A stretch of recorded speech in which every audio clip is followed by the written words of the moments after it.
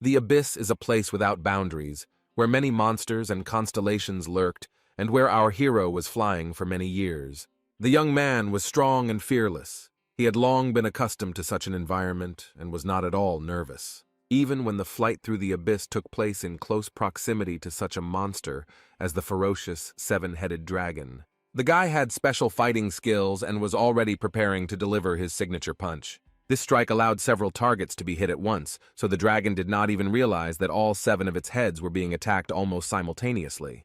The glow from the blows delivered by the hero was so strong that he himself was simply not visible. He was so fast. When the dragon was almost finished, something caught the young man's attention, and he looked back warily. The planet-eater Vulcan, another dangerous monster of the abyss, was slowly approaching him, defeating which was a task with an asterisk. Taking advantage of the guy's hesitation, the dragon also became active, and now the hero was holding back 2 powerful monsters at once, controlling their territories in the abyss. Another moment and both monsters froze in a cry of despair. Some kind of red glow, like a thread, began to squeeze and immobilize them. It is very rare to meet 2 such monsters, but a third creature joined this fight, a huge spider, the ruler of the spatial cave of the arachnids Adio. Our hero found himself entangled in his red web just as tightly as the monsters he had to fight before. The boy's eyes flashed with a bright light. He realized that this was a challenge, that the very situation he found himself in was the best training. When it was all over, the young man took a deep breath and thought that the battle had lasted more than 300 years. But it was worth it. The young man understood that if he had met each of the monsters separately, everything would have ended faster, but then his combat skills would not have improved so well. The mechanical voice announced that the hero had reached the level of an invincible training master, and the world resonated with him, while the guy was only thinking about how to quickly return to Earth. The same voice reported that his presence had become more noticeable, and that as a constellation the hero had become stronger. He needed to get used to the fact that he was no longer a man, but a constellation.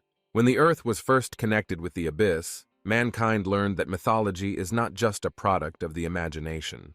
The beings called constellations were what might previously have been called deities, and they blessed people and increased the number of their followers. As the number of followers grew, the authority of the constellation also rose, but not all of them were white and fluffy. The Earth, with almost 10 billion souls, became a tasty morsel for which the most powerful of the constellations fought in order to select more followers for themselves. Among them were also evil creatures who did not give blessings, but used only brute force and fear. Our hero, Choi Yun-seong, was a man who was chosen by the good constellations to stop violence and chaos. And to do so, he too had to become one of the constellations, which is what happened. The invincible training master left behind the memories of the past. Now he needed to eat. It was time to turn the meat over in the pan. A cautious question came from over his shoulder about what kind of frying pan the gentleman was using.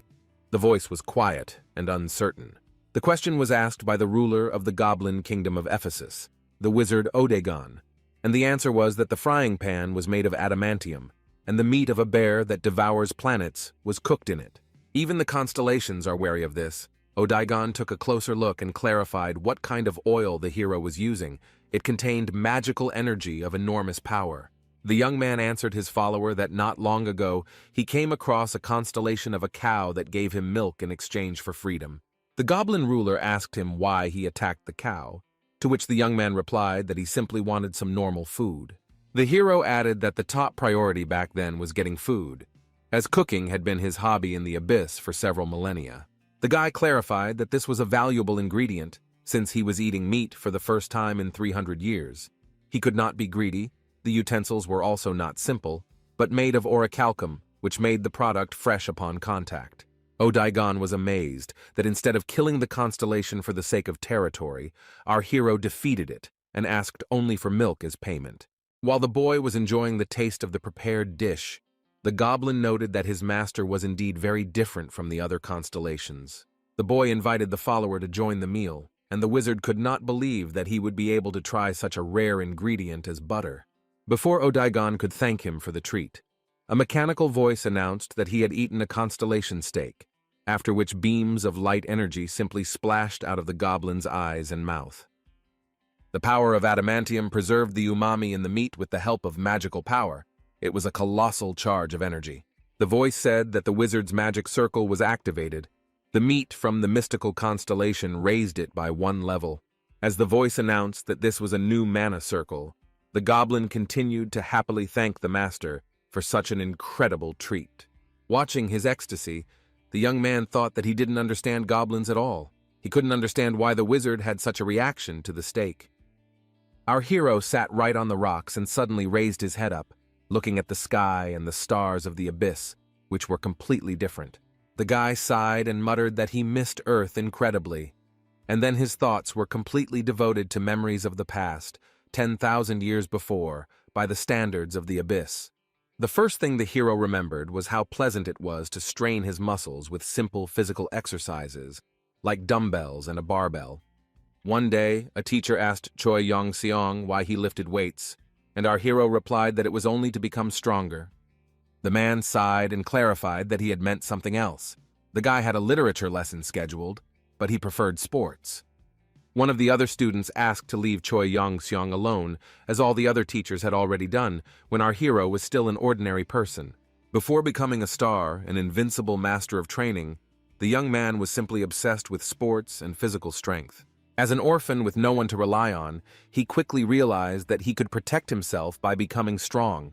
Otherwise, he would be reduced to a pile of bones.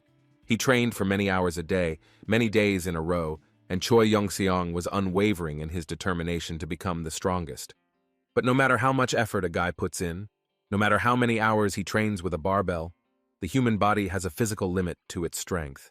His statistics showed that Choi Yong-seong was still at the level of a C+ rank hunter, and he was still a human. Hunter, it was one of the newest professions at that time. It was the first one that appeared after the activation of the abyss. It was an honorable profession, the task of which was to protect humanity from monsters and the dangers of the dungeons. Choi Yong-seong had nothing to lose, so he chose it. The boss was strange. But the man liked the guy, so he often calmed his enthusiasm, for example. That time he dissuaded him from the idea of going into a dungeon with B-rank monsters. Sweating, the guy listened to how his limit for now was C-rank dungeons, no higher. There was no point in forcing things. The boss reminded that even C-rank hunters suffer heavy losses in C dungeons, and one must soberly assess one's strength. The young man didn't listen to him, but thought that magic, skills, dungeons, and artifacts were too great to give up. But then the thought struck him that even with such input, people remain too weak, and they need to choose more difficult dungeons to become stronger. The boss was puzzled and asked if Choi Yong-seong really didn't care about his life. Didn't he have a girlfriend? The man asked. The guy told her that they broke up. He told her that all his time was spent on training. Then she sent him on a date with a monster. The man grabbed his head and muttered that Janssen was hopeless, while the young man continued that he had no disagreements with the girl and that the breakup had been peaceful. Our hero finally went to the C-rank dungeon, and there a huge, strong monster attacked him. His comrade warned him about the danger, but it was too late. With a terrible roar and an open mouth, the monster pounced on Choi Yong-seong, and it seemed that in another moment the young man would be torn to pieces. But our hero did not feel fear. He took a defensive position and began to calculate the trajectory of the blow, concentrating all his energy on his fingertips. The guy delivered a crushing blow with both hands straight into the monster's solar plexus. One blow was followed by another, and it seemed as if the young man's hands were simply melting in the air and burning with fire. He struck again and again. His companions looked on and did not risk interfering, only noting that martial arts masters have it hard. They are durable, but their damage is not comparable to the damage that the magician does. The men asked why the guy chose the direction of martial arts, and received the answer that it was by accident.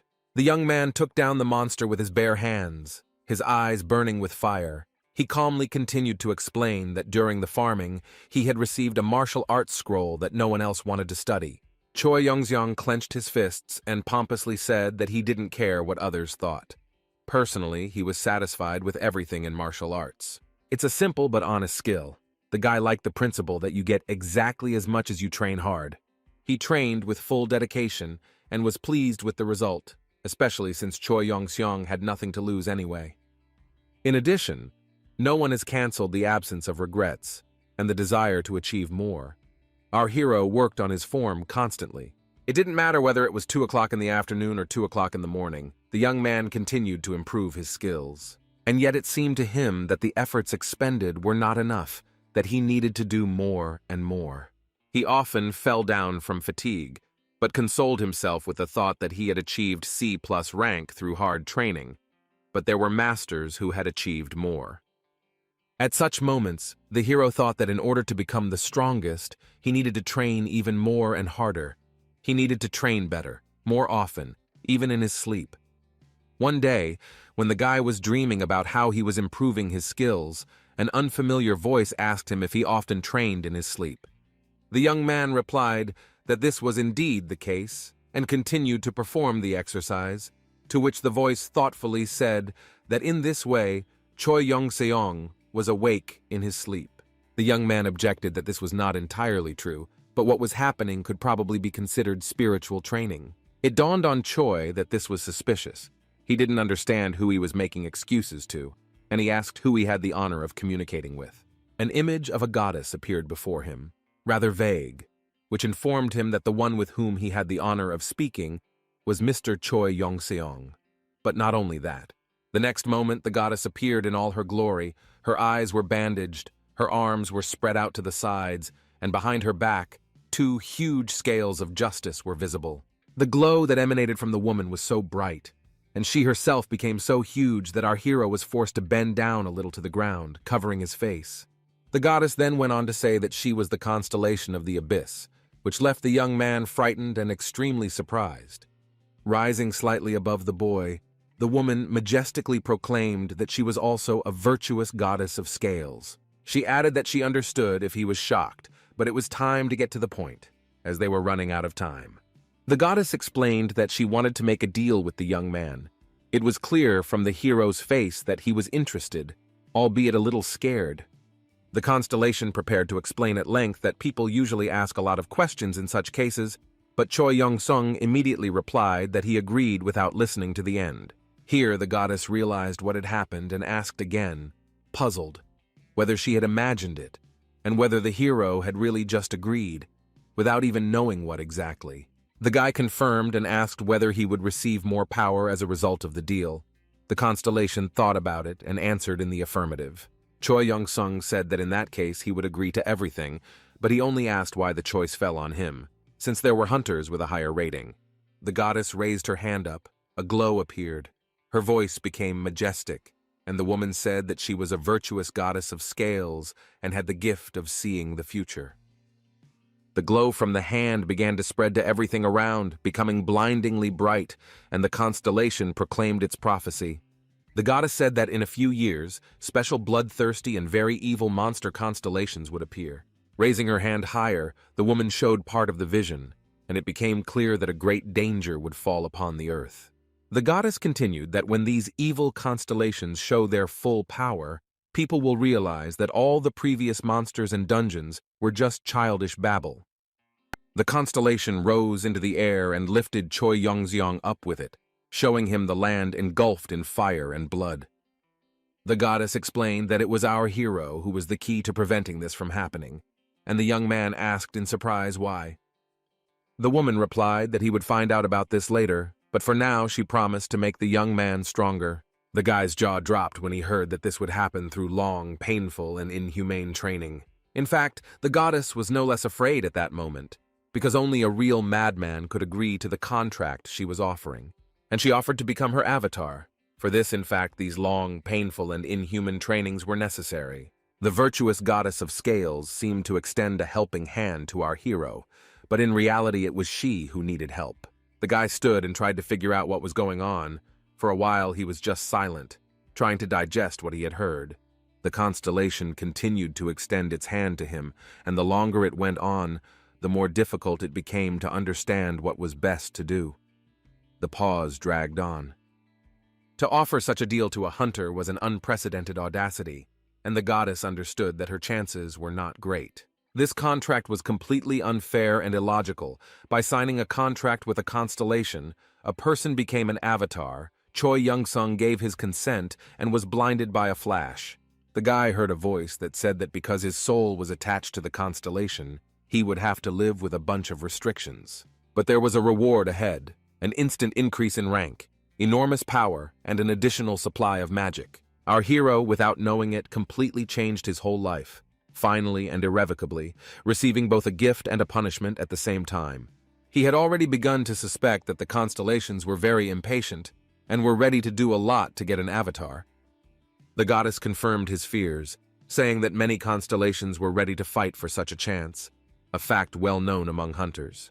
Choi Yong-seong was far from the most outstanding hunter, but all the boy was interested in at that moment was the upcoming training. The goddess majestically extended her hands and announced that she had prepared a special training facility in the abyss for the young man, reminding him that time flows differently there and on Earth. The boy listened with horror to the fact that he would have to train alone for several hundred, or maybe even thousands of years. The constellation ended with the fact that even if the young man changes his mind during the process, he will not be able to go back. Our hero wasn't too smart, but he was a little puzzled, figuring that this was something like that room in Dragon Ball. The young man began to think that this was how the other hunters became stronger. Otherwise, it would simply not be fair. The goddess noticed this, but did not comment. Choi Young-sung decided that since others had already signed a contract with the constellation, he was no worse. But the guy did not know that he was deeply mistaken. He thought that the others had become stronger the moment they made the contract, completely unaware that the reason was completely different. The hero leaned forward and clenched his fists. The goddess interpreted this gesture as a decision to refuse and take everything back, because she said that she understood how difficult it was for a person. For these reasons, she decided to give the young man a week to think it over and cancel it if necessary, when suddenly he blurted out that he still agreed. The woman reminded us once again that once our hero finds himself in the abyss, it will be impossible to undo everything. The young man said that he had nothing to lose, and this was a great opportunity to become stronger, and at the same time save the world, so he agreed, but wanted to leave a letter. While the guy was saying all this, the goddess could not believe that everything had gone so easily. She had heard rumors that people were cunning and greedy. She added that she was very glad that she was wrong, and now her prophecy was destined to come true. The young man exclaimed, "How could this be? Had she been wrong before, so why didn't she report it right away?" Then the goddess raised her hands to the sky again. Flashes and streams of energy appeared. She commanded to think about the letter that the hero wants to leave, and she, with the help of her power, materializes it. The young man was taken aback. Firstly, he did not expect such special effects, and secondly, he was not prepared for the fact that he would be given an ultimatum. A portal to the abyss opened right in front of our hero, and the constellation commanded him to pass the test immediately. Then she would accept him as her avatar. Choi Young-seong extended his hand towards the portal, but it had no effect. The sensations were normal. Then the guy decided to move his hand to the other side, and his fingers sank into the barrier. It was as if it was made of liquid. When almost the entire hand was on the other side, blinding streams of energy appeared from under the fingers. Then the young man no longer had control over his body. The magical force began to drag him deeper. At that very moment, strange sounds like crackling air were heard in the room among the sports equipment that Choi Young-sung usually worked with. The next moment, a letter appeared out of nowhere, right under the barbell, with a red seal and the words, "For everyone," on it. The hero at this time landed on the other side of the portal. His arms were crossed on his chest. During the flight he had to group himself. The guy thought that there was a strange concentration of magic in the new place. Green fragments of rock were flying from the sky, creating the impression that it was some kind of cosmic storm. The young man looked around and muttered that this was a rather strange test. He was in an unfamiliar rocky area. It was an abyss. Our hero noted that it looked like an earthly dungeon, and he was almost right. Scientists considered the dungeons to be a broken-off part of the abyss. Choi Young-seong wondered why there was absolutely nothing around. Most likely, this was also part of the test, he decided.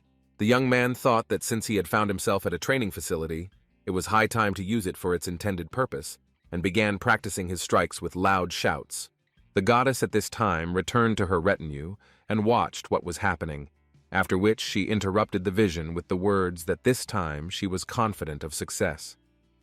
The angels looked at each other and confirmed that the candidate had been chosen well, but there was doubt in their voices, because the goddess of scales sometimes made mistakes in her predictions. The thing is that the goddess could see only part of the future. The rest was just speculation and assumptions, but she decided to try. Her first vision was of Choi Young-sung training in the abyss. training very hard and with determination. The second vision showed how our hero successfully suppressed the rebellion of the evil and bloodthirsty constellations. The goddess thought it would be nice to make such a person her avatar, and imagined the guy swearing allegiance to her.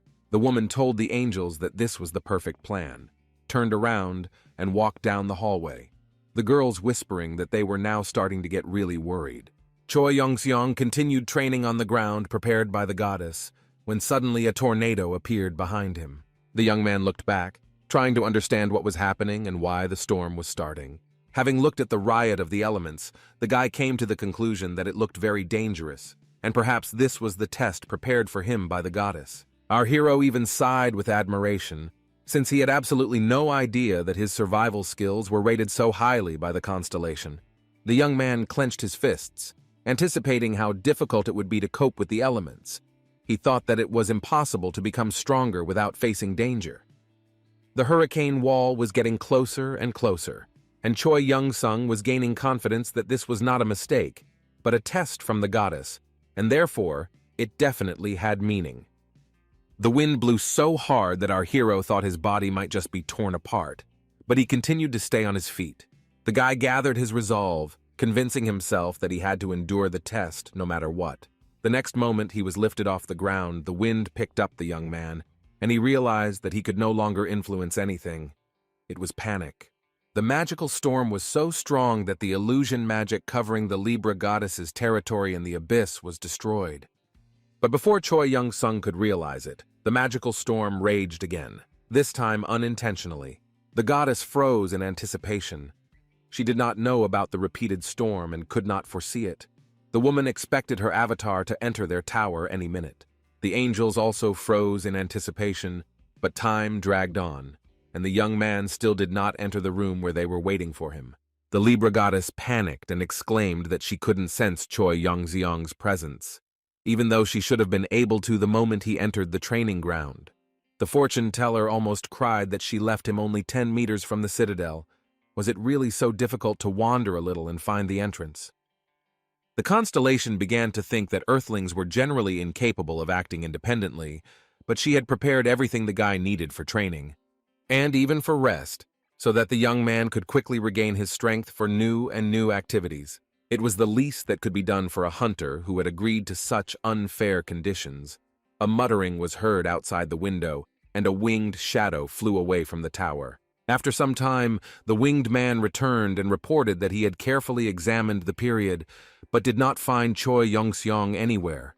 It was the angel Aniclimax and the goddess pounced on him, reproaching him that this was simply impossible. Hearing the cries that she had definitely sent the boy there, Aniclimax assumed that the repeated magical storm of the abyss had thrown him back.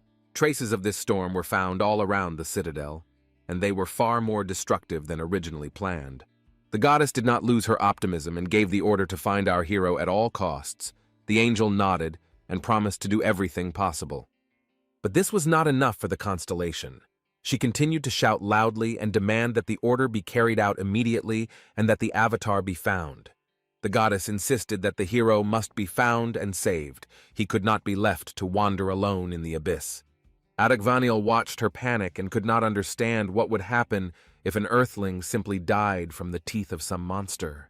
But still, an order is an order, and the angel once again assured his mistress that her order would be carried out. He promised to find Choi Young-sen at any cost, and went into the abyss to search for the young man. The problem was that the abyss is an endless void. Even the constellations have mastered only part of it, so the search could take a very long time. While Aniclimax carried out the instructions, the goddess increasingly indulged in thoughts about the impossibility of finding the man who was carried away by the magical storm. The turbulent flow of mana could have simply destroyed his body, but our hero was lucky and managed to survive. True, it cost him a lot of effort. The young man felt as if he had dived deep underwater and had to hold his breath for a long time. Highly concentrated magical power circulates through breathing, so inhaling and exhaling had to be done as rarely as possible. The divine magic art converted the magic power into ki, thus greatly strengthening Choi Young-seong's body without damaging it. Our hero's bones and muscles also became significantly stronger, although his plans were simply to survive. The young man endured, methodically inhaling and exhaling, tensing his muscles, He was warmed by the thought that this was a test and he had to pass it. Heading in the flow of a magical storm in an unknown direction, the guy thought that, as expected, the task was very difficult. Not everyone can become an avatar of a constellation. And so, after several weeks, the magical energy ran out and Choi Yong-seong finally landed on solid ground with a loud cry. Rising up on all fours, our hero joyfully thought that that was it. The test was passed. Trying to look around, the guy was already imagining what his next task might be. The place where the magical storm brought our hero was a deserted corner of the abyss, the territory of which did not belong to any constellation. But there was still someone there. Gradually, a huge monster rose from the pile of stones, and Choi Yong-seong thought that the next task for training was to defeat the monster. Looking at the monster's snake head, the young man noticed that it looked like Onyx from Pokemon, but was most likely an A-rank creature. The thought immediately crept in that the goddess was overestimating him again, because the young man was only a C-rank hunter. But the guy was still confident that the goddess had planned everything carefully, so he set to work with excitement. Having taken a good running start, our hero prepared to fight the huge stone snake with his bare hands. The very first blow was so powerful that it left flashes of energy around the spot in the stone where Choi Yong-seong's fist had sunk. The guy was clearly in pain, but he remembered that through pain and patience one can achieve success, so he did not retreat. The blow left no scratches or cracks. It seems that one could have fought with Onyx for a long time and tediously, but to no avail. The young man raised his hand and tried to scratch the stone with his nails. The idea was not very wise, but it proved that no damage could be caused. At this time, the monster opened its mouth and screamed piercingly, apparently not from pain, but from indignation at the man's impudence. Our hero could hardly bear the volume of the sound. But he had no intention of retreating. He just needed to gather his strength. A second later, he began to attack the monster again, promising to smash it into rubble. While striking the stone, Choi Yong-seong began to reminisce about the times when he had not yet joined the hunters, but was a student, and he heard his comrades talking in the locker room. The boy heard one of them say that he received the book Divine Space Art as a gift at the auction. It was a D-rank skill. This martial art helped to cultivate Ki. A comrade offered the book to anyone who wanted it, and our hero decided to take advantage of the offer. Choi Yong-seong said that he always liked reading Murim, and accepted the gift after hearing that it was a strange hobby for his age. Everyone knew that cultivating Ki took a very long time, so people preferred to go the other way, but not our hero.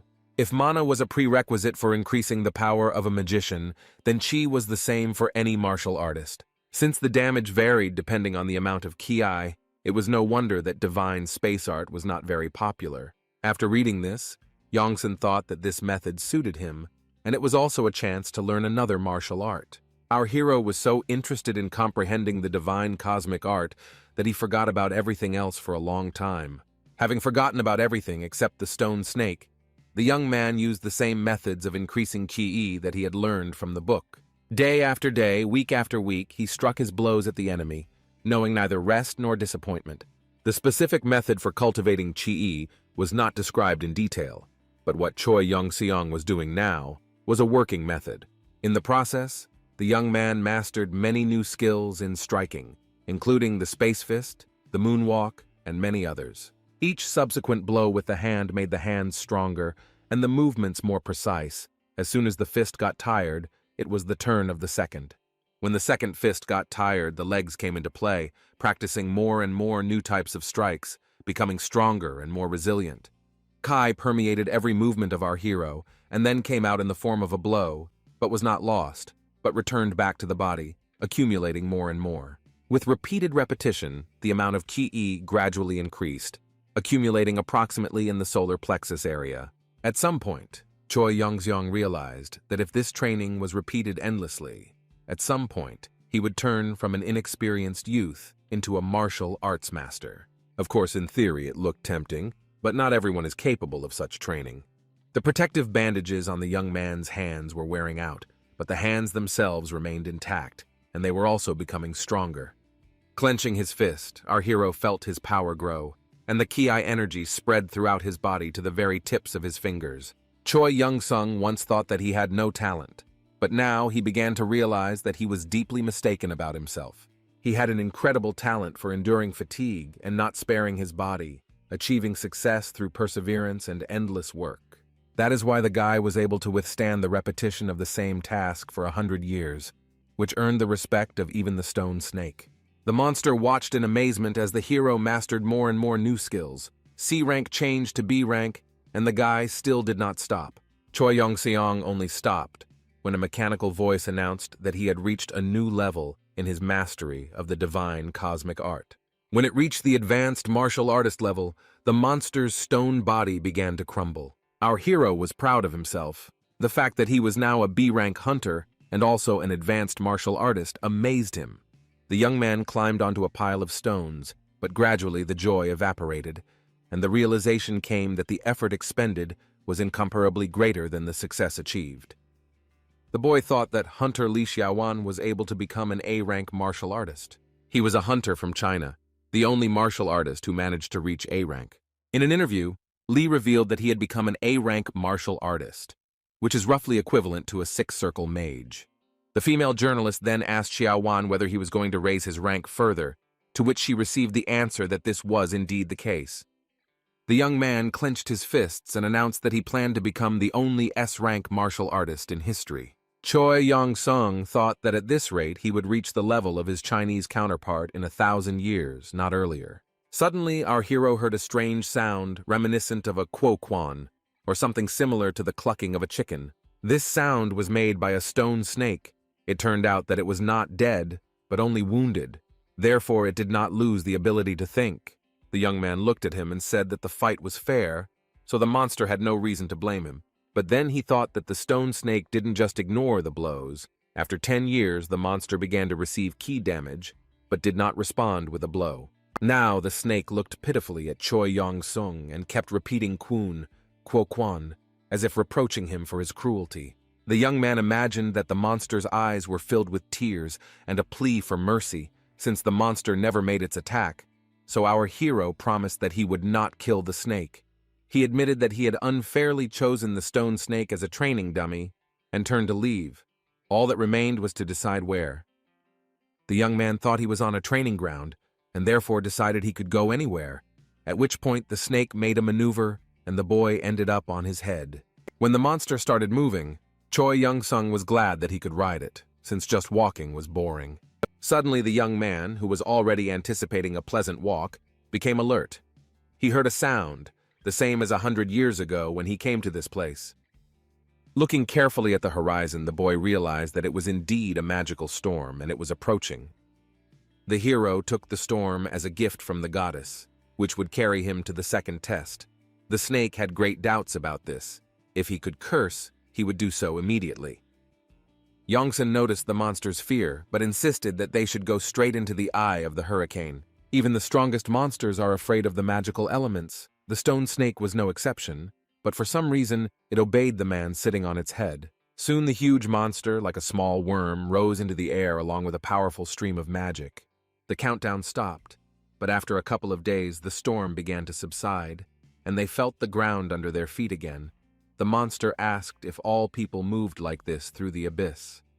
The young man was incredibly pleased with their way of traveling, and having reached an advanced level, he no longer felt discomfort inside the storm. It seems that this is not a test, but the best means of transport. The hero voiced his thoughts with admiration. The storm is simply incredible. Choi Yong-seong explained that the magic filled him with mana, and now there was no trace of fatigue left after 100 years of training. This is an incredible lesson in restoring your body. The guy decided that the constellations were very powerful. Since they controlled such power, his respect for the goddess grew, but even the stone snake understood that the hero was very wrong. It was pure luck that the guy didn't die immediately when the magical storm caught him. If he hadn't grouped himself together, preparing for the test, the hero would have been torn to pieces. The young man went forward to explore the area, thinking that he had not eaten for over 100 years, and yet he did not feel very hungry. But he needed to chew something. Choi Yongsen's stomach began to rumble, and the young man developed a slight appetite. While he was wondering where to get food, the snake offered him his services. He said that theoretically his body is flesh, and therefore the stone can be eaten. The monster already had a suitable piece in his teeth and showed with his whole appearance that he was treating our hero with all his heart. But still, for the young man it looked like cannibalism. He did not accept the offer, but simply thanked his new friend. Besides, he had absolutely no idea how it was possible to eat a stone that he had been trying to break for 100 years. It was completely impossible. But the monster seemed to really want to treat Choi Yong-seong. He continued to look at him sweetly and wait for the hero to appreciate the treat. It seemed he had no malicious intent. The guy smiled gratefully. He was pleased with such generosity. He raised the stone up, showing that he accepted the gift so that the stone snake would not be offended, but he would not eat it out of friendly feelings. The monster gradually began to resemble a four-legged pet, and the young man really wanted at least some company in the abyss. While Choi Young-sung was hugging the monster that had become so cute, a mechanical voice announced that our hero had completely mastered the stone snake and had mastered a skill based on its movements. It was a blow from a stone snake, and the boy realized that the power of this skill allows him to break through even the strongest barrier. The young man assumed a fighting stance and felt that he would now be able to break through rocks and earth if necessary. At the same time, the youth's body became flexible like a snake, so flexible that, like water, it could flow around obstacles and evade attacks. Advanced Master Choi Yong-seong did not miss the opportunity to immediately try out a new skill and used the Stone Serpent Fist technique. He thought that he wouldn't stop using the divine space arts, but this was also quite good. Our hero realized that, having mastered this skill, he began to understand martial arts much more. The guy immediately thought about what the next training would be like. While wondering where he would train next, Choi Yong-seong looked ahead and suddenly noticed something that resembled an ocean, and the snake gave an encouraging croak.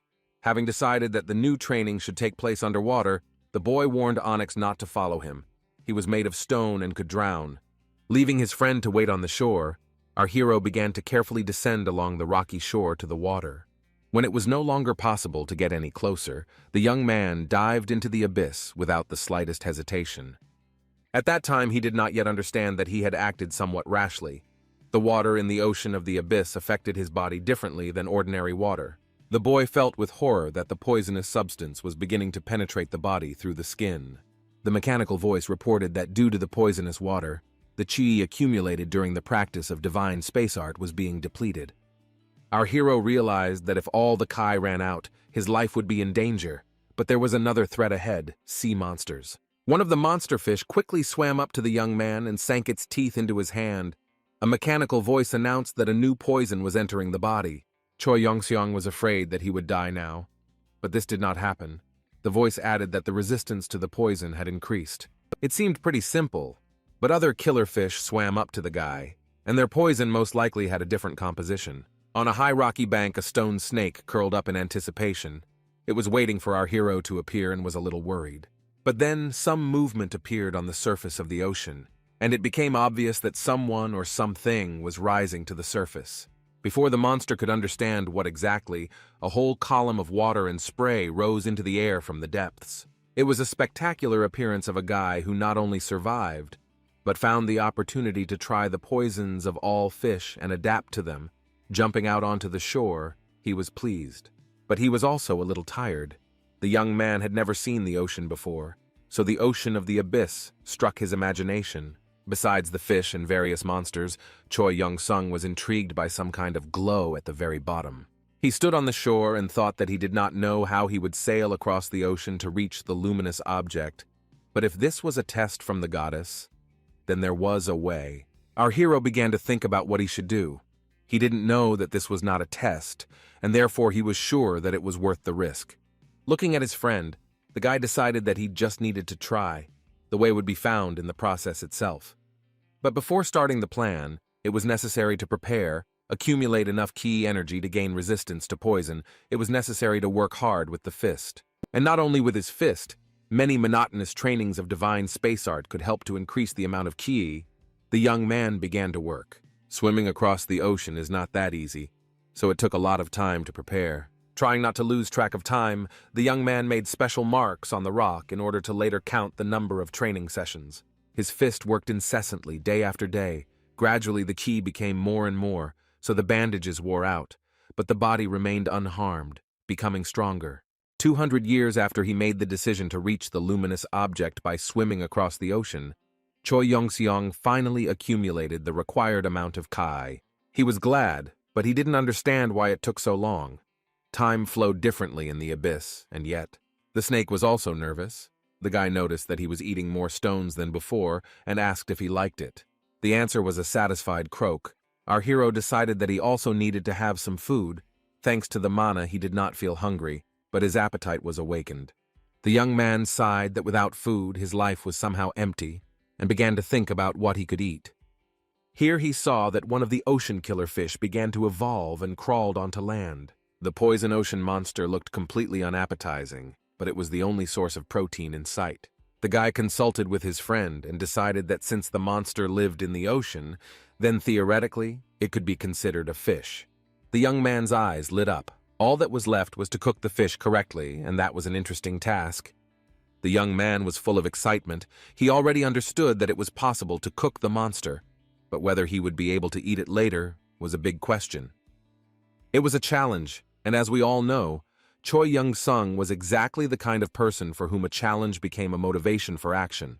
The guy looked at the monster fish again and figured he would have to try really hard to eat it. He noticed a rock nearby, which obviously contained metal, as it had a characteristic gleam, and our hero went straight there. Using his fist, the guy broke a piece of rock into smaller pieces.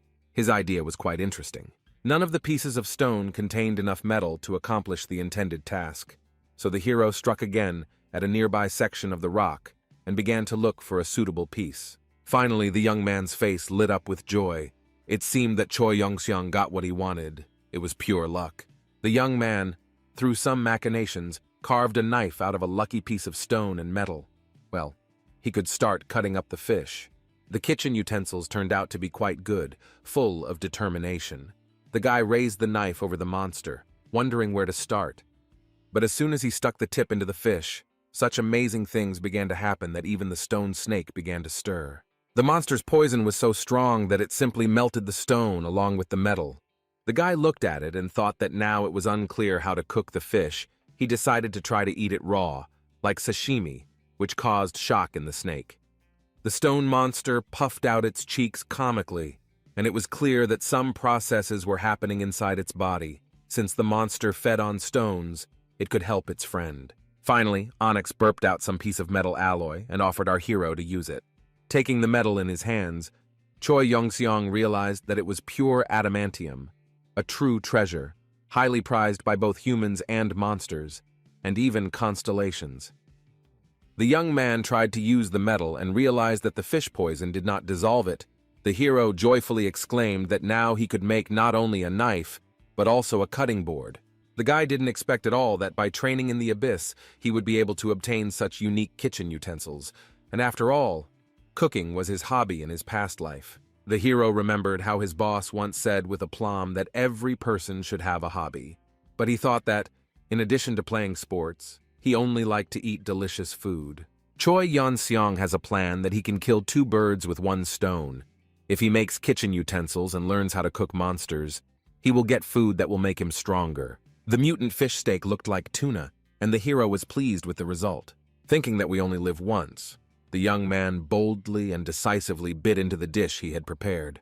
He was not picky about food even back in the days when he lived on Earth. He preferred a rather ascetic diet, but he knew how to cook, which surprised his comrades. It took a while to figure out what the monster tasted like. A sharp smell and toxic fumes filled Choi Yong-seong's mouth. Chewing and swallowing the biomass turned out to be not so easy. A mechanical voice reported that a deadly poison had entered the guy's body. The stone snake began to scream in horror that everything was lost. He was very worried and repeated his quang. Our hero doubled over in fear and disgust. A mechanical voice reported that with the help of divine cosmic ki energy, the poison had been successfully neutralized. Choi Yong-seong continued to hold the steak in his hands when he heard that the amount of Kai in his body had not decreased, but increased.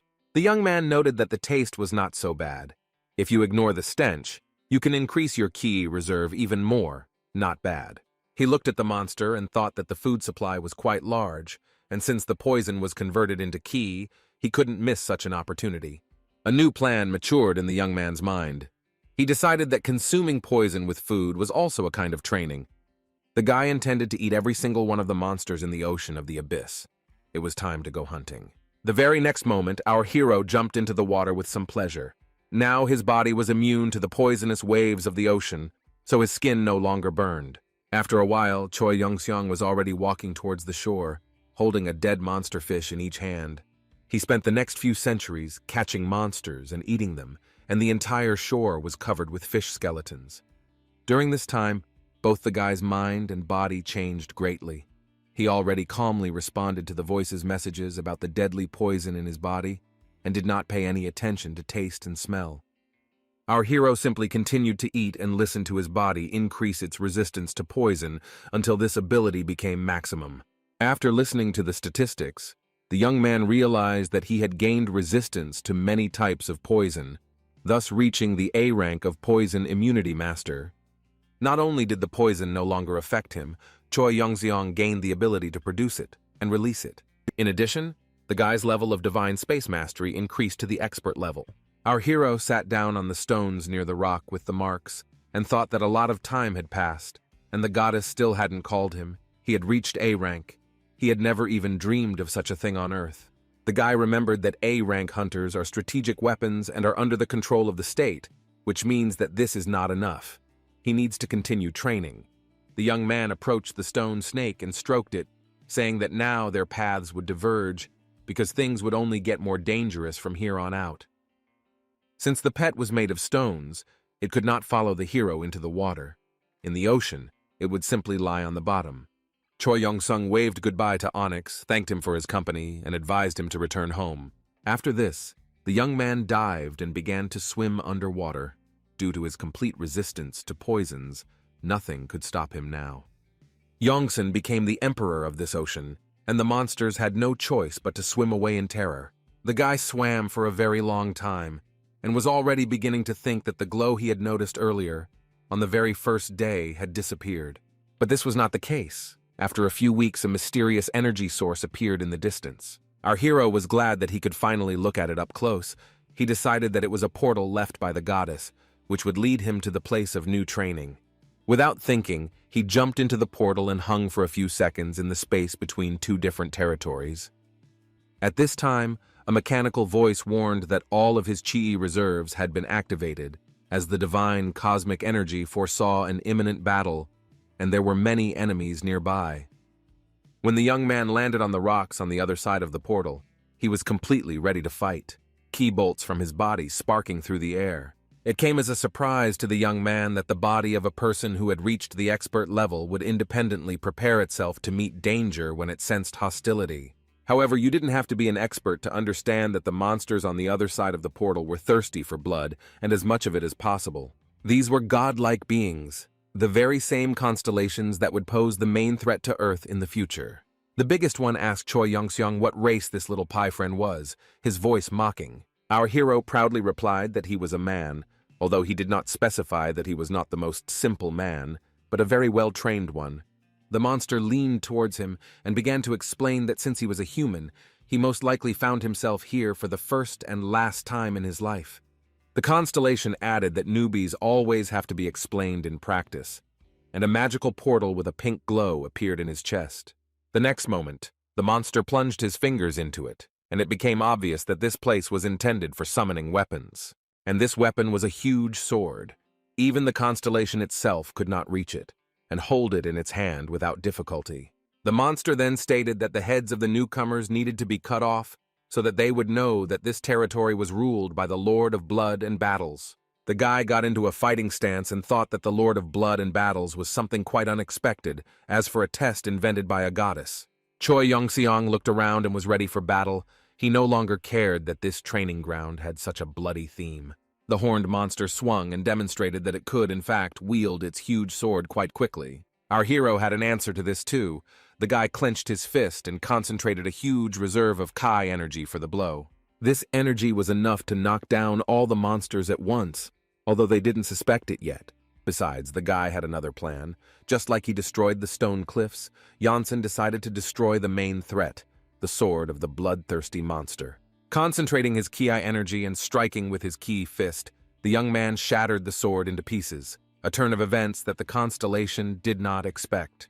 While the monster was struggling with surprise, our hero jumped high to deliver the next blow. This time the legs came into play, and the horned monster even croaked when the blow landed on his jaw. He simply fell on his back with his feet up, and the young man calmly landed on his feet and began to prepare for the next attack. True, he was not the only one preparing for the attack. All the monsters present received the command to attack, and this command was given to them by Choi Yong-seong himself, informing the constellations that he had come here to take a test. They laughed maliciously and asked what kind of test this was. It seemed that a little more, and the young man's confidence would melt away like snow. One of the creatures suggested that this was a test to get the human to attract the attention of the monster lord. The constellations were amused that some little man intended to catch the eye of the Lord of Blood and Battles himself. Our hero was very excited, but not because the monsters with loud kekeke intended to kill him, and not even because there were threats to dismember him into pieces. The whole point was that the young man had never fought several monsters at the same time. Choi Yong-seong had thought out his battle tactics well, so his strikes were lightning fast and did not allow the monsters to surround the guy. They received blow after blow, screamed, were surprised, but did not retreat from their intentions. The young man was so fast that it was difficult to notice him, let alone avoid a blow. But some monsters fell, and new ones came in their place. Our hero's signature kick was called the Milky Kick, and it could neutralize an opponent in one go, but even this technique wasn't good enough. The boy began to understand that no matter how effectively he fought, more and more creatures appeared, as if out of nowhere. It was hard to fight in the open with so many opponents, and the young man realized that something needed to change. At this time, one of the constellations brought several dog monsters and shouted that this man was fighting like a dog and would die from the teeth of dogs. These creatures were ready to devour anyone. Whether a person, a sea monster, or their own master, it made no difference. Looking at the ferocious mouths and shining eyes of the monsters, Yongsan became a little tense, but decided that since the goddess had such a plan, everything would be fine. The dogs began to attack, and our hero realized that if he didn't want to become food for them, he had to work hard.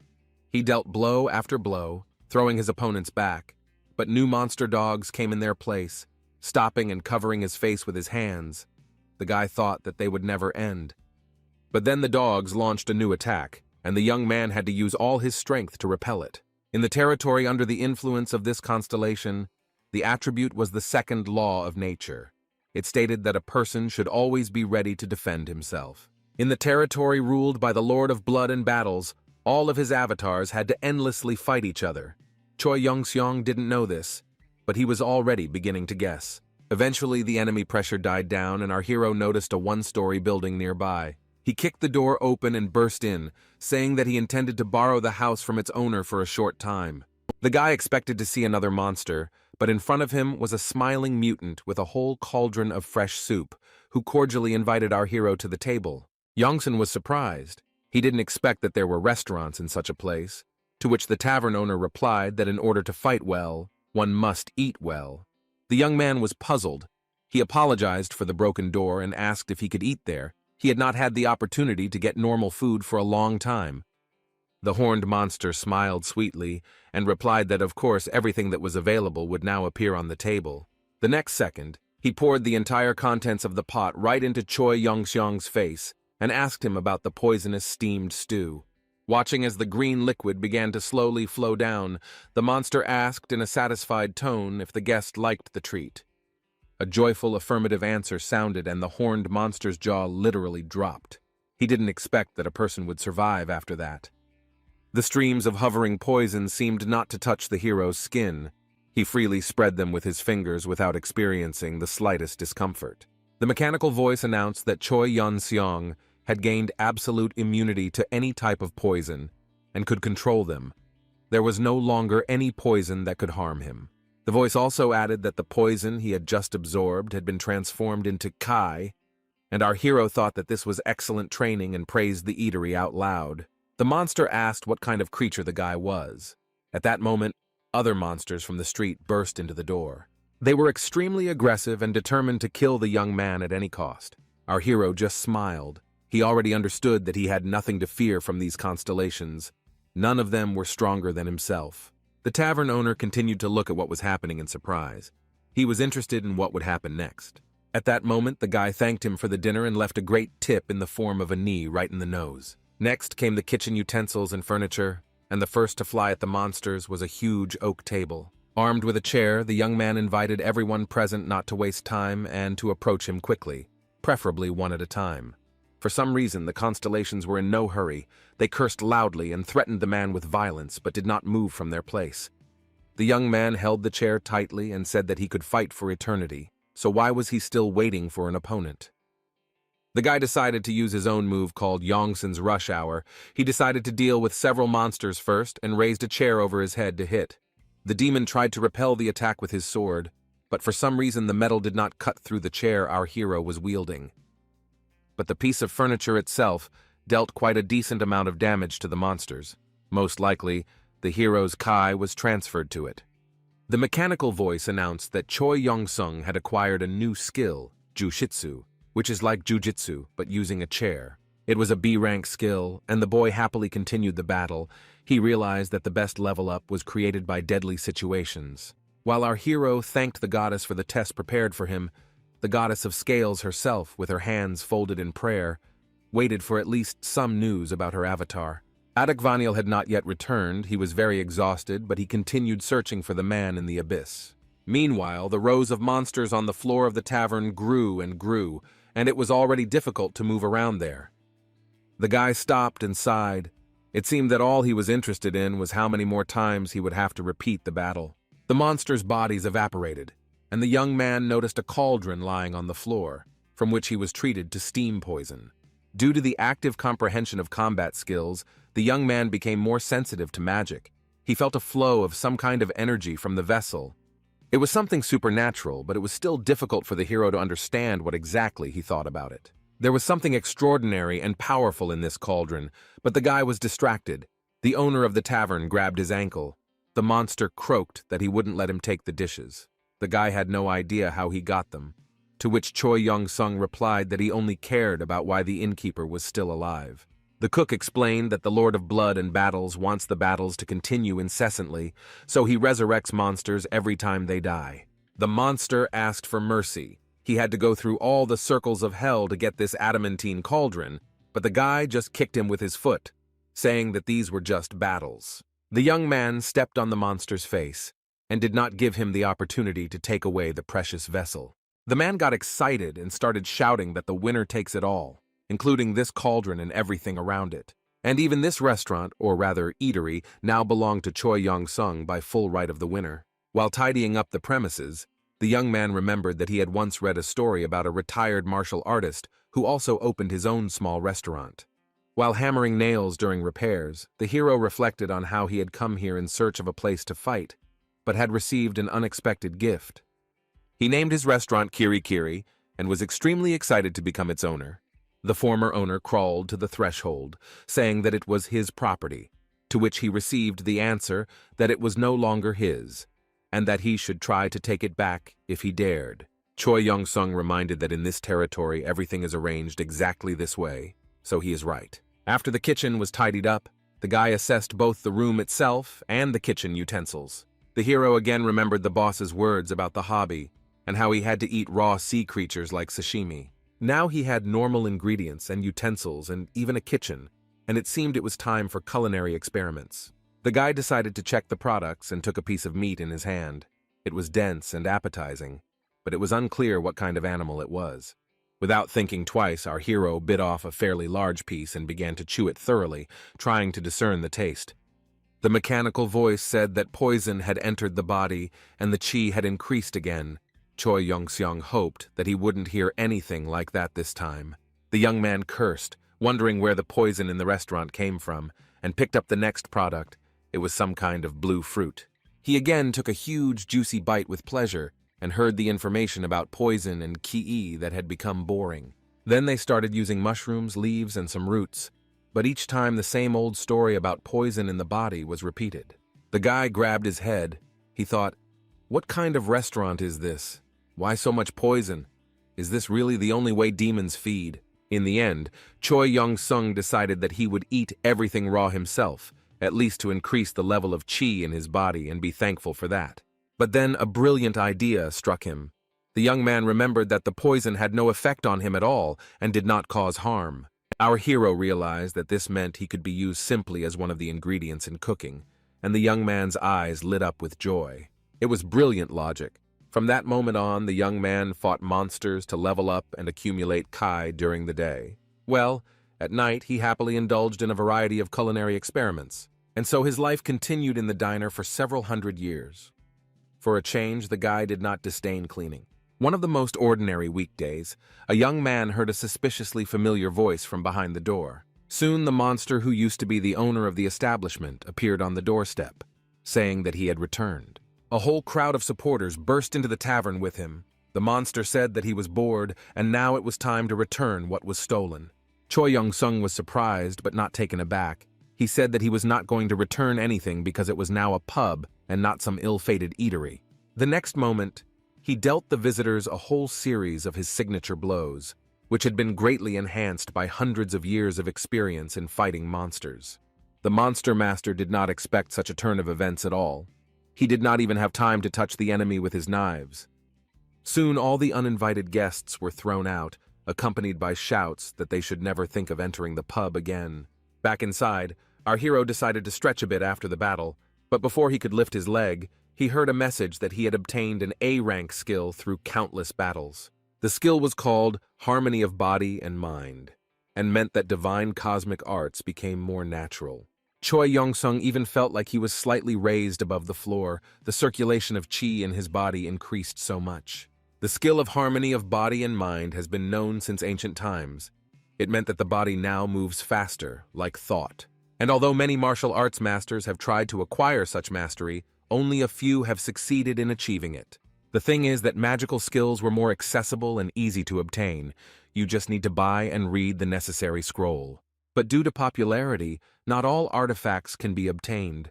The scroll of harmony of mind and body was so rare that it was easier to win the lottery than to get it, even in the dungeon. Our hero was delighted. He himself did not understand how he managed to obtain such a valuable skill simply by fighting monsters. Well, not simply, but over the course of hundreds of years. But still, the boy knew that if he ever managed to return to Earth, all the martial arts masters would rush to try to fight him. At this moment, the horned shadow of the Lord of Endless Bloody Battles flew over the abyss. It was better for everyone who received his blessing not to disappoint the Lord. No one could understand how it was even possible that an army of demons could not defeat a single person for a century. More and more monsters came to the doors of the tavern, but the result was always the same. Choi Young-sung dealt with each one in a couple of seconds. Our hero sat on the table and wondered who had ever thought of building a building in the abyss. Since being there, he limited the flow of attackers, and thus could remain invincible. The flow of thoughts did not bring results. No matter how hard the young man strained his brain, he could not come up with an answer. The building was also strong. The monsters could have destroyed it if the walls had given in to the blows even a little. By the time the demons realized that their strategy wasn't working, Choi Young-sung realized that he himself wanted to change something. Looking at his bandaged hands, the guy had long noticed that his progress in martial arts had stopped after acquiring the skill of harmony of body and mind. He now only received ki from the poisons in the food he ate, not from fighting demons. Moreover, having tried to test this skill, Young-sung realized with horror that it was now also unavailable to him. How this could have happened was incomprehensible. He looked out the window and saw that there were adamantine nuggets lying around on the street, and a lot of meat as well. The newly arrived monsters were also holding several ingots and pieces of meat in their hands, and this sight whetted our hero's appetite. The monsters were shouting that such treats would instantly increase their stats, and the guy realized that these idiots wanted to lure him outside. The demons finally came to an agreement. They stopped fighting among themselves and breaking into the tavern. Now, in a single impulse, they all tried to motivate the man to leave. Choi Young-sung was not one to be shy, so he decided to talk. He opened the doors wide and stood at the threshold. Then the guy stepped forward and said that it was time to end the production. The monsters looked and could not believe their eyes. Our hero came out of hiding. The young man looked around calmly, assessing the situation. Not a single muscle moved on his face. Standing in the doorway, the young man was completely open to attack. But for the first few seconds, None of the monsters dared to touch him. Finally, the monsters mobilized, and one of them called on his comrades to immediately kill the little man. Although the pub was a refuge, it was also the cause of the young man's degradation. So before he spoke to the demons and left, he thought carefully. It was a great chance to play along with the monsters and finally get involved in a truly deadly battle to regain lost skills and gain new abilities. Choi Yun-sung unleashed his signature strikes, sending the attackers flying one after another, the next row of monsters cheering that they had the numerical advantage. In fact, the advantage was not only in quantity. After some time, the young man saw an incredibly huge monster. One of its legs was like the floor of the building. Judging by the size of the monster and the weapon it was armed with, the guy thought that this could be a problem. The horned giant laughed, deciding that the man was scared, and he was incredibly pleased with the effect produced. The monster screamed that today was the last day for the guy to pretend to be a hero, hiding behind the wall and rushing to attack. Our hero actually approached the wall, but not at all to hide. He had another plan. Rogach continued to talk about imminent death and the like, but Choi Young-sun did not listen to him. He thought that the main problem was that at this rate, he would not advance in martial arts. The opponent talked more than he fought. The young man voiced these thoughts and the monsters rushed at him in a gang, but then the guy used the skill of harmony of body and mind and became very fast. Li Xiaoan, the only A-rank martial artist, described his strength as confidence. It seems our hero understood what that meant. He realized this at the very moment when he concentrated all his kai for a strike and hit the huge monster in the solar plexus. With the next movement, the young man threw several monsters aside at once. Only after reaching the expert level did he feel his full power. Previously in battle, he felt like he was cornered. Now this feeling completely disappeared, and the guy rushed into another attack on the huge monster. He was completely calm, filled with self-confidence. His blows were now completely accurate and well-planned. As if the world was telling Choi Young-sung that he was much stronger than all the demons around him, a mechanical voice announced that another skill had been mastered. The boy managed to disperse the enemy's attack with the help of the divine space arts Kai. The voice added that the hero had mastered Kuzushi, that is, using the enemy's strength against himself, at which time the huge monster flew to the side from one move of Yonsun. The monster did not understand at all how this was possible. The demon began to rub his eyes vigorously in the hope that he was dreaming all of this. After the battle, the hero, pleased with having obtained an A-rank Kizushi skill, picked up the meat and the adamantium nugget, saying that he would never let such a treasure go to waste. The guy locked himself in his pub and thanked the monsters for the gifts, adding that if they wanted to fight him again, they were welcome. At first, the monsters promised revenge. But soon Choi Young-seong saw new gifts in front of the window. The demons were inviting him to battle. The young man walked out onto the threshold with a satisfied look, but there was no one and nothing there except gifts. As soon as the hero thought about it, a rather loud explosion thundered right in front of the pub, and nothing could be seen because of the flames. There were several demons hovering in the air at once. One of them commanded to continue shooting, since the man specializes in close combat. The demons decided to change tactics and finish off the young man with long-range attacks. They fired from all sides. Choi Young-seong stood unharmed in the midst of smoke and fire, completely unaware of what was happening. The mechanical voice reported that as a result of the attack, the body became even stronger and more resilient. All the shots were blocked with the help of divine cosmic energy Kai. Also, according to statistics, the hero gained immunity against demons and magic projectiles. Having received the skill of invulnerability, when it came to close combat, it was not long. The more attacks the demons made, the stronger Choi Yun-sung became. The invulnerability skill was an A-rank. Soon, there was not a single demon left who retained the strength and desire to fight the young man. Our hero looked around with satisfaction and said that this would be the end of it for now, and if they wanted, the guys could drop by later. After a while, a whole line of new people lined up in front of the doors, but the guy said that he was not in the mood for a fight yet. Some of the monsters began to complain that they had already waited a whole day to fight a human, so the young man began handing out tickets with numbers, making the process more organized. The most interesting thing is that the monsters agreed to this proposal and promised to obey. It was not easy to find such a strong opponent, especially a human. Our hero leaned against the table to rest and thought that he had become very close to the demons over several hundred years of fighting. In his hands, the boy held an A-rank hunter card, a magical item received upon first registering with the association. It showed the owner's stats, fueled by Kai. To be honest, our hero had completely forgotten about this thing and hadn't looked at it for a long time. Now he was very curious whether the training had been in vain. The information shocked Choi Yong-seong so much that his vision went out of focus for a while, and he had to rub his eyes and look again. It stated that he had reached the expert stage in the martial arts specialization, and had also mastered a whole list of A-rank skills. Some of them were quite interesting. In addition to divine cosmic art, immunity to poison, harmony of body and mind, kuzushi and invulnerability, the map also included Dantang harmony. The young man also saw that he had the skills of an A-rank martial arts specialist, martial arts master, and worldwide resonance. The last point puzzled him. Our hero thought that this status meant that he had collected too many A-rank skills, but he needed to study the card point in more detail. Choi Yong-seong could have sworn that the last time he examined the card, the divine space art was at level B. The guy thought that he had never seen a rank rise so quickly, although how can one say quickly about several hundred years, because time flowed differently in the abyss. A-rank divine space art granted immunity to all types of poisons, control over poisons, and the ability to gain ki when consuming poisons. The same rank in the skill of harmony of body and mind gave the ability to control one's body at the speed of thought. Rank A Kuzushi allowed you to redirect the enemy's power back, even if it was many times greater than your own. At rank A Invulnerability, the skin became stronger than stone and allowed it to reflect any type of damage. The young man looked through the list again, and his attention was drawn to the skill of Dantian coordination. He had heard about it back on Earth. Hunters used ki or mana energy as a source of power. When the quality of the source dropped, the skill became ineffective. By obtaining a large amount of ki, one could reach the legendary level, creating the illusion of 3 colors during Kai meditation.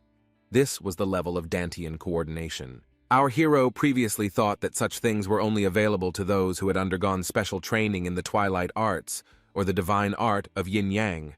Choi Yong-seong didn't know that although the divine space art developed very slowly, it created ki stronger than any other martial art. And our hero diligently trained in this skill for more than 1,000 years, which is why he became who he is. A rank martial artist meant that the physique was ideal for combat. It was an innate skill and meant it was in complete harmony with ki. The young man noted that he never had any innate talents, so he most likely acquired this skill during a space storm. The guy once again thanked the goddess for her wonderful planning, not knowing that she was ready to tear her hair out in despair that she couldn't find him. Rank A martial artist meant that through numerous fights, one had developed the ability to repeat any blow one had seen, something Yongsun had never heard of. The young man thought that usually a person can master only one martial art perfectly, but with this skill he will learn them all, like a magician. The last thing on the list was resonance with the world, and even the rank of this skill was not indicated, the guy thought. The card explained that the world resonated with him because he had reached the peak of his existence, making it even more difficult to understand what it was. Choi Yon-sung would learn the meaning later.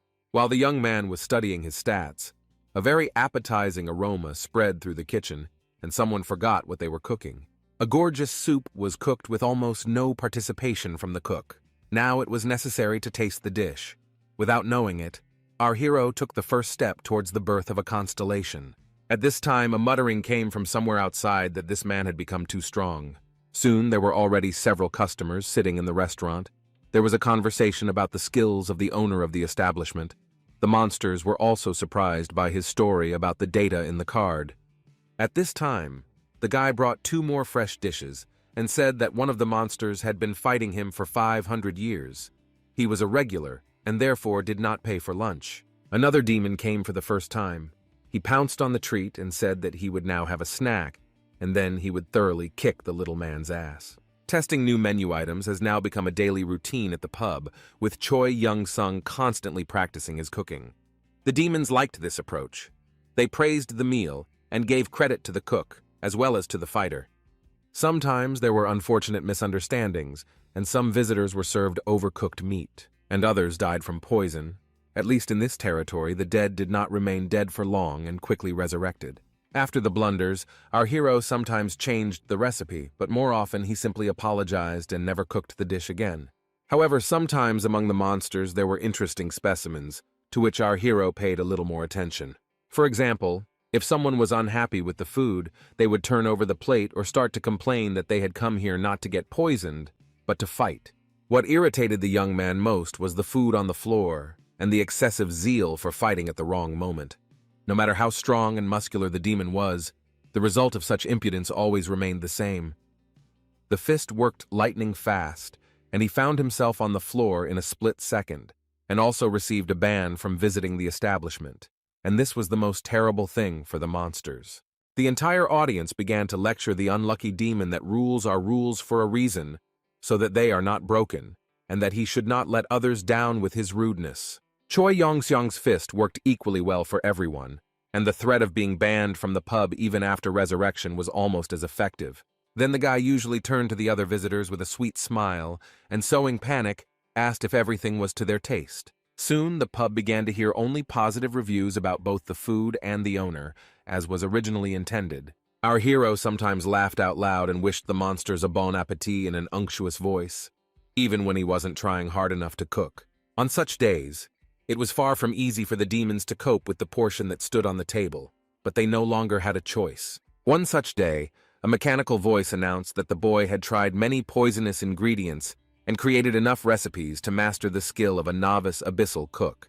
After hearing this, Choi Young-sung remembered something and looked closely at his fist. Then the young man tried to do a few practice kicks, as if trying something out. At the end, the hero swung his fist again and thought that he had not imagined it. His martial arts skills had not improved. The young man began to think and realized that he had accumulated too much qi, it simply had nowhere else to increase. Now he has surpassed even Li Xiaowan, who was an expert. There is no role model left, except for the Lord of Bloody Battles, but this is not a fact. Then the hero decided that since there was no master above him, he himself had to destroy this wall and raise the bar. There was someone approaching the pub, but Choi Yonseong didn't know about it yet. He was thinking that there was only one way to become stronger. Just when the guest was almost at the threshold, the young man muttered that this path was nothing but a battle with a new enemy. With an enemy that is many times stronger than these weak demons, with an enemy that is much stronger than Yongsen himself. There was a knock at the door, and a most unpleasant voice asked if it was possible to talk to the owner of the pub. The guy was distracted from his thoughts and invited the guest inside, saying that today he had just gotten hold of and cooked some excellent meat. He smiled radiantly and led the visitor to the table, promising that in just a minute he would bring the ordered meat without rice. But the guest who entered said that he was not hungry, and it seemed that he had not yet placed an order. He only wanted to talk. Then the demon finally took off his hood and approached the table, saying that if everything went well, he would try the local cuisine.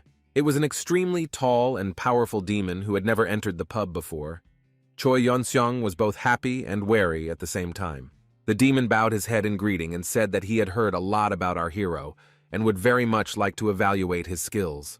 Having the skills of a martial artist, our hero was very tense because before showing the guest the table, he looked at his stats on the card.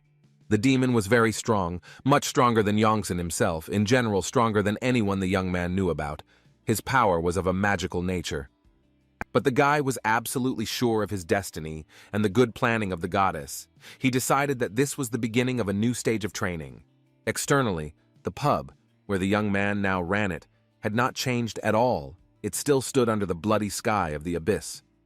But inside, a man was serving the visitor the dish of the day, meat without rice, and wondering whether he would survive the day. The demon was laconic, wise, and full of some kind of life wisdom. He behaved completely differently from the monsters Choi Yongseong had seen before. The guy watched his movements carefully and realized that he was indeed a powerful and mighty person. The visitor demonstrated his status and the incredible power he was capable of with his entire appearance. After the plate was almost completely empty, the demon thanked him for the food and said that the owner of the establishment, as he had heard, had a weakness for precious metals. The next moment, the young man's heart sank, and his eyes involuntarily popped out of his head. He saw what the visitor had brought with him. It was an adamantium ingot of incredible size.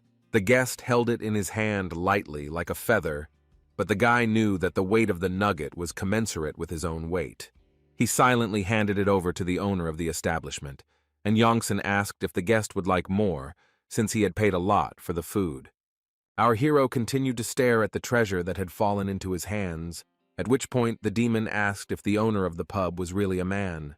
Having received an affirmative answer, the visitor decided to introduce himself. His name was Virago, and he was the very first avatar of the Lord of Blood and Battles, the one who was given the bloody axe.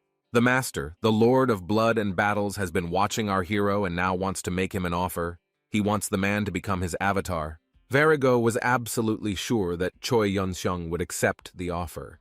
Even though he was from the outside world, he was not so crazy as to go against the will of the constellation, especially if you're being offered the honor of becoming an avatar, but he didn't know the guy had already made a similar agreement. The demon's face expressed a whole range of emotions when he heard that our hero was forced to refuse the offer of the Lord of Bloody Battles. He grew in size and loomed over the young man full of anger, screaming how one could contradict the ruler, his master.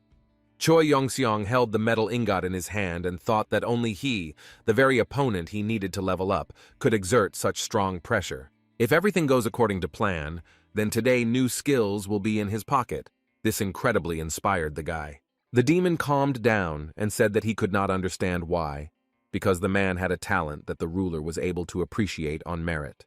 Not hiding your fighting spirit in front of someone stronger than you is the very quality for which the Lord of Bloody Battles chose the young man. The demon grew in size and extended his clawed hands towards the hero, asking how he dared to refuse, to which he received the answer that the man had made a promise.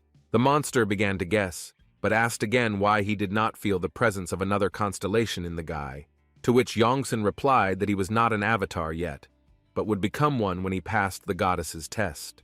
The demon's face expressed extreme surprise. He was silent for a moment, and then asked if the man was sure that he had not been deceived. The hero replied that he had no doubts whatsoever, but if the demon wanted to fight, then he was completely okay with it. The monster was in no hurry to start the battle. He began to explain to the young man that his words looked very suspicious. Something didn't add up here. Constellations enter into a contract with their avatar of their own free will. No one will enter into a contract with someone unworthy. To be desired by one constellation means that other constellations of the abyss will desire you. Therefore, a contract is concluded immediately, and then you are trained on their territory. This is done just in case another constellation wants to intercept the avatar. If this happens, 10,000 years of ridicule is guaranteed. The demon ended by saying that useful avatars need to be protected. All the constellations know this, but the hero answered no. The boy explained to Varagoth that the constellation that chose him could see the future, which is why she chose this method of training the avatar. The demon noted that this was a rare and valuable skill, to which the young man confirmed that his goddess was also very brave, since she let him go to foreign territories. The hero then described in detail all the trials and training he had gone through over the thousands of years in the abyss after he had been caught up in the magical storm. Varago countered that there was little point in all this. A magical storm was an element that no known constellation could control. The guy tensed up and asked if there was at least one such constellation, to which he received the answer that if anyone were so strong, they would have already subjugated the entire abyss. The demon looked at the man and said that he was almost certain that it was not the constellation that sent him, but simply a cosmic storm that interfered with training in the required territory, taking the young man away. Streams of sweat ran down our hero's face from the strain. He began to think that Varagot's words could very well be true. The demon noticed the doubts and reminded him that it was not too late to accept the offer of the Lord of Blood and Battles, but the guy asked him to shut up. Choi Young-sung didn't think the demon was lying. The guy was just enjoying his progress so much that he couldn't accept the fact that now everything would change. The hero went out for some fresh air. He thought in a panic that he shouldn't have been so stupid, why he shouldn't have thought of this earlier. The young man was ready to burst into tears, but he had to hold back. The hero reminded himself that every tear led to the depletion of his ki and his courage. The demon asked where the man was rushing to, noticing that the guy was going somewhere quickly, to which the hero replied that his plans had changed. This news pleased Varagoth. His eyes lit up with a promising orange flame, but in vain, the guy explained that he intended to return to Earth, because he had wasted 1,000 years, being sure that he was at a training facility. The young man almost burst into tears again when he heard that he would not be able to leave the territory of the Lord of Bloody Battles. The next moment, Variegat grew to enormous size and blocked our hero's path. The demon gifted with the bloody axe revealed his true nature. The blessing of the Lord of Blood and Battle enveloped him. Spreading his enormous wings and soaring above the ground, Variegat proclaimed that he would be sorry to break such a precious gem as Choi Yonseong. He asked the young man not to despair, because the master is generous. When the boy dies, he will bind his soul and resurrect him. Yongsan at this time successfully dodged the attacks. The man asked what kind of nonsense this was, and while striking his opponent, the guy said that he refused to play these games. The demon continued the battle and noted that the enemy had a special movement technique. He was faster than teleportation and did not use magic. Incredible. The guy explained that this was a technique of a divine cosmic martial art called the moonwalk. The demon noted that this was all very funny, and he understood the master's choice, but it was time to stop wasting his time. Variegat used a technique called baptism of blood, and a special red smoke began to envelop everything. When he reached our hero's shoulder, the guy realized that this was a special condensed mana. He was curious about its properties. The hero realized that even with his invulnerability skill, he would not be able to hold out longer, since judging by the amount of mana, the enemy was incredibly strong. Growing even larger in size, the messenger of the Lord of Bloody Battles announced that man would now come to an end. A shower of crimson mana that destroyed everything it touched enveloped Choi Yongseong, and he heard Variegat announce that his master was waiting. This technique very well illustrated the difference between the magical power of a demon and the skills of a human mage, not in favor of the latter. The young man heard a mechanical voice announce that, thanks to the use of the mind-body harmony skill, his senses had become sharper. The martial arts specialist reduced the consumption of ki. The coordination of Dantians greatly increased the fighting skills. Yongsan was in great danger and reacted as successfully as possible. The discomfort of being deceived for so long and wasting time receded. Every finger on his hand, every cell of the guy exuded confidence and calm. Choi Yonseong realized that in this situation he should act the same way as in a magical storm, focus on the main goal, to survive. It wasn't the speed that was important, but the feeling of flow, and our hero felt it very well. He began to act accordingly. For a moment his feet were firmly planted on the ground and then they pushed off, never to touch it again. Making incredible movements in space, the young man managed to dodge every drop of bloody mana. The mechanical voice said that his martial arts proficiency had increased. But the guy already knew about it. He was standing in the red cloud and didn't receive any damage from it at all. It was standing, however, only at first glance. He received the S-rank skill Incredible Speed. This technique allowed him to move instantly to any place. Variegat was taken aback. The demon was shocked to realize that the man had dodged the bloody baptism and expressed his respect to him. Choi Yongseong proudly listened to Variegat confess that he had previously thought that martial arts were only for weaklings, how wrong he had been. The demon explained that in the abyss, magical skills are most popular since they consume mana, but here it can be taken from outside in huge quantities. As if to demonstrate this, the monster extended his arms forward again, and shining streams of bloody mana began to gather around him. On the other hand, martial arts require a lot of internal energy, he added, looking at the young man. And internal energy does have a limit. Variegat admitted that only after meeting our hero did he begin to appreciate martial arts. It was incredible, and struck the monster to the depths of his demonic soul. Having collected a stream of energy in his hand, the demon reported that rumors had reached him that the slaves of one of the constellations had staged a stupid rebellion, an uprising. The next moment it became clear that this energy was the handle of a bloody axe. The monster continued that the slaves were deprived of the ability to use mana. It was suicide. But although their skills had been mostly magical up until then, defeating the rebels was not so easy. They managed to develop a new wonderful skill within themselves, not borrowing mana from outside, but generating it within themselves. Our hero listened to the story with interest and clarified that, judging by everything, it was martial arts. The boy asked what would happen if he repelled Variegat's attack with magic, and the demon replied that his body would melt and his soul would belong to the Lord of Bloody Battles. At that very moment, the young man made an incredible leap and tried to attack the demon, taking advantage of the element of surprise. Saying that it should work, our hero struck more and more blows, as if training with a stone snake. The attack was repelled. The enemy said that the young man was indeed an extraordinary man, but he himself was Verga, gifted with a bloody axe, and therefore would not tolerate such a thing. The monster swung and made the first slashing blow. If Choi Yong-seong hadn't dodged, it wouldn't have had a chance to survive. Several times the bloody sun of the abyss rose and fell over the horizon, and the battle between the man and the first avatar of the Lord of Blood and Battles continued. The opponents used the maximum of their combat and magical abilities. The demon cast bloody fog again. He did not miss the opportunity to deliver sudden blows with an axe. He teleported. He cast spells, but the young man still remained alive. The boy's physical abilities and fighting skills were so high that most of the demon's tricks did not cause him serious damage. Verga began to fall into a rage. The guy was also quite angry by this point and started shouting that magic wasn't fair after all, and it would be better to continue the battle in close combat. The hero looked at the bloody axe, at the effect of the spells, at how the enemy reflected his blows, and thought that it couldn't be that magic was capable of everything. The demon enjoyed the slight panic of his opponent. The man's misunderstanding amused him. With his huge axe, Verga was like a grim reaper. The young man clenched his teeth in tension. For the first time in many thousands of years in the abyss, he was literally on the edge.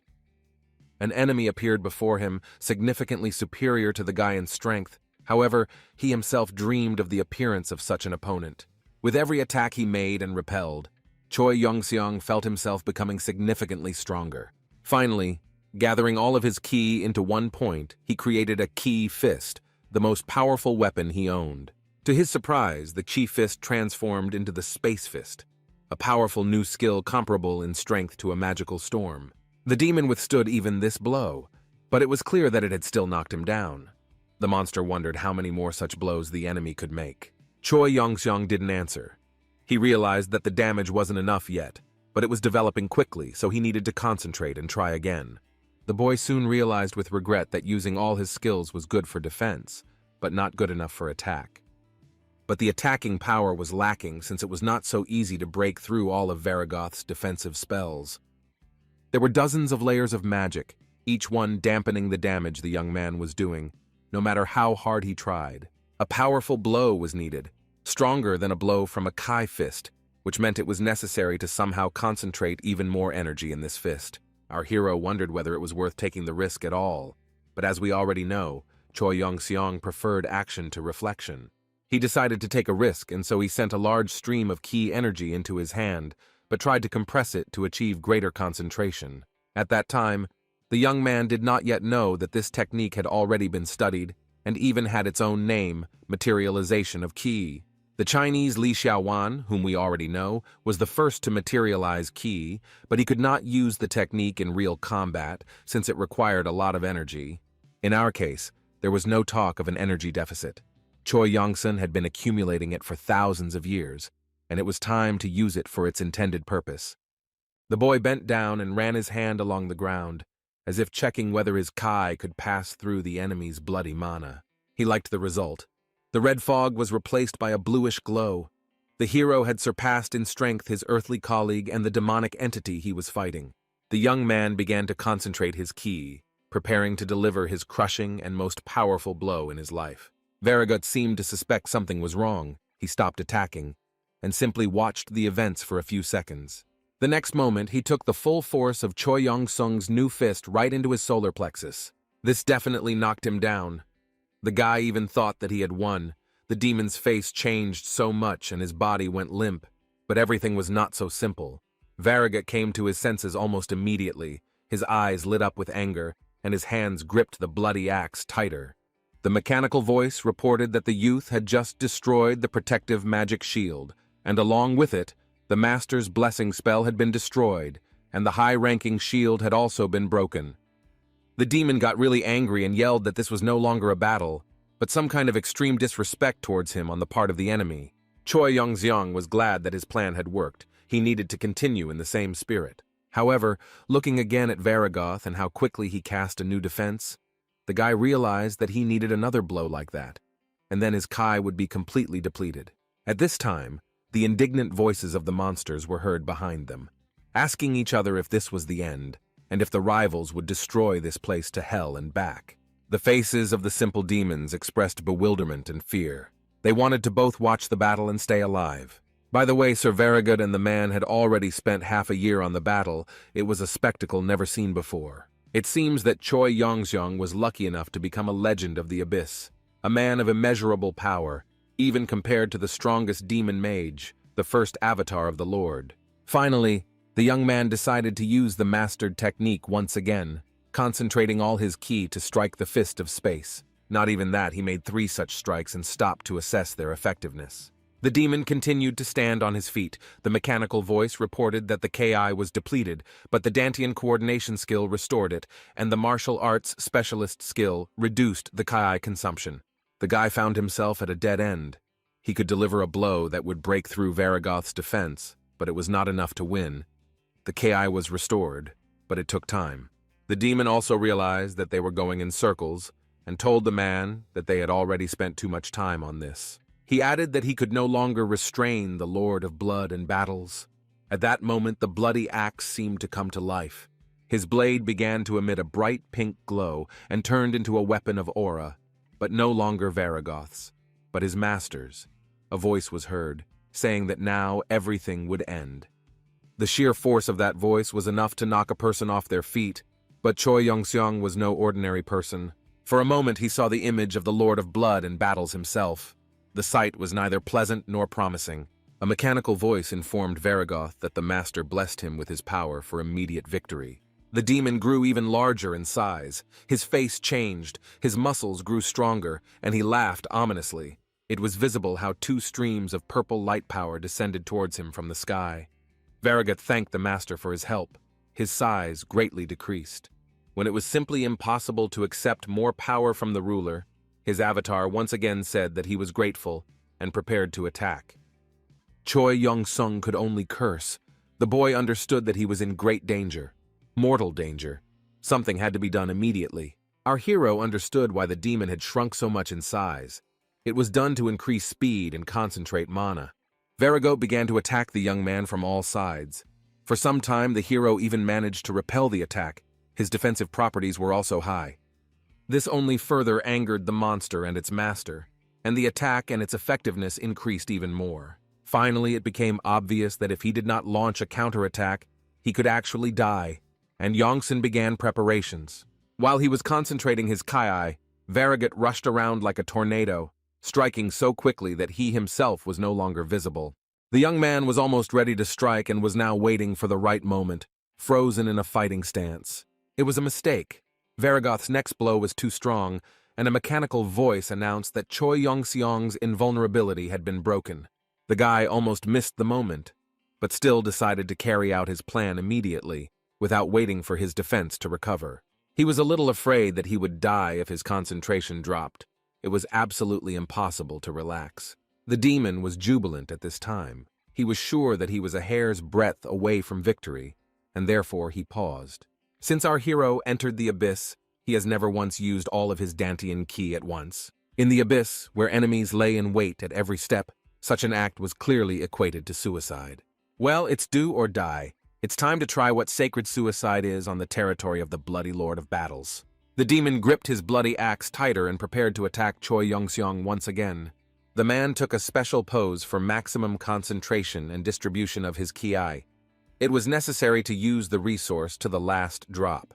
The young man understood that he had no choice, and that he simply would not live to see tomorrow. So the reserve of Kai was not needed in reserve, but was needed here and now.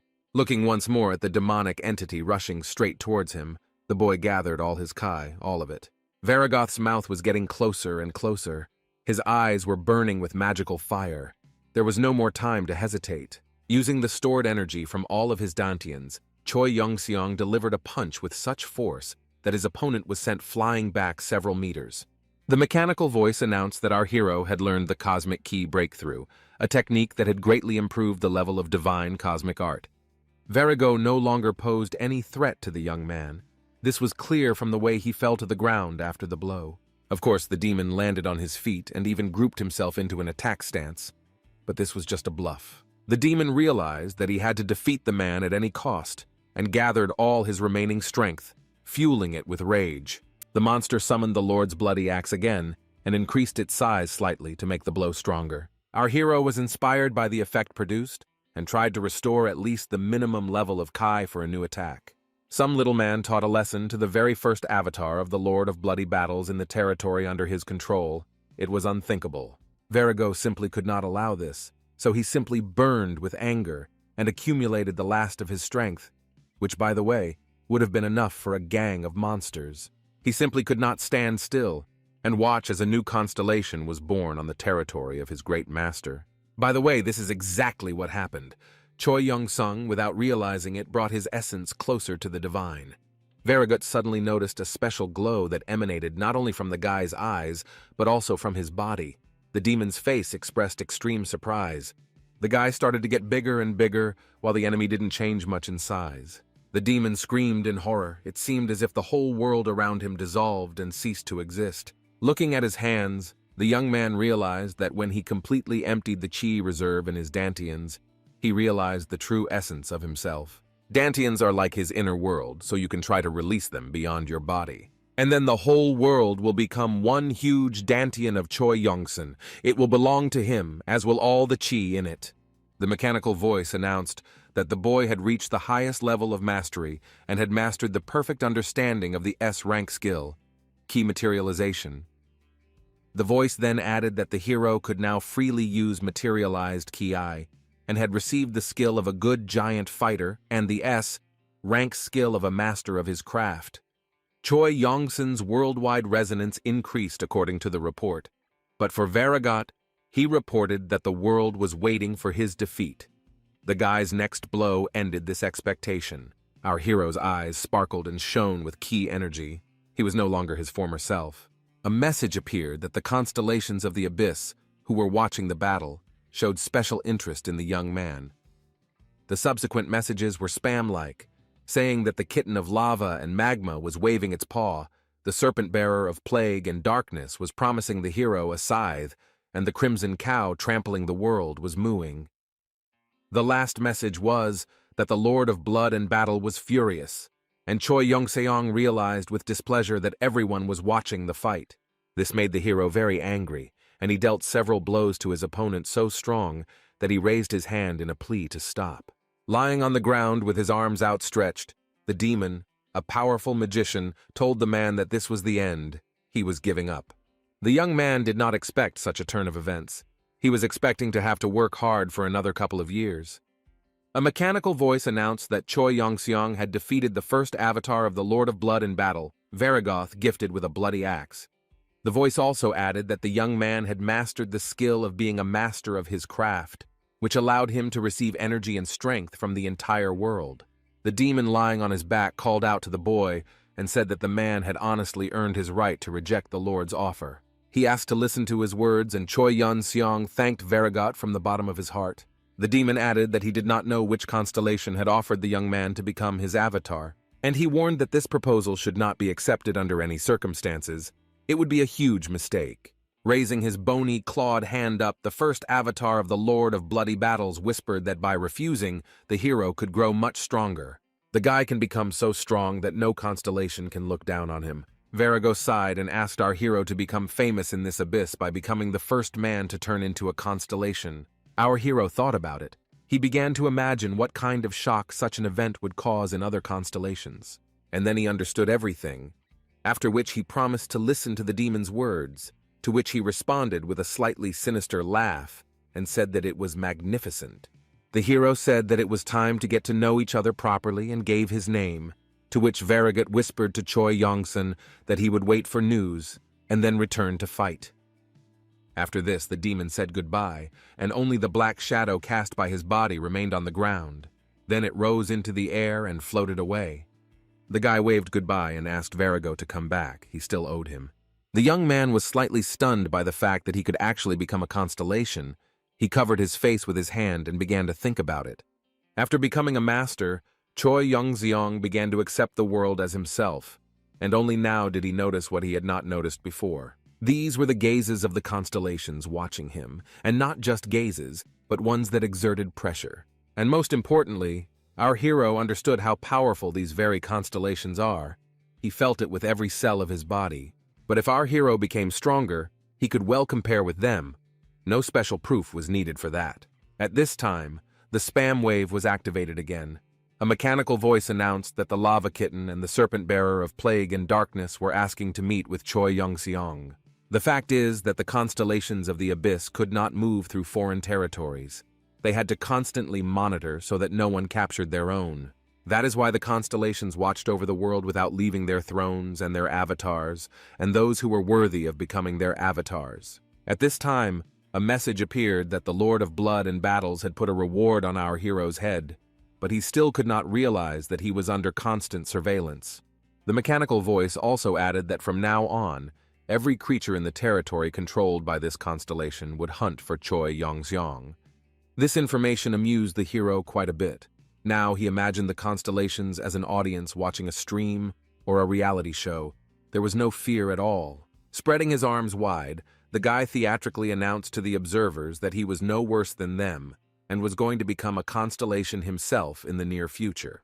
The young man remembered how in his past, earthly life, he paid attention to one TV show, and his boss praised him very much. The show showed the life of a guy who signed a contract with a star and now told how he lives. Avatar said that everyone envies him, but in reality, everything is far from wonderful. Only those who signed the contract will understand him.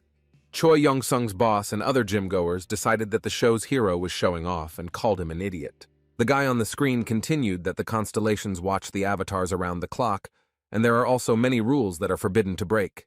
Choi Young-seong then also thought that the show's hero was whining in vain. He was handsome, and even became an avatar. One could only dream of that. Only now did our hero understand what that hunter meant. The need to constantly follow the rules was very nerve-wracking. The avatars were practically slaves. Their master could send his subjects on any mission, and they had to obey his will. Otherwise, they faced destruction or terrible punishment. The young man dreamed of becoming an avatar since childhood, to become stronger. Only now it dawned on him how wretched these creatures are. He will become much stronger and freer than any of them. Choi Young-seong wanted to choose his own path himself and not obey anyone. He scattered the pack of monsters and walked towards the pub, thinking that Virago was absolutely right. Having learned the power, you don't want to be in submission. Spam has started pouring in again about the serpent bearer of plague and darkness, and the kitten of lava and magma mocking the Lord of Blood and Battles. Ophiuchus also reported that he was impressed by Yongson's level, sent him the poison release skill as a gift, and when the guy refused and became furious, the other constellations began to mock him. The young man stood with his hands on his hips and said that he did not know how to use magic. A message appeared that the serpent bearer of plague and darkness was shocked. The kitten of lava and magma immediately offered the guy a grimoire, the Book of the Kitten on the Study of Magic, but the young man refused this gift too, saying that he would achieve everything with the help of martial arts. The kitten of lava and magma called him a hipster, but immediately gave him an adamantium ingot, which the hero was not ready for. Choi Young-seong willingly accepted this gift. Although he was obsessed with power, he had nothing against enrichment. At this time, a message appeared that the kitten of lava and magma offered the guy more useful and precious minerals in exchange for a contract. The young man fought the temptation for a while, but then his nerves simply gave out. Our hero raised his hand and pointed his finger at the sky, shouting that he himself was going to become a constellation, and that enticing him with such gifts was completely pointless. The guy headed towards the pub, and the lava and magma kitten said that this is the main problem with hipsters. They are very nervous. The hero entered the once cozy hall of his establishment and discovered that everything there was destroyed and scattered.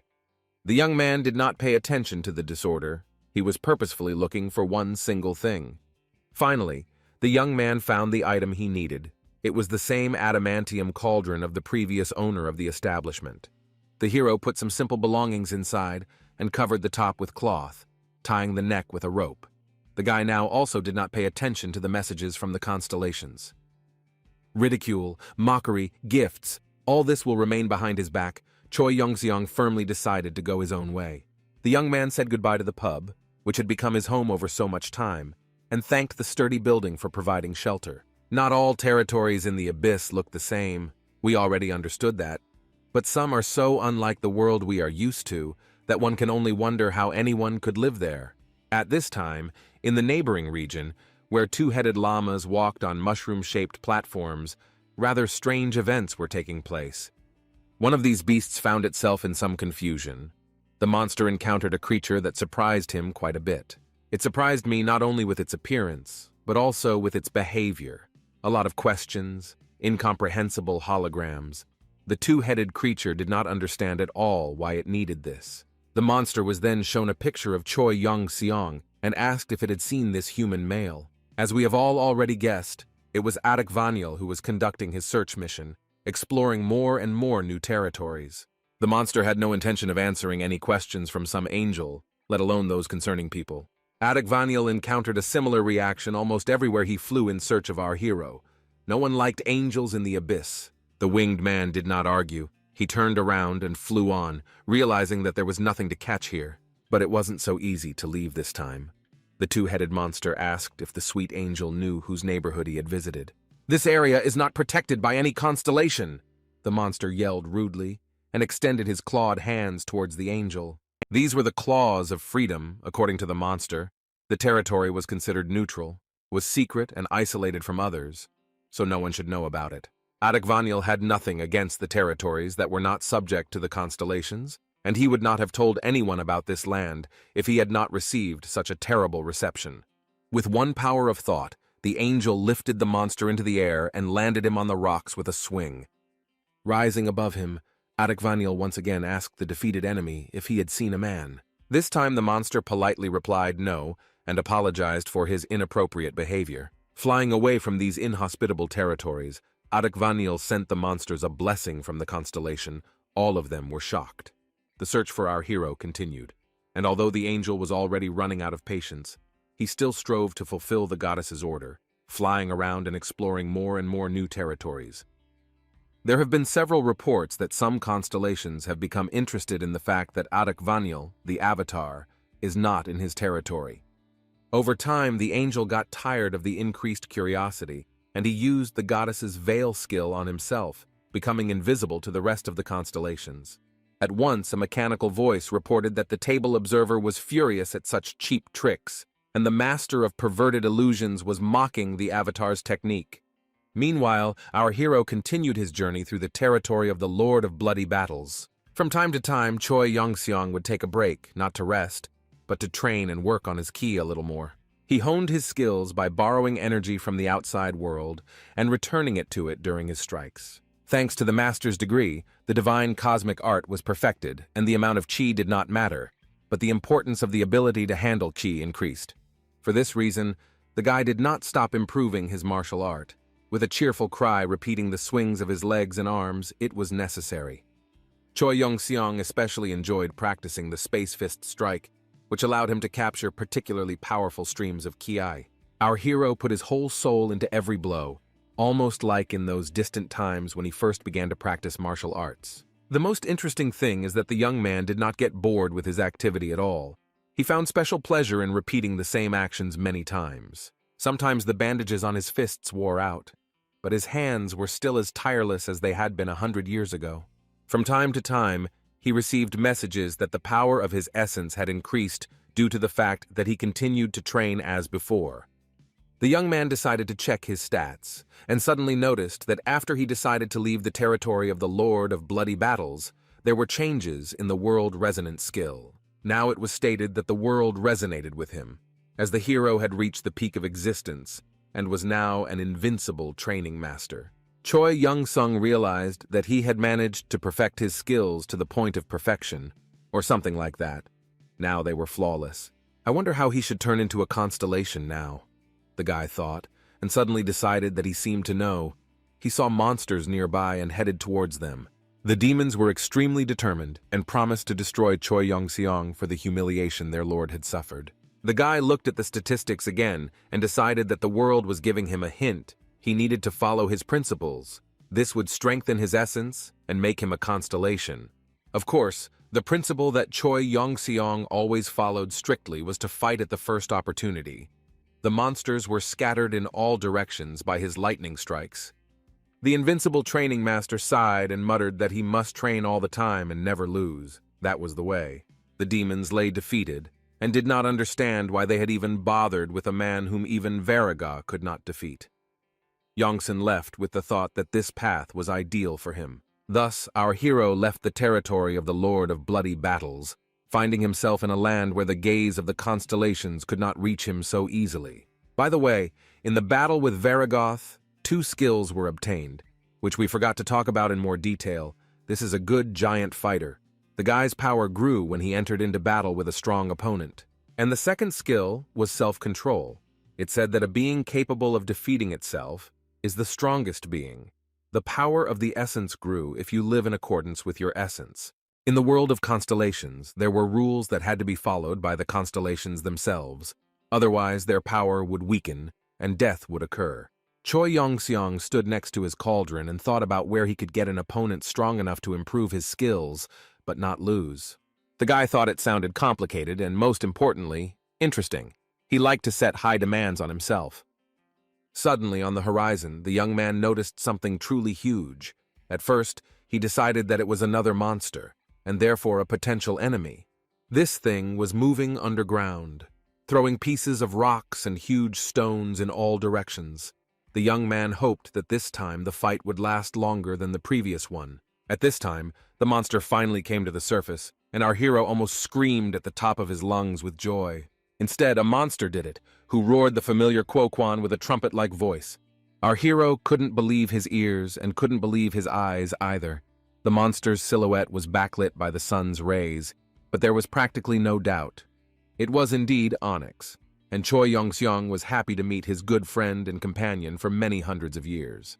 Now both of them, the man and the stone snake, were screaming with joy, and by some miracle had not yet rushed to hug each other. However, they didn't rush for only a couple of seconds. Soon the young man already grabbed the head of his former pet with his hands and affectionately noted that he had grown a lot. The snake said that he did not come alone and really wanted to introduce his friend to his family. Now he had a wife and children. The entire stone snake family lined up in front of Choi Yongseong and greeted him as a good friend. While our hero was congratulating Onyx, he began to worry and warn the young man about something.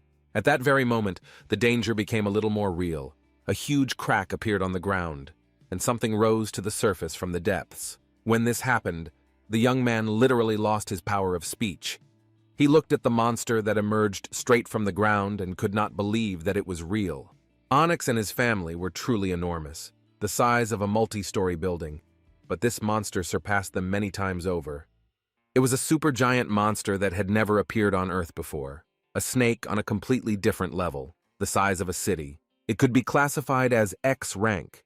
The entire world was on alert, and Choi Yongseong noted that the snake was emitting so much magical power that it gave him goosebumps. The enemy was clearly stronger than Varigot, but whether he was stronger than the constellation, the young man could not determine. The stone snake and his family also had difficulty. But still, the fight should have been interesting, because in front of our hero was not just a snake, not a huge stone snake, but a 9-headed snake, a hydra. The stone snakes began to panic. They were afraid not so much for themselves as for the hero, but Choi Yongseong himself was calm. As we remember, the increased interest in his person, ridicule, mockery, and threats greatly irritated the young man. Hostility began to increase, especially from the Lord of Bloody Battles, who activated all means to avenge his humiliation. That's why the guy came to neutral territories, because he wanted to hide from unwanted eyes. But in the lawless zone where he ended up, the strongest ruled. These were monsters, as powerful as the constellations, but not bound by any rules or restrictions. The hydra was such a monster. Compared to it, the huge stone snakes looked like tadpoles. The young man watched as the monster rose from the ground and was amazed by its magical power and physical strength. It moved like a bulldozer. The mechanical voice said that the Good Giant Slayer skill had been activated, and if the boy defeated the Hydra, his essence power would increase. The skill master of his craft was also activated, which will also increase the power of the entity in the event of a successful outcome of the duel. The young man looked back and heard that the skill was World Resonance. The invincible training master was resonating. The hero still didn't fully understand what it meant. Standing directly in front of the monster, Cho Yon-sung reminded himself that he was an invincible training master, which meant he had never backed down from a challenge, and he wouldn't back down now. The mechanical voice urged him to live his normal life, and the young man was surprised that his skills were pushing him to fight the monster. But even without them, the hero's choice would have remained the same. He pushed off Onyx's head and made an incredible leap to attack the hydra. The young man shouted that he was not afraid of the monster and intended to defeat it at any cost. These were the rules he had set for himself. Standing right in front of the green snake, Choi Yun-seong threatened to punish the monster for bullying his stone friend and his family. Using telepathy, the hydra informed the man that he was worthless and would soon die in agony, as he deserved. The fact that the hydra has the ability to telepathy puzzled our hero. He began to think about what other abilities the enemy might have. Meanwhile, the snake reported that even the constellations avoided meeting with her, since the hydra's deadly poison works on them too, and its fiery breath incinerates them on the spot. Choi Yong-seong also detected the bloodlust skill that was emanating from all 9 heads of the monster. He thought that it would make anyone change their mind about fighting and run away. At first, it might have seemed that the guy was dumbfounded and also began to prepare to escape, but this was not so. He stopped to push off the ground as hard as he could, because the hero knew no fear. His principles told him not to avoid danger, but to engage in combat with it. The hydra was surprised and hissed in surprise. It seemed that it could communicate not only telepathically. After Yongsun's attack, the monster lost 1 head, a situation that neither he nor the Onyx family, who were watching the fight, expected. The hydra hissed in rage, unable to comprehend how such an insignificant creature dared to attack, and successfully at that. But it wasn't that simple. Thanks to the divine regeneration skill, the lost head was instantly restored. The monster looked at the young man carefully and informed him that it was not bad and quite brave, but that he would have to pay dearly for daring to touch him. Neither the hero nor the constellation could withstand the hydra's poison, something she reminded Choi Yong-seong of once again as she began preparing to use it. Our hero was a little puzzled. He did not understand why the enemy was telling him about his intentions. It was not logical. Watching the snake's neck and cheeks swell from the amount of poison, it became clear why. It was a monster that even the constellations feared, and not only were they afraid, they were powerless against it and preferred not to get involved. The monster hissed so loudly that everything around him almost blew away, and then exclaimed that these cockroaches would not be able to do anything against him, even if they knew about his intentions. The 9-headed hydra pompously proclaimed that it was declaring the fate of the enemy. The enemy had no choice but to accept his fate. Suddenly, the poisonous green cloud began to dissipate, and the snake noticed a bright blue flash in the place where Choi Yong-seong was. Our hero stood frozen in the air among the poisonous fumes, and the monster could not understand how he managed to resist the poison.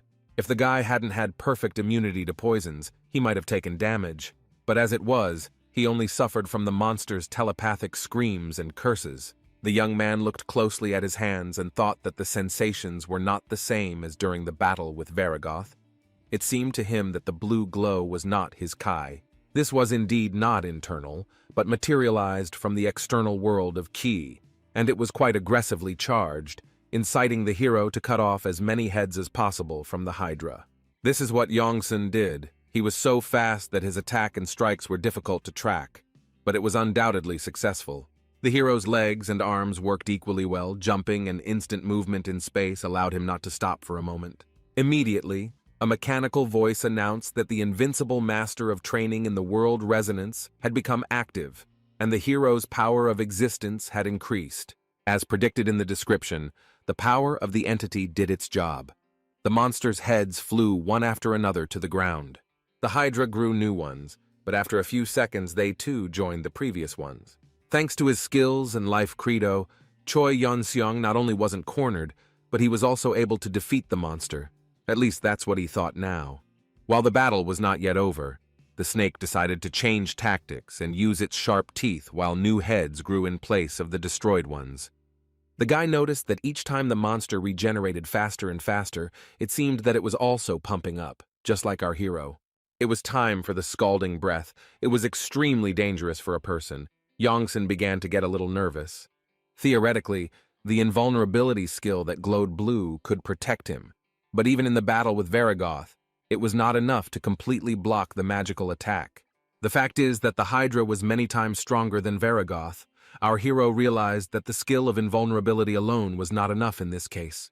The solution came unexpectedly. The young man remembered that he had the skill of moonwalking. He jumped up and tried to get above the stream of poisonous, scalding breath of the nine-headed hydra.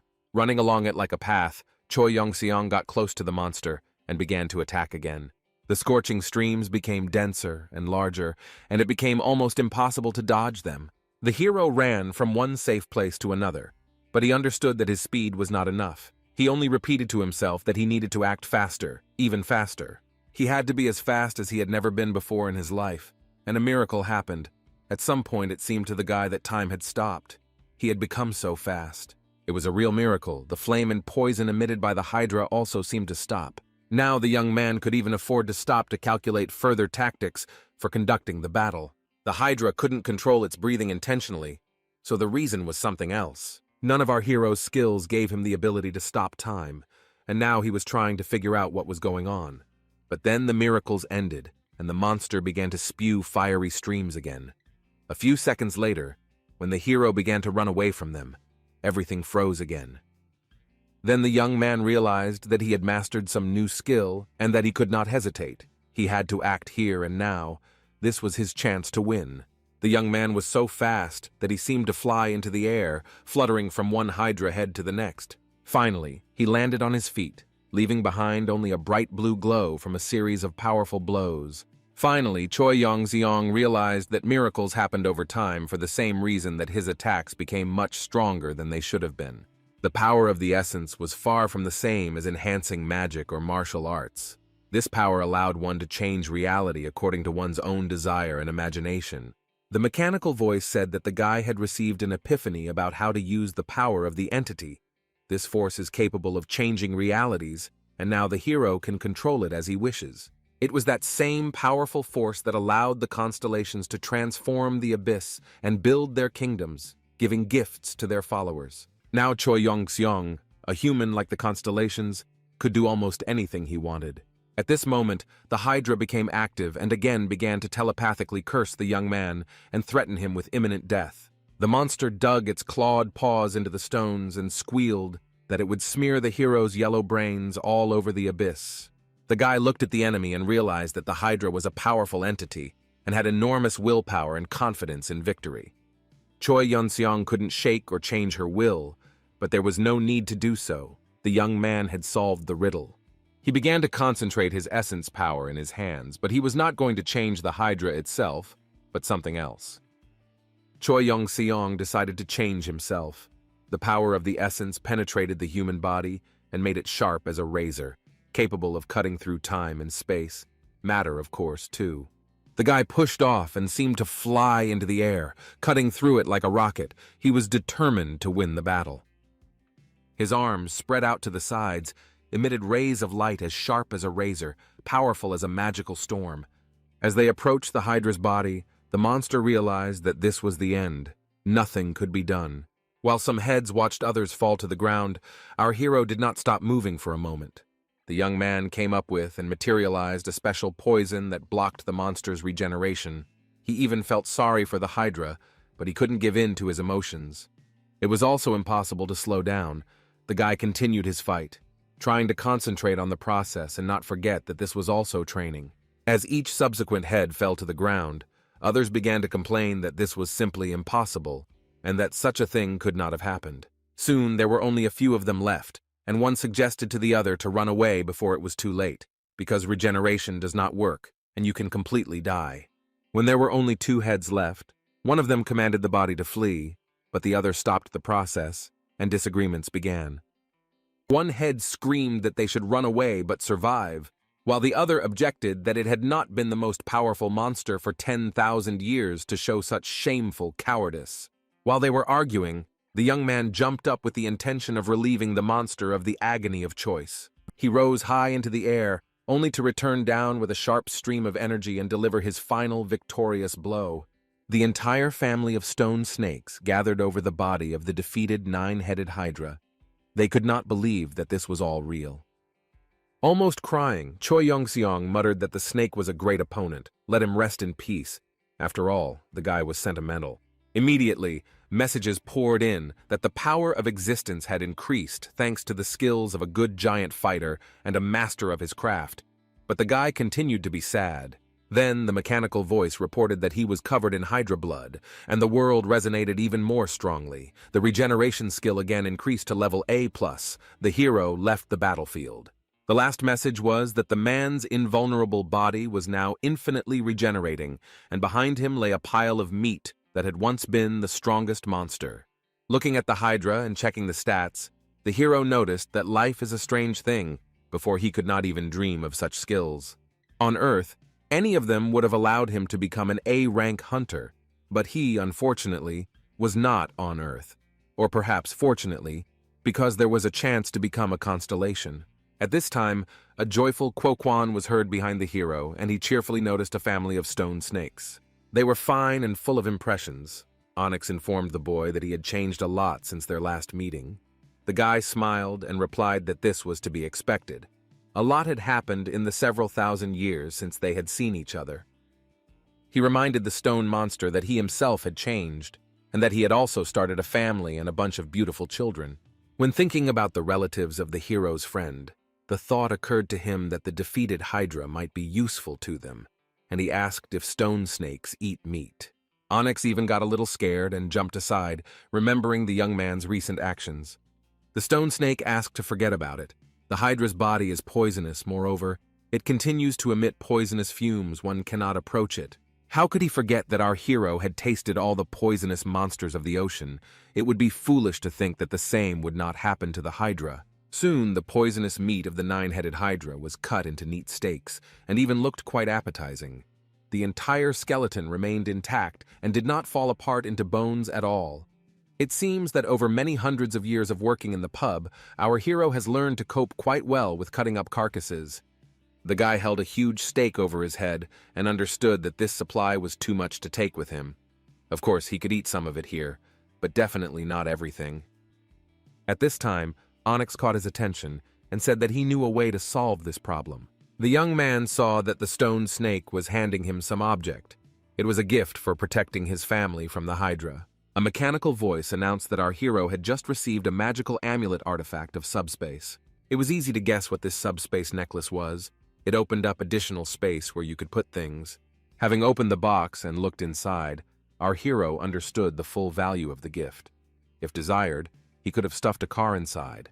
It soon became apparent that all of Choi Yong-sung's belongings, as well as most of the meat and leather supplies, would fit in there without any problem. Moreover, the skeleton, which could be useful later for creating weapons and scales, from which armor could be sewn, also fit. The cauldron and the unprocessed ore, the main treasures that the guy managed to acquire in the abyss, also went inside the amulet. Onyx watched the young man with interest, and heard that the adamantium he had once given him was also here. The hero had never figured out a way to process the ore. The young man dreamily added that when he learned how to melt metal, he would be able to make a frying pan and a cutting board out of it. After closing the necklace box, Choi Young-sung was happier than ever in his life. It was the best gift he could imagine. The best, but not the last, stone snake handed the guy some purple nugget. He found it when he was eating stones. From the moment Janssen decided to become a constellation, he saw not only their messages, but also the amount of power that creatures and objects possess. He reached out his hand and realized that the world was talking to him, telling him details of a new gift from an old friend. Now man has become a being who has reached the peak of his existence, but he is not yet accustomed to his extraordinary abilities. The nugget held out by Onyx is untreated orichalcum, a metal that emits pure magical energy. Since orichalcum emits the strongest magical energy, and adamantium is very durable and absorbs it, the hero decided to make a knife and kitchen utensils from orichalcum, and a frying pan and board from adamantium. It was a brilliant plan that Choi Yeon-seong immediately began to implement. The stone snake's wife expressed doubts about his mental health, but Onyx denied everything. After some time, the mountain of steaks made from nine-headed hydra meat suddenly appeared outside again. The guy shook the amulet and realized that it also had a volume limit, and so he simply threw the excess back into the outside world. Looking at the meat, the young man declared that it turned out they had no choice and had to eat it all. Seeing the stone snake's anxiety, the young man decided that it was worried because he would not get it. In fact, Onyx was worried because the meat was extremely poisonous, and tasting it would mean certain death even for a stone snake. Choi Young-sung had been studying cooking for thousands of years while he was a pub owner, and his culinary skills were quite advanced. And despite this, it was not so easy for him to cope with such a complex and very rare ingredient. It was the meat of a powerful creature that had survived after refusing to become the avatar of the constellation, something that had never been seen in the territory of the Lord of Battles. Consuming abyssal monsters gave the eater power proportional to the creature's might. But if you prepare it incorrectly, certain death awaits. Our hero knew this, but was determined to see it through to the end. For him, preparing a dish from such a complex ingredient was both a challenge and a matter of honor. At this time, the stone snake's wife was persuading Onyx to try the treat when the young man finished preparing it. Finally, the guy placed the finished dish in front of his friend and said that he had prepared tartare so that the stomach could cope with the task better. Onyx was strong and could have simply escaped from the hydra, but he couldn't escape from the poisonous meat. That's the kind of joke life plays. Having swallowed the first piece, the stone snake realized that he not only remained alive, but also received an incredible boost of strength and energy. With each next piece of energy there was more and more, and now it began to shoot out in rays from the monster's eyes and mouth. Onyx was satiated. Choi Young-seong watched with pleasure as his satisfied friend invited his wife and children to join him in the meal, and he wished them bon appétit. When everything was eaten, the family of stone snakes came to thank the hero and find out why the meat was not poisonous. The young man put his hands on his hips and proudly said that it was because he had taken care of everything, and that he couldn't poison his friends and their families. The whole family looked at Choi Young-seong carefully, and he felt that something interesting was happening. The mechanical voice announced that the giant stone serpent and his family had decided to trust and honor him. The boy was surprised but happy. At this time, he felt a powerful surge of energy, and a message appeared that he, like a constellation, had followers. The power of the constellation, the strength of its essence, increased. Choi Young-seong continued to feel its power growing. Now the young man understood why the constellations wanted to increase the number of their followers, and the real reason why they were so interested in the Earth. It was a world with billions of potential followers. Any constellation that captured Earth would gain the power of the essence to capture the abyss. The boy realized that he needed to find a way to return to Earth as soon as possible, before the future predicted by the goddess came to pass. While our hero sat and thought, Onyx approached him, holding another steak of 9-headed hydra meat in his teeth. He showed interest with his whole appearance, and Choi Young-sung said that if the snake wanted, he could eat a little more. But it soon became obvious that something was wrong with Onyx. The young man looked at his friend and realized that he had greatly increased in size. The stone snake did not stop chewing the meat and grew bigger and bigger literally before our eyes. The young man thought that maybe the pet shouldn't eat snake meat, just like cats and dogs shouldn't eat chocolate. He was trying to figure out what he had done wrong while Onyx was croaking and making some very loud sounds. Onyx ate, and finally our hero realized that his friend wanted to eat everything. He gave his permission, and the family of stone snakes became the size of a city, and they moved on. The pet and his family brought our hero to some new territory. According to them, there was something interesting there that could be very useful to Choi Young-sun. The young man looked doubtfully at the pink and purple landscape stretching out before him. The next second, his gaze fell on an image of a winged and horned demon with many teeth, scratched into the rock. The stone serpent made it clear that he had brought the man here specifically to show him the drawing. Choi Young-seong sat down right in front of the rock and began to think about what this could mean. Onyx continued to cackle about danger and threat. The young man's thoughts soared somewhere high and began to reflect on the fact that it was very unlikely that there was a demon that posed a threat to him. After Varigut was defeated, our hero no longer had any desire to choose similar opponents for himself. Even the entire army of demons from the territory of the Lord of Bloody Battles did not frighten Choi Young-sun, so why should any other one frighten him remained unclear. Finally, the young man decided that if he was destined to meet an opponent stronger than Varigoth and the Hydra here, then he was ready. At that very moment, the heavens opened up and our hero was dragged into some kind of magical portal. A mechanical voice announced that the boy had entered the territory of the Master of Dreams and Desires. The surrounding constellations watched as the young man fell. The avatars of the Master of Dreams and Desires have learned of this and are heading towards you, the voice added while Choi Young-seong was thinking about what had happened.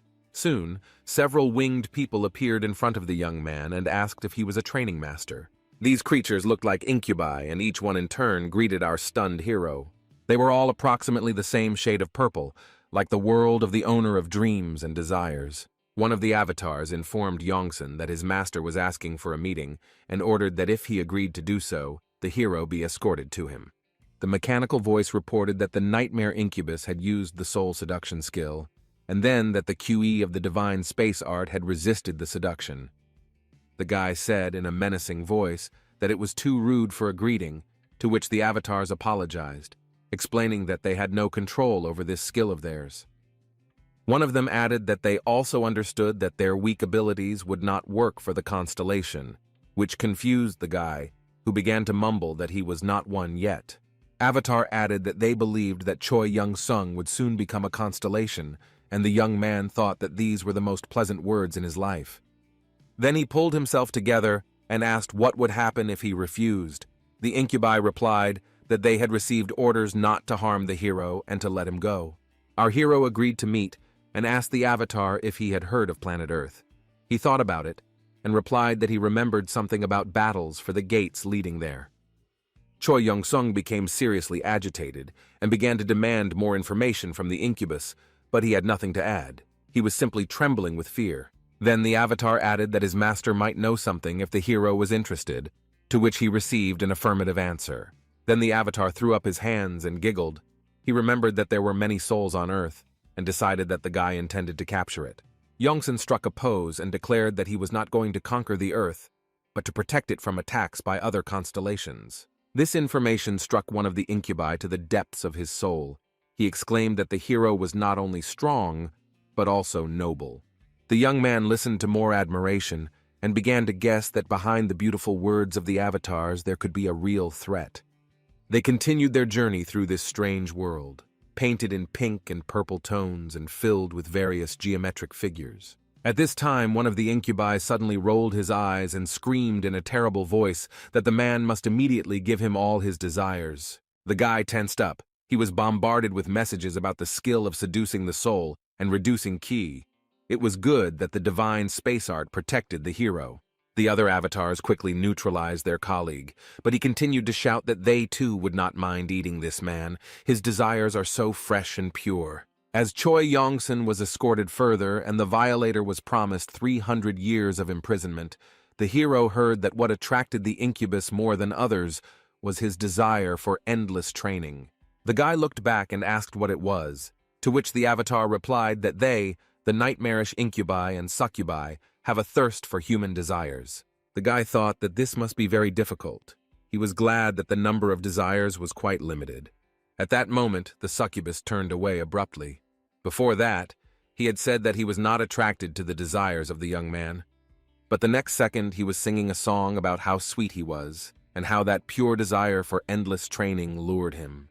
Our hero looked at him with surprise and asked him to put these tricks aside, otherwise someone would be very sorry. Avatar promised that he would not make demands on Choi Yong-sung's wishes and would keep a respectful distance. Soon they came to a huge and majestic building with columns.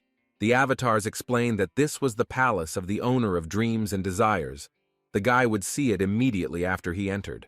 The hero asked why the succubus was not going with him, to which he received the answer that a conversation between two constellations was too great an honor. The young man began to suspect something was wrong. He reminded him that he was not yet a constellation, and since the succubus had shown him everything in this world, he invited him to accompany him further. Avatar couldn't believe his luck. Tears of joy almost came to his eyes.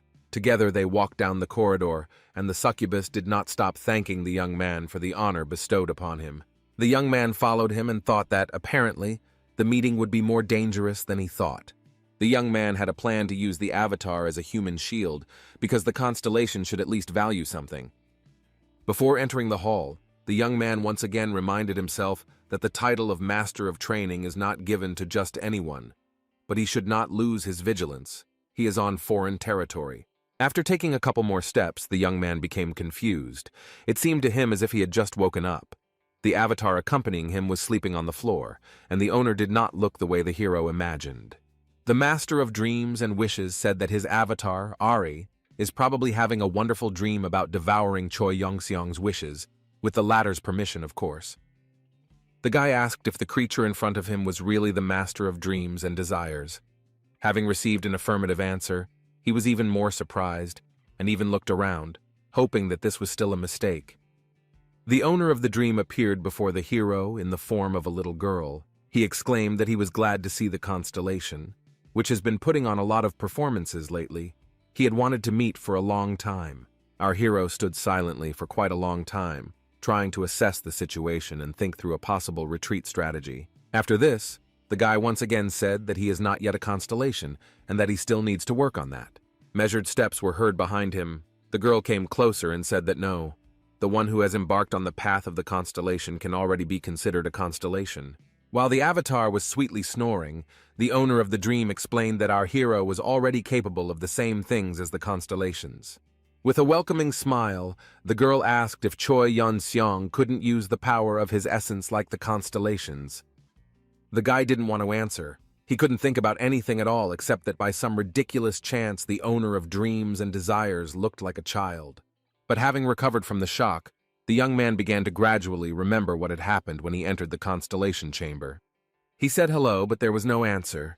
Then strange things began to happen that made the muscles tense. The guy fell into some kind of thick white fog, as if into a dream, and began to think whether he hadn't done enough, wandering through the abyss for tens of thousands of years. He just needed to fall asleep and rest. The hero's face was blinded by rage. He realized in anger that this was a suggestion from the master of dreams and desires. He expected that Janssen would fall asleep and change his mind about training, becoming a constellation. Clutching his head, the young man asked why people's brains were being brainwashed and their consciousness manipulated, to which he received the answer that this was the very essence of dreams and desires. The beings who entered this room always had their wishes fulfilled and found peace, a gift that was hard to refuse unless you were a constellation. The owner of the dream added that the only thing the hero was not capable of was waking up by his own consent, and the young man asked again what that meant. The girl did not want to talk about it now.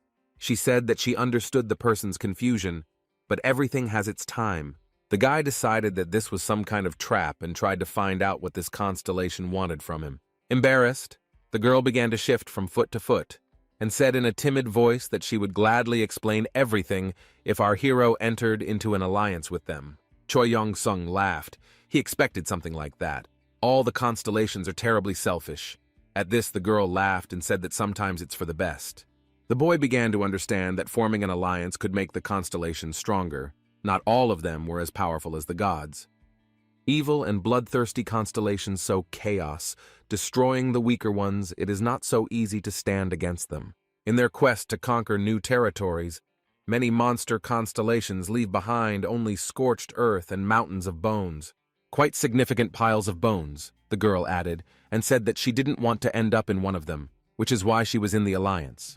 The guy listened to her and said that the problem of territories is not new, but you can create a farm for collecting wishes, and then become so powerful that no one is afraid of you anymore. The master of dreams and desires objected that such an idea could only come to the mind of a constellation that was previously a human. Choi Yong-seong did not like this remark at all. The girl smiled sweetly again and said that the invincible master of training was right, and the constellations could indeed have unrivaled energy potential.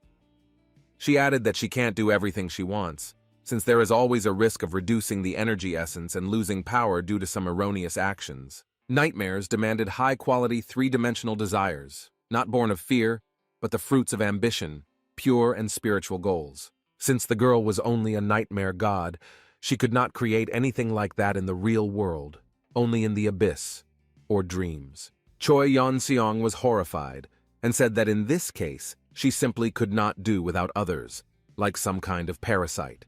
The constellation laughed, and the guy corrected himself, saying that he meant that it was quite strange. It seems that our hero has begun to understand that the girl's goal is to create an alliance of weak but altruistic constellations. But he immediately became wary, asking why she had revealed so many of her weaknesses to him in case he turned out to be a villain. The owner of dreams and desires said that he thought about it, but came to the conclusion that it would be easier to negotiate with the guy than with other constellations. The constellation was being disingenuous. She came to such conclusions after studying the hero's desires, but he didn't need to know about it. The guy continued his thoughts. In fact, Choi Young-seong simply radiated enormous desires, but none of them concerned conquest or power. Their main theme was the desire to improve technique, and to try as many new skills and training as possible. The guy looked at the constellation again and decided that the girl had trusted him for a reason. They could very well work together. He said he was almost ready to make a deal, but there were still a few questions left. The young man asked what he would have to do, what responsibilities he would have after the alliance was concluded. He added that he is quite a busy person and cannot spare much time to help.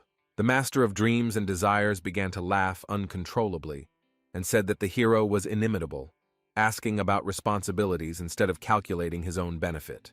She replied that while everything was calm, there was no need to do anything. He could do whatever he wanted, but in case of danger, he would have to stand up for the alliance. The bird that was sitting on the girl's finger chirped, and the constellation added that sometimes battles last so long that they would definitely have time to come to each other's aid if necessary. The bird flew away, and it was a truly beautiful moment, worthy of going down in history, at least in the history of Choi Young-seong. The guy was touched, as we remember. He was quite sentimental, although he hid it. Looking at the girl again, he said that he agreed.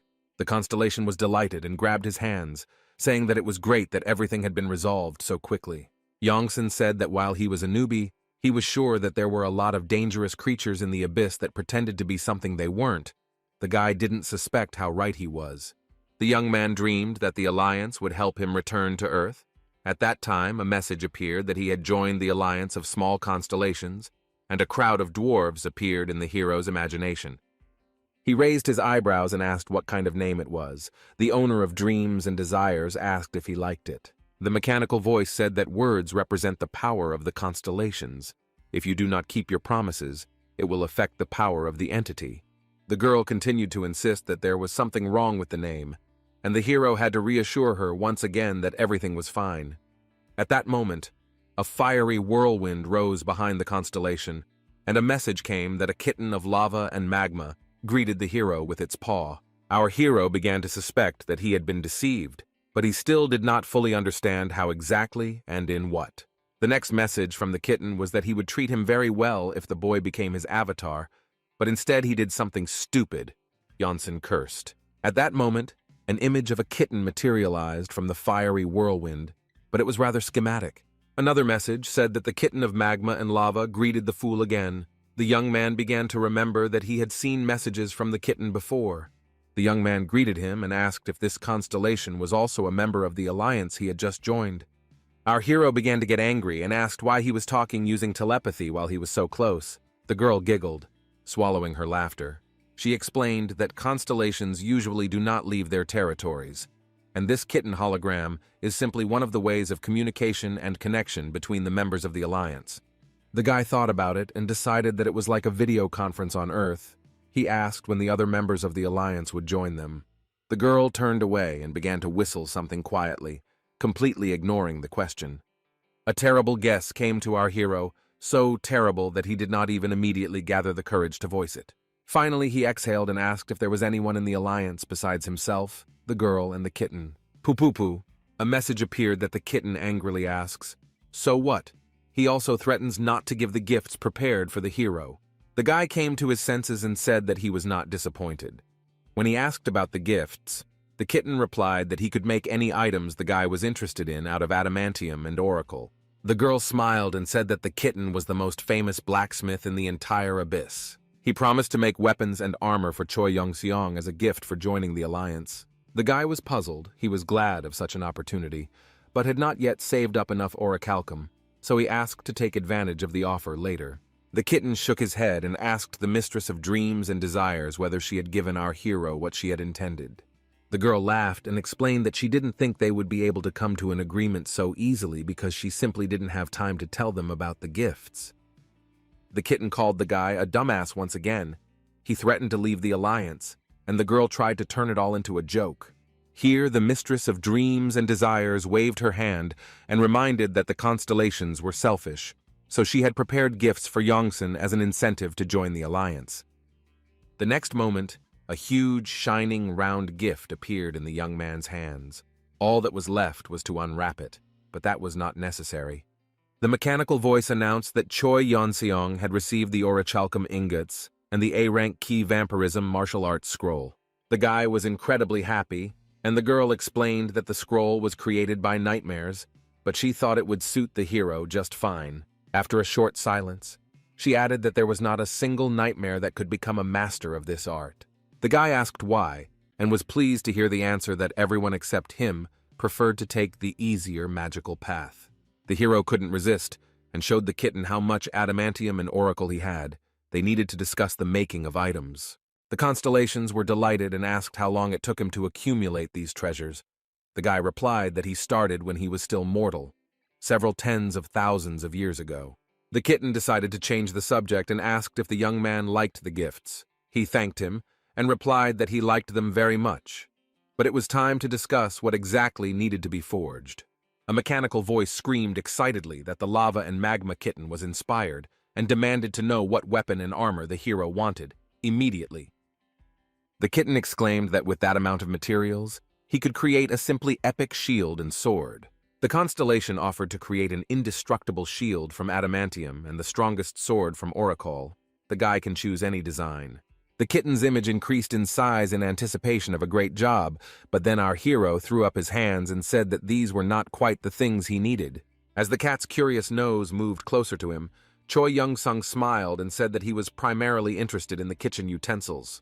In a state of shock, the kitten of lava and magma listened to the guy need a cutting board and a frying pan made of adamantium, as well as an auroch knife and utensils. A message appeared that the kitten of lava and magma was asking for a serious answer, and our hero began to assure that he was not joking at all now. The guy explained that ever since he first found a piece of oracle, he has dreamed of getting the best kitchen utensils so he can cook anything in the abyss. The kitten sat silently with his eyes wide with surprise. He no longer dared to call Choi Young-sun a fool, but it was obvious that the constellation thought exactly that way. After a few seconds, the kitten began to turn into a fiery whirlwind again, and he decided to silently leave the dialogue. Then the constellation returned pathetically and lay down on the grass with its paws up, demonstrating that it was completely smitten. There was a message that the lava and magma kitten slowly opened its mouth and said something like, "Damn hipster," but such a term is not in the dictionary of the abyss. With tears in his eyes, the kitten began to work, fulfilling the order. Choi Young-sung could not shake the feeling that he was forcing him to do something extremely disgusting. The girl noted that a promise is a promise, because the constellation will put its whole soul into the work. She added that she is now ready to answer the question of what awakening is. The guy confirmed that he is not yet a complete constellation and does not fully understand all the nuances associated with this. He remembered that when he defeated Varagoth, he saw a message that the world resonance had increased, and the world was eager to hear his cry. And Varagot, at his last moment, told our hero that the man should become a constellation. The boy wondered if it was possible that he was still a human with excellent fighting abilities. But in order to become a constellation, he needed to take one more step. The girl explained that, as she had already said, our hero is already a constellation. How long can we repeat the same thing? There is no such thing as an incomplete constellation or a newbie constellation. A constellation is a constellation. And by awakening, she meant precisely the fact that our hero had not yet realized that he had already become a constellation. The hero's jaw dropped, and she laughed that he was a unique creature to continue to doubt even now. The guy was indignant that she called him unique, apparently because the hero does not possess magic, to which the girl laughed and assured him that this was not so, and she did not want to hurt his feelings. She flicked him on the nose and explained that mortals very rarely become constellations, which was what made him unique. The young man looked at her and assumed that the mistress of dreams and desires was a nightmare that had become a constellation. The answer was not affirmative. The heroine said that she was born as a constellation. The power of existence of dreams and desires was awakened by nightmares. They came together, creating her. This was the true form of the mistress of dreams and desires, and she did not hide this side of herself. Most of the constellations are the same, both the Lord of Bloody Battles and the Kitten of Lava and Magma. They are constellations from birth. That's why everyone is irritated by the fact that the guy hasn't yet realized that he is a constellation. For them, it's unthinkable. It finally dawned on Choi Yeon-seong that by awakening she meant self-awareness, self-identification. The girl smiled and said that it was not difficult. You just need to accept this fact as real. The young man looked completely stunned. He did not understand how everything could be so simple. It was not his style. Suddenly, they found themselves at the very top of a green hill covered with grass, under a pink pre-dawn sky. The girl once again said that everything was simple. It was clear from the young man's face that he was disappointed, as if he had been counting on difficult trials and torturous training, but they had been cancelled. Then our hero closed his eyes and told himself to accept that in life, things don't always go according to plan. The guy exhaled all the air from his lungs, then took a deep breath again and finally blurted out that he had become a constellation.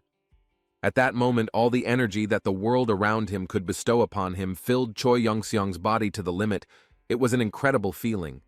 The message appeared that the world resonance was activated and the world accepted the cry of our hero. As the constellation invincible master of training, he received all the possibilities of the constellation. The radiance was blinding. The mistress of dreams and desires even had to cover her eyes with her hand. Our hero's appearance changed dramatically. A new constellation opened its eyes, and the whole world froze in anticipation. Behold, all of you in the abyss.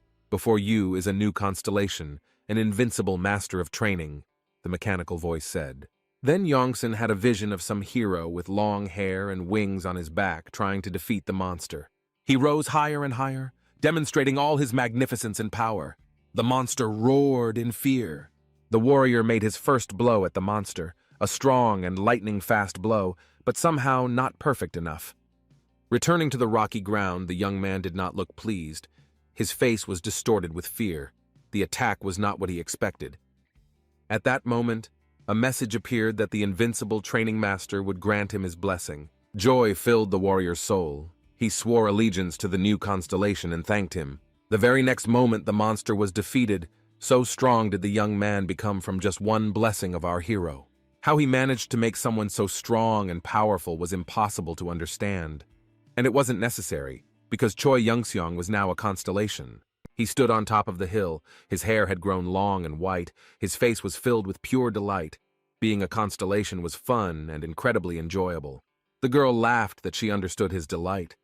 But why was he playing with her avatar like that? Even though they were in an alliance, it was not fair. The guy apologized and grabbed his head. He suddenly realized his power and understood that before doing something, you need to think carefully. Avatars are very important, and influencing someone else's avatar can be seen as provocation. The young man's eyes widened as he realized that he could now get an answer to any question instantly through the power of his consciousness. He realized what a fool he had been, continuing to rush from side to side in order to strengthen himself, although he was already a constellation. Even though he was lost and wandering in the abyss, he considered all this to be the goddess's training. What a nightmare.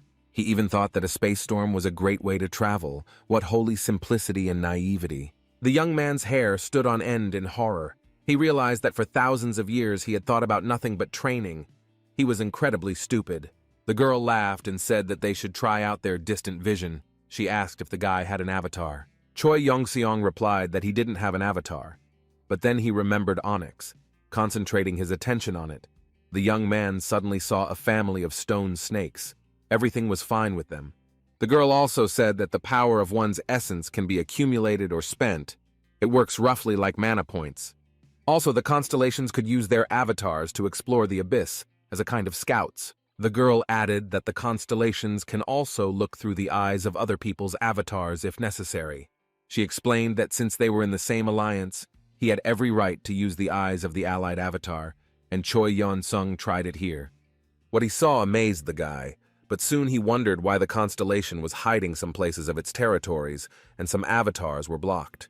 The girl smiled and explained that this was a place where nightmares lived, and because it could be unpleasant, she blocked off some areas, and that was okay too. She looked at the sleeping avatar and added that she sent a Rooney to meet the hero, since she controlled herself better than others and did not attack him as other nightmares could. The young man remembered with horror some details of the meeting with the succubi and their behavior, so he agreed that this was reasonable. Finally, the mistress of dreams and desires said that she had told him almost everything she had planned, and there were no questions left for the hero either. The young man thanked her for her help, and the girl laughed that she was very pleased to meet a constellation expressing gratitude. It was a great rarity. Then she remembered something and advised Choi Yong-sun not to contact other constellations until he had acquired several avatars and followers, because this is what power depends on. The sky beyond the sky, the place Choi Yong-seong had arrived at before training began, was an abyss of constellations, and now he had the opportunity to study it much better. Thinking about this, the guy decided to ask one of the constellations if she had heard of Earth. The girl thought for a moment and replied that it was a planet outside the abyss, and that she had heard about it, but did not remember the details. She added that she had heard more about other constellations planning to take over the Earth, as there were many rare souls there for the abyss. Our hero explained that he asked about this because he himself was from Earth, and the constellation thoughtfully muttered whether this meant that the gates were already open. The mistress of dreams and desires was worried that troubles would soon begin, but she looked through the eyes of the avatar at Earth and reported that everything was not so bad yet. While the constellations that came to Earth were looking at each other but not making contact, it will get worse when the battles begin. During the fights, they will become weaker, not stronger, and someone will definitely take advantage of this. For example, some cunning constellation, while the others are fighting, will simply capture souls and easily become the most powerful. The guy decided that they chose not to fight, but to increase the number of followers. But the girl did not listen to him. She said that he was lucky when the gates opened. There were no evil constellations nearby. She explained that evil and cruel constellations will not come to a common agreement. They prefer to seize power by brute force. Raising his index finger, the constellation added that even when there is an opportunity to act differently, they do not do so. Such is their nature. Our hero thanked her for the information, and the girl noted that he must be very nervous, leaving his planet at the disposal of unknown constellations. She added dreamily that it would be nice to have a constellation in the alliance that had souls of followers from Earth under its control, and Choi Yong-sung had an idea. The girl and the kitten looked at him with hope and expectation. They did not quite understand what was happening at all. The young man raised his hand and concentrated his ki onto it, making it as sharp as a razor. The second hand underwent the same metamorphosis, and soon both began to move rapidly around the young man's head. The kitten and the girl looked at what was happening, but because of the speed they could not see the details. Snow-white strands of hair fell on them. Noticing that the hero decided to cut his hair, the girl said that it grew back the moment Choi Yon-seong accepted his essence and became a constellation. She thought that the haircut was evidence of the young man's desire to return to Earth at any cost. The constellation suggested that it could also be a reminder of his mortal origin, but the hero replied that it was something completely different. With a mysterious smile on his face, the young man explained that it was just that his long hair was getting in the way of his training. The mistress of dreams and desires realized that this was only partly true and advised him not to openly demonstrate that he had become a constellation upon returning to Earth. Choi Yong-seong thought about it and realized that this was quite reasonable and he should listen to this advice. He imagined the dangers that might await from evil and bloodthirsty monsters, but the girl explained that even good constellations could be hostile. She added that if these constellations decided to fight for the souls of the Earth, they are definitely much stronger than their alliance. The boy asked if he should hide his essence from everyone, and the girl replied that yes, if he uses the power of the essence, he will be immediately exposed. The mistress of desires and dreams advised to blend into the crowd, and then quietly and imperceptibly acquire followers. They will become souls that accept the essence of the hero. The constellations on Earth will sooner or later discover the loss of souls. But then it will be too late. The young man folded his arms dreamily across his chest and said that he had never thought about becoming an actor or a star before, but this was not a bad idea. The girl explained that she meant something a little different, and the boy realized that becoming a hunter wasn't so bad either. Thinking about it, hunters also have quite a few fans. The guy remembered Li Xiaowang and realized that he had previously thought of him as a simple hunter. The young man also remembered that there is a constellation on Earth that also knows about him, and the girl noted that in that case they could use some support. She said that the alliance benefited from the expansion and asked how Choi Young-sung knew about this constellation, The guy became embarrassed. The hero tried to briefly tell how he met the virtuous goddess of scales and what came of it. The guy embellished the story a little, shortening it and simplifying it a little. But even so, it all looked pretty stupid. It was very sad, both for the goddess's reputation and for his own. The girl reported that the story was terrible, and embellishment did not help. But the mistress of desires and dreams added that she had heard about this constellation. The skill of foreseeing the future is very rare even among the inhabitants of the abyss. The girl said that despite the stupidity of the story, it seemed that the goddess had a plan, even though she sometimes made a fool of herself by misinterpreting her predictions. It seems that predicting the future is very difficult. What is the point of prophecies if you do not understand what they mean and do not benefit from them? She added, thinking about the kitten of lava and magma. The constellation muttered that she wasn't sure the goddess would be of any use to the alliance, but the appearance of a lava kitten reminded them that they were in no position to be picking over resources. The mistress of dreams and desires added that given the goddess's behavior, it was likely that she was cooperating with other constellations, and the guy noted that this was not bad for an alliance. The girl thought about it. The goddess seemed stupid to her, but the kitten wisely decided that if they helped to correctly interpret the visions, then things would get better. In that case, the first task upon returning to Earth for the invincible training master will be to convince the virtuous goddess of Libra to join the alliance. The guy was a little worried about how the goddess would react to the fact that he became a constellation, but he plucked up the courage to contact her, asking how best to do this. While the girl was lamenting that she had only heard her name once, the kitten announced that he suspected where such an unremarkable creature might be. Our hero was delighted. Even though he became a constellation and even joined the alliance, the young man wanted to return to Earth, and such a key figure as a goddess could help. He needed to meet her in person. Just as he was thinking that it would be a good idea to involve avatars, winged creatures flew across the sky. The next second, Aruni's voice was heard from above. The avatar was interested in how he could be of use to her mistress's comrade. After listening to the hero's request, the succubus said that she would be happy to accompany him through the mistress's territory.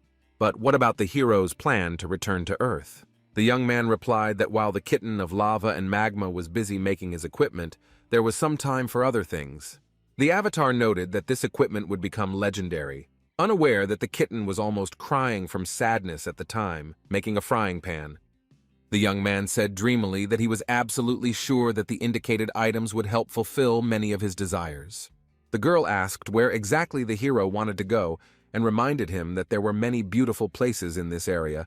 Choi Young-sung replied that he had one in mind. He said that he heard from the mistress of dreams and desires about the Fountain of Enlightenment, to which Aruni noted that this is a place for training succubi. It teaches you to control your desires. The young man happily announced that since he was forced to wait, he intended to spend this time usefully, getting the training that was only possible in this area. The girl laughed loudly and replied that he was indeed an unrivaled training master, and she liked it. As they entered the room where the well was located, Aruni noticed that the place had once been popular with nightmares, but had become abandoned after the birth of its owner. The well was banned because during the training process, many nightmares could not stand it and went crazy. Our hero looked into the well. The essence of the training was to drink water from it. At first glance, it all seemed simple, but if it really was, it wouldn't have been sealed. The whole point was that the stronger the desire of the person lifting water from the bottom of the well, the heavier the bucket became. You can try to meditate and get rid of your desires, but this will not reduce the amount of water. Choi Young-sung got down to business and realized that this would be one of the hardest training sessions of his life. Thoughts appeared in his head that if he let go of the bucket, he would return to Earth. He so wanted to go to his favorite gym again. Lifting water had become unbearably difficult. The voice asked if he missed the spicy ramen, his dumbbells, if the young man wasn't interested in what was in the new issue of the magazine he regularly read. Doesn't the young man want to watch the movie about Batman and Superman again, because these are his favorite heroes? The voice reminded him. And then Choi Young-sung realized whose voice it was. His ex-girlfriend asked him if he wanted to get back together, because everything was so wonderful. Their love is not dead. They can be together again if he lets go of this rope, the girl continued. The lava kitten and the mistress of wishes and dreams thought that this was too much of a challenge even for the unrivaled master of training. The girl explained that the well excites and intensifies desires, making the bucket heavier. The kitten expressed fears that not everything would be okay with the hero. The mistress of desires reassured him, because the constellations are on a different level than nightmares, the hero will definitely not go crazy, but she is very interested in what desires torment him. Then a message appeared that the kitten had noticed something and was asking to look. The girl connected to Aruni's vision, and the first thing she saw was the guy's sneaker resting against the wall of the well. The young man held onto the rope, resting his feet against the wall of the well, and inhaled and exhaled as if he were exercising. From the tension in the muscles of his arms, it was obvious that the guy had really decided to give himself a physical workout by doing the exercises. First on the arms, then on the legs, then on the abs, and then on the legs again. It seems that some were completely incorrigible. As soon as the girl and the kitten realized what was happening, their faces expressed extreme disappointment. This simply could not be happening.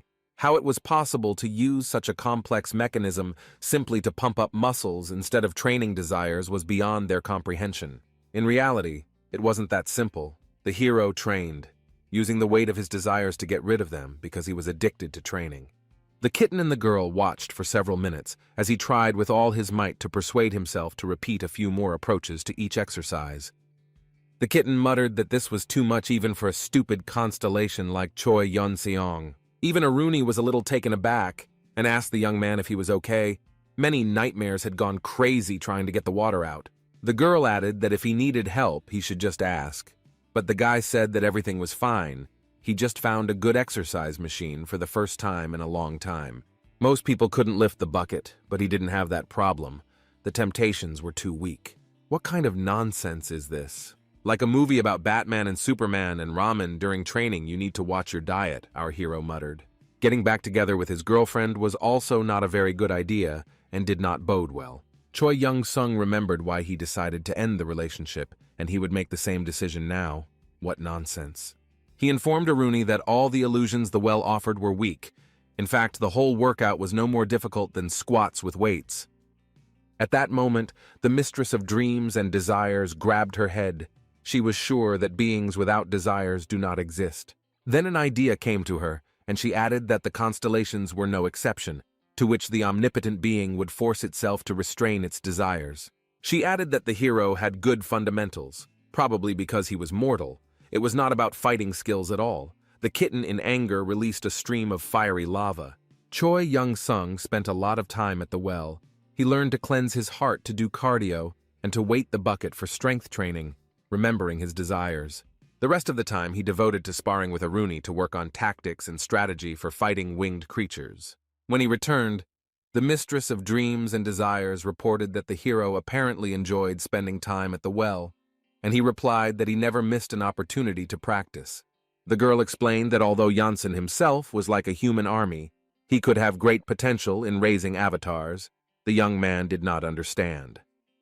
Constellation explained that since he was an unrivaled master of training, he could train not only himself. She added that after training with the hero, Aruni became much stronger, but the guy objected that he was fine alone. Then they saw the pause. A message has appeared that the lava and magma kitten says that it will never do anything like that again. The kitten announced that he had finished, and that now all the items he had created could be taken away, and the kitten's mouth looked bloodthirsty. When our hero looked at what the blacksmith had prepared for him, he could not contain his admiration. Even the girl looked with interest. The first thing they saw was orichalcum cutlery created by the famous constellation blacksmith. It was beautiful. The knife was very sharp and could have been used as a weapon, but the young man thought first of all about food. He grabbed it and prepared to make a test blow. The girl and the kitten froze in tension. Choi Yong-seong made a stabbing motion with his hand, and an incredibly sharp knife suddenly cut through the magical reality fabric that surrounded them, creating a hole. The mistress of dreams and desires screamed in fear and asked him to immediately stop what he was doing. The girl explained that it was a knife created by the constellation, and if you didn't handle it carefully, you could destroy everything around you. After the orichalcum cutlery came the turn of the adamantium dishes, and the girl and the kitten prudently put on sunglasses. Against the wall, glittering in the sun, stood 2 frying pans, a cutting board, and something else, ready for testing. Our hero extended his fist forward to gather as much Kai energy as possible into it for the strike. Then he directed all this power towards the adamantium utensils. It seemed that it had no chance to survive. But when the smoke from the impact cleared, the pans were still standing against the wall, without a scratch on them. Immediately a message appeared in the chat that the kitten of lava and magma was bragging that this dish was stronger than any existing armor. Taking one of the pans in his hands, Choi Yon-seong thoughtfully said that he wished it were bigger, to which the kitten remarked that it was the fault of whoever provided the materials.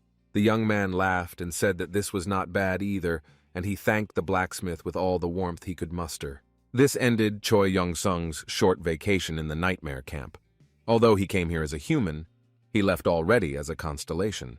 A timid voice behind him said that it invited him to visit the mistress's territory sometime again. It was Aruni. A whole chorus of succubi voices immediately joined her, also inviting her to return. They really wanted to eat good food at least once more. The guy happily waved goodbye to them and walked away, to loud chants of soup, soup, soup. You probably don't understand what we're talking about and why the succubi asked the guy for soup, but now everything will become clear. Before leaving, the hero decided to try out the kitchen utensils and prepared a soup from hydra meat to treat his new friends, who were initially suspicious of the food. While they were thinking in horror how to refuse, the guy asked Aruni to invite the rest of the succubi. There was a lot of meat, and the portions turned out to be a little more than he expected. The girl leaned over the food, remembering that hydra meat was deadly poisonous. She hesitated. The lady screamed in horror that Aruni should not be eaten, and that she could run away before it was too late. But her avatar had already tried it, and now couldn't hide his delight. The food was delicious, warming and increased his stats instantly. The other avatars of the Mistress of Dreams and Desires immediately materialized, each demanding a larger portion for themselves. The treat had caused a stir, and now the young man felt a little embarrassed that he had only wanted to practice his cooking, but had created chaos. He walked through the abyss and thought about the fact that ruling kingdoms is not as easy as it seems at first glance. Here he came to a new area and received a message that the serpent-bearer of plague and darkness was indignant because you had invaded his territory. Our hero decided to use a little bit of the essence's power so that the unfamiliar, gloomy constellation wouldn't bother him so much. The young man hid his identity from the world, after which he received a message that he had disappeared from the visibility of the constellations. The young man was delighted. Without messages, the world immediately became calmer and more pleasant. Why hadn't it occurred to him before that the problem could be solved so simply? At that moment, he heard someone calling the invincible training master. The hero was surprised how this was possible, and he disappeared. A skeleton loomed over the young man and informed him that he had invaded his master's territory and that such impudence would not go unpunished. The skeleton continued that punishment could be avoided if the hero agreed to become his master's avatar. The avatar loomed even more over the young man and added that his master was very generous and believed that the man could be useful to him. Choi Yong-seong smiled and thought that he was beginning to understand that the master really was a very magnanimous constellation. The avatar believed that the hero still hadn't understood anything and continued to insist on his own, pushing and pushing. The creatures of the abyss often used such techniques. He pointed his spear straight at Choi Yong-seong's face, and he had to hold his nose from the incredible stench. The skeleton continued to threaten that if the hero refused, his master would come and destroy him on the spot. The smell of rot was so strong that the young man was ready to do anything just to avoid smelling it. Choi Yong-seong could not stand it and shouted that he immediately demanded that the messenger of plague and darkness stop hiding behind his avatar and show himself. The skeleton looked confused, so the young man asked him again why he was still here and didn't call his master. The hero became angry and assumed a fighting stance, muttering that if the constellation did not show itself voluntarily, he would force it to do so. At the last moment before Choi Yong-seong's attack, the skeleton attempted to cast a magical purulent shield. But this did not help him defend himself from the huge amount of ki that the young man used. The blow was very strong and shattered the skeleton's spear into pieces. He himself miraculously managed to survive, but began to panic. Choi Yong-seong repeated the attack, and mountains of bones and debris rose into the air, the bright blue glow of Kai making it impossible to see the details. The young man once again demanded that the Lord of Plague and Darkness come out and fight. Otherwise, he would decide that he was a coward. Immediately, messages appeared that the skill Good Gigantist Fighter and the skill Master of his craft were activated, and in case of victory, the power of the entity would be strengthened. But the main message was that war had been declared, a battle between two constellations, and the young man was determined. The Mistress of Desires was stunned and tried to stop the guy. The kitten added that this was madness, but our hero continued to strike the skeleton with Kai and waited for his master to appear. Choi Yeon-seong heard from his friends that it was reckless to call a mid-level constellation to war, even if it was trying to deceive him. But the hero said that was not the reason. He clenched his fist and replied that he was doing this because he had to return to his roots. He wanted to train his essence. A message appeared that the basic level of the Space Tunguska had been added to the Divine Space Art, and the young man raised his hand in triumph. Our hero had always struggled with hostility. Starting from his first days in the Abyss, he remembered it well. After he became a constellation, his inner essence continued to remain the same, although he himself was not aware of this fact. For a long time, Choi Young-sung hid from the older constellations, trying to spend time on neutral territory, away from prying eyes. At some point, he realized that everything had lost its meaning. Now was the time to fix it and go his own way, already as a constellation. The boy shouted that he wanted to put his life on the line and fight the messenger of plague and darkness. The girl and the kitten finally understood the hero's motivation, but asked him to calm down first. The young man remarked that the fact that his opponent was a constellation did not change anything. At this time, a green, foul-smelling cloud appeared in the sky and was inexorably approaching. The young man looked at him carefully and realized that the messenger of the plague had accepted the challenge, and had indeed come. The monster showed itself in all the possible disgustingness that could be imagined. The kitten reported that it was too late to run. He appeared on a two-headed skeleton of either a horse or a dragon. This red-eyed skeleton looked much more attractive than the rider. Choi Young-seong froze, not frightened by the enemy's sinister appearance, but by the stinking streams of green pus that gushed out along with him. A mechanical voice solemnly announced that a mid-level constellation, the messenger of plague and darkness, had arrived and appeared before the avatars and before the one doomed to die. All the vile avatars fell to the ground, raising only their heads. They could not believe that the master had finally graced them with his presence. They wished long life to the messenger of plague and darkness, and prayed for him to punish all unbelievers as they deserved. The herald of plague and darkness thought that his opponent was even more insane than he could have previously imagined. The guy stood there, his fists clenched resolutely, but he looked like a youngster, and it was completely unclear why this weak constellation had risked challenging him.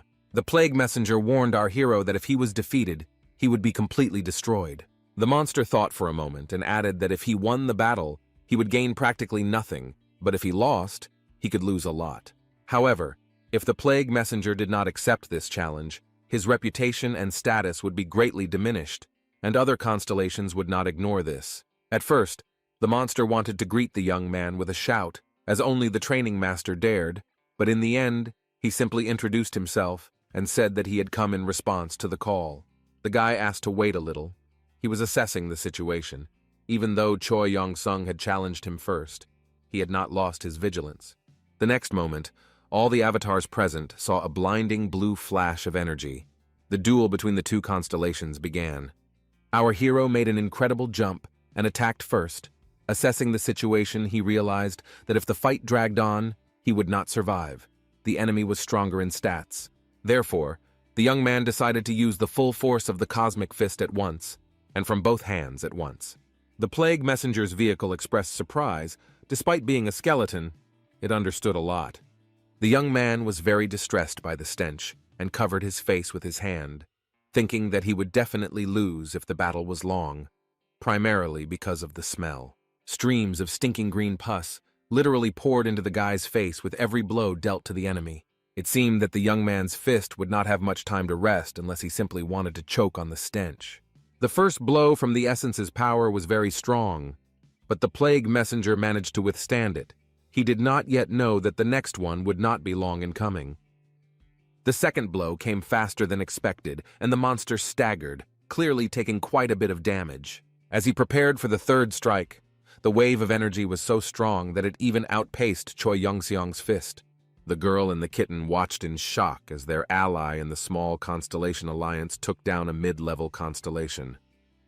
Born as a constellation, the messenger of plague and darkness had never experienced pain before, as if something was breaking his essence power into pieces. He, like most other constellations, rarely fought in battles personally, preferring to use avatars for these purposes. It was safer and easier. Now the plague messenger tried to understand what kind of amazing technique the enemy was using, whether it was magic or something else. Finally, the messenger realized that this was not magic. The damage was of a completely different nature. The monster began to make sounds similar to coughing. It became difficult for him to breathe. The effect produced inspired our hero, who decided that since the attacks were working, such a chance simply could not be missed. He jumped as high as he could and raised both hands for a final blow that could well have ended the fight. The young man put so much of his power into it that the messenger of plague and darkness could not stay in the saddle and flew back. The monster made some kind of screams and sobs, which were completely out of keeping with its sinister and majestic image. Our hero concluded that the opponent was very cunning and pretended to be weak in order to attack unexpectedly later. All the monsters in the Plague Herald's territory froze, looking in horror at the flashes of energy that accompanied the battle of the constellations. They folded their hands in prayer to their master and muttered that although the spectacle resembled the end of the world, it was truly beautiful. Some asked naive questions about how such a pathetic constellation dared to oppose their great and powerful master. However, after just a few minutes, the great master, along with a flash of blue radiance from our hero's ki, was defeated and thrown to the ground. This did not stop Choi Yongseong, and he continued moving in the direction where the plague messenger had fallen. Soon the young man felt a strong smell of rot, and realized that the enemy was somewhere very close to him. The guy thought that it would not be easy. But when the hero approached the constellation with which he was fighting, he saw a bony hand extended to him, asking him to stop. The messenger of plague and darkness announced in a weak voice that he was surrendering. It was impossible to believe it. Looking at the young man's face, the monster realized that he did not believe it, and once again declared that he admitted his defeat. The young man leaned over and asked again if he had heard correctly that his opponent had surrendered. Having received an affirmative answer, the young man struck again and shouted that such a cheap trick would not fool him. The messenger, with his last strength, croaked that he was giving our hero full ownership of his entire territory and all avatars. Everything he had, he swears on his life. The girl and the kitten looked at each other. They couldn't believe that it was so easy to defeat a mid-level constellation. Our hero would have continued the attack further, but the kitten wrote a message that the messenger had indeed surrendered. Constellations do not swear their lives for nothing. When the boy asked why the constellation would surrender, the kitten replied that if it was badly hurt, it could do so. The messenger covered his head with his hands in the hope of protecting himself from the blows. Choi Yongseong smiled happily and said that in that case, he would agree to count the opponent as a loser and stop. Messages poured in that the messenger swears by his life and submits to Janssen. The skills of the good giant fighter and master of his craft were pumped up, and the power of the entity increased incredibly. The guy couldn't believe it.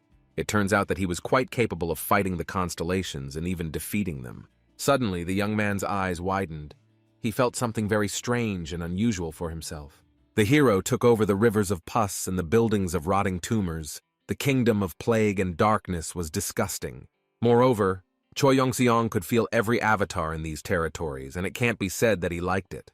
His first kingdom and avatars were so disgusting that the young man could not restrain himself and almost threw up. Covering his face with his hand, Choi Yongseong looked back at the plague messenger and said that he had something to talk about.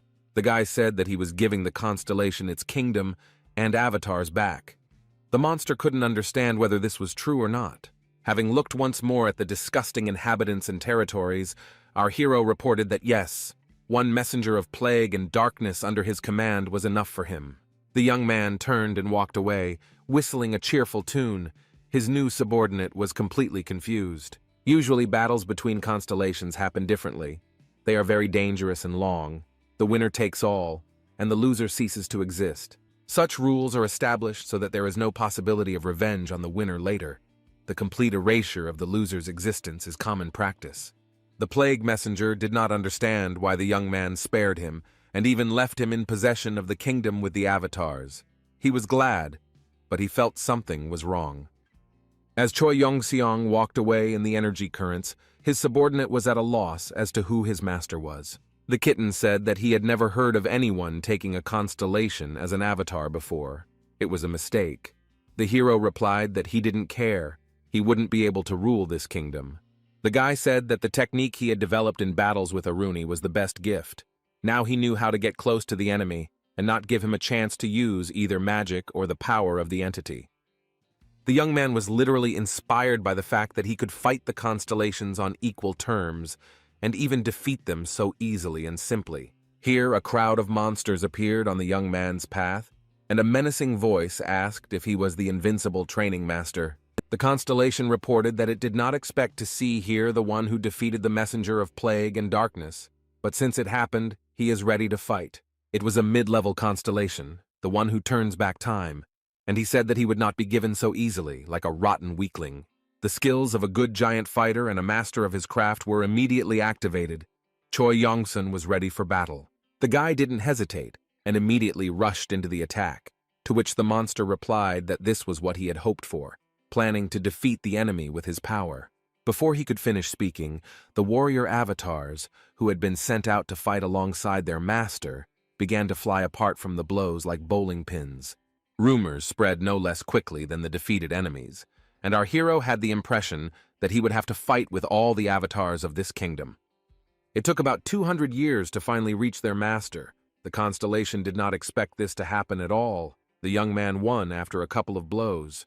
Choi Yong-seong was next challenged by a sea monster, a mid-level constellation voice from the depths of the sea who offered to make a deal. The young man was not interested in the deal at all. The only thing he wanted was to quickly kick the ass of this impudent man and his subordinate avatars. The young man dealt with the inhabitants of the sea in about a century and a half. He was incredibly pleased with himself, since with each victory, the power of the entity grew many times over. Next was the mid-level constellation truth preacher, who informed Choi Yong-seong that the invincible training master was sinful and he would not leave him alone. At this time, a message came from the kitten, who joyfully greeted the preacher with his paw and promised that their formidable alliance would quickly destroy him. The constellation stood dumbfounded with its arms outstretched, and our hero showed with his whole appearance that he was pleased with the support of his allies.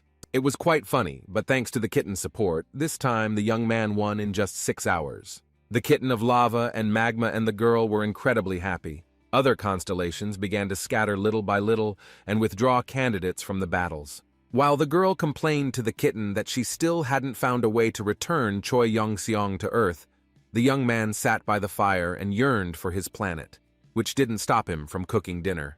A message appeared that the B-rank skill Abyssal Cooking from the middle level had risen to high and become A rank, and the power of the hero's essence had increased incredibly. Our hero's rule became that when he met a monster, he ate it, and when he met a constellation, he fought with it, and so they passed day after day. And there was not a single day that Choi Yong-seong did not ask himself when he would return to Earth, and at one of those moments, the hero saw a portal in front of him. These gates became an opportunity for the young man to meet new opponents, but the question of where they led remained open. The guy didn't think long. He understood that the portal could lead him anywhere, including to his home planet. The next step changed a lot. At first, Choi Yong-seong found himself in pitch darkness and thought that this was definitely not Earth, which meant he needed to prepare for a meeting with a constellation or a monster. But after a few excruciatingly long minutes, the guy was already standing on top of a hill in an area no different from the outskirts of Barno. The young man could not believe his eyes and still thought that it was some kind of mirage. The landscape was so earthly and peaceful. Finally, his fists began to unclench gradually, and the hero began to accept reality as it was. He was somewhere in the mountains covered with forest. The kitten of magma and lava wrote that he was very glad that he had brought this constellation, and the young man decided that he needed to get to civilization as soon as possible and went through the forest. Towards evening, a village appeared ahead. It did not look like the villages of the country where Choi Yong-sun grew up, and the kitten immediately asked if there were many kingdoms on Earth. Our hero did not answer, as he was looking ahead with all his eyes. Everything turned out to be a little different from what he had imagined. The streets of the village he entered were filled with goblins, goblins and only goblins, and the boy was afraid that during his absence, the goblins had destroyed all the people. The kitten promised to get information, and after several painfully long minutes reported that this was not Earth. The planet was called Ephesus, the Goblin Paradise. The guy was thinking about the fact that he didn't know about the Goblin planet. He thought that they only lived in the dungeons of the Earth, but suddenly he realized that this world was much closer to the abyss. Portals were constantly appearing on the Goblin planet, and now one of them appeared in front of the young man. The goblins froze, ready to repel a possible attack. The goblins of Ephesus were forced to constantly fight with the monsters of the abyss, so they had long ago developed defense systems. However, this time a monster appeared from the portal, previously unseen even by local residents. Everyone stared in horror at the huge creature that was arriving into this cozy little world from the abyss. With one breath, the monster destroyed half the village, but the inhabitants still did not run away, but prepared for battle. Finally, the mouth and head of a monster appeared from the portal, somewhat reminiscent of a wolf. Its fur was snow white. A few more seconds and the entire beast appeared before the goblins. It was the wolf that devoured planets, Borelius Lupus, he howled piercingly. The appearance of a monster comparable in strength to the constellations could have put an end to the planet Ephesus, but then several riders on dragons or something similar flew up to the monster. One of them shouted to the other that His Majesty should not come so close to the monster. It was dangerous. The goblin replied that he was not only a king, but also the most powerful magician. The wolf howled that the last day of Ephesus had come, to which the ruler only chuckled. Odigon, the king of the goblins, the most powerful magician of Ephesus, was ready to defend the planet to the last drop of his blood. He threatened the wolf that even if Ephesus died, he would leave the creature with such a scar as a memento that everyone without exception would know about it. At that moment, everything around was enveloped in a bright blue glow. The wolf was almost no longer visible behind it. Only the silhouettes of dragons could be seen here and there. The riders began to look around, trying to figure out what was happening. They had never seen anything like this before. The wolf also began to panic. He did not understand what kind of light it was. On the Goblin planet, there should not have been any serious dangers awaiting him. Choi Yongseong froze in midair before the strike, enveloped in a powerful stream of energy, and as expected, his appearance amazed everyone. The hero understood that he had only one ball. The wolf was comparable in strength to an average constellation. Although it was not one, he had to put all the power of his essence into the blow. The guy grouped himself and began the attack. He understood that he needed to destroy the enemy here and now. Their sizes were comparable to the sizes of a dog and a cockroach, but the beast still felt a real threat emanating from the hero. Choi Yongseong used everything he had in his attack, and a message appeared that the planet-eating wolf had been defeated.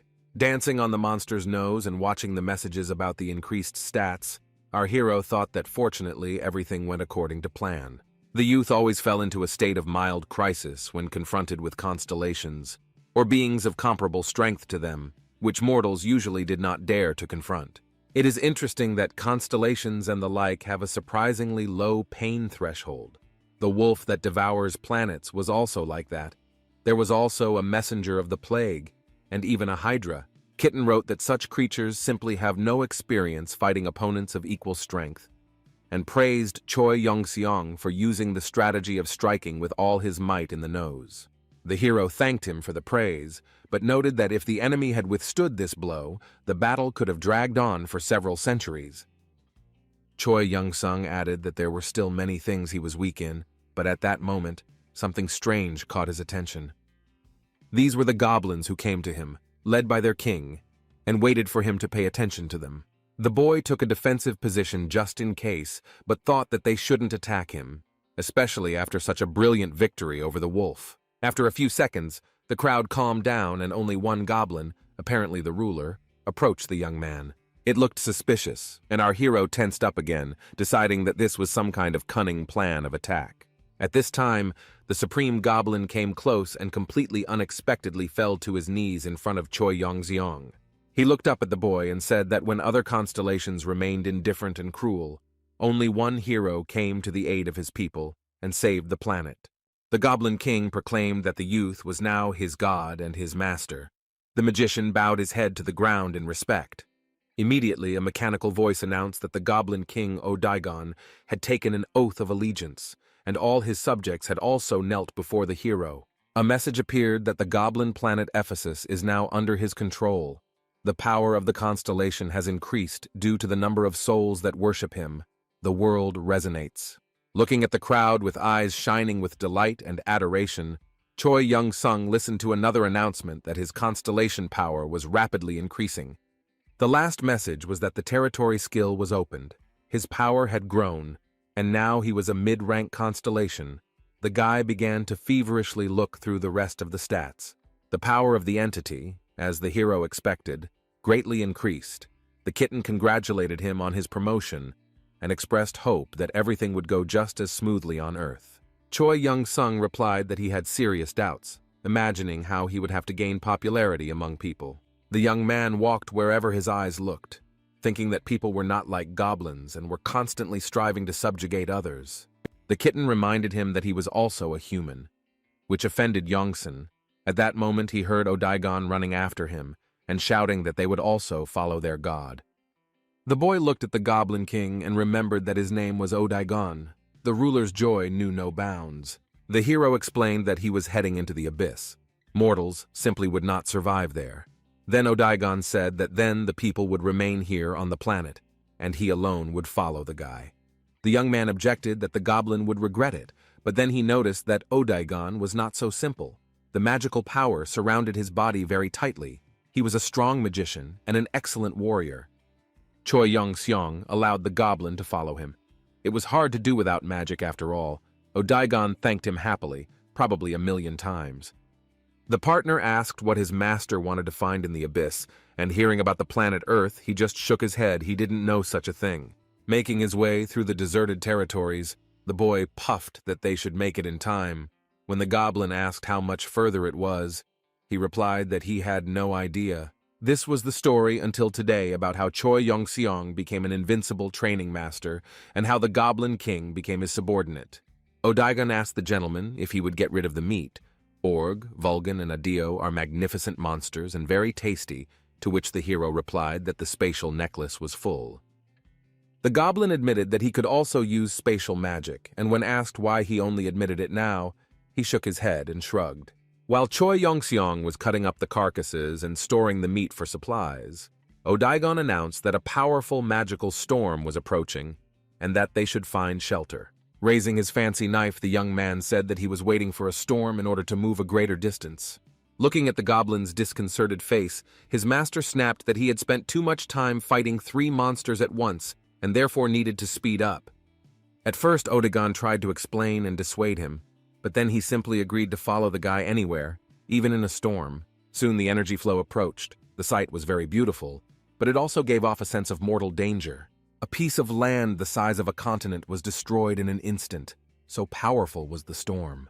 Although magical storms were not uncommon in the abyss, this one was unique. History had never seen one so strong. The goblin asked the gentleman if he had ever been in a storm before, and upon receiving an affirmative answer, calmed down a little. The young man added that if everything was done correctly, it was a very good and fast way of traveling, and he explained to Odaigon how to behave. Finally, the first gusts of wind reached our heroes. Another second, and both found themselves right in the heart of the storm. After some time, something changed. The magical power of the storm began to change and transform, and Choi Young-sun and Odaigon, who were inside it, felt it. They finally touched solid ground with their feet, and were so happy they didn't even immediately understand where they had ended up. The guy asked the goblin if he knew what had happened to the storm. Odaigon replied that the storm was so powerful that it did not simply disappear, but left behind many byproducts. This magical storm left behind a dungeon, which the goblin reported to his master. Dungeons are special places, often connecting the abyss with other planets, which were not yet possible to understand. The monsters of the abyss on Earth appeared precisely from the dungeons. If they had not been destroyed in time, the planet would have ceased to exist as well. At this time in Nevada, USA, in the Mojave Desert, a dungeon called the Mirror Illusion of the House appeared. The government brought in a whole special unit to guard the entrance. A man in a cap and glasses, resembling a scientist, announced that there were 2 weeks and 11 hours left until the monsters came out, and that entry was limited to 10 people. The man looked at the information about the monsters and looked at the entrance. He didn't like the dungeon. It was a devilish thing. The Federal Department of Underground Analysis had assigned this object a C rank, but they were often not objective enough. There were still not many underground places on Earth. As soon as the news spread, entire columns of jeeps began to drive through the desert with people willing to fight the monsters, mostly C-rank hunters who needed PR. Just at that moment, the Hans hunting team received permission to raid and was approaching the required location. As you might guess, Hans was the nickname of the main hunter in this team. Its leader, by the way. His real name was Richard. He was quite popular. But not because of his fighting strength and hunting skills, but because the PR and creation of the team was financed by his father, one of the founders of the Parker Foundation. Since monsters began to penetrate the Earth through portals and dungeons appeared, people's lives have changed greatly. The core of monsters with magical power has become the most efficient way to extract energy on the planet. Nuclear power plants became obsolete and gradually ceased to be used at all, except for birds that built nests there. Thanks to the connection with the abyss, humanity received a new, environmentally friendly alternative, and other parts of the monsters turned out to be useful, which stimulated the rapid development of science. In response to the opportunities that opened up, the Parker Foundation emerged, which included the pharmaceutical company Kaiser, the Pablo Company, which specialized in artifacts, and many others. Richard Parker, the leader of the team of hunters that was approaching the dungeon, was not only the youngest son of the second chairman of Parker Industrials, but also owned a percentage of the shares. The young man was a B-rank hunter, but his team had a controversial reputation. The policeman with the tablet checked the information and informed the man in the cap and glasses that Hans had arrived. The young man belonged to the third generation of Chebble hunters and assembled a good team, but the number of victories and defeats was approximately the same. The team leader came over to get information on the monsters, and so the raid on the Mirror Illusion House dungeon began. The policeman said that there were 8 people on the team, and 10 could come in, to which Parker replied that he had added a couple of people, including a newcomer, Clayton, with an E+ rank. To the surprised exclamation of why they took a newbie, the guy said that in a team of 7 hunters with a C rank and him with a B rank, this would not be a problem. Leader Hansa reminded that this was a C-rank dungeon, so according to the rules, even one C-rank hunter would be enough to clear it. The policeman nodded, but wondered if the other raiders agreed. Their leader didn't seem to ask. E-rank hunters could only use 1 or 2 circles of magic at most. Looking at the newbie, it was clear that he would not be able to deal any damage to C-rank monsters. But the dungeon promised a large number of valuable artifacts, worth millions of dollars, which the E-rank newcomer could only obtain by making a significant contribution to the expedition. A mechanical voice announced that permission to enter the Mirror Illusion House dungeon had been granted. Team Hans should prepare to enter. Clayton said, with some apprehension, that everyone was relying on Parker's powers, to which the leader replied that everything would be all right if the boy did the job he was hired to do. The man in the cap and glasses suggested that the newcomer was most likely hired as a porter for the leader for money, and that he would only receive a reward for the raid when he returned, if he returned. Watching as people entered the portal one by one and a mechanical voice regulated the entrance, the man in the cap sighed that it was good to be rich. As the team entered, a message appeared that the 2 weeks, 10 hours, and 32-minute countdown had been temporarily paused, and the dungeon status had been changed to in progress. The next moment after this, something unusual began to happen. The policeman had never seen anything like it before. There was a loud explosion. Everything around was enveloped in a bright pink glow. Debris from buildings flew into the air, and the soldiers froze in confusion. The policeman, horrified, suggested that the monsters were already coming out. The man in the cap replied that it was unlikely, but they were still in danger. The dungeon received some additional energy and was reborn. Now it was a terrible dungeon of at least A rank. The policeman's eyes widened, and he said thoughtfully that it would be better if they were monsters. He watched as the dungeon grew and became more and more terrible, continuing to whisper that such a thing was simply impossible. The man philosophically noted that anything was possible.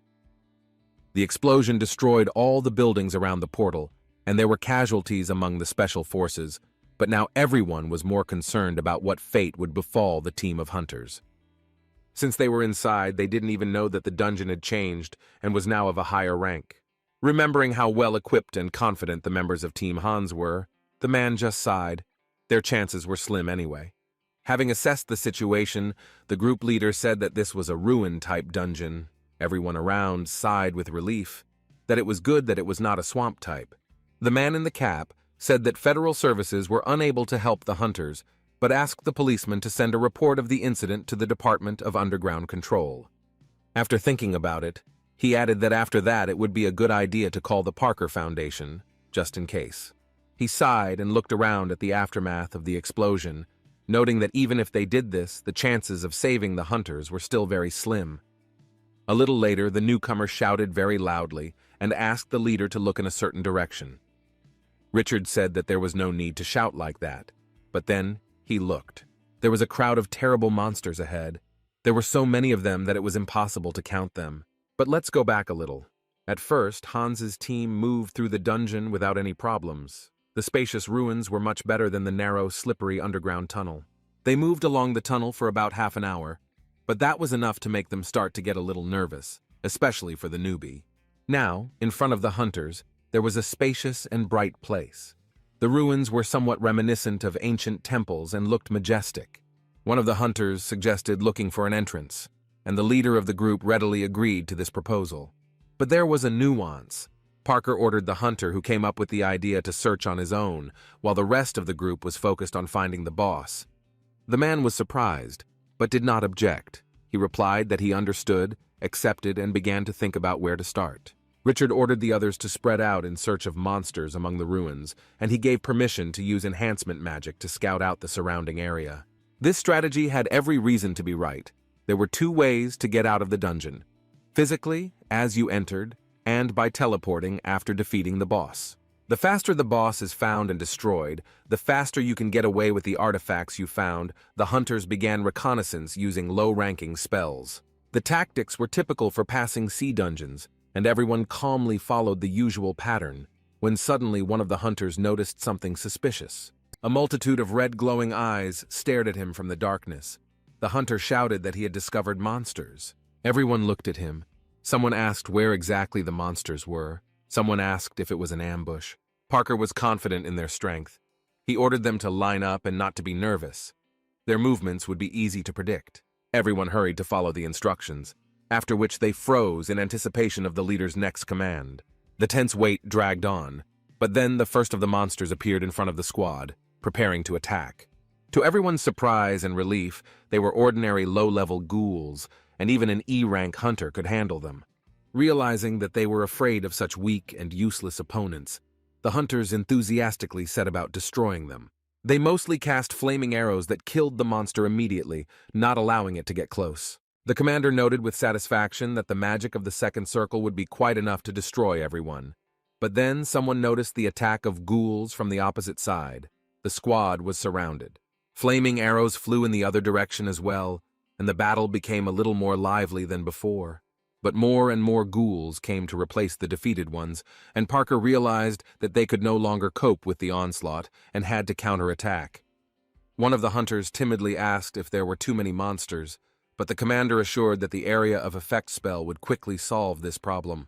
He ordered to stop casting stone arrows and prepare for a more powerful group spell. The effect was powerful. Many ghouls died at once. This spell really worked great. Unfortunately, this did not solve the problem, because new ghouls kept appearing, and the hunter's mana was running out. The bearded man with a bandage on his head looked at the captain and reported that they would not last long in such conditions. The only option left was to launch a couple of fire arrows, and that was all. The man added that if they continued to attack with magic, they would suffer from mana depletion and vomit. Risha advised not to worry and promised that he would solve the problem himself. The squad leader ordered the hunters to continue fighting back as best they could, while he himself rushed into a close combat attack. C-rank dungeons can be cleared with just one C-rank hunter. With Richard Parker being a B-rank, it should be a piece of cake. The newbie looked at the leader with admiration. He never even dreamed that he would be able to watch a B-rank hunter fight in close combat. Having dealt with the monsters, the commander returned to his subordinates. But before they had time to rejoice, It became obvious that something was wrong with the dungeon. New ghouls had appeared.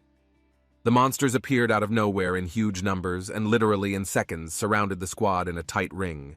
The rest of the area of this ruin-type dungeon was peaceful and quiet, at least at first glance. Suddenly, one of the ruined buildings was illuminated by a flash of a pleasant yellow glow, as if the sun's rays had become more powerful. Soon the flash became larger and took the shape of a ball, against which two figures were clearly visible. It was Choi Yon-seong with his goblin companion, who would have thought that the heroes would finally get to Earth, albeit in a dungeon. Odagon, as always when passing through the portal, felt very sick. He apologized and stepped aside. The goblin returned, saying that he had cast a spell against nausea and that he would feel better now. The boy was once again surprised by the magician's abilities. Odagon looked at his master and noted that he remained calm after traveling through time and space. It was incredible. The young man was already starting to get tired of the constant admiring words and glances of his avatar, but now he needed to work. Our hero told Odagon that he smelled the rotten smell of ghouls. He needed to check if his guess was correct. The goblin happily went on reconnaissance, using the spell flight of a predator. The guy shouted after him that magic is a really useful thing, to which the goblin said that he would be happy to teach his owner magic. Choi Yong-seong doubted that he needed it, but he thanked him and asked him to check the area the goblin had just flown over. Odagon looked down carefully and began to diligently carry out the instructions of his master. We remember that the constellations could look through the eyes of their avatars. Hovering over a relatively free area among the ruins, Odagon asked if this was the place our hero was interested in. He replied that yes, he needed to check the shadow from the temple. A few seconds later, both saw a pile of objects lying simply on the ground, and that's what caught the guy's attention. These were paper bags with some kind of inscriptions. Odagon reported that it looked like wrapping from some kind of magical objects.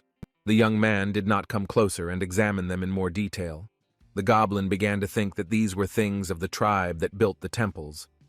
Odagon did not yet suspect that the young man knew exactly what these objects were and what kind of tribe this was. The goblin rose higher into the air again and continued his reconnaissance, and soon he anxiously reported that the master was right. There was a huge gathering of ghouls not far from them, a couple of thousand. That's right, the avatar reported excitedly. The scout returned and asked Choi Yong-seong what they should do, but the young man looked thoughtfully into space and did not hear the question. Here he realized that Odagon had said something and asked again, to which the goblin proudly declared that if the master ordered, he could defeat all the ghouls at once, alone. Entering a state of excitement, the magician announced that he intended to use the spell of the seventh circle effect to destroy both the pathetic ghouls and the temple in one fell swoop. The goblin with glowing eyes added that after that he would take care of the boss, who continued to hide somewhere, so he would prove his strength to the master and show how good the avatar was. The young man cooled the goblin's ardor and asked if the fact that there were so many ghouls there was a sign that they were attracted to something. The boy ordered Odagon to stop flying and rushed forward to save those who were trapped. He ran at top speed, stones falling from under his feet, destroying the already destroyed ruins. Choi Yong-seong decided that those who were attacked by ghouls could very well lead him to Earth, and he needed to hurry to help. Soon the first rows of monsters began to fly apart from the lightning strikes of the constellation, all this accompanied by the radiance of the power of the entity. Finally, the hero dropped to the ground after a series of blows to assess the situation. He was not tired, but he was excited. More than anything in the world, the young man wanted his guess to be correct, and for him to return to his home planet. While fighting the ghouls hand to hand, the guy and the goblin continued to talk. The avatar clarified whether he had heard correctly, and that they were talking about Earth. Continuing to strike the enemy, cutting off their heads on the spot, Choi Yong-seong replied that everything was correct. Without stopping the fight, our hero began to explain to the avatar that the things they had discovered were earthly food and its packaging. Continuing to use his hands, the young man asked if Odagon could change his appearance using magic, as it was dangerous to show himself to people in that form. The hero explained that not all goblins in the abyss are intelligent and adequate creatures, and that it is necessary to take precautions. He continued that hunters from Earth were used to encountering goblins in dungeons, and Odagon was outraged that he could be considered a monster. The guy apologized for the representatives of humanity and insistently asked the goblin to reincarnate. He remained silent, but rose higher and cast a spell.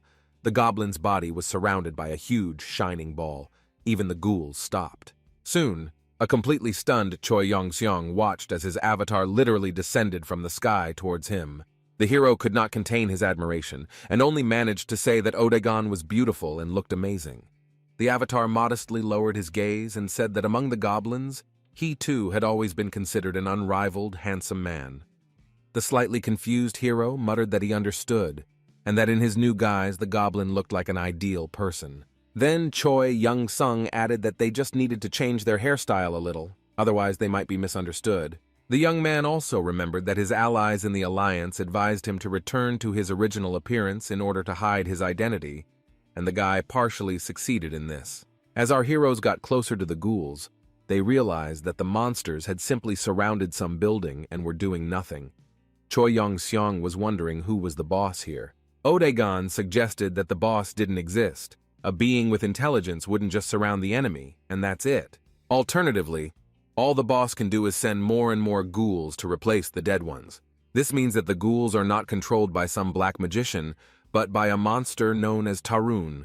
The guy finished for his avatar. In the abyss, these monsters are widely known and quite common, and they have earned the nickname of the Ghoul Kings. Tarun is a monster made entirely of ghouls. Those who see only ghouls risk being attacked by the massive creature. The goblin explained that the enemy often does not take the problem seriously, because they are just ghouls, but dies without taking into account their numbers. The building that the ghouls surrounded in the dungeon was quite small, compact, but strong. The monsters could not destroy it. The people from the squad who were inside this stone room could no longer see its walls, but there was no choice. There was no food either. The last biscuits were divided between everyone in the morning, then they would have to eat boots and belts. The party leader sat apart from the other hunters. His appearance was very gloomy. His appearance was no longer so brilliant. The Hans hunter group was celebrating their 28th day in the raid to protect the Mirror Illusion House dungeon. On the very first day, due to an absurd accident, the detachment of hunters lost part of their provisions. But at the time, it did not seem significant. The main thing at that moment was to find shelter, and they found it, making their way into a semi-basement protected by strong walls. The leader ordered not to return for provisions, but to quickly run to shelter. It was impossible to risk the life of a subordinate. People ran into the basement quite quickly, and one of them reported that he had enough mana left to seal the passage with a spell. The last hunter barely managed to jump inside before the ghouls rushed after him. This could not be allowed under any circumstances. In the end, everything ended well. All the people gathered in a well-protected room. The bad thing was that apart from half the ghoul that had fallen under the protective wall, the hunters had practically nothing. They took a minimum of equipment and supplies, getting ready for a quick and easy raid. One of the men destroyed ghoul with the last fire arrow, and then long hours passed waiting for help. Almost immediately, the leader of the squad moved away and had almost no contact with the others. They left him alone in the hope that he was thinking of a rescue plan. In fact, the young man was in a great panic. He had absolutely no idea what to do and only thanked heaven that there was no other entrance to the basement. About a month later, Parker heard that the hunters had started bullying a younger E-rank comrade. One of the men approached him and ordered him to hand over the luggage. There could be food in the huge bag, and if they did not want to die, they needed to share. Plimpton muttered something about how this could create certain problems, since it wasn't even his bag, and he had signed a special contract. At that moment, the commander came up and gave the order to show the rest of the squad the contents of this huge duffel bag. Richard allowed everyone to take whatever interested them. In their situation, there was little that would help. The hunters were incredibly happy and inspired. They still didn't know what kind of surprise awaited them. The guys opened the bag and began to examine the contents, whistling that they had to take so much for a C-rank dungeon. Finally, one of them picked up 2 bottles and asked hopefully if it was food, to which his friend mockingly remarked that he should have learned French. It was face lotion. Then someone picked up a book and asked if he read Shakespeare to the ghouls they would part and let them go. The hunter hissed angrily that he was right. It was obvious even when the leader hired the porter. Parker asked what he wanted to say. The man shouted that since this situation had arisen because of their great leader, the leader must be held fully accountable for it. Someone asked the second eldest hunter, Ganyan, if he had anything to say, but the bearded man sat to the side and replied that he would not join the quarrel. He explained that in such a situation, there is an internal conflict. This is certain death for the entire group. You need to survive and hold out until the rescue team arrives. The fair-haired hunter objected that there would be no rescue party. Only 10 people could enter the dungeon.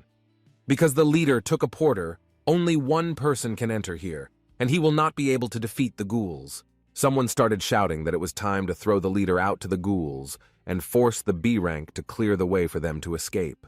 Parker stood in front of the squad and said through gritted teeth that they had always only sucked up to those with money and power, but now they had become completely insolent. The men kept shouting that he had to, and that he couldn't handle 6 C-rank hunters on his own. Few noticed that Richard began to concentrate his mana to strike at his opponents. He didn't aim at anyone in particular, but he cast Arthas's high-velocity ice bullet, a 5th circle spell. The leader happily asked if the girls were ready to dance, and the hunters retreated in horror, calling him crazy. The young man was not going to cool down. He said that if they wanted it that way, he would kill the first 3 who were standing closest. Having assessed their strength against the magic of the 5th circle, the hunters changed their minds about attacking and asked the chief to calm down. Parker turned to Ganyan and asked why he hadn't reported earlier that his subordinates were treating him like that. The bearded hunter said thoughtfully that it wouldn't have changed anything, only that he would have been fired immediately. The commander frowned and admitted that Ganyan was right, and that he was an overconfident and narrow-minded leader. Ganyan replied that despite this, the commander was a decent man and would draw the right conclusions. Someone said that it didn't matter anymore. They would all die here. Another noted that he wouldn't give up so easily. A third asked how one could say easily when they had already been sitting here for a month. Richard approached Ganyan, and they decided that they couldn't give up because if the rescue team did arrive, they would be considered weak and would be laughed at. Parker began to talk about how he was ready to bet his entire fortune if someone came. But before he could finish his sentence, they suddenly heard loud and strange sounds. It was the protective wall collapsing. A human-like figure stood in the stream of light. Someone had come. Choi Young-sung, who had almost managed to return to his original appearance, peered into the darkness of the basement and wondered if there was anyone from Earth here. The young man began to ask about this even when the wall was being destroyed, but the sounds of the blows drowned out his voice. Ganyan and Parker froze in place. The hunter somehow armed himself with a spear in lightning speed. Apparently it was already a reflex. Our hero stepped on the threshold and was about to go inside, but just in case he asked the silence once again if there was anyone from Earth there. So they stood opposite each other, 2 human hunters and a constellation with a goblin, albeit in disguise. Due to the absurdity of the situation, the group leader confidently replied that yes, they were from Earth. He did it automatically. The remaining hunters perked up and began trying to get up. The men decided that a rescue party had arrived. They rejoiced and congratulated each other. No one could believe that this terrible ordeal was finally over. Suddenly, Ganyan jumped forward, covering his comrades, and shouted that they were idiots and should prepare for battle.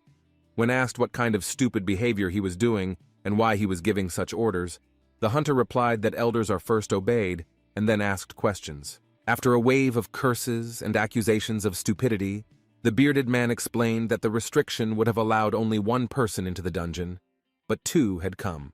Choi Young-seong tapped his head, realizing that the rule about limiting hunters was still in effect, and there was a limit of 1 person. The guy apologized for the misunderstanding and explained that they did not come here through the entrance to the dungeon. The hero explained that they got here through the abyss. There was deathly silence for several minutes. No one made a sound. In fact, it was not a unique phenomenon when people from Earth were pulled into the abyss through a portal or from dungeons. What was unique was that after this, some survived and managed to return back, while most remained wandering around the territories of the constellations, dying there. But still, there were lucky ones who managed to get out, so Ganyan cooled down a little, but did not hide his weapon and asked for proof. Choi Yun-sung said that they are not monsters from the abyss or illusions, but people still have no choice whether to believe them or not. The hunter looked at him, realizing that these 2 energetic individuals could very well have come here from the abyss. It was clear that the hunters with B rank and below, exhausted by a month of confinement, could oppose those who came to them. Nothing. Lowering his spear, Ganyan admitted that the guy was right. Even if they didn't believe him, they would definitely lose if they fought. Choi Yong-sung was delighted, but said that he shouldn't be so suspicious of his saviors. Then he asked again if they were really from Earth. The young man could not believe his luck and asked again and again, as if he was enjoying the sounds of an affirmative answer. A shiver ran through his body. The hunters watched this and could not understand why there was such a reaction. Someone even suggested that the guy was a drug addict and was going through withdrawal. But this calmed Ganyan down. He thought that such emotions could really be experienced by a person who disappeared into the abyss and then returned. Then the leader of the hunters joined the conversation. Parker asked what was going on with the ghouls. When our hero calmly replied that all the ghouls had been destroyed, the hunters began to shout that this was impossible. He had to quickly come up with a way to explain this to them, and Yongsun couldn't come up with anything better than to say that his companion was a great magician. He still tried to follow the plan and not reveal his identity, as the girl and the kitten advised. The guy threw up his hands and said that Odagon was a magician who also disappeared into the abyss, but his story was much more tragic, since the young man had lost his memory. As the men began to regret that such a young guy had gotten himself into something like this, the goblin in disguise barely restrained himself from joining the fight. The hunter asked if Yongsun himself was a magician, since it was also an impossible task for two people to defeat the ghouls. Our hero modestly replied that he preferred to use martial arts rather than magic. Everyone present stared at him. There were only a few such originals even during Yongsun's time, but now, apparently, there are none left at all. The hunters began to whisper, but all that reached the ears of our heroes was martial arts, in different voices in all sorts of ways. Choi Yong-sung tensed up as the whispers turned into questions, the last of which was how long ago he had fallen into the abyss. He asked why they were all staring at him and why there were so many questions, to which he received the answer that the hunters had not seen the martial arts master for a very long time. The young man muttered that in his time this was not such a rarity and asked what year it was. It turned out that 30 years had passed since he fell into the abyss. The hunters whispered that the previous record was 28 years, but that man was now in a mental hospital, and the second one, who disappeared for 26 years, wrote a best-selling book, or vice versa. At this point, one of the men put his ear to the ground and said that talking about martial arts and records was not important enough to waste time on. Choi Yong-seong placed his hand on the huge rock and asked Odagon for a light, and he had an idea. Since the avatar once again called him Sir out of habit, the guy reminded him that he could not do that anymore. Our hero threw this huge block up like a ball and began to kick it like in a football warm-up. The young man repeated and repeated this simple manipulation. It was clear that several tons of weight meant nothing to him. Finally, the young man decided to make the exercise a little more difficult and lifted the stone onto his foot, stretching his limbs almost in a split. Both the main hunters opened their mouths in surprise. They had seen something like this for the first time in their lives. During the blow, the young man somehow managed to chop the boulder into identical pancakes. He said with regret that indeed, apparently, there are no martial arts masters left. On each piece of stone, our hero placed a piece of meat, as if on a plate, and said that now they would all have a delicious lunch. Hans's squad was wary. They were interested in the origin of the meat, but the guy assured them that they didn't need to know what it was. It was enough to know that it was completely edible and not human.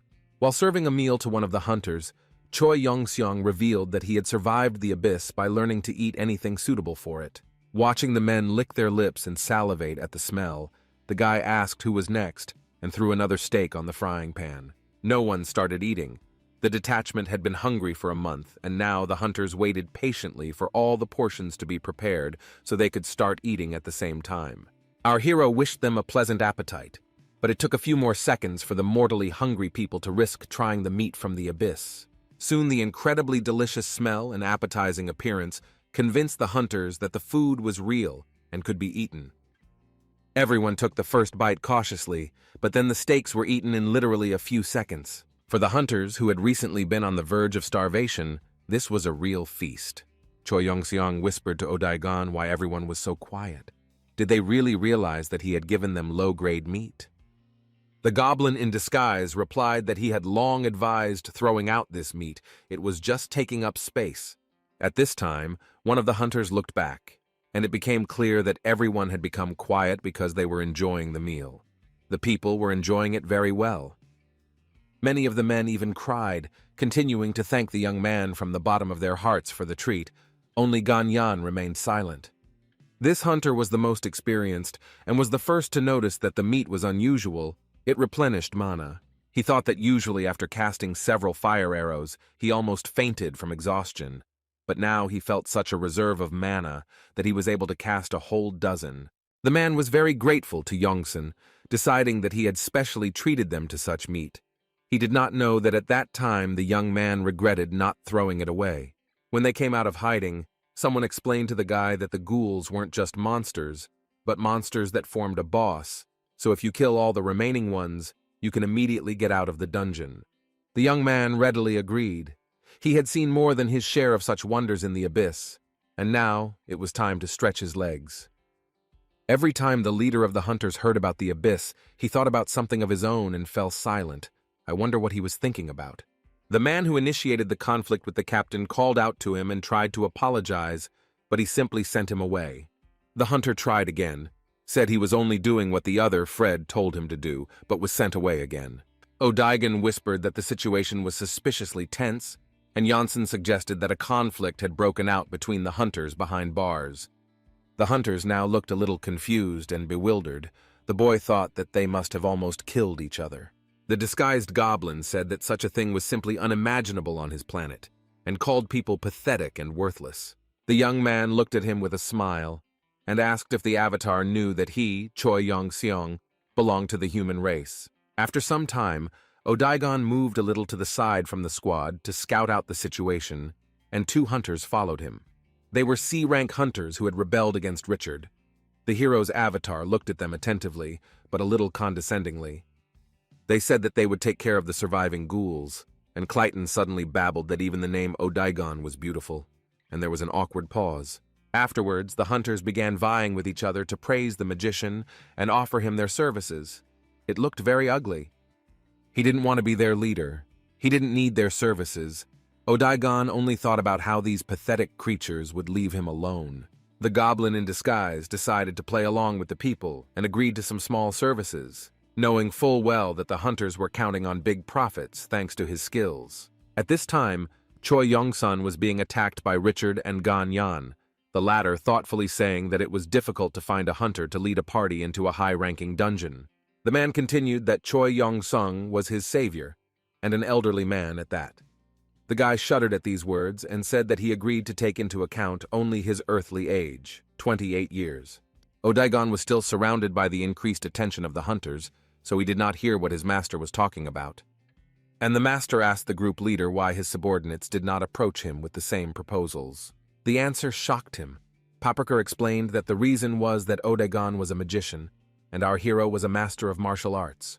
He cried out, "What kind of prejudice was this? Even among martial artists there was an A-rank hunter, Lee Samoan." Master Lee said that every martial artist is strong. Choi Yong-seong shouted indignantly. Ganyan covered his face with his hand, and the squad leader tried his best not to laugh. The hero began to ask what was wrong with Master Lee. The year Choi Yong-seong fell into the abyss, the popularity of martial arts suddenly increased, and many hunters went to China to learn. All this could well raise the level of this skill everywhere, especially since there was a conditional leader who reached A rank. But quite suddenly, a scandal with rank manipulation broke out, which thundered across the entire planet. Hunters in China and some other countries bribed judges and illegally increased their ratings. Guess who was among them? Ganyan continued that C ranks became B ranks, and B ranks became A ranks, a true legend and symbol. Our hero was shocked. When he heard that Master Lee was actually a B rank, he simply couldn't stay on his feet. The guy couldn't believe that his idol was a fake, and he even had a poster hanging in his room. The hunter ended by saying that after the scandal, no one wanted to practice martial arts anymore, believing that it was impossible to reach A rank that way. The icing on the cake was the information that no one studies martial arts anymore. There are no schools, no teachers. This tradition has disappeared. Choi Yong-seong turned away so that no one would see the emptiness in his eyes. There should have been tears there, but constellations did not know how to cry. However, the guy quickly decided to pull himself together. Sadness has a bad effect on ki and can also cause muscle atrophy. He decided to ask one more question. It was something like a clarification, is everything okay on Earth? Choi Yon-seong became a little tense and added that he wanted to know if there had been an invasion of the constellations on Earth. The squad leader suggested that it was about the incident that happened 20 years ago, but Gan-yan replied that the guy couldn't know about it if he was in the abyss. Our hero realized in horror that he was too late. While he was in the abyss, the prophecy of the goddess of scales came true. The hunter began his story by saying that in the very year when the deception with the ranks was revealed, on a completely ordinary autumn day, nothing foreshadowed trouble. But suddenly a very bright flash of light appeared in the sky, illuminating half the city. It was a portal from the abyss. It was getting bigger and bigger.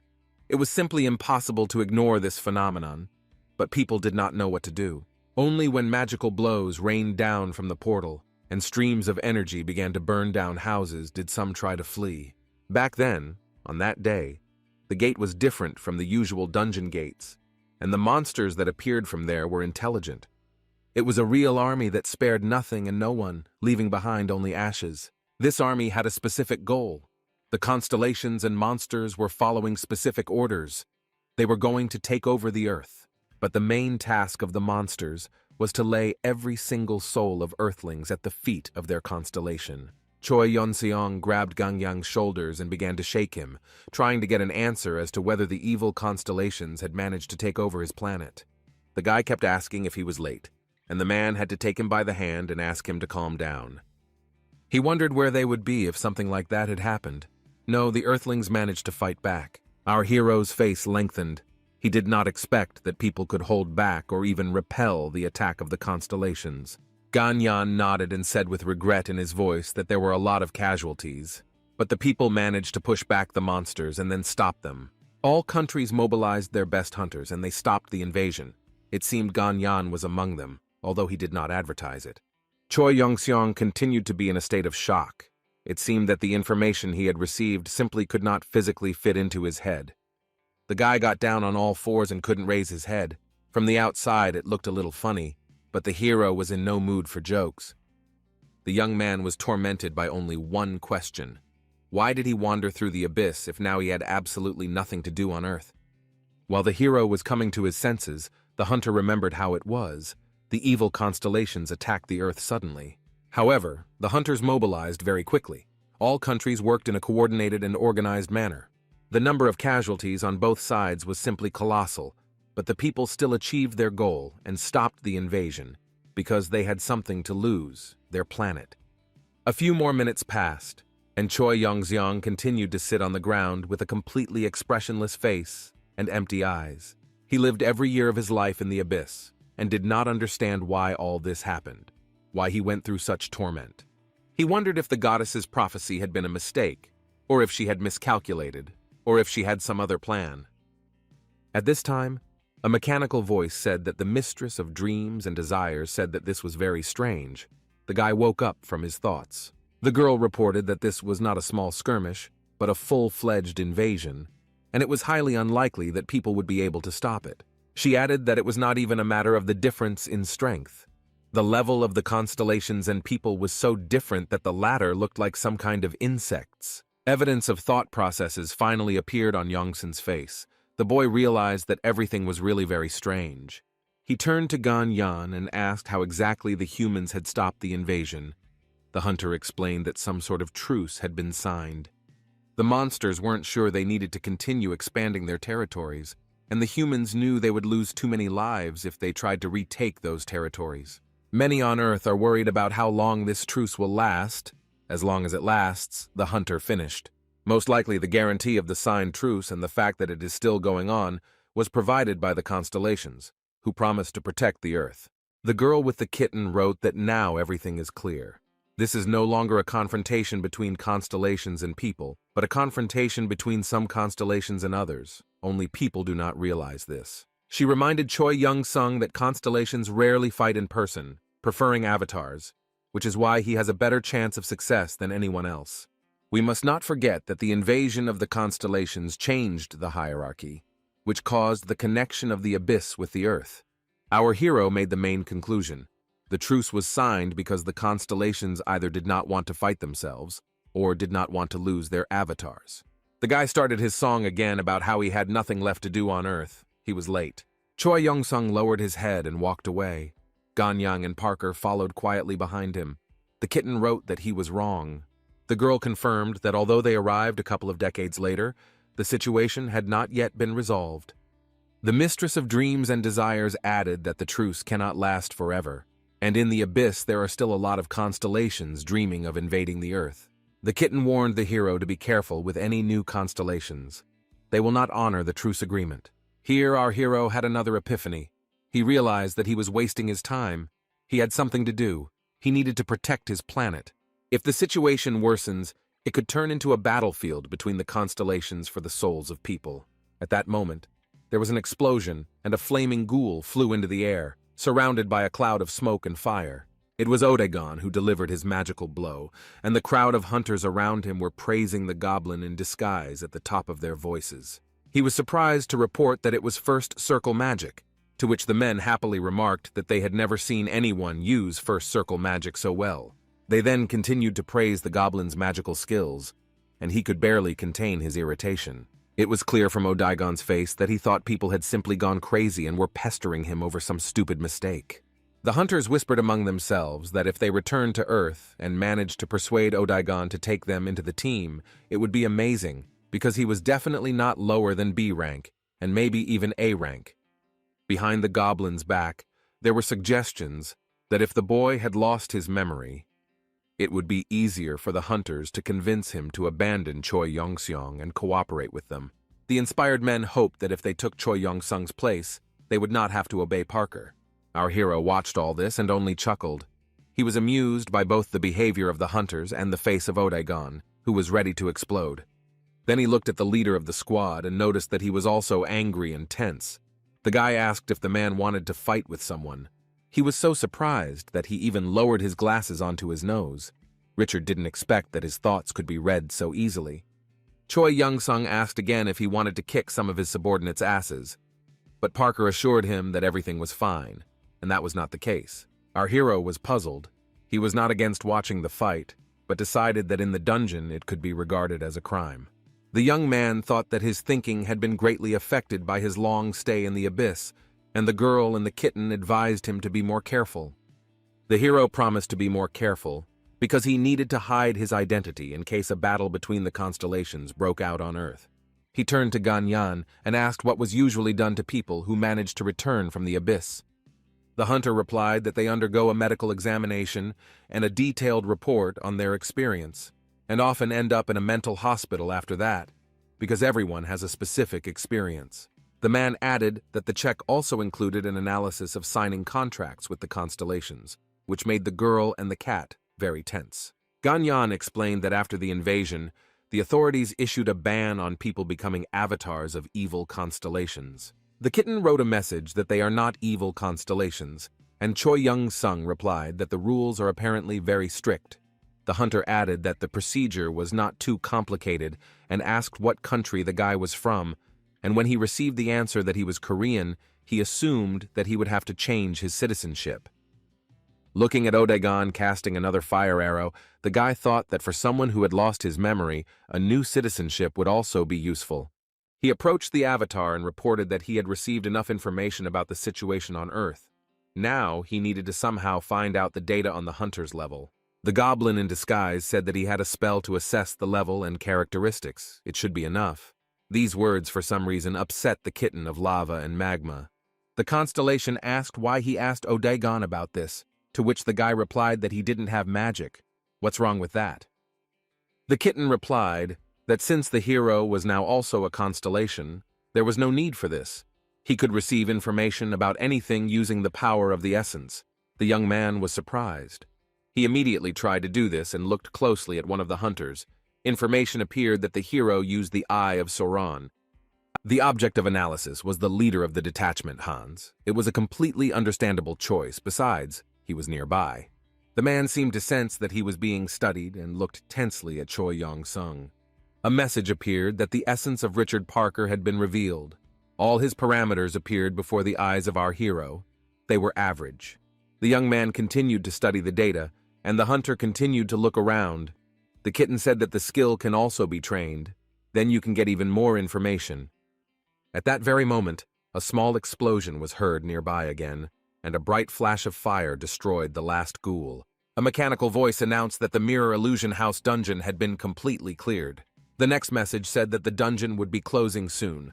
So Choi Yun-seong and his avatar began to move forward, with the hunter squad cheering behind them. With a happy and calm face, our hero thought that he could finally return to his home planet. He dreamed about it so much. The hunters continued to rejoice. Some even quietly wiped away tears of joy. The men could not believe that they would soon be home. A mechanical voice reminded him that the dungeon would soon close, and Ganyan placed his hand on Parker's shoulder, as if inviting him to leave. Looking at them, Yongsan caught himself thinking that it seemed strange that the squad leader did not want to return. To distract himself, the guy used the Eye of Sauron skill on his adamantium frying pan. It had an infinite supply of durability and protection, as well as a bunch of skills. A message appeared that the self-control skill was activated. When using the Eye of Sauron, the life force increased. The guy thought that the kitten tried his best. At this time in the Mojave Desert, something began to happen with the portal to the dungeon. It changed again. The guards began to fuss in panic and began to report to all authorities that there was trouble near the sealed entrance to the mirror illusion of the house. The portal began to change in size and glow with a powerful pink light. The streams were quite powerful. Soon the streams began to rise to the sky, merging into one energy tornado. The military gave orders not to let reporters get close. It was dangerous.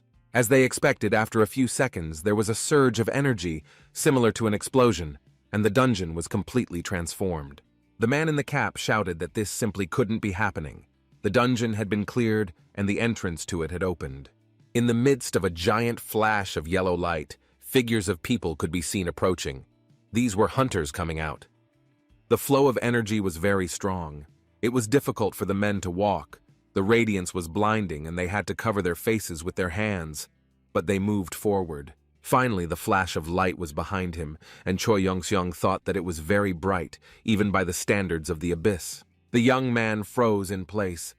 Above him was a clear blue sky, the earthly sky that he missed so much. A few minutes later, the raid participants were invited to give a report on the clearing of the dungeon.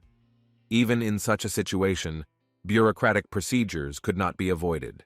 But the most interesting thing is that according to the final assessment of the experts, the dungeon still belonged to Rank C. Parker, was indignant that there were thousands of ghouls there, but he was unable to influence the opinion of the experts. The man in the hat was adamant the monsters were only rank, and the squad had received the help of a qualified magician. Richard reminded that the rating is assigned based on the boss's power, to which the man retorted that they gave him a C, but they could have given him an F. The man added that in any case he congratulates the guy on his happy return. His father was very worried. Richard was finally thrown out of the game by this phrase. Ganyan looked sympathetically at the commander. The problem was not new. While looking at the news, Choi Yun-seong told Odaigon that there were so many paparazzi after coming out of the dungeon because Richard was a prince, and the newspaper said he was a member of the royal family. The boy suddenly realized that despite his poor English, he could read and speak it fluently. The kitten explained that the Eye of Sauron helps to see the essence, so language no longer matters. At this time, a nurse came in and it became clear that our heroes were in the hospital. The woman reported that both were in excellent health. The doctor added that she had never seen a body with such perfect physical shape. It was ideal. Choi Young-sung became proud, especially after the woman added that he was lucky and his mental health was also normal. She offered to help with rehabilitation. Because 30 years in the abyss is no joke, our hero promised to think about it. The doctor raised her eyebrows. She had been expecting such an answer. The guy got the impression that she was not interested in him staying. Then the young man turned his head and everything became clear. Martial arts masters and high-ranking magicians were served slightly differently. A crowd of doctors and politicians gathered around Odaigon. Reporters took photographs, and officials showered him with tempting offers. The goblin in disguise was no stranger to various honors and such treatment after all. In his past life he had been a king, and yet the pettiness and fawning of people irritated him greatly. He responded to all offers of cooperation time and again with the same thing, that he would follow Mr. Choi Yong-sung, and that would be it. Our hero was incredibly pleased with himself when he heard this. He had no doubts about his avatar's loyalty. The servants also paid attention to Janssen, asking why the magician was so devoted to him, to which they received the answer that they met after Odaigon had lost his memory, so it was unknown. People whispered that this could have happened precisely because he was the first person the mage had met after losing his memories. Here the officials realized that they needed to change priorities and began to offer Choi Yong-sung various types of assistance. One of the men said that if the hunter Choi Yong-seong wanted to change countries, he would help. But the hero replied that there was no better country than America. The guy said that he would consider all offers after he received a green card, but for now, he asked not to disturb him. The servant stepped aside to discuss the details, and Odaigon and his master were finally able to talk calmly. The guy noticed with interest that he couldn't hear a word. The magician explained that people talk using a simple telepathy artifact. The goblin in disguise offered to help the owner and eavesdrop on the conversation using magic, and the young man readily agreed. The employees discussed among themselves the possibility that Choi Yong-seong and Odaigon would actually remain in America after receiving their green cards. They planned to assign spies to Odaigon so that representatives of other countries would not find out about him and lure him away. The goblin in disguise was outraged that they would be spied on, to which Janssen laughed that it was not them, but him, Odaigon. For a moment, the goblin turned on his true nature, and in a menacing voice asked if he could deal with them. The hero asked him not to complicate things, because it was in their interests. Soon a car arrived for our heroes. There were several more procedures that a person who returned from the abyss had to go through. Choi Yong-sung was connected to a variety of different sensors and wires, and after testing them, the guy was asked to take a short survey. He took a sheet of paper with questions and asked what would happen if one of the electrodes fell off during the process. Everyone laughed. After looking at the sheet of paper, which contained quite a lot of information, the guy said that he was ready and could begin. The first question was not a preparatory one. People were directly asking whether Choi Yong-sung had signed a contract with the constellation Warriors of Madness and Blood. The second task was to write a short text that would mock the Warrior of Madness and Blood. The controllers explained that this was the best way to find out whether the hero had signed a contract with the constellation. The avatar would never risk ridiculing the master. Janssen happily began to write caustic taunts. The next test was to show how much mana a person has. The guy was asked to pour into the crystal ball the maximum amount he could. He put his hand on the ball and began to think how much he could do. He had never tried to do anything like this. The hunter's rank was updated after 30 years of Earth time. The procedure had changed. Gradually, the face of the man in glasses who was testing our hero began to express amazement. The next moment, a pleasant, warm glow filled the ball completely, and it began to fall apart with a terrible crack. Looking at the now useless device, Choi Yong-seong said that he still had some mana left. Could he finish the testing later? The man replied that he needed to think about it. Choi Yong-seong was playing it safe. He decided that he needed to get a higher rank than before in order to move freely around the planet. The measuring device, although destroyed, recorded the information, reporting that the subject had more mana than ordinary hunters. Typically when testing, hunters pour mana until the ball changes color, which allows them to level up. Sometimes people fall to the ground from exhaustion, but they cannot raise their rank for years. Here was another case. Our hero wondered if it was his mistake, because he should have hidden his strength, but it was too late to change anything. The girl and the kitten also decided that it was a shame he didn't limit himself, since they had asked him not to attract unnecessary attention. The Earth is not an abyss where you can endlessly fight with the strongest opponents. Here, for any fight, a permit must be issued. Many rules were stopped. It turned out that the opportunity to obtain A rank was only given to B rank hunters. It was impossible to skip a step. The man in glasses said that all the tests were finished. The study was successful. The results would be later. If desired, you could wait in the dormitory. The heroes headed towards the exit. Choi Yong-seong wondered if they would even give him a B rank, and Odaigon thought that human equipment was of low quality. As soon as the doors closed, the man in glasses rushed for the phone. It seemed like he had been waiting for the opportunity to call for a long time. The caller was someone belonging to the Imbitus clan, but the details of the conversation remain unknown to us. After looking at the results of the study, our heroes were quite surprised. Odaigon was given rank B. The gentleman praised him for hiding his abilities so skillfully. Before looking at his stats, the guy shared his concerns that he had invested too much mana and almost revealed his constellation essence. I wonder what rank they gave him. When Choi Young-seong saw the result, his face was so surprised that it was difficult to describe in words. The data card showed that the young man's rating was still at C+, but his age was listed as 58, which was completely at odds with his self-perception. While the hero was pondering how the average amount of mana could increase so much over 30 years and why such an age was indicated, Richard entered the room and asked if they had finished yet. Both our hero and the goblin in disguise looked at the squad leader Hans with bewilderment. They did not understand what he needed.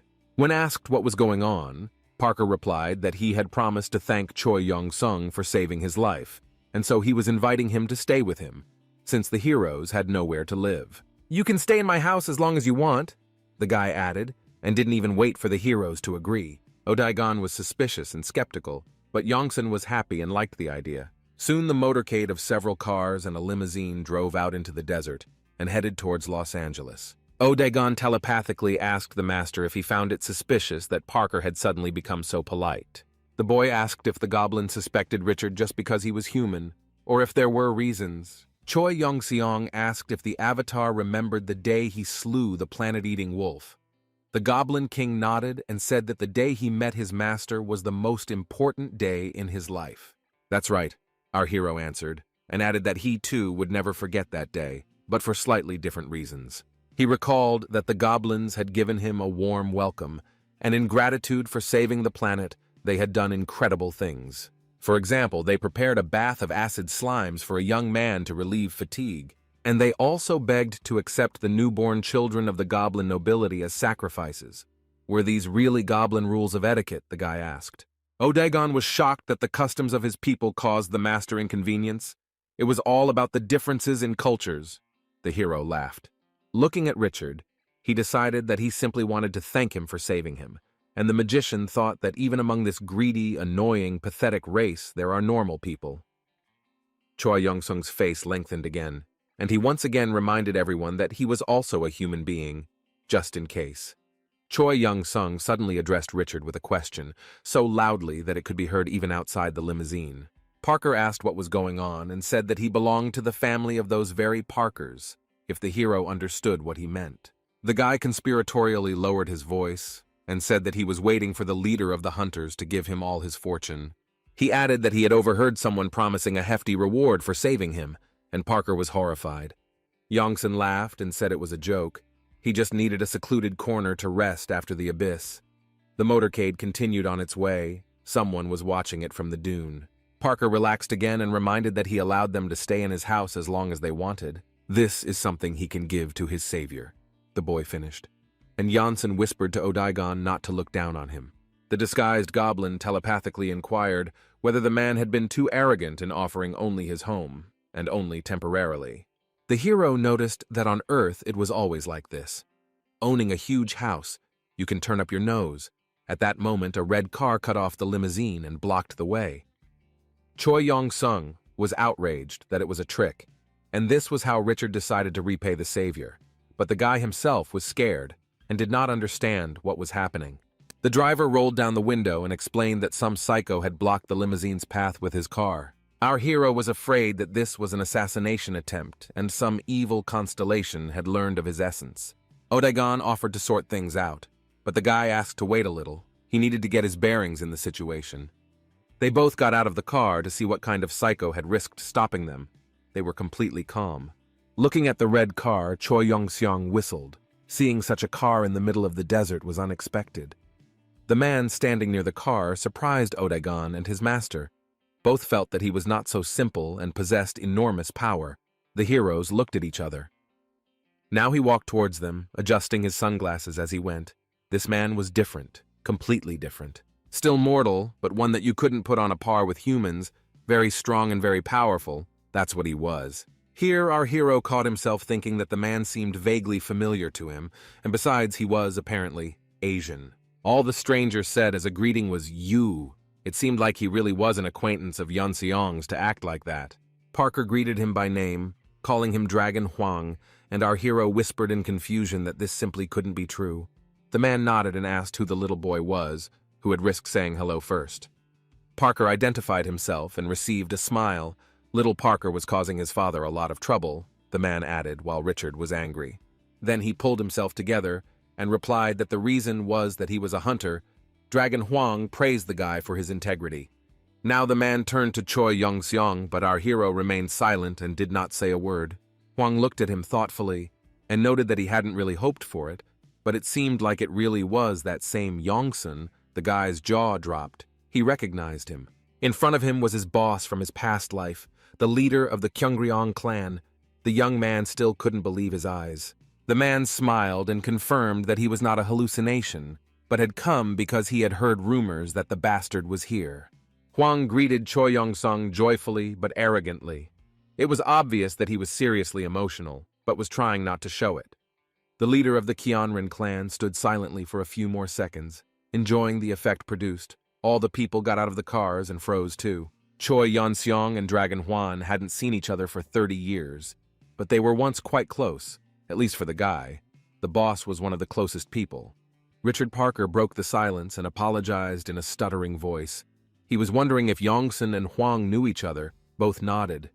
By the way, our hero knew his boss by a different name and was quite surprised that he was now addressed differently. Behind him, the guards whispered, unable to believe that the person in front of them was really the S-rank hunter Dragon Huang. They whispered that he had recently gotten married for the 19th time. The young man was extremely surprised by this information. He could not believe that all this was about his former boss. The hero remembered the boss as an ordinary middle-aged man in a colorful shirt, a hunter who could barely cope with B-rank dungeons, cheerful and life-loving. The chief changed dramatically after the invasion of the constellations, when a huge number of monsters attacked Seoul. The monsters attacked from the ground and from the air, so everyone who could fight fought to minimize the number of civilian casualties. The most massive attacks were from winged creatures, which were not vulnerable to regular bullets, only to magical projectiles, and all the city's hunter clans joined in. Among them was the leader of the great and incomparable clan, Hwang Kyungryong, the boss of our hero, who had just disappeared into the abyss a couple of years ago. The man was one of those heroes who tried with all their might to save the country at the cost of his own life and the lives of his people. Thanks to the dedication of people like him, the Seoul disaster was averted. Kyungryong himself was almost unharmed, but some of his men were seriously injured as a result of the fighting. Standing in the ruins, the man said that they had done everything they could, protected everything that could be protected. He hugged the hunters standing next to him and thanked each one personally. Huang was truly a worthy man. All the heroes who fought the threat were called heroes, and that was the extent of the country's gratitude. Even in the hospital, they had to pay for everything themselves. One of the hunters seriously injured his legs during the battle, but could not leave the hospital because he did not pay for the treatment, and the insurance did not cover magical healing. No one received the promised compensation for the hunter's treatment from the state, which was very unfair. Huang laughed and said that at that very moment he was cut off, he moved to America, where the attitude towards hunters is much better. The boss ended up continuing to be a hunter, opened his own company, did a little PR on TV, and that's how it all worked out. Yongsun listened and kept quiet. They were riding in a limousine, and the guy asked how much money Huang had, that even the rich son was afraid to squeak. The man asked Yongsun if he knew that he lived in Huntershill, the richest area of LA. The guy didn't react at all, just mumbled something. With some tenderness, Huang noticed that Choi Yong-sung hadn't changed at all, remaining as grumpy as before.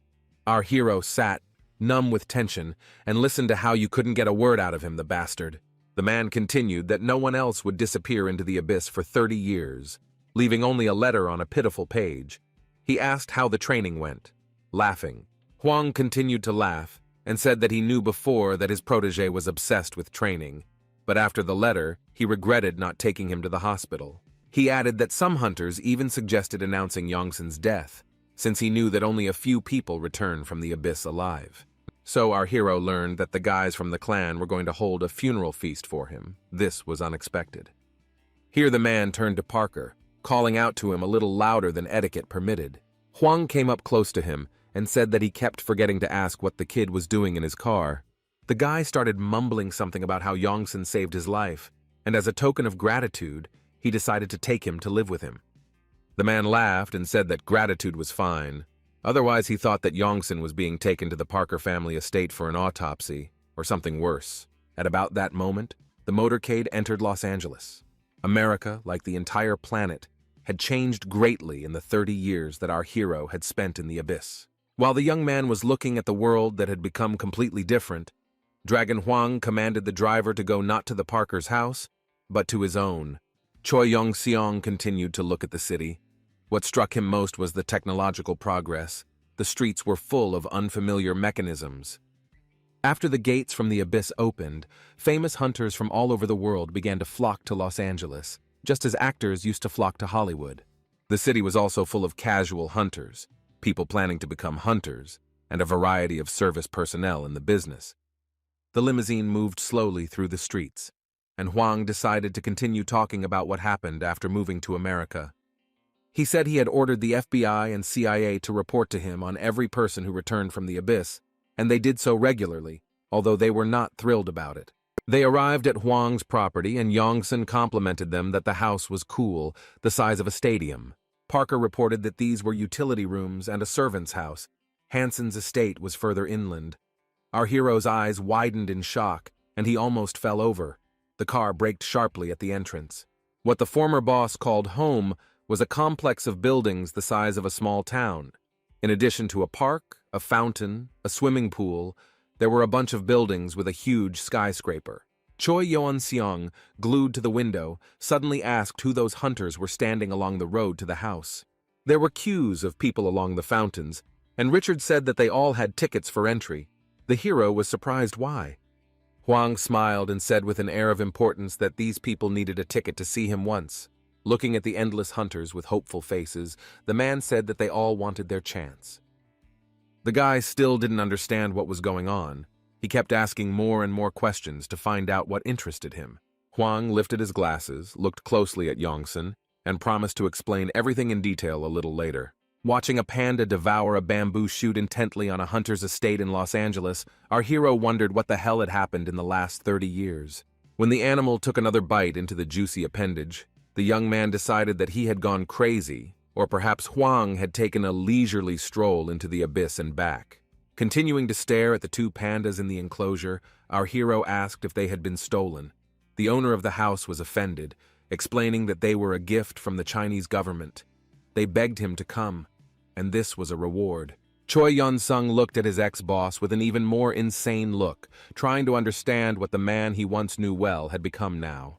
The young man asked what had the Chinese government so worried. The man slapped his forehead. Our hero was in the abyss and knew nothing. The man snapped his fingers. At that very moment, a whole crowd of employees ran up to them, each one ready to provide a service of any complexity here and now. The women and men stood on either side of the chief, and he asked if all his secretaries were there. Having received an affirmative answer, Huang began to give instructions. He began by ordering that the best teachers be found for him. The list included politics, economics, sociology, law, social education, modern history. Yongsan's jaw dropped in shock. He was ordered to be taught all of this. At this time, a strange conversation took place in Parker's car between Richard and the driver, who asked if they should ask for the dragon's autograph before leaving. The driver added that some people wait months to see him, to which the guy replied that it was because their last name was not Parker. Huang continued to list celebrities, trends, humanities, movies, gadgets, technical innovations, and other things that also needed to be introduced to Yongsan. In the end, the boss simply yelled at the secretaries that the guy had to learn everything that had changed in 30 years. Very cautiously, one of the secretaries asked if it was too much in volume and if he could find out the reason. Huang asked the man's name, and upon hearing that it was the 7th Secretary Jackson, the man said that he had been fired. The secretary's face reflected confusion, but the dragon began to shout that he had hired them for a huge amount of money not to answer stupid questions, but to assign troublesome tasks. One of the secretaries chuckled, and the man asked if his words really sounded like a joke. Everyone immediately stood at attention and shook their heads. Huang asked again if the words sounded like a joke, and someone shouted out that they were not. The boss asked the loudmouth's name and rolled out another complaint. Listening to the sixth secretary trying to justify himself by saying that he had made an unintentional mistake, our hero only shrugged his shoulders. Huang shouted that he didn't need excuses, he needed normal workers, and in the end, everyone ran away to follow the instructions. The former boss turned to Choi Yong-sung and said with a chuckle that they could now have a normal conversation, but the boy only said his clan name, Hyun, for short. Hyun, our hero repeated once again. He regretfully stated that he had become not a man, but real trash, and there was silence.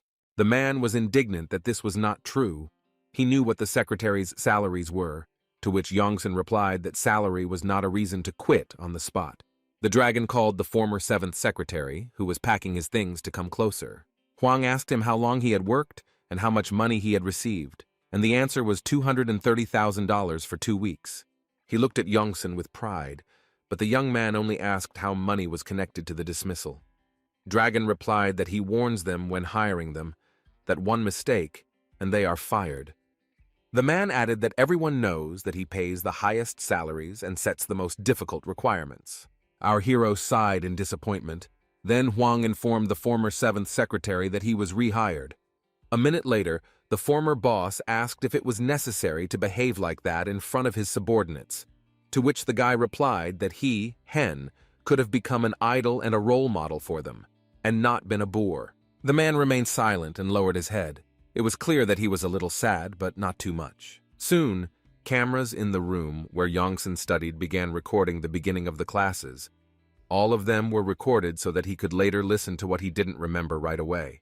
The first to arrive was a Stanford professor whose specialty was artifact and cave science, adding that she was also the manager of 2 B-rank hunters and 1 A-rank hunter. Our hero quipped that it was very interesting, but he had lifted 500 pounds in high school, so what? Ignoring the insult, the girl said that she would now briefly tell him what had happened over the past 30 years. Half an hour later, Choi Yong-sung felt like he was sleeping, and that it was all just a stupid dream.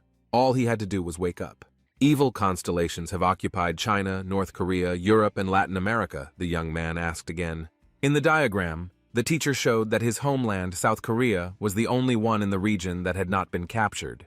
However, after this, many Korean hunters went abroad, and many found the United States attractive, the girl continued. Our hero asked whether Dragon Huang had moved to America at the same time, and the teacher confirmed his guess. The young man sighed, vague suspicions swirling in his head, but nothing concrete yet. The guy remembered what the clan leader was like before, kind, a little stupid, but understanding.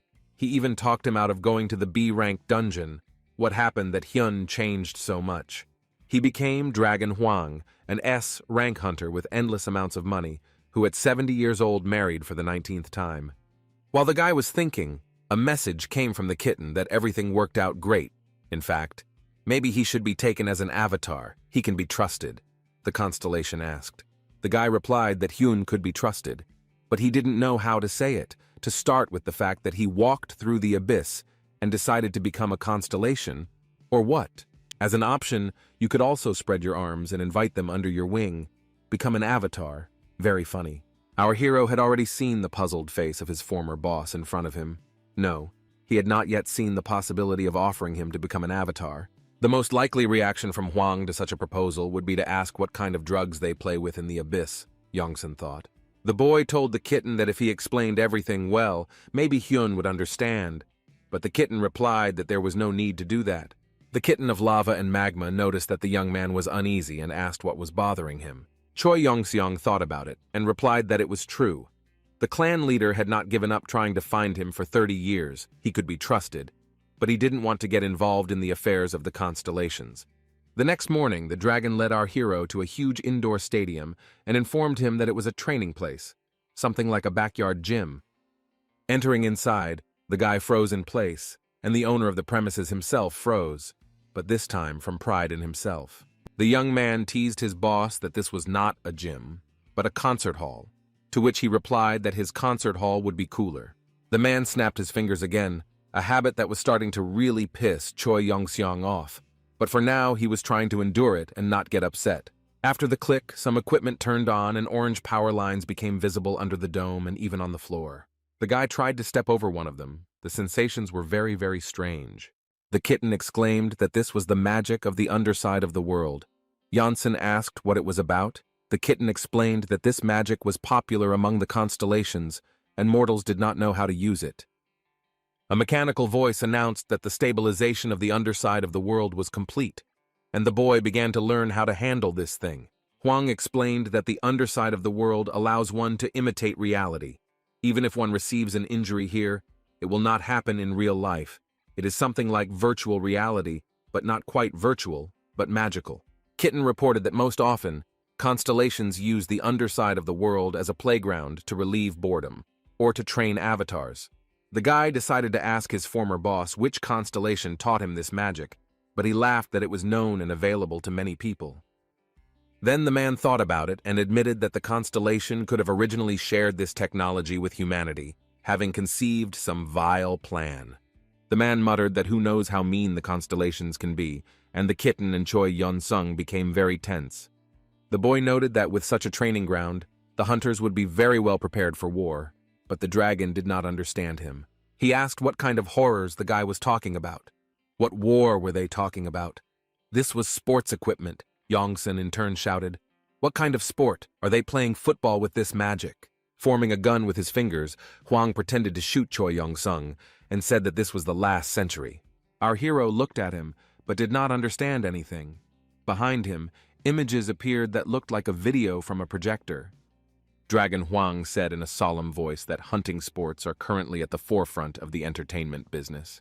It was a competition where 6 hunters would team up to fight another team of their own, monster slaying, fights, lots of rules, a very spectacular show. The man added that all commentators send messages with a mechanical voice, and points are awarded for killing monsters. Huang asked if the young man was interested, but he remained silent, having received a message that he had entered the underside of the world. The next message warned that one must limit one's power, otherwise the underside of the world could be destroyed. Our hero limited his strength, agility, magic, mana, health, and then he felt very bad, as if his whole body was hung with weights.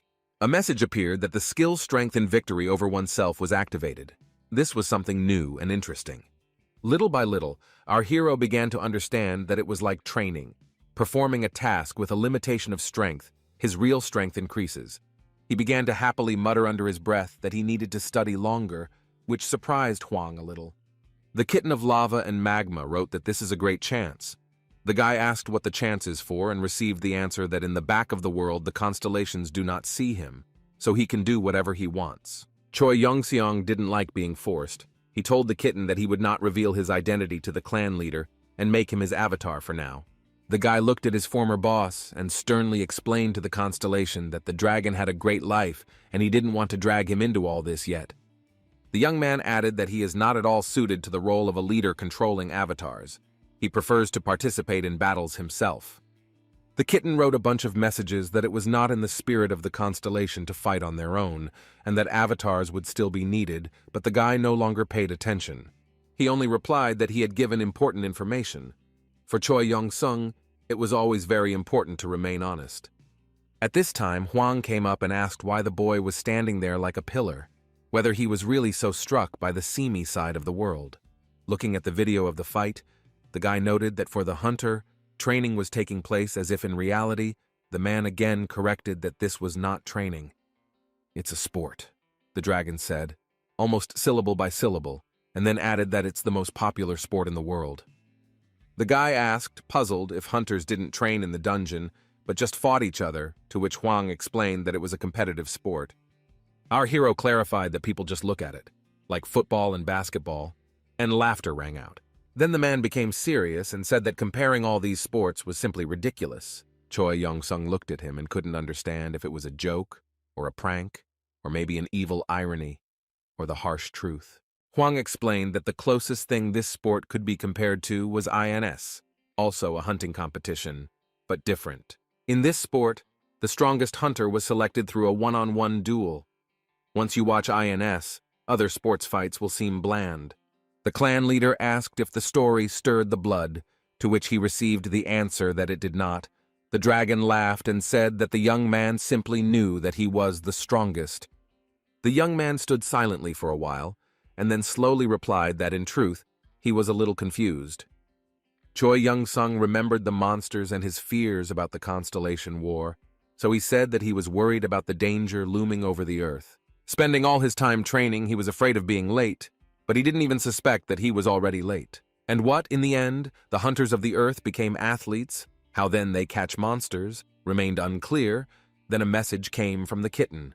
The kitten of lava and magma wrote that something was troubling him. The specified sports have long and firmly entered into popularity among the constellations. The kitten suggested that this might be related to the spread of the underside of the world on Earth, and the young man became worried again.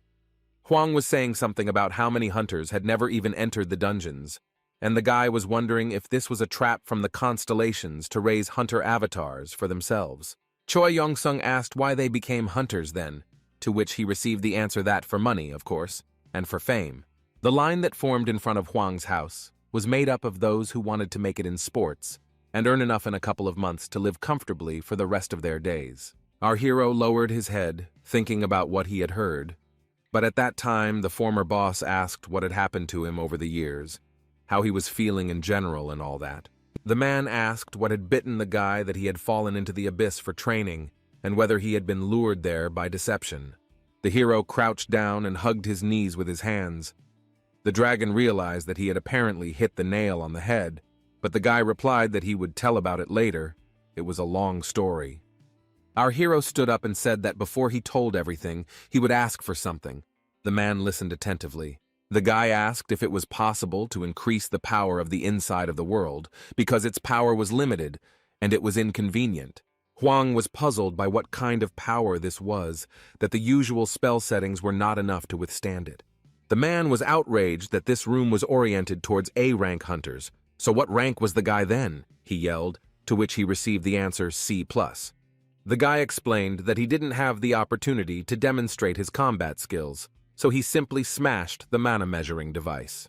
The dragon assumed that the test results were paid for, and the young man was surprised how this could happen, but did not ask.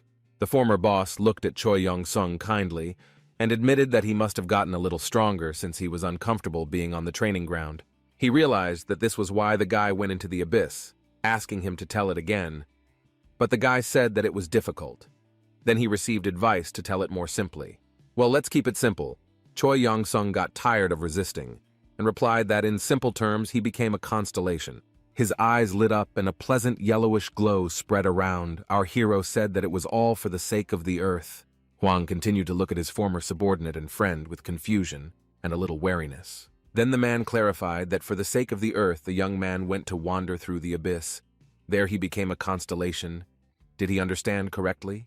Choi Young-seong nodded in relief and added that he had returned to protect his home planet. It turns out that now the kid is much older than himself, the dragon. The man clarified again. For some reason he was very concerned about the question of seniority. The hunter got angry and shouted that he couldn't believe it. Our hero thought that it was quite expected. Huang thoughtfully asked if the young man knew how many people who returned from the abyss went mad. The guy offered to prove his words by demonstrating the level of strength he now possesses. The old friend looked at him over his glasses, and it seemed that he now guessed what had prompted the request to remove the restrictions of the underside of the world. He asked if his guess was correct, to which Choi Young-sung replied that it was, and that he didn't care about the others, but he wanted to share it with Hyun. Taking off his jacket, Huang said that no matter how strong Yongxiong had become, he had hardly ever fought an S-rank hunter. But he had to do this more than once, Hyun said proudly, adding that he was usually the winner. The hunter added that he got the A+ rank almost at his last breath through the skill of leveling up through death. It was a fun experience. The young man also laughed and remembered how his boss used to love fantasy novels, and now he himself seemed to have become the hero of one of them. While making his attack jump, the man noticed that our hero was not far behind him, and besides, he is a fan of combat novels. Finally, Huang announced that he was ready to test his strength against his former junior colleague, and he was determined. And before that, the hunter asked the guy if he had ever encountered artifacts in the form of tattoos. He rolled up his sleeve and demonstrated exactly what he meant, and it looked quite amusing. The young man looked and began to think about how it worked and what reserve of power and strength it could contain. Huang rose into the air, streams of energy that matched the color of the tattoo emanating from his arms, flashes of light showing that he had plenty of power.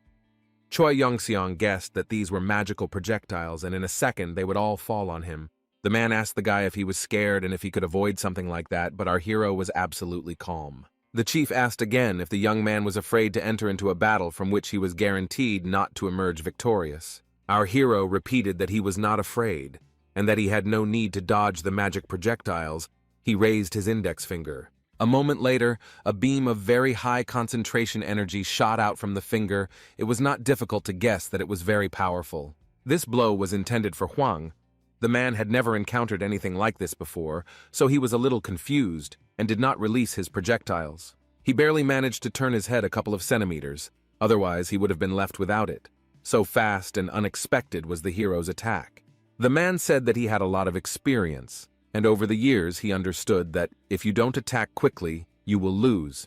He jumped to the ground and hit it with his hand, forming a power strike. Immediately the streams of energy simply transformed and became streams of real flame. The spectacle was spectacular. It was the spell of the sixth circle, the path of lava. Yongsun was surprised and asked when and from whom Huang learned such a spell, but the former boss misunderstood him and shouted that there was no need to look down on him. Once again, a razor-sharp beam of energy shot through the lava flow, released by our hero, this time orange in color.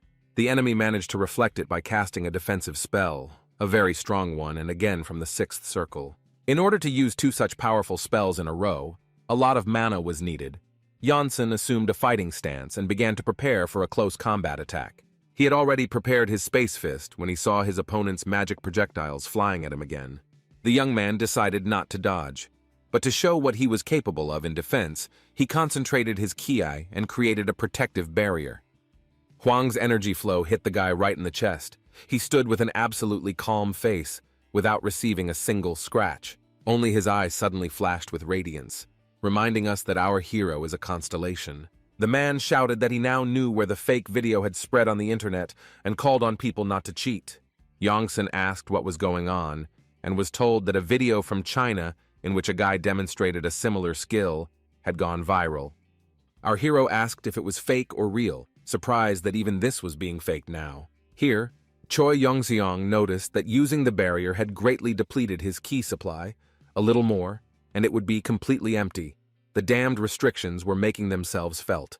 The guy remembered that he needed to control his strength so as not to destroy the reverse world. It was unpleasant and difficult. He had not fought like a human for a very long time. Well, that means it was necessary to show the maximum of the possibilities available under such conditions. The guy concentrated Kai into a blue ball, which slowly grew, hanging in the air. Soon, it was the size of a palm, and it became clear that the hero was holding this ball of Kai energy in his hand and preparing to launch it like a projectile.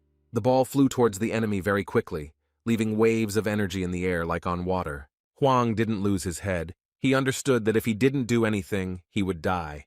So he used the technique of quick teleportation. But for some reason, the reception failed. The ball continued to move. A mechanical voice reported that the magic was destroyed by a powerful aura, and the fast teleportation was cancelled. All the hunter managed to do before taking the blow was cover himself with his hands, and a message appeared saying that he had received damage. Luckily, this wasn't Huang's only defense, so he wasn't hurt much, but he started screaming how it was possible that his spell was cancelled before the ball hit. The man decided that he had no choice but to strengthen his body through magic. He shouted at Yongsun to come and fight. In fact, he did it in vain. A second later, our hero was holding the hunter's hand with a magic tattoo tightly. With the next movement, the guy twisted his arm back and immobilized the enemy, not giving him the opportunity to move. Choi Yongseong asked if Huang was crazy to risk getting into close combat with a martial artist, and the man laughed. The head-down dragon added that he was confused because he had never seen a person who possessed martial arts at a high level before, let alone fought. In any case, the hunter added, he admitted defeat and the duel was over. Sitting on the floor and rubbing his hand, the man asked how the levels of divine space martial art were structured and which one Yongsun had achieved.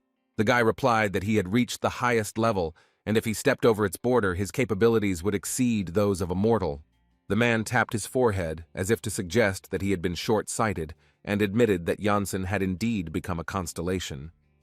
Huang scratched his head and asked the guy if he himself understood how absurd it sounded, and Yongsan replied that it was absurd that his honest and kind boss had become who knows what. The man raised his hand and shouted that he was successful. The guy retorted that he could say the same about himself. The hunter tried to let off steam by sarcastically asking what the constellation could possibly want from him. Yongsan did not fall for the provocation and calmly replied that he actually wanted to ask for help. Then the guy told about the current situation. He outlined the points that most concerned him, the first being that although the constellations had concluded a truce, the agreement was temporary. This means that new constellations can emerge from the abyss at any moment, he announced the second point. The third was that there was a high probability that the constellations that signed the truce had a cunning plan to take over the Earth by deception, which people were not yet aware of. The guy ended by saying that he himself is at a disadvantage because he has to hide and has practically no avatars, while other constellations on Earth have already collected enough souls. The man asked again what he meant, at a disadvantage, because the guy intended to ask him for help, and this already gives a considerable bonus. Choi Yong-sung said that his former boss had his own life for a long time, which he did not want to ruin with his requests or drag into problems. It was clear from Hwang's face that he hadn't thought in terms of this level for a long time, and that's why he was shocked. At this point, the hunter bowed his head and said that the youngest of the clan had been defending the Earth, fighting in the abyss for tens of thousands of years, and he was just trying to be cool. Hwang hit the floor with his fist as hard as he could, and it was clear that he was extremely angry with himself. The man said that there was no need to worry, that Choi had no one else to turn to for help, so he promised to do everything in his power. The guy tried to mumble something about how he wasn't obliged, but the dragon shouted that no one had the right to dissuade him when the decision had already been made. Our hero sighed and thanked the hunter. The kitten of lava and magma wrote a message that he was extremely pleased with the result of their negotiations. The guy didn't want a good man he'd known for a long time to be drawn into the intrigues between the constellations, but since that's how it turned out, he had to take advantage of the advantages. The man had to formally accept the offer of the constellation unrivaled avatar of training to become his servant. These were the rules of the Earth, not the abyss. Hwang did not want to obey someone younger than himself, but he accepted the conditions. A message appeared that the man's soul was tied to a constellation. If he disobeyed, he would be punished as a servant of the constellation. He became even stronger. Dragon Hwang owned many different businesses and properties, and the coffee shop was one of them. Hwang, Yongsan, and Odaigon were sitting at a table. The hunter was talking about how he never thought he would make a deal with the constellation. The man lowered his head and sighed that this was practically the same as selling his soul. The hunter asked if after he signed, the constellations would have the opportunity to constantly observe him. The guy confirmed and reminded that his friend could simply not do this. The dragon had no intention of backing down, so he asked what the plan was. In fact, the plan was to hide the fact that Choi Yonseong was a constellation. The man wondered how it could be that the constellation was forced to hide its power. The young man also added that he was going to increase the number of fans and avatars. Secretly, they would be needed when the battle of the constellations began. The man promised to help with this. Just in case, Hwang once again clarified whether the guy had fought with the great demon in the abyss, and whether he could defeat him. The coffee was getting cold. The young man did not answer and began to drink feverishly. The dragon insisted that one-on-one confrontation was stupid. Hunters always act together. Looking at our hero's face, the dragon suspiciously asked if he wanted to object to him. The guy assured him that of course not. Odaigon pretended to be amazed by the taste of the drink. The man got really excited and said that in a single battle or a group battle, it doesn't matter to him who he fights with, constellations or monsters. He has no equal. Choi Yeon-sung again remembered that the magic of the underside of the world is also mainly used by constellations. What an inconvenient coincidence. During the battles of the constellations, they send their avatars to the inside out and watch the battle unfold. A great cure for boredom. There is a possibility that the constellations specifically popularized hunter battles on Earth as a sport to make it easier to choose avatars. The kitten wrote that it was a spectacular show, and it would be nice for the hero to watch it, but he was completely immersed in his thoughts, while Odaigon was getting acquainted with the drinking straw. Kitten added that boredom is the main problem of the constellations. He is ready to bet that even now several of them are guaranteed to be in agony from boredom. The dragon was a champion hunter in such battles on Earth. Perhaps he would have done well against the avatars of the constellations. The man noted that our hero could also become a champion on Earth if he became the envy of other hunters. They would be more likely to become fans and potential avatars. In other words, it would be useful for our hero to become famous in the sport of hunting, and this is precisely where Huang could very well help. The dragon replied that he could arrange it, but all the strong hunters are always in the sight of the state. They are come for when the A-rank dungeons open. And although there were quite a few popular hunters, every inhabitant of planet Earth knew that there was only one strongest of them. Huang thought that this one could very well be Yongsan himself. He just had to figure out how to demonstrate it in the game, because he had to restrain himself. After thinking it over carefully, Hyun said that he would introduce the clan to Yongsan, but this was no longer the clan that our hero was familiar with. It had been disbanded after the invasion. The man said that there are several clans at once, which are united under a common leadership. The profit is colossal. The influence goes beyond this world. The dragon specified that all the cores and artifacts in the dungeons were bought by this company, support, bonuses, and everything else too. Yongsan took a sip from his glass. He didn't understand why he needed to join a clan, that is, he didn't understand which one exactly and how it happened. The man explained that this would be the best way to hide his power, and it would also open up new opportunities. The guy replied that he had already learned to cope with the power limitation, and now he could fight a monster or a hunter rank without any problems. Remembering how he had taken the young man's kai straight to the chest, Huang shuddered nervously. The man once again offered to send Yongsan to the clan, where he could also find several talented hunters to make his avatars. This time the hero agreed. The guy thought about it and asked who would take him into a clan with a C+ rank and a martial arts specialization. Hyun agreed that it was a problem. The young man continued to nervously drink through a straw, Huang thought, and suddenly exclaimed that why bother? You just need to raise your rank. He suggested becoming an A-rank adventurer in order to get into the service of the state, and then you can apply for S rank, by the way. There were 10 hunters in the whole world with such a rank, and our old man was one of them. Huang jumped to his feet and yelled that they had to start doing everything they could right now, and that was why they were going to the qualifying round of the game. Our hero did not expect such a flurry of activity and asked whether he really needed to go to this qualifying round. The dragon said that there were so many applicants that without such selection rounds it would be impossible to select worthy candidates. The man thought about it and decided that it would be better to go to the qualifying round in a week, but for now the guy should get his bearings a little. When asked what he needed to get used to, Huang asked if Yonsung knew, for example, what a smartphone was. The guy took the device in his hands and heard that with its help, he could find out the news, communicate, and much more. All that was left was to learn how to use this thing.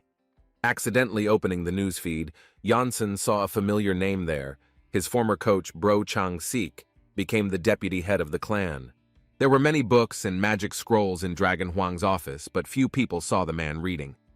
Sitting down in a chair, he ordered the secretaries to bring the equipment. Someone needed to be retested. After some thought, Hyun decided that it would also be a good idea for the young man to have a reliable manager. Looking at the secretaries sweating from tension, the dragon muttered that these guys would not do. Then the hunter had an idea and asked where his daughter was. The men began to fuss and asked which daughter exactly. The long-suffering father drummed his fingers on the table and muttered that the 10th or 11th he couldn't remember exactly, but it was the one with the lousy character. Ah, you are about Ain Lawrence, the most dashing A-class manager we will call you now, the secretaries promised in a trembling voice, imagining what the girl would do to them for visiting without warning. While thinking about his own, Dragon muttered that he wasn't sure if Yonsun would like Ain Lawrence, since he also had an uneven character. The hunters Ain worked with had a hard time. The girl was very tough and demanding. Besides this, the girl was very well versed in battles, laws, magic, and in principle was mega professional, although quite tough. She could, for example, catch a magic arrow with her bare hands, or recite the number of an amendment to the law from memory. Hunters sometimes asked if they were facing a demon. In such cases, the manager's gaze was much more informative than her sharp tongue. It was better not to anger her. Miss Ain walked into her father's office with a stony face, and everyone around her bowed in greeting. Along the way, she managed to fire the hunter she worked with, calling him unworthy of her time, but the last straw was actually the words about the demon. The servant returned to the careless hunter, who asked what kind of creature the woman was. The secretary began to kick his subordinate with his feet, shouting curses. Didn't the hunter know who he was dealing with? How could he be so stupid? The man hissed angrily that this girl was an A-class manager and a B-class hunter, and that she could turn waste into diamonds. Ayan Lawrence, a special manager and hunter, Hyun Leung-hwan's daughter, did not joke around like her father. She was a very serious girl. The qualifying round took place in the same stadium where the fights would later take place. It was huge, and also had the magic of the other side of the world. Choi Young-seong and Oh Dae-gon arrived here accompanied by Hyun's men, but they had to go inside on their own. There were several famous hunters on the selection committee, and their cars were the same type as Hwang's, pompous. But the people who came to the selection round were not pretentious. Rather the opposite. They were some kind of rabble mixed with adventurers and magicians. Our hero chuckled. Hunter's habits had hardly changed in 30 years, and he felt cheerful. The employee accompanying our heroes said that this was a qualifying round for C rank, but many lower-ranked opponents had come, so it wouldn't be difficult. The guy thanked her for her trust and said that they would manage on their own from now on. If only Oh Dae-gon would stop staring at his phone all the time, the young man thought. His avatar missed his goblin past, so he constantly played the mobile game. Before going to the qualifying tournament, Janssen asked Oh Dae-gon to stop playing and stay nearby. Choi Young-seong didn't understand the goblin in disguise's obsession with games at all. It seemed like he would soon stop sleeping and eating. The stadium's recreation area looked like some kind of office center or hospital, clean, spacious, and dull. Our hero sat down on the sofa and began to look at those present, trying to understand who would be an opponent and who would be an ally. But his main attention was drawn to the journalists. They were cheerfully discussing the hunters, not at all shy in their expressions, while they themselves looked like office plankton. The photographer and cameraman were a little more attractive. All of these people were involved in the process of recruiting hunters into the clan. In fact, half of these people were sent by Hwang, because he needed to give Yongsun good PR, but the young man didn't know about it. The operators began to get acquainted, and gradually almost all the people in the room were drawn into the conversation. One of those present turned out to be a newcomer. He introduced himself as Cupid and said that he belonged to the Imbitus clan. Everyone immediately realized that he was not an operator, but a scout, a damned appraiser. Their faces stopped being friendly. At this time, someone called the scout and started telling him something emotionally. Janssen heard only separate words. Device, ball, smashed. The man in the office for measuring the rank clarified the details, assured that the device was not defective, and this time he was not lying. Right there on the laptop screen, the man from the Embius clan opened information about Yongsun. There were psychological tests, health examinations, information about 30 years in the abyss, and earlier information. If the guy lived 30 years ago, it's understandable why he chose martial arts. It's interesting. We need to recruit him, the men decided. The second one noted that being a martial arts master is very expensive, and the device could be a lie. He doubted it. They didn't pay them money for nothing. They needed to see what the guy was capable of. If he really had that much mana, you could attract him with your magic. The second man yelled at the scout that since he was interested in the guy, he should think about whether to take him or not, and if so, how. He added that he pays a man a salary not for his pretty eyes, but for fulfilling certain duties. Well, it's time to see what the youth from the abyss can do with his martial arts. Choi Young-seong has entered the arena. It was about the same backside of the world as in the dragon Hwang's house, so the hero already knew what to do, and what the features were. Immediately, messages began pouring in that the power needed to be limited, otherwise the underside of the world would collapse. The young man clenched his fist to see how much Kai was concentrated in it, after which the mechanical voice noted that the power needed to be limited even more. Our hero thought that it was logical. Here the selection was for rank C, and at Hyunryeon's house she was set for rank A. The young man climbed onto the battlefield, and reports emerged that strength had been successfully limited, as had agility. Endurance also decreased. The skill of strength in victory over oneself was also activated. The guy clenched his fists in anticipation. He was very impatient to fight. The mechanical voice said that the more restrictions there are, the more the real power will grow when they are lifted, which pleased Choi Young-seong very much. The opponent was significantly taller and more muscular. He asked if Yongsun was crazy and talking to himself. The guy replied that he was just thinking out loud. With a satisfied expression on his face, the hunter our hero was about to fight said that someone was apparently going to die. The referee shouted that striking before the signal to start the fight would result in disqualification, but after the signal, one could fight in any way convenient. Yongsan began to warm up, listening to the information that if anyone wanted to surrender, the fight would be stopped. Stretching the muscles of his arms, the young man looked at the stands, where there were mostly journalists and stalkers. The operators recorded everything that was happening on cameras so that the details of the battle could be tracked later. Among other things, this C-rank qualifying round was broadcast live, which in itself was not typical. Usually, the B-rank and above rounds were broadcast live. Everyone was shocked when it was announced that Yongsan was a martial artist. He was like an ancient fossil to the audience. Journalists in the recreation area scribbled messages on their laptops. There might be some interesting news. The men began to study the hero's dossier with interest and all, as one, came to the conclusion that he should be written about in more detail.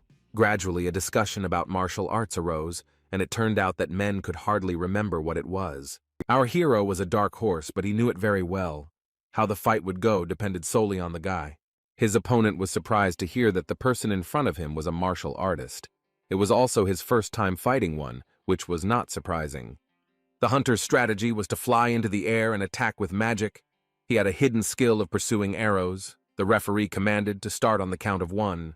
When the 3 sounded, Yongsan was absolutely ready for both defense and attack, but he decided to give his opponent the opportunity to attack first. On the count of 2, our hero's opponent decided that he would deviate from the original plan if something went wrong. On the count of 1, the referee bent his last finger, and the man quickly rose into the air. It started off quite well. The spell was cast quickly and worked well. The hunter was happy that he was faster than his opponent, not even suspecting that it was just an illusion. Yongsan used his teleportation skill, and his fist was already a centimeter away from his smiling opponent's face. The next moment, the smile disappeared. The man received a punch to the nose with such force that it was a wonder his skull remained intact. The opponent flew back, and from the speed of Yongsan's hand, it seemed as if his opponent's face was almost smoking. The man fell to the ground and lowered his head onto his chest. He was in no hurry to get to his feet, giving the impression that the fight was over. The journalists in the stands gasped. They had never seen a duel between hunters consist of just one blow. The referee froze with his hand raised. He wanted to announce that the fight was over, but from shock, the words literally stuck in his throat. Finally, he pulled himself together and loudly declared that the fight was over and that Choi Yong-seong had become the winner. Our hero looked puzzled. He also didn't expect that the powers of the Earth C-rank hunters were so weak. Finally, the guy was officially declared the winner, raising his hand up. While his opponent was being carried off the court, the man was unable to walk on his own. The reporter felt that this was a sensation. The stalker who was supposed to lure Yongsan into the clan widened his eyes and opened his mouth. The next moment, he grabbed his phone to report the results of the fight to his superiors as soon as possible. He shouted into the phone that the appraiser had not made a mistake, that it was a real diamond, and polished at that, and the boss was delighted and agreed that in that case, Yongsan would immediately become their main strength. He added that he didn't expect this from someone practicing martial arts. There might be problems with this later, but now it was necessary to recruit the guy at any cost. Scout finished the conversation and decided that he had to try very hard if he didn't want to lose his job, or even his life. At this time, 2 hunter mages were fighting on the site. The woman cast a shadow of illusion and attacked from an unexpected flank. She was strong. Yongsan watched the fight on the screen, and the moment the hunter used the blast wave release spell took his breath away. At this time, our hero's phone rang, and someone asked if he was the hunter Choi Yong-seong. He answered in the affirmative, and the call was ended. A minute later, a clan scout approached the guy. The young man immediately guessed about it. The man praised his attentiveness and added that a good hunter is good at everything. This is immediately noticeable. He handed over his business card. The scout continued to fawn and talk about how today's hunters weren't even close to the ones who worked 30 years ago. The guy said that he used to think the same, but now he's not sure what difference it makes where you train, in a dungeon or on the other side of the world, if strength remains strength. The kitten advised to be careful. Old people's judgments could ruin everything. The scout coughed at this time and continued the conversation. He asked if Yongsan knew why he was here. The hunter replied that the scout had come to recruit. What other reason could there be? The man confirmed his guess and asked if the hero knew about the Ambitus clan. This name was known to Choi Yong-sung better than anyone else, but he couldn't show it so as not to get caught. The scout smiled and said that it was a given that the hunter knew, to which our hero replied that it was the first time he had heard of this clan. The man thought it was a joke and started laughing loudly. The situation looked pretty stupid. The guy started to get angry that he had to explain such things. He reminded that he had only recently returned from the abyss, so he was not very aware of the earthly situation. Scout realized that he had made a mistake and began to hang on about how Yongsun must feel like an outsider and didn't know what to do next. But not to worry, the clan would help him with everything. The man got carried away and started listing the advantages. A guaranteed share for 1.5 people in a raid, support in everything, and training from the best hunters of the highest level. The hero replied that he was used to fighting with his fists, and that it was unlikely that any of the modern hunters could help with this. The scout switched to describing the huge earnings and good living conditions. The young man, with a pleasant smile, said that he wanted to look for a clan with more opportunities and better conditions. Squat reminded that Choi Yong-sung is still only a C rank, and raising his rank is not such an easy matter. "That's how it is," our hero muttered. The man happily asked if this meant that he would sign the contract, to which the guy answered no. The scout, sweating profusely, exclaimed that he would regret this very much later. Choi Yong-sung replied that he doubted it, and then asked why they were promising him such a fee and all the other goodies after the selection round, whether Imbetus was being too generous. The scout took a stance and shouted that their clan's trump card was in their courage. The boy retorted that it looked more like cunning. "What's the trick? What's the ploy?" The man began to justify himself, and the hero drew his attention to the fact that they had already managed to dig up information on him. Yongsun reported that this had happened before, with clans keeping rookie hunters for themselves by bribing the appraisers. The scout objected that this was not so. Then the young man apologized for his words. He did not mean to offend anyone. Then a pretty girl looked into the room and reminded that the hunter Choi Yong-seong should prepare for the next fight. The man from the Imbetus clan said that he would return to the stands. The young man began to stretch his muscles, preparing for the fight. He thought about how to get rid of the scout. Hyunryeon promised to find a new evaluator to correctly set the rank. Rubbing his fists and trying to figure out how much strength was left, our hero decided that he had nowhere to rush and should not stick his head out too much, so as not to reveal his identity. He decided to just show those present what he was capable of as a B-rank hunter at first. The referee came out onto the court. The fight was about to begin. I wonder who our hero's opponent would be this time. The young man decided to limit the power of martial arts and put 90% of his energy into speed. There was a report that a new B+ rank martial art had been formed that needed to be named. Choi Yong-seong decided to call it Light Dispersion Mastery. The guy thought that even more speed was needed. The lava kitten wrote that it was not the speed that needed to be worried about, but the number of avatars and the construction of the temple.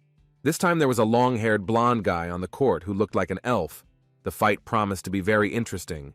The referee asked if the fighters were ready. Both answered that they were ready. Before the attack, the hero decided to look at the enemy's data. His name was Gregory Martinez. The parameters corresponded to rank C. It was indicated that the guy specializes in close combat. It was very strange that with such a specialization the young man went into battle with a bow, but Yongsun decided that this was not his problem. The referee began to count 3, 2, 1 again, and the hunters took a fighting stance, preparing to begin the battle. When the bell sounded, Martinez first loaded an arrow and fired, a predictable move given his weapon. While the arrow was flying its first centimeters, Yongsun was already within striking distance. He had increased his speed for a reason.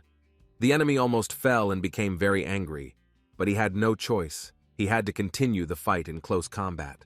Immediately, Gregory began to cast some kind of spell, which required a little extra time, and that was exactly what he didn't have. But our hero did not attack again.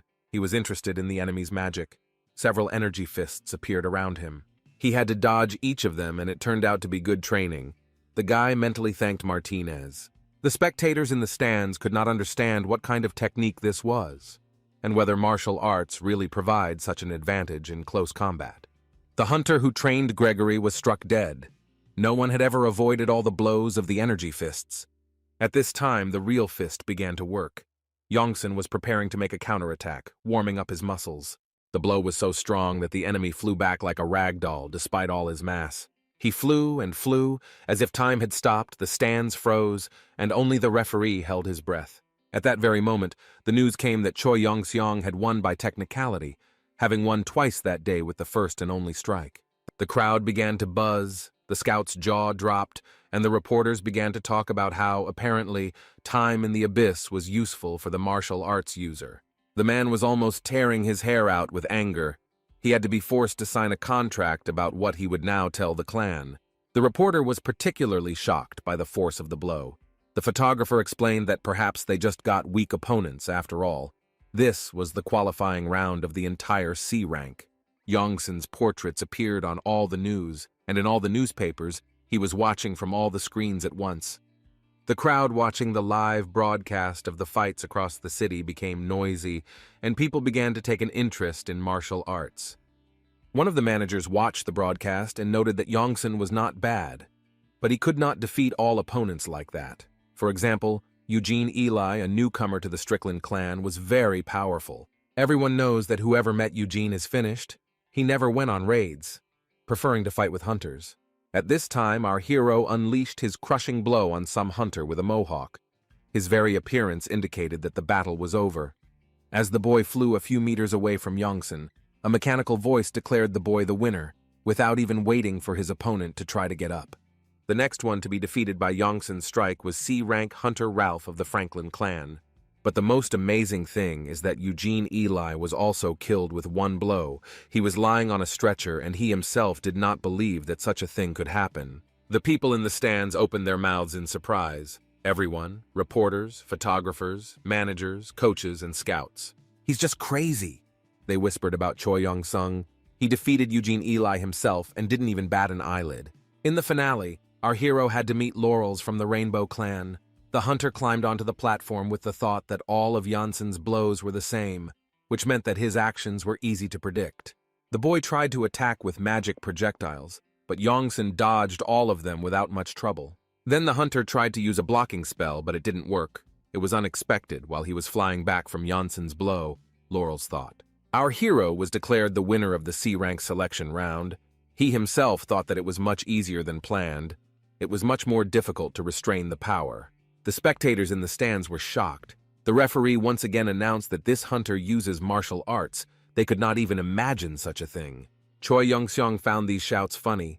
He had trained in the abyss for 10,000 years and could now predict his opponent's technique just by his breathing. However, holding the heavy cup in his hands was incredibly pleasant. Nothing like this had ever happened to the guy before. The kitten wrote a message about how the pro had mowed down the noobs, to which our hero asked what kind of words those were and where he had picked them up. As Choi Yong-sung left the stadium, he was surrounded by reporters, but he was not mentally prepared for this, so he moved through the crowd with a stern face. Among the crowd, there were many scouts from all possible clans, and each of them thought about how to lure the hunter to their clan at any cost. But the most interesting thing is that the constellations also became active, mostly the evil ones. All of them also tried to attract the attention of our hero. It was difficult to get an offer from the constellation, but after such a triumphant victory, they began to hunt for Choi Yong-sung like a treasure. The kitten didn't expect this either. He wrote a message waving his front paw and immediately arrived virtually to talk to the guy. While the constellations were closely studying our hero, the kitten said that this was precisely why he asked to hide his powers. Although it was too late now, and the main thing was not to screw up again. The warrior constellation, shrouded in madness and blood, warned the kitten not to interfere, because he had no earthly agreement. The kitten replied that the contract for the avatar had nothing to do with the agreement, so he could do whatever he wanted. The warrior, surrounded by madness and blood, warned that he could attack. The kitten couldn't think of anything better than to send his opponent far away and invite him to his territory to measure their strength. The squabble was getting heated, but the catch was that none of the constellations actually knew where the kitten's territory was. The warrior, shrouded in madness and blood, warned that he would not forget the insult and would wash himself in the blood of the kitten's avatars. At this time, Choi Yong-sung joined the conversation and said that he was not going to become the avatar of some loser. A warrior surrounded by madness and blood threatened a mortal with violence. None of the constellations would tolerate such behavior. Our hero said that it was funny. The constellation couldn't even answer the challenge, while continuing to call itself a warrior surrounded by madness and blood. The rest of the constellations immediately began writing messages in support of the guy, mocking the warrior of madness. Things were starting to get hot. While the young man was thinking that sooner or later he would have to fight this constellation, a message came that the kitten was transferring 10 soul fragments to the mortal. All the constellations were shocked, and our hero asked what kind of clever move this was. The kitten smiled and said that it was part of the strategy. The thing is, the soul fragments were a kind of currency for the constellations, so the kitten was inciting the others to pay Yongsan for his courage. Taking one of the fragments in his hand, the young man, who had always cared only about strength, thought that money was also needed if you didn't want to be looked down upon. Our hero thanked the kitten, saying that he couldn't have done it without him. The constellation nodded and happily asked why he only realized this now.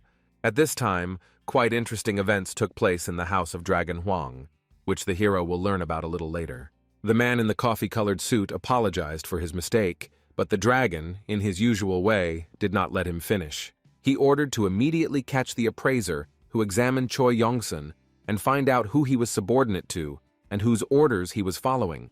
The man assured that an investigation was underway.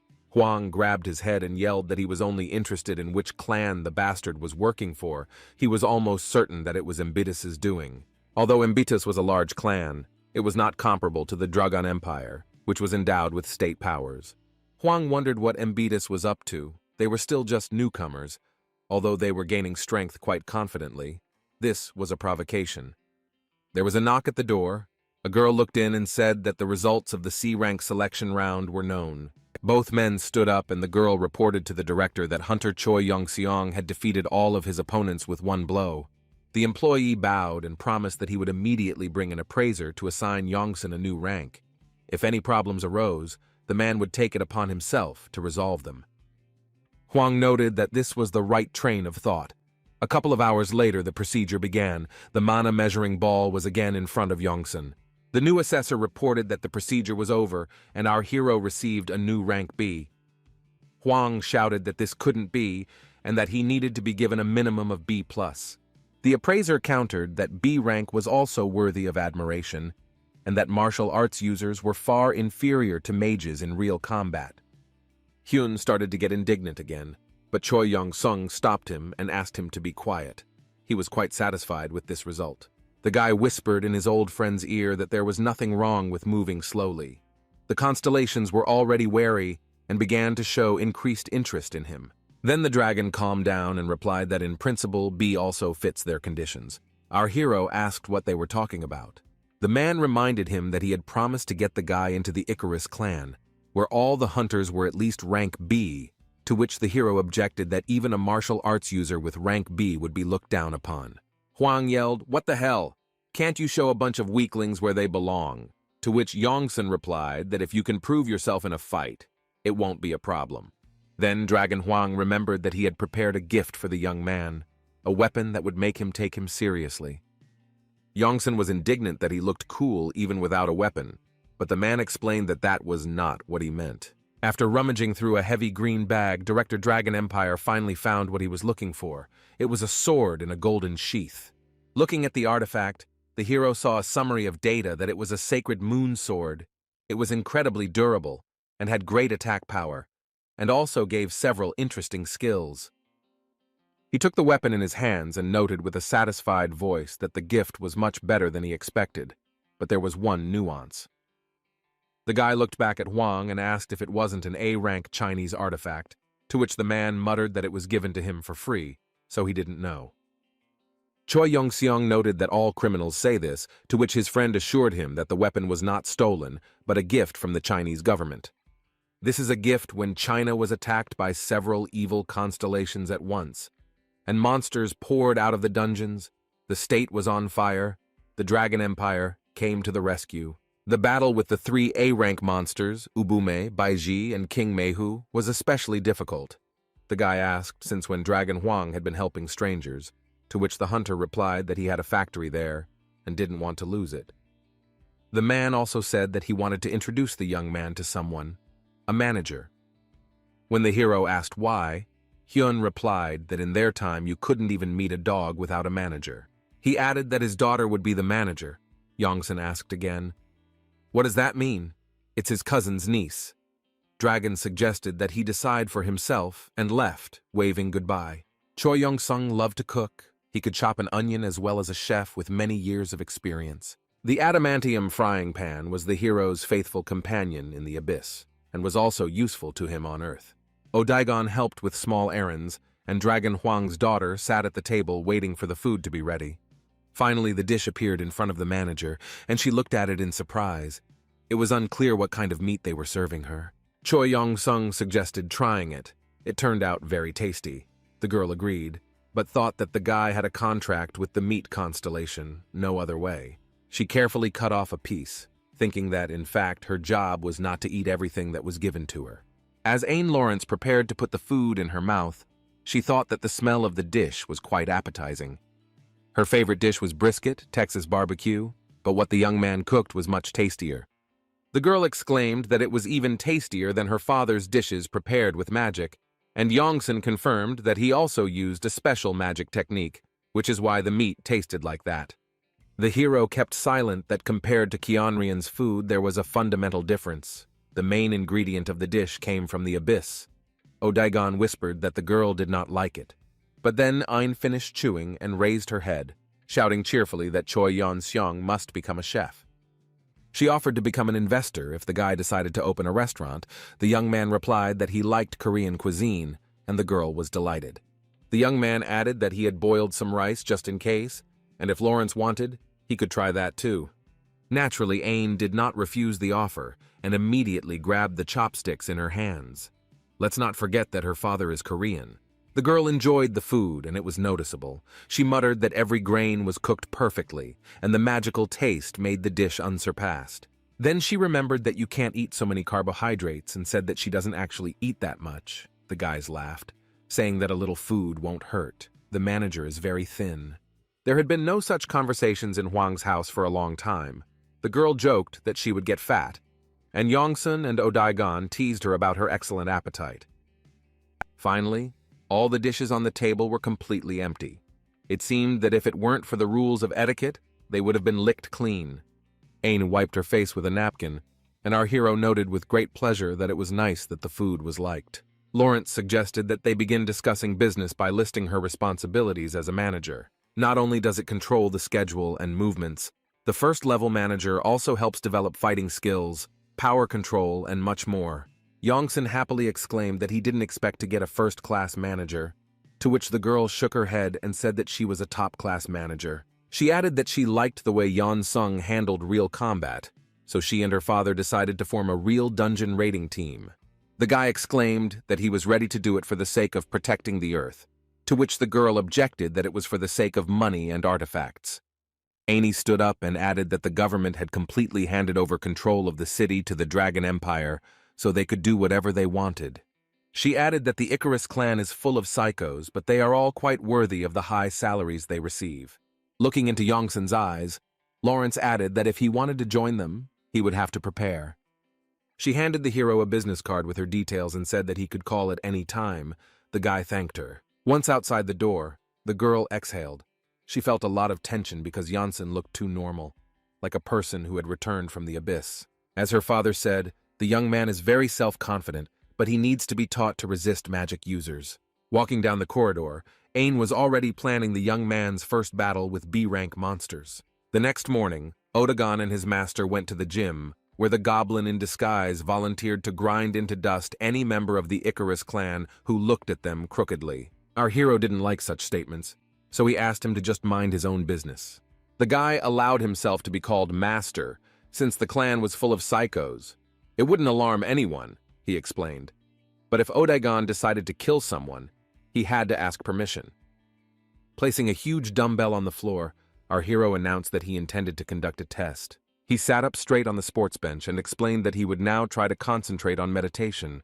The boy closed his eyes and concentrated. His goal was to connect to the level of the constellations and watch them play the avatar battles. He wanted to study his future opponents, see how many of them there were, and what they could do, but he couldn't do this right away.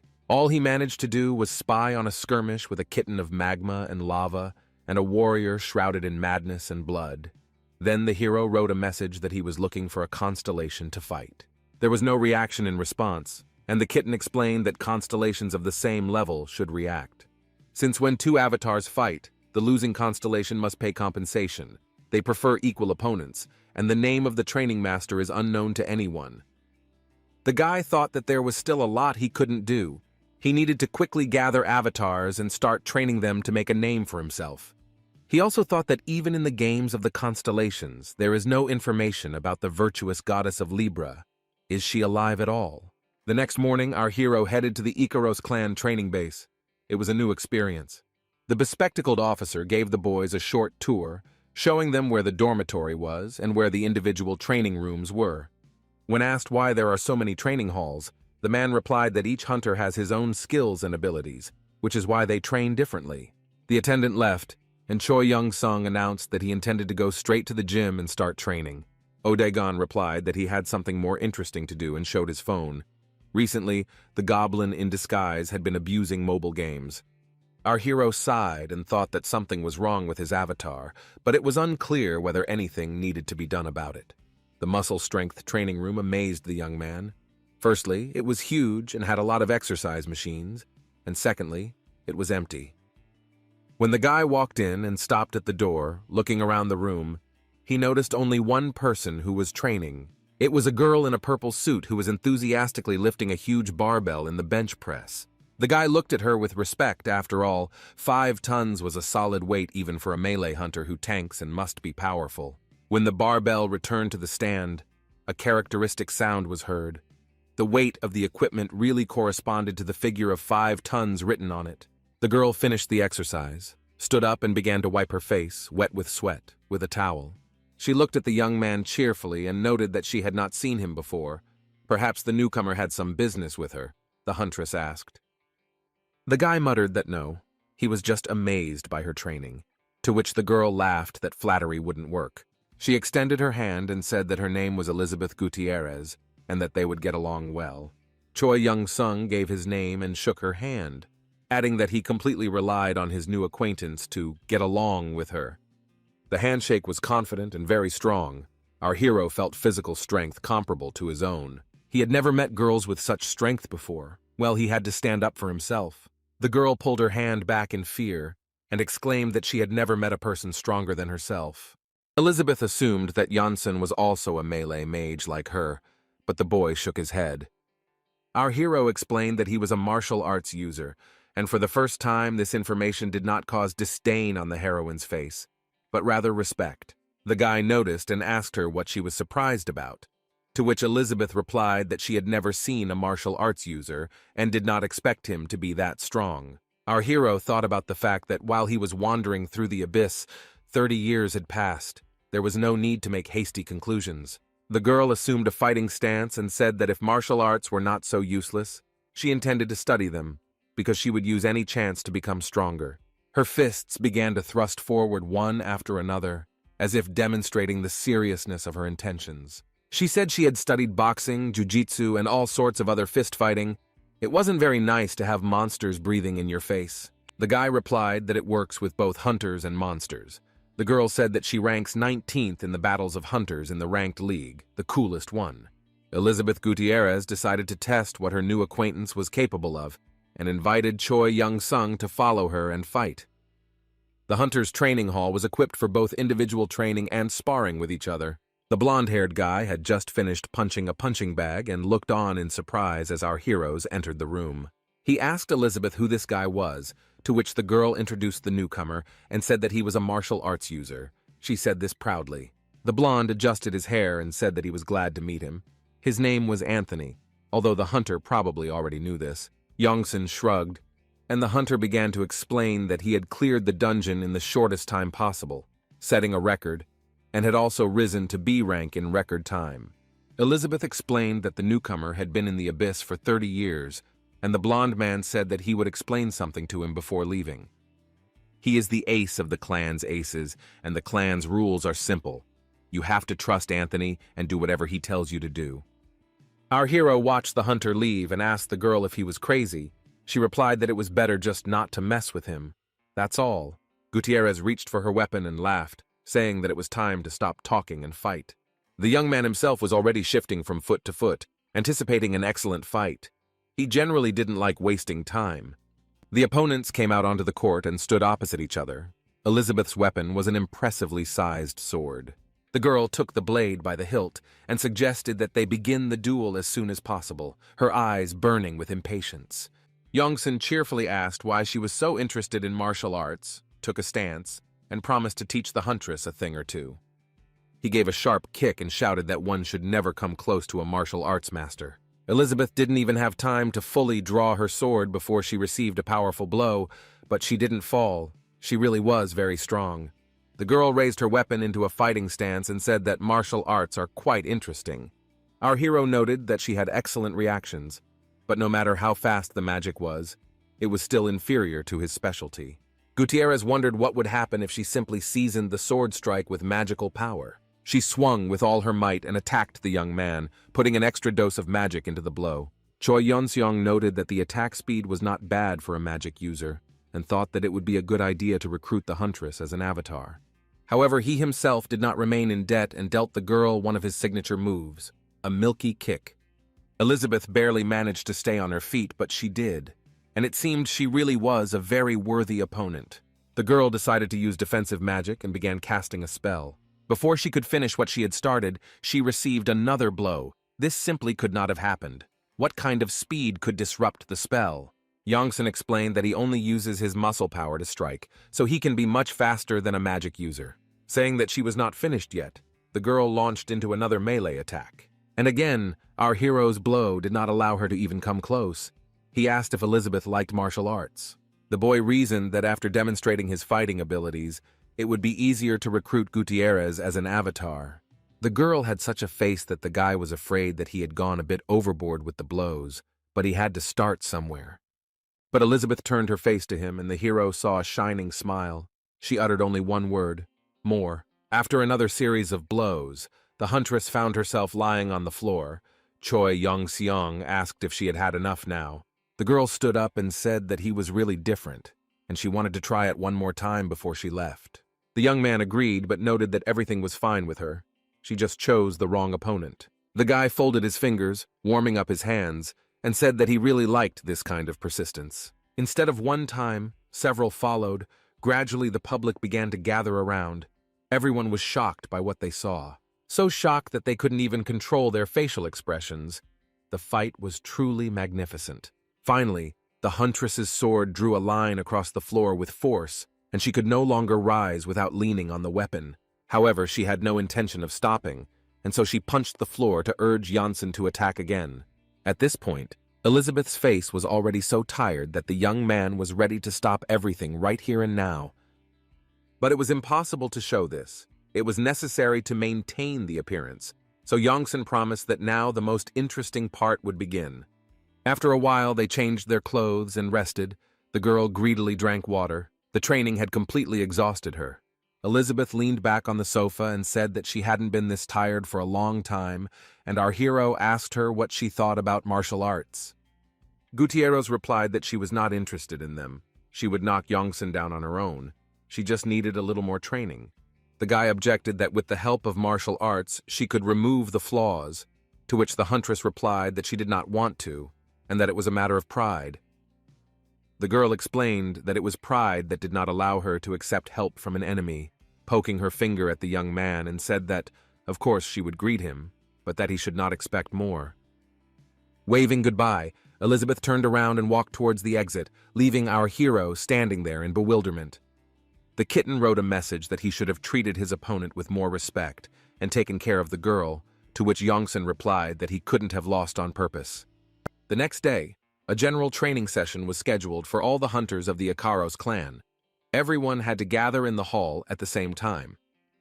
Odaigon and his master arrived a little earlier, as they did not know the local rules, and the others began to arrive after him. The first to arrive were an insecure guy and a huge bald man in a green jacket, his complete opposite. Then a girl in a pink suit and a fair-haired young man in dark glasses, similar to those of blind people, appeared. To the surprise of our heroes, Richard Parker appeared after the beauty. He also did not expect to meet hunters from the dungeon here. The guy greeted him in a completely even voice and said that he was glad to meet him. Janssen asked how he ended up in Icaros, and Parker replied that there were reasons for that. While Odaigon continued to stare at his phone, our hero began to think about why Richard was here, and whether his family really didn't have its own clan. The last to approach was the clan mentor, trainer, A-rank hunter Ernest. He loudly asked if everything was in place. Everyone present stood at attention, that is, everyone except the newcomers who had not yet had time to get their bearings. The man greeted and introduced himself. He noted that he saw new faces and wished everyone to become worthy hunters. The coach looked around at those present and said that he asks this question every time, but wants to hear the answer again. "What is the main weapon when meeting a monster?" Ernest asked. Choi Yongseong loudly replied that this weapon was Yu, which earned the hunter's approval, who said that the answer was absolutely correct. Unwavering faith in himself is what helped our hero throughout his life.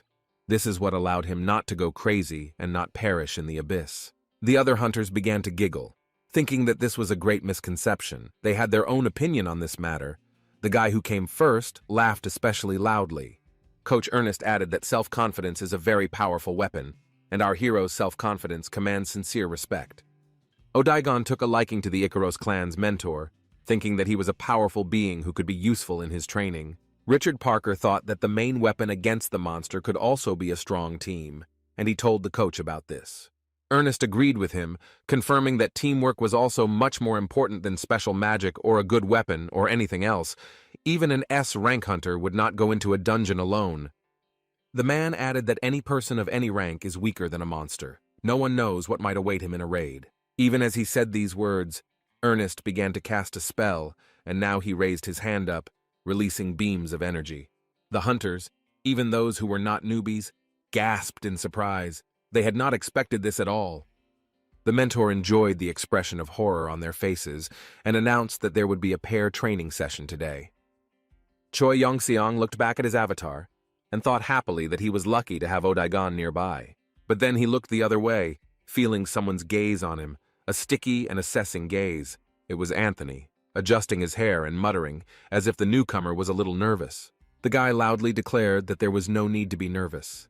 His body was capable of solving any problem with the help of unrivaled magic. Our hero did not want to be paired with this weirdo, because he was a constellation, was much stronger. But he resigned himself. Anthony continued to praise himself. Ernest spread his arms out to the sides and said since everyone was divided into pairs, we can begin. He used a spell of the art of illusion of the highest level. Something vaguely resembling a magical portal appeared behind the coach and his assistants. Soon a huge mouth with many teeth appeared from there. One could think that it was some kind of Tyrannosaurus. But that was not the case. A wyvern materialized behind the trainer, a strong monster, defined as B rank and above. Odaigon continued to hang on the phone. Janssen thought that it wasn't as big as expected. The other hunters began to count in horror how many wyverns continued to appear from the portal. The trainer made sure that the newbies did not hesitate and gave the command to dodge, directing the monsters straight at the hunters. Everyone reacted differently. Some put up protective shields, some tried to dodge. The monster's strength was in its breath. Anthony calculated the radius of the breath and was confident that his magic would allow him to withstand the attack without taking any action at all. Then he changed his mind and cast a third-level acceleration spell, dashing away from Choi Yongseong. Our hero thought that since they were magically linked into pairs, he would be dragged along. What a bastard. He had to use a blow to the acupuncture point to stop Anthony. The wyvern's mouth came close to the boys at a deadly distance. I wonder what strategy the boy will use. Choi Yong-sung hugged his partner, and together they made an incredible jump upward. The monster flew past. Most of those present didn't even notice that the two hunters had risen so high to escape the monster's fiery breath. But Parker and the trainer noticed. The young man asked if martial arts really allowed one to develop such speed. Ernest replied that Janssen was the strongest of the representatives he had seen. The coach added that it was probably the influence of the abyss. The hero's power was incredible regardless of rank. He was very strong in close combat. Anthony yelled that he didn't understand why Janssen was acting on his own and not following his instructions, to which our hero replied that his partner was too slow. This caused a wave of indignation and a whole list of new commands and instructions that had to be obeyed immediately. Anthony kept yelling that the newbie should listen and do what he said. It was so ugly that even Elizabeth asked what was going on. The coach snapped his fingers and announced that as long as they stopped there, the training had gone well. All those who dropped out were ordered to leave the site. The remaining hunters continued their general training. Ernest announced that the next attack would be even more difficult, so anyone who was not confident in their abilities could also not participate. Choi Yeon-seung thought that he was confident in his own abilities, but not so much in his fellow students. At that moment, a strange sound was heard from somewhere below, and our hero managed to understand that someone was teleporting. It was Anthony, who emerged from somewhere under his feet and announced to Yongsan that he was breaking, and at a very inopportune time. Then the guy made another incredible jump upward, throwing his partner over his shoulder, accompanied by his loud cry about the impudent newcomer. At that very moment, in the very place where Anthony had stood a second ago, a huge monster in the form of a sandworm with 3 mouths appeared from under the ground. A mechanical voice announced that it was an ancient sand monster, a stone eater living underground. It attacks suddenly, catching vibrations, devouring its victim with lightning speed. The trainer snapped that if they couldn't react even to such a threat, then they needed to change their profession. Hunters don't behave like that. Choi Yeon-seung had already landed near the monster, and was thinking that he had expected something like this from the Ikaros clan's training, and the guy liked it. During a short break, all the participants in the training fell onto the field's turf as if they had just overtaken a train. Our hero and Odaigon remained on their feet, still holding the phone in his hands. What kind of gambling addiction is this? However, some hunters also decided to take a walk, and from behind the young man a cheerful voice was heard, asking to ask a question. B-rank hunter Smallwood High Mountain asked how the boy knew the attack would come from underground. The hero replied that he understood from the sound, to which the hunter muttered in surprise that martial arts are very cool if they teach you to catch even such quiet sounds that no one notices. Janssen offered to help, but Smallwood politely declined, explaining that he was just curious, and the coach gave the command to prepare for the next round. The clan's training continued. The next task was a 3-man evasion, and Elizabeth was added to Yongson's team. It was an explosive mixture. During the magic resistance training, the young man once again demonstrated the advantages of martial arts by summoning a shield from his ki. Then the hunters mastered the skill of restraining their comrades who had fallen under the influence of an illusion magic spell. Soon most of the guys were ready to fall to the ground from fatigue. But Ernest announced in a cheerful voice that the warm-up was over, and after a short rest, there would be clearing of the dungeon. The thoughts of all the hunters were surprisingly unanimous and boiled down to the fact that their trainer was a damned psycho. Janssen happily asked when they would be going into the dungeon, and Smallwood High Mountain explained that it would be modeled on the inside of the world. The guy suggested that this was a usual training for the clan's hunters, and received an affirmative answer. Smallwood added that in the abyss, he had probably seen worse. Hunter asked what team Yeon-seung supported, and the hero, thinking that he was talking about baseball, replied that he was a fan of the Twins, to which High Mountain clarified that he was talking about the sports game Dungeon Escape. As Huang said, football and basketball were no longer of interest to anyone. When they talked about sports, they meant exclusively hunting sports. It was terrible. Having looked closely at his opponent, the young man realized that he also preferred close combat. It was necessary to study his data. All of Smallwood's stats were very high, higher than anyone else present, especially his intelligence. Our hero thought he was stronger than he seemed. While he was thinking about how to lure the guy into his avatars, he asked to teach him martial arts, explaining that other hunters were in no hurry to share their knowledge. Yongsan decided to stir up interest in himself and replied that he could teach. But if you don't try, nothing will come of it. Out of 100 who want to, only 1 succeeds. Smallwood followed him and asked why everything was so complicated and took so long. He knew that progress was slower than in magic, but he hadn't expected it to be that much slower. Our hero noticed that the guy had a good knowledge of martial arts. He replied that he was a fan as a child, but there was nowhere to study them. He looked closely at Choi Yong-sung and repeated once again that there was nowhere and no one to study from. Can you imagine? Our hero realized that the fish had swallowed the bait. He agreed to train High Mountain, who was overjoyed. A few minutes later, in the training area of the Ikaros clan stadium, a timid voice asked how much longer. It was Smallwood, red and sweaty from the exertion, who was asking how much longer he had to squat.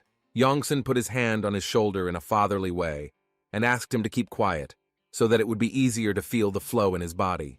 Our hero commanded to hold the pose and began to knead the cheeks of his ward. It cannot be said that he was delighted with what was happening. Choi Yongseong asked if magic users didn't use mana to strengthen their body, to which High Mountain replied that they didn't draw mana from their own resources, but from outside. Our hero thought that this was somehow too complicated, because you can just start the circulation of mana. Smallwood replied that martial arts are even more difficult.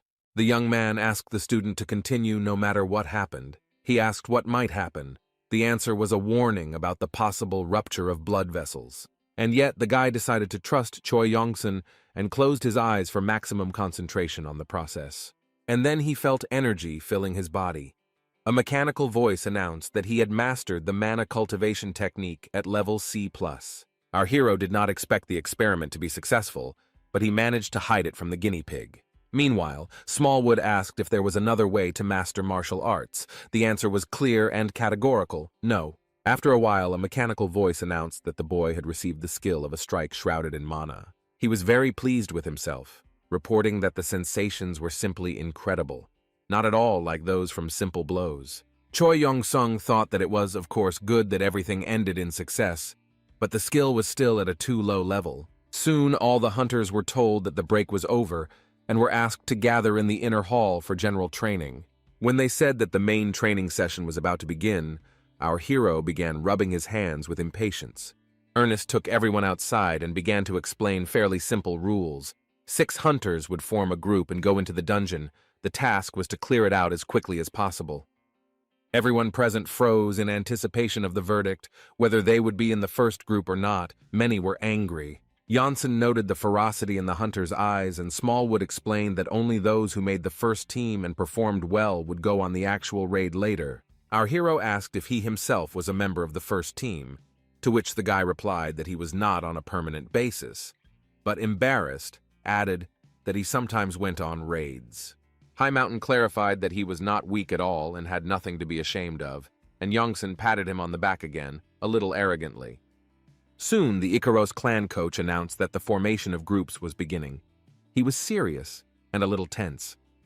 The first team included Elizabeth, Parker, Janssen, Smallwood, Anthony, a hunter we don't know yet, and one more guy as a replacement. Noticing that Odaigon was studying the list and did not see himself there, our hero thought that it was strange that he did not intersect with the Avatar at all during training.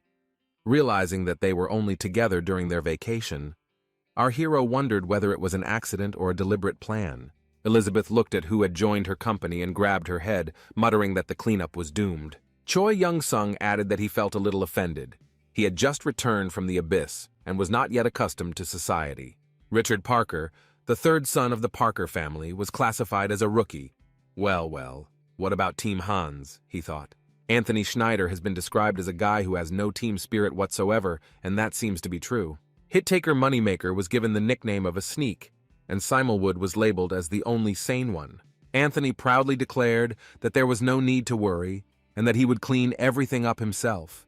And Elizabeth was doing just that. The girl was worried that after a raid in such company, she would be kicked out of the first team. Smallwood noticed that Schneider was considering taking the leadership position and asked if everyone would be comfortable with that option. Janssen asked Gutierrez about Anthony's abilities, and the girl replied that the guy was versatile, good both in close combat and at long range. She added that if you don't take into account his character, you can envy him. He has collected many rare skills and mastered them to perfection. Our hero decided to look at Schneider's statistics. Before that, he had not planned to take him as an avatar. But after catching Elizabeth, he changed his mind. Anthony was quite smart and strong, and also had the skills of protecting the mind and narcissism. Who would have thought that such a combat skill existed? Since when had Yongsan seen skills, the guy thought, and tensed up. A message came from the kitten that the more often he looked at the statistics through the eyes of the constellation, the better this skill worked. The hero nodded. Our hero also noticed that both Schneider's defense of reason and narcissism clearly surpassed the level of development of rank B. Yongsan decided that both of these skills were aimed at maintaining mental self-control, which was interesting. At this time, an unpleasant voice was heard. asking if anyone here needed friends. The guy called himself Whitaker, but both Smallwood and Elizabeth tried to get rid of him as quickly as possible. Choi Yeon-sung asked his friend what was wrong with him. The girl explained that the guy only knew about money and divided people solely by benefit. Whitaker explained that he is not so bad. He just uses the principle of mutual concessions. That is, when you get something, you have to pay an equal price. Our hero thought about it and admitted that there was some sense in it, to which High Mountain replied that it was only at first glance and that one should not be deceived. The hunter explained that when he was on the first team, Whitaker never left his side, but when he dropped to the second team, he blacklisted him, and the guy was angry like a child. Whitaker said that even though he's only a B rank for now, he's a very solid healer, so teaming up with him isn't such a bad idea. Youngsun thought that he didn't really need such services. He even said it out loud, and the faces of those present reflected bewilderment. Our hero explained that he was already good at fighting, to which Whitaker noted that he just hadn't tried it yet. Hiller did not calm down and responded to each refusal with even greater pressure, which began to irritate. When the guy realized that he had no chance here, he made such an indifferent and disdainful face that it was very difficult not to burst out laughing when you looked at him. Whitaker walked away, muttering that Youngsun had not yet fully grasped reality after so many years in the abyss. He would soon understand everything, but it would be too late. Soon the group entered the dungeon of the Crossroads trial. Elizabeth was first. The girl carefully examined the territory. The girl said that she had never even heard of this dungeon before, and after looking at the plan, she noticed that it would be quite difficult not to cross paths with the opposing team. It was relatively small. Gutierrez offered to divide 2 weeks' worth of food and equipment equally among everyone, but Anthony said he was not going to carry anything. He reluctantly took the backpack, but decided to go first. When he was reminded that it was better to let the master of close combat go first, Schneider said that he was not afraid of anything. The blonde reminded her that she had promised to obey orders, to which Elizabeth countered that only when those orders weren't nonsense was she stronger in close combat. Anthony countered that he was the best, but the mere ability to compare herself to him already made the girl a great hunter. Gutierrez clenched her fists and hissed that she only dreamed of hitting him, and hard. Anthony said that he would go first, and the others should stay behind to support him. Smallwood drew his attention to the fact that one of the hunters had already gone ahead, ignoring his words. It is not difficult to guess that it was Choi Youngsun. He was almost running, and shouts came after the young man demanding that he stop. Here he gave a warning cry that there was a stone chameleon nearby and everyone should be careful. Our hero struck his first blow, and the rest of the group rushed after him. Everyone wanted to take part in the battle. But there was no need for help. Someone had long since gained experience in fighting various monsters. Blowing on his steaming fist, our hero asked why they were stuck. They couldn't move forward quickly like that. Anthony activated the speed boost skill and warned the newbie not to move. There was still danger ahead. This was another stone chameleon that decided to hide in the shadows, and it was not as easy to spot as the first one. Schneider used Hashan's acceleration and charged at the monster with all his might. The hunter didn't have time to reach the chameleon. Someone was faster and used a ranged weapon. It was Youngsun, using China's national weapon, the sacred moon sword, and it turned out that the blade could release streams of energy over vast distances and at incredible speeds. The thing is that our hero slightly modernized the subspace necklace he received from Onyx, attaching it to his belt. Now he could very quickly get any item. This was the first test of the sword, and the guy was incredibly pleased, having assessed the weapon on its merits. Things would go better with it, he thought. Anthony pounced on the hero, shouting that this was his opponent, and he should have struck him down first, to which Choi Young-sung replied that an ace like Schneider should be saved for more dangerous monsters. The blonde was dumbfounded. This was perfect logic. There was nothing to even object to. He had to shut up. He asked if Yeon-sung would let him fight such a monster when it appeared, to which he received the answer that it depended on the situation. At that moment, our hero rushed into the attack again, and the rest of the hunters had no choice but to follow him. This time the young man released a stream of energy directly from his index finger, which was also quite convenient, but of course it did not provide the same power as the sword. So the guy destroyed the next stone chameleon again using a Chinese blade. Schneider even opened his mouth in surprise. He had never seen a person with such a quick reaction. Janssen moved through the dungeon, leaving behind defeated monsters. The rest of the squad simply followed. Anthony began to get nervous. He kept repeating to himself that this body has strength, it will not lose.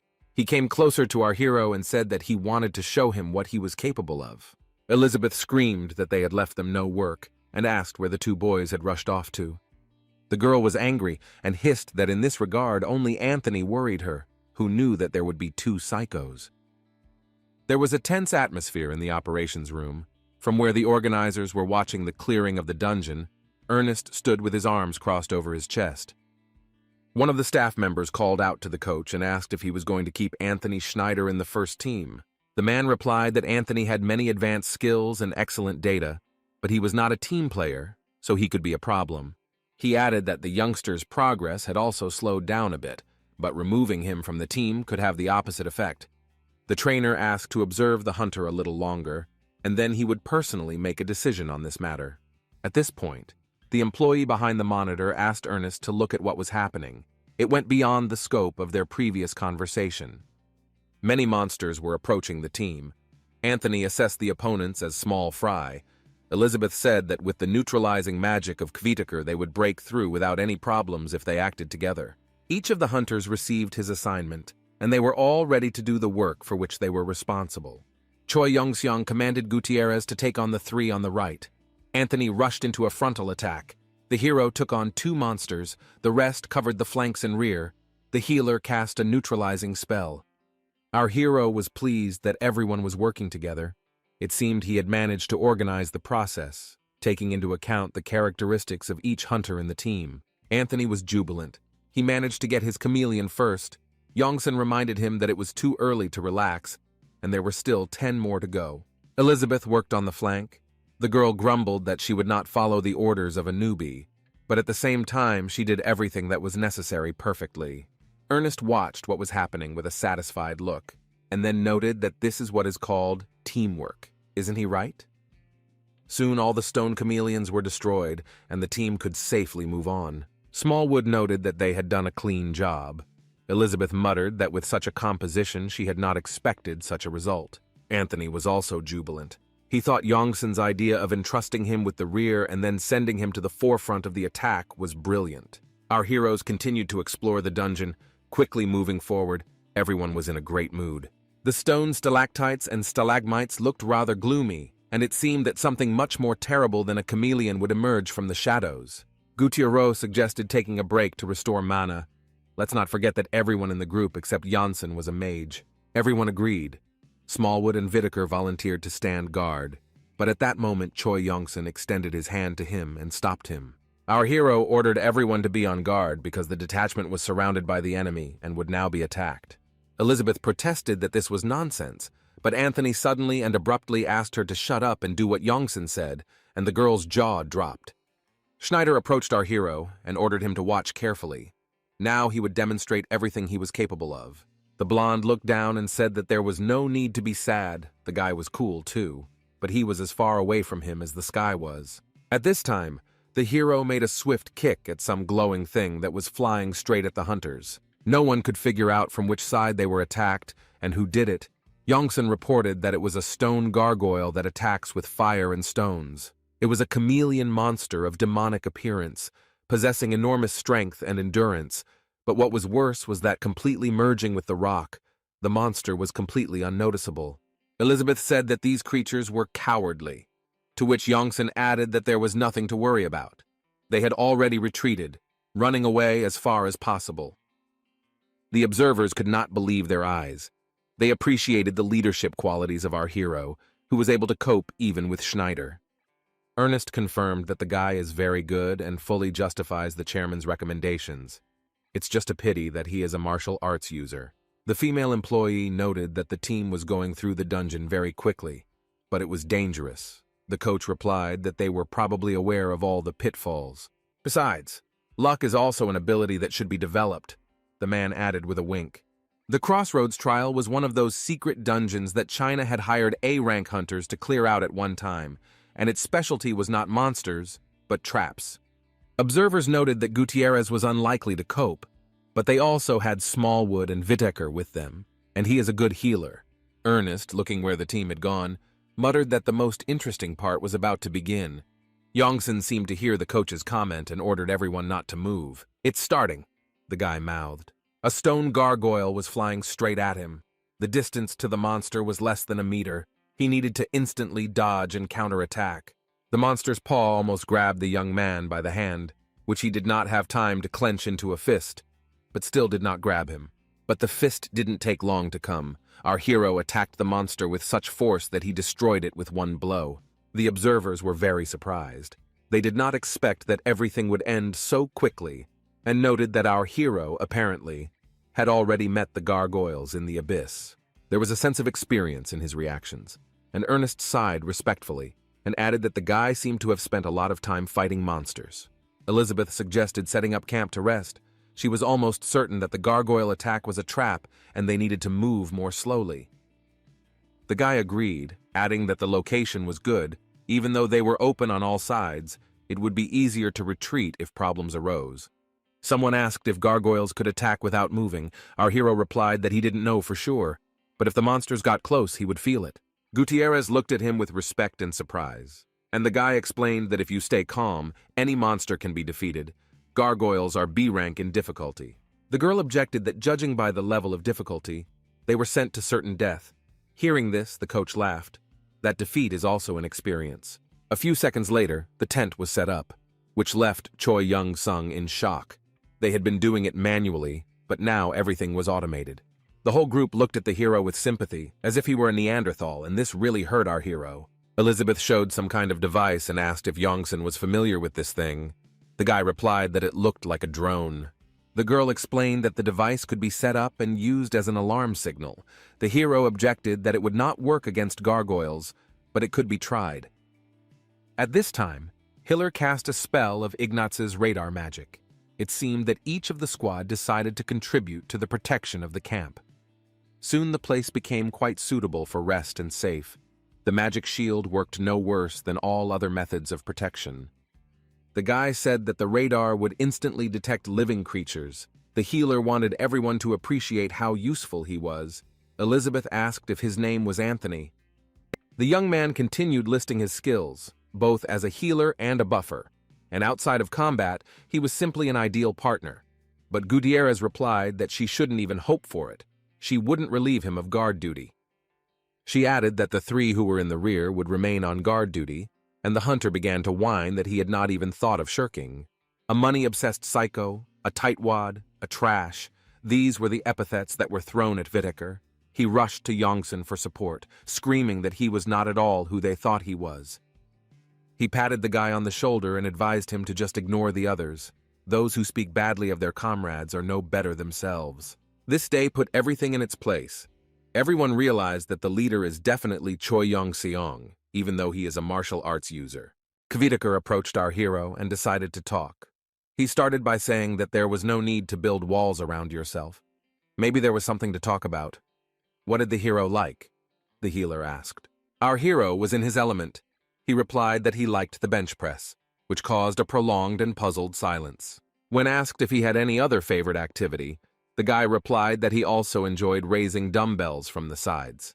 Whittaker was puzzled, but then suggested that they train together sometime.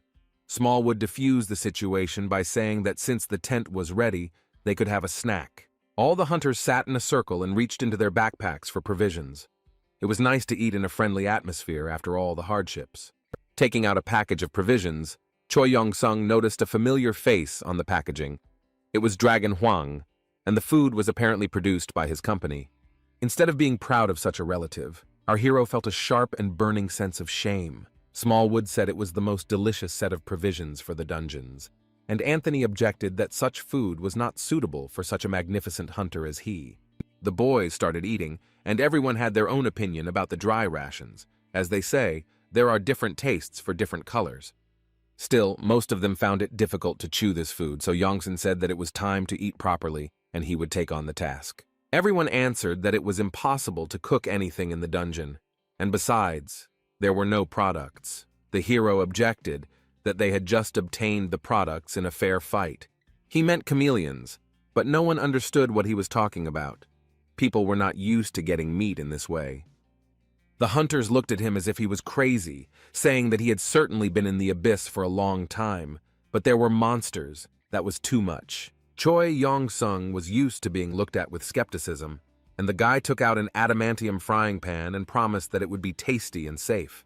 At this time, in the instructor's operations room, the staff watched as stone gargoyles took out another group of hunters. Everyone was slowly approaching the center of the dungeon, and the monsters were starting to prepare their attack. I wonder if they could be stopped. After some time, observers stated that Sigit's team was defeated and eliminated from the game. Agnes's team was also defeated, and the surviving members of the group began to retreat. Ernest muttered thoughtfully that he must have chosen too high a difficulty level, and the staff confirmed that the level was very tough. With several teams eliminated, the remaining teams will have a hard time, the observers concluded, and switched to Choi Yong-seung's team. But what they saw left them in shock. Pieces of golden brown aromatic meat were cooking in the frying pan. Even on the monitor it looked quite appetizing. Choi Yong-sung concentrated entirely on the process of cooking. It was his way of relaxing and unwinding. The other hunters in the squad were discussing among themselves whether or not to eat the meat of the stone chameleon, and each again had their own point of view on the matter. Then our hero approached them. Holding out a bag of food on his outstretched hand, he happily announced that meat was not everything. Soon a cauldron appeared over the fire, from which an incredibly pleasant aroma of freshly cooked rice spread. The hunters gathered around and began to guess what it was. Risotto, paella, some Asian dish. Everyone was salivating from the smell. Smallwood added that he had seen something similar in a movie, and both the meat and rice looked absolutely amazing. Here Choi Yong-sung turned to the boys and asked when he said he would share, since they refused to eat monsters, and he prepared dinner for himself alone. Anthony decided not to miss the opportunity to eat properly, so he came up and reminded him that he had not specifically said anything like that. Schneider was as inimitable and self-confident as ever. He began to praise Yongsen's culinary talents and explain that he would be happy to try his dish, which is a great honor for any chef. Our hero laughed and said that in that case he was ready to share. The blonde received a full plate and was incredibly happy. He began to eat with appetite, completely ignoring the hungry glances of the other hunters. When half of the portion was gone, Anthony praised and thanked our hero. Yongsen smiled and wished him a pleasant appetite. The mechanical voice reported that thanks to the consumption of magical food, Schneider's mana had been fully restored. His delight had increased 100-fold, as had his gratitude. Meanwhile, Yongsen started cooking again, thinking that the other side of the world was like a virtual reality. He realized that the food in stock would be restored, so he did not spare either rice or meat. A new wave of incredibly delicious aromas floated through the dungeon. If this continued, the rest of the teams would come to the smell. Suddenly, Elizabeth raised her hand sharply and asked for a second of attention. This was quite unexpected. She approached our hero together with Kvitikar, and the hunters began to assure him that, in fact, it was Smallwood who said that ill-fated phrase, and both of them had nothing to do with it. Choi Yong-sung generously informed that anyone who wanted to could come and eat without any problem. There was no point in picking on Smallwood. He was already a pity. After filling a bowl with food, High Mountain told Yongsen that he was his best friend and closest person. Everyone laughed, that it was not worth going overboard and that this was too much. The observers were shocked. They did not understand what was happening at all. The hunters arranged a feast in the dungeon. Ernest laughed that they were amazing guys. The girl was worried that they would be poisoned by the monster meat. But the coach was calm. He reported that, apparently, during his years in the abyss, Yongsen had thoroughly studied how to make meat fit for consumption, so there was no need to spoil the boy's appetite. Ernest added that there was so much mana in the abyss that food was not needed, so cooking was more of a pastime than a necessity. The fire was burning brightly, but there was no longer any need to cook on it. The hunters went to the tent to sleep, leaving a guard on duty. Parker stood, illuminated by the reflections of the flames and exhaled steam. The food he had eaten was quite hot, and standing guard was tiring and boring. Here our hero appeared from the tent, wondering why the guard was sighing. He was probably bored. Richard was surprised that Choi Yong-seung was not sleeping, to which he received the answer that martial arts users require much less sleep than others. Parker replied that he wasn't sighing because he was bored, to which Janssen suggested that it was because the other hunters were stronger. When asked how he guessed, the hero replied that it was the same for everyone. Janssen said that the best cure for such thoughts is good training and even suggested doing it together, which caused surprise and bewilderment. He added that he didn't know why Parker joined the Icaros clan, but since he did, he had to grow to the level of the other hunters. Suddenly, Choi Yong-seong abruptly pulled out his sword and commanded Richard to wake up the others. They were about to be attacked. Parker, in fear, screamed at the top of his lungs that they were under attack. "Everyone, attention! Time to get up and defend yourself." The hunters in the tent rubbed their eyes in confusion, trying to understand what had happened. They slept surprisingly soundly. Elizabeth uncovered herself faster than the others and was already following Yongsan, clarifying that it looked like there were more than just stone gargoyles here. The guy nodded and replied that the stone gargoyles were leading the boss of the entire dungeon to them, and they needed to be ready for an attack any minute. Coach Ernest assumed that the stone gargoyles had high intelligence, so they realized that they could not defeat this team on their own and called on the boss for help. It was a stone predator, a monster much more powerful than even stone snakes like onyx and also incredibly ferocious, feeding on stones, but not disdaining hunters either. Watching the monster rise from the ground, the man sighed that he had overdone the raid's difficulty. It looked like even this team wouldn't make it any further. Yongsan held his sword at the ready and whispered that the boss was approaching and would appear in a few seconds. Everyone should mobilize. The gargoyles continued to scream ferociously, bringing anger to their boss and terror to the people who found themselves in the dungeon. Our hero mastered the moonwalk technique, so he knew exactly how to defeat both the stone predator and his charges. The first series of blows were received by the gargoyles on the right side of the group of hunters. They were closer. The second series of blows went to the monsters on the left side. Everything happened so quickly that no one even understood how exactly Yongsan defeated the monsters. Richard Parker took the lead, casting a high-speed spell, Achilles' ice bomb, which was quite effective in this situation. At this time, the hero shouted to his comrade that the main threat was from below. The ground under Parker's feet began to crack and vibrate. The hunters barely had time to jump back before rocks flew in all directions, and the dungeon boss burst out of the ground. At first, Choi Yong-seong thought it was his old friend, Onyx. But when he saw the three mouths, he realized that it was not. All the team members jumped back in horror and grabbed their heads. They started screaming for our hero to run away before it was too late. It's the boss. The monster sprayed green poison all around with such force that even stone blocks were destroyed. No one knew that Choi Yong-seong had fought with monsters even worse in the abyss. No one knew that he had absolute immunity to poisons. Everyone only saw the guy's suicidal jump straight into the mouth of a predator.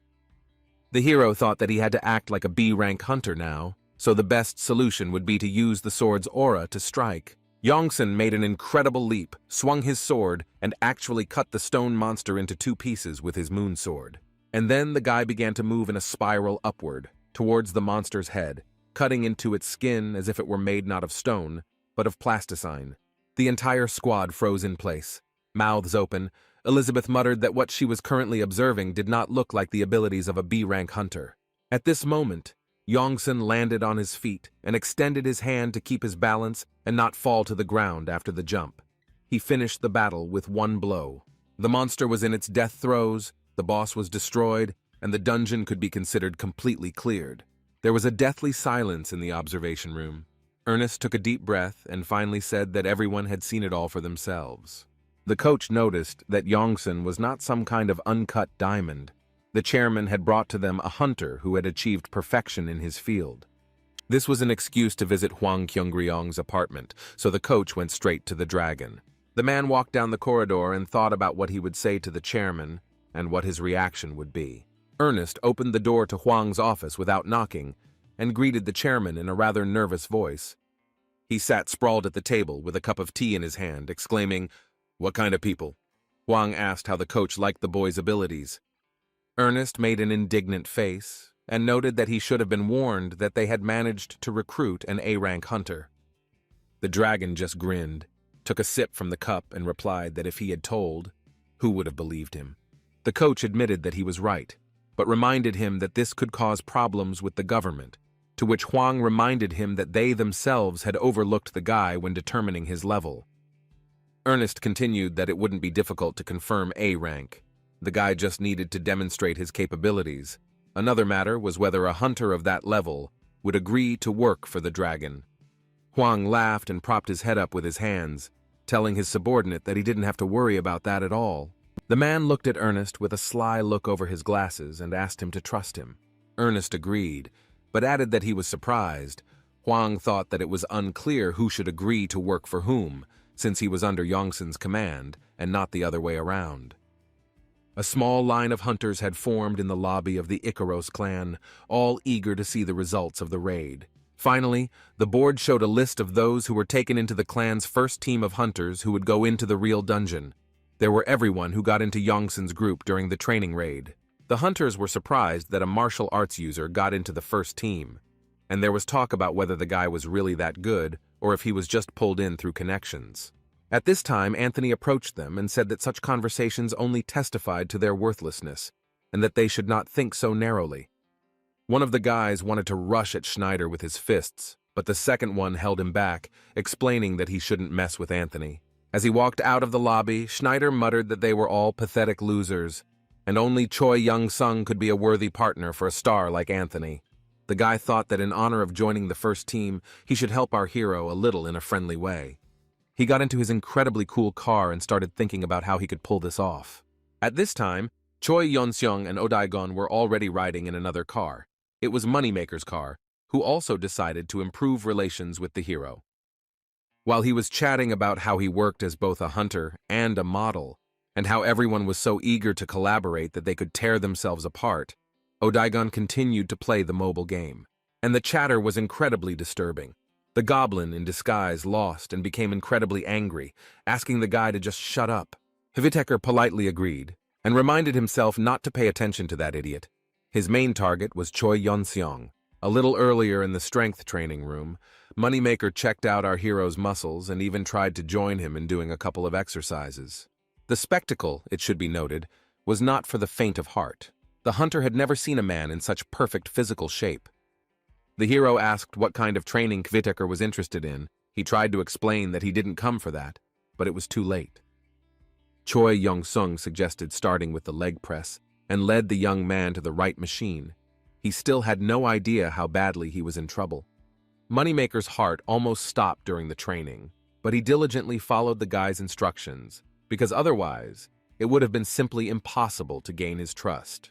Choi Young-seong suggested finishing the workout with deadlifts. He didn't listen at all to what the hunter was trying to tell him. In the end, an exhausted Whittaker simply collapsed to the floor and reported that he did not even have the strength to blink. But the young man still had the strength to invite Choi Young-sung to take a ride around the city, since he had recently returned from the abyss and probably hadn't had time to look around. Doing his 200th pull-up, our hero said he wasn't interested at all, but Moneymaker was persistent. As a result, Yongsan decided that this was a city of hunters. Everything he needed was there, so the trip might be useful after all. They got into the car, the very one Anthony passed on his way to his car. Whittaker sat behind the wheel and proudly proclaimed that they were considered aces among hunters. Therefore, they could get whatever they wanted. Well, almost everything. Our hero thoughtfully replied that being a hunter does not give anyone any status or privileges, to which the guy responded that he was simply behind the times.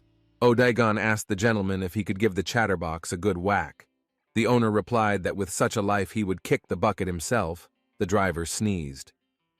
Finally, the car braked sharply and then parked at the side of the road, and Moneymaker announced that they had arrived.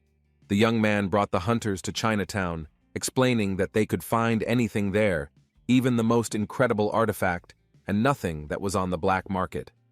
Choi Young-sung asked how the government views such a thing, and Whittaker noted that if you don't sell abroad, the state turns a blind eye to the black market. Also, one of the advantages of Chinatown, according to the hunter, was that there were both dubious artifacts and rather rare ones at a ridiculous price. The Icaros clan group headed to the meat counter, unaware that someone was watching their movements. One red-eyed man in a hood asked the second if this was the one they were interested in, and the partner nodded. The third hooded man muttered that he did not understand how such a non-entity could humiliate his master. The shame needed to be washed away with blood. They were going to take revenge for the constellation, shrouded in madness and blood, but our hero did not even suspect the threat yet. The guy was just trying to explain to Moneymaker that his goal in Chinatown was not rare artifacts at all. Both Odaigon and his master were holding bags tightly packed with food. Choi Young-seong had no intention of saying goodbye to his favorite hobby. Kviteker was surprised when he saw their purchases and asked when the boys had managed to visit the supermarket. To get to the black market auction, you had to go underground and enter a well-protected magical building, somewhat reminiscent of a Chinese pagoda. They were met by a guard who volunteered to escort Mr. Kviteker of the Icaros clan and his companions. Moneymaker glanced at the heroes' clothes and offered them to rent the costumes. When asked why they needed costumes, the guy replied that they had to follow certain rules. The main one being not to say that they had ever visited this place. The rest was simple etiquette. In addition to the auction, the premises also housed a casino and many other interesting locations. The interiors, like the costumes of the visitors, were luxurious, and almost everyone present wore masks to hide their identity. Moneymaker assessed the situation and suggested that they while away the time at the roulette table before the auction began, adding that he was a master at such things. He didn't wait for agreement and went to the gaming room, Choi Young-seong wondering if their friend was being too obvious about his membership in the Icaros clan. The guards had already begun to report to their superiors that several hunters from the clan had been spotted, and he was ordered to be careful with them. When asked who exactly from Icaros was in the room, the guard replied that two were clearly newcomers. One of them, the same martial arts user who had caused a stir in the press. Our hero didn't know it, but the auction was run by the Huashan School, the only underground school in the world that has not yet forgotten what martial arts are. There were quite a few people who wanted to come up and shake Choi Young-sung's hand, but they preferred to keep a low profile. The young people were bored in the hall where the bidding for the illegally obtained artifacts was about to begin. Odaigon continued to hang on the phone. Finally, the auctioneer came on stage, and Moneymaker advised Janssen to keep a close eye on the lots on display. The first thing that was sold was some incredible spear for $50,000. It looked impressive, but was useless. Choi Young-seong, using the constellation's vision, quickly realized that this weapon was not particularly effective in combat. But the next lot really interested our hero. It was a modest-looking dagger. Compared to the previous spear, it looked completely pitiful. A yawn was heard in the hall. Using his vision, the boy saw that it was a thunderflame dagger, incredibly durable, with good attack power and a bunch of skills, including hidden subspace. Our hero decided that such a weapon would be useful to him. He had no money, but Kyungryong gave him a black credit card. When asked what it was, the dragon then explained that the hero could spend as much as he saw fit. It was an unlimited card, so that Janssen wouldn't feel limited in any way until he received his first salary from the clan. The young man tried to refuse. He replied that he wouldn't need the money anyway, and Huang almost jumped in his chair at these words. The man exclaimed that he was trying to be nice. Did the guy really have to refuse his offer? So Choi Young-sung sighed and took the gift. The manager announced the starting bid for the dagger at $7,000, and our hero thought that since he had no shortage of funds, why not? But for some reason, no one was in a hurry to raise the stakes. The guy asked Kviteker what was going on, to which he replied that the thing was junk. Everyone here understands such things. Then Choi Young-sung said that he would buy the weapon, which caused a wave of surprise, because this was only the second lot. There would be a lot of more valuable artifacts. The guy raised the sign. There were no more takers, and the dagger was sold to the young man for $8,000. Moneymaker muttered that even though it was inexpensive, why bother buying it? The hero replied that such a weapon wouldn't hurt, and that he would feel calmer with it. Just after these words, someone's heavy and unpleasant hand fell on Choi Young-seong's shoulder, squeezing his fingers. Looking around, the young man noticed a man in a hood with glowing red eyes behind him. The hero asked who he was. The stranger's eyes widened, and he asked menacingly if the boy really thought he could get away with insulting his master, a warrior shrouded in madness and blood. He cast some kind of powerful magical blow, so powerful that everyone present in the hall felt the wave of energy, and the light went out. In the fiery glow from the explosion, the guards rushed towards the man, shouting at him to stay put and raise his hands. The warrior avatar, shrouded in madness and blood, cast the spell blood gift. But Choi Young-seong didn't let him finish by kicking him in the stomach. Our hero thought about the fact that the warrior turned out to be vengeful, but he needed to fight at level B so as not to give himself away. The constellation screamed threateningly that Janssen would not survive, while continuing to cowardly hide behind its avatar. Then it dawned on our hero. He decided that this was a great chance to make a name for himself, and in the name of the constellation of the invincible god of training, he challenged the warrior to a fight, while introducing himself as an avatar. The warrior ignored the message because he had never heard of such a constellation name. His avatar also froze, but no one saw through the deception. After a pause, the warrior replied that he would accept the challenge if Janssen managed to survive the battle with his servant. The audience began to be outraged by the lack of light, and demanded that security remove the troublemakers from the hall. Our hero thought that it would be a good idea to move somewhere else, otherwise casualties would be inevitable. The next moment, he and Odaigon made an incredible leap onto the stage, causing fire to burst out from under their feet. The warrior's avatar also moved and stood in front of them, declaring that there was no way to retreat, and the hero would die right there, and they would have a feast on his blood. Choi Young-sung smiled and replied that he was not sure about that outcome, and that his opponents would most likely not leave the stage alive. Odaigon extended his hand forward, casting a spell, and stated that he was actually going to kill the attackers, but the master asked him to conserve his strength for now. The avatar was so eager to finally use his magic staff that he became offended at his master. Our hero decided to start small and use the Milky Finger technique, which was a rather unexpected move. In order to reflect it, the three other avatars of the warrior constellation had to create a common shield on the main avatar. Then Yongsun rushed into close combat. His opponent had a face as if hewn from stone, not a single emotion except frozen anger. A second later, he was thrown back by a powerful blow from our hero. It seemed the battle was coming to an end.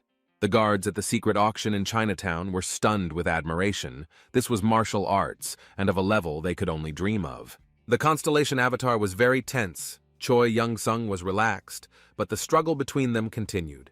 The man tried with all his might to restrain our hero, grabbing his hand so that he would not pull out the sword, but he had catastrophically little strength.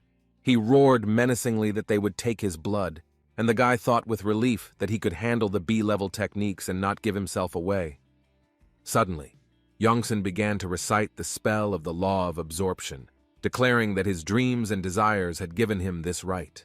The sword materialized in the other hand and the next moment pierced the attacker's chest. Then our hero added a little of his Kai energy and the power of the blow increased many times over. The avatar screamed at his assistants to stop him immediately, but they didn't even try to intervene, only casting protective shields. Yongsun was so fast that it seemed as if there were 12.5 Yongsuns on stage at once, and the popularity of martial arts among the audience grew rapidly. The warrior, surrounded by madness and blood, commanded the avatars to get closer to the guy and destroy him, but they were in no hurry to fulfill the will of the master. Yongsun made incredible jumps upward, and in the meantime managed to deliver some pretty hefty blows to his opponents. A mechanical voice announced that the warrior had gathered the power of all the avatars into one. Several hooded men fell to the floor, unable to even move. The mechanical voice added that the warrior had descended to the ground and was controlling the killer himself, but this was already clear to everyone who had eyes. Then a message appeared that the warrior had collected the splashed blood and increased the avatar's power. Yongsun continued to attack. The guy wielded the sword and thought that it was very cruel to control the avatar by inhabiting his body. Yongsun realized that the avatar's mana was now superior to the people gathered in the hall. If he stopped, he would self-destruct. It would be better to avoid the fight, but then there was a risk that the avatar would simply start killing the audience. The guy decided to ignore the disguise and activated the skill Good Giant Killer. A message appeared that if he does not avoid the avatar, the strength will increase. The time had come for the battle to be almost at full strength. The guy was inspired. He was already tired of holding back. Sword against fist. The fist of the avatar led by the constellation against the sword in the hand of the constellation. The battle was epic. The divine space art skill repelled the enemy's attack, but the sword reached its target almost unhindered. The blow was so strong that if the avatar had not been possessed by a deity, the battle would have ended there. But the warrior was here, having descended to Earth, and the warrior received blows along with his avatar. It was very, very painful for him. And as we remember, constellations do not tolerate pain well, since they fight personally extremely rarely. so the warrior left the planet, leaving the avatars lying on the floor. A message appeared that the warrior acknowledged the hero's abilities, and thus accepted his challenge, and the warrior indicated Choi Yong-sung as the avatar in the constellation battle. The kitten and the girl were happy with the result. Everything was going according to their plan, and therefore there was no need to worry too much about the future. The establishment's workers began to put it in order, eliminating the consequences of the battle, which caused a lot of damage to the building. One of the employees bowed before our heroes and apologized for the bandits entering the hall. The guy replied that everything was fine, and he would keep it a secret. He asked the guard if they could just leave, but suddenly noticed that the man clearly wanted to say something else. The attendant leaned down even lower and asked permission to ask Choi Yong-seong a few questions about martial arts, a topic he was very interested in. The young man agreed, and then several more guards came out into the hall, as if anticipating the arrival of an important guest. Odaigon and Choi Yong-seong sat down on the sofa and began to wait for the one who asked to talk about martial arts. Finally, the guard asked why the young man had decided to study martial arts, something so rare these days, and Yongsen realized that the conversation would be boring. The man apologized for his tactlessness, and our hero asked how he knew that he was practicing divine cosmic art. Then strange clicking sounds were heard, and a man with one artificial leg entered the room, asking permission to answer the question instead of his subordinate. The man, who was Chinese, asked our hero if he had ever heard of a clan called Huashan. Choi Yong-sung began to answer that it was one of the Chinese clans that were popular 30 years ago, and suddenly fell silent. The man's face seemed suspiciously familiar to him. At this point, the guy jumped up from the sofa. He realized that Master Li was in front of him and rushed to the man to shake his hand. He thanked the hero for recognizing him. The guy didn't expect that he would be thanked for this, so he froze with his hand outstretched for a handshake. But the young man could not resist the temptation, so he quickly pulled himself together and immediately asked Master Li for an autograph. Master Li laughed, the guards' faces lengthened, and the guy decided that an autograph was too bold of him. Li Xiaowan bowed his head and replied that he was not the one to ask for an autograph, but he signed it, and Yong-seong rejoiced that it had not even been 10,000 years since he had obtained the autograph of his idol. After that, the guy said that he welcomed the hunters of the Huashan clan and asked what business they had with him. And then Master Li said in all seriousness that they would like to learn martial arts from Choi Yongsen. After the invasion, the hunters were forced to flee from persecution by the authorities to America, where they were taken under the wing of the Huashan clan. They planned to train to return, but during the invasion, Li lost an arm and a leg, so he could not teach others properly, and the popularity of the art faded. For a long time, the Huashan school hid its existence, dreaming that someone would be able to approach the level of the great. Even Master Li did not succeed. And then Choi Yong-seong appeared, a hero who returned from the abyss, a master of divine cosmic art. The elders, who had come running to the noise in the hall, could not believe their eyes, watching our hero fight with the avatar of a warrior surrounded by madness and blood. Master Li gave the order to bring this man to him immediately. The guards asked if he was sure, and the hunter shouted that he was 100% sure. The man told Yongsen that he was the strongest martial artist in the world, to which our hero thought that Li himself had reached the level of perfection, but this turned out to be a lie. Here, one of the guards asked if the guy was an avatar of the invincible god of training. The young man did not expect that. The hunters continued to ask what they needed to do to reach his level, and Yongsen said that the invincible master would not help them here. The kitten asked what he was doing. He added that even if he doesn't intend to help them, he must recruit them to be his avatars, so he must be more careful with his words. The guy sighed and corrected himself, saying that in principle, maybe the invincible god of training could help. A message appeared that the faith in the god of training had increased, and the strength had increased. Our hero wondered if other constellations received strength in the same way. It turned out to be quite pleasant. Master Li said that they were not just asking to be trained, they were promising their complete and unconditional loyalty in return. Choi Yong-sung thought that this was not something he really needed, but he said out loud that it was a difficult decision, and he needed some time to think it over. All those present bowed to him with gratitude, and said that they were ready to wait as long as necessary. To make such a decision, he needed to consult with someone experienced, and the guy went to Huang. The secretary was not surprised by his arrival. congratulated him on his return and said that the chairman was already waiting. The dragon stood leaning against the table and said that he was just waiting for him to find out if he had managed to settle down in Icaros. The hero replied that he was in the process. The young man added that there were quite a lot of strange guys there, to which the dragon thought that the bastard himself was not far behind them. Choi Yong-sung asked if the man had thought that he himself was keeping up with them, and the chairman replied with a trembling voice that he had not thought so. He asked if the hero could read his soul using the power of the constellation, to which the young man replied that it was not necessary, as everything was already written on his face. Yongsun decided to get down to business and asked his former boss if he remembered the Huashan school. Huang recalled that it was an ancient Chinese martial arts clan. The dragon continued that many died during the first wave of invasion. Master Li was injured during the second. Then there was a scandal with the forgery of rank, but the government was involved in this. He added that Master Li himself was honest and asked why the hero was interested in this. Janssen replied that he met the master in the city. Even the flower on the table trembled from the scream that Huang couldn't hold back. He was very surprised.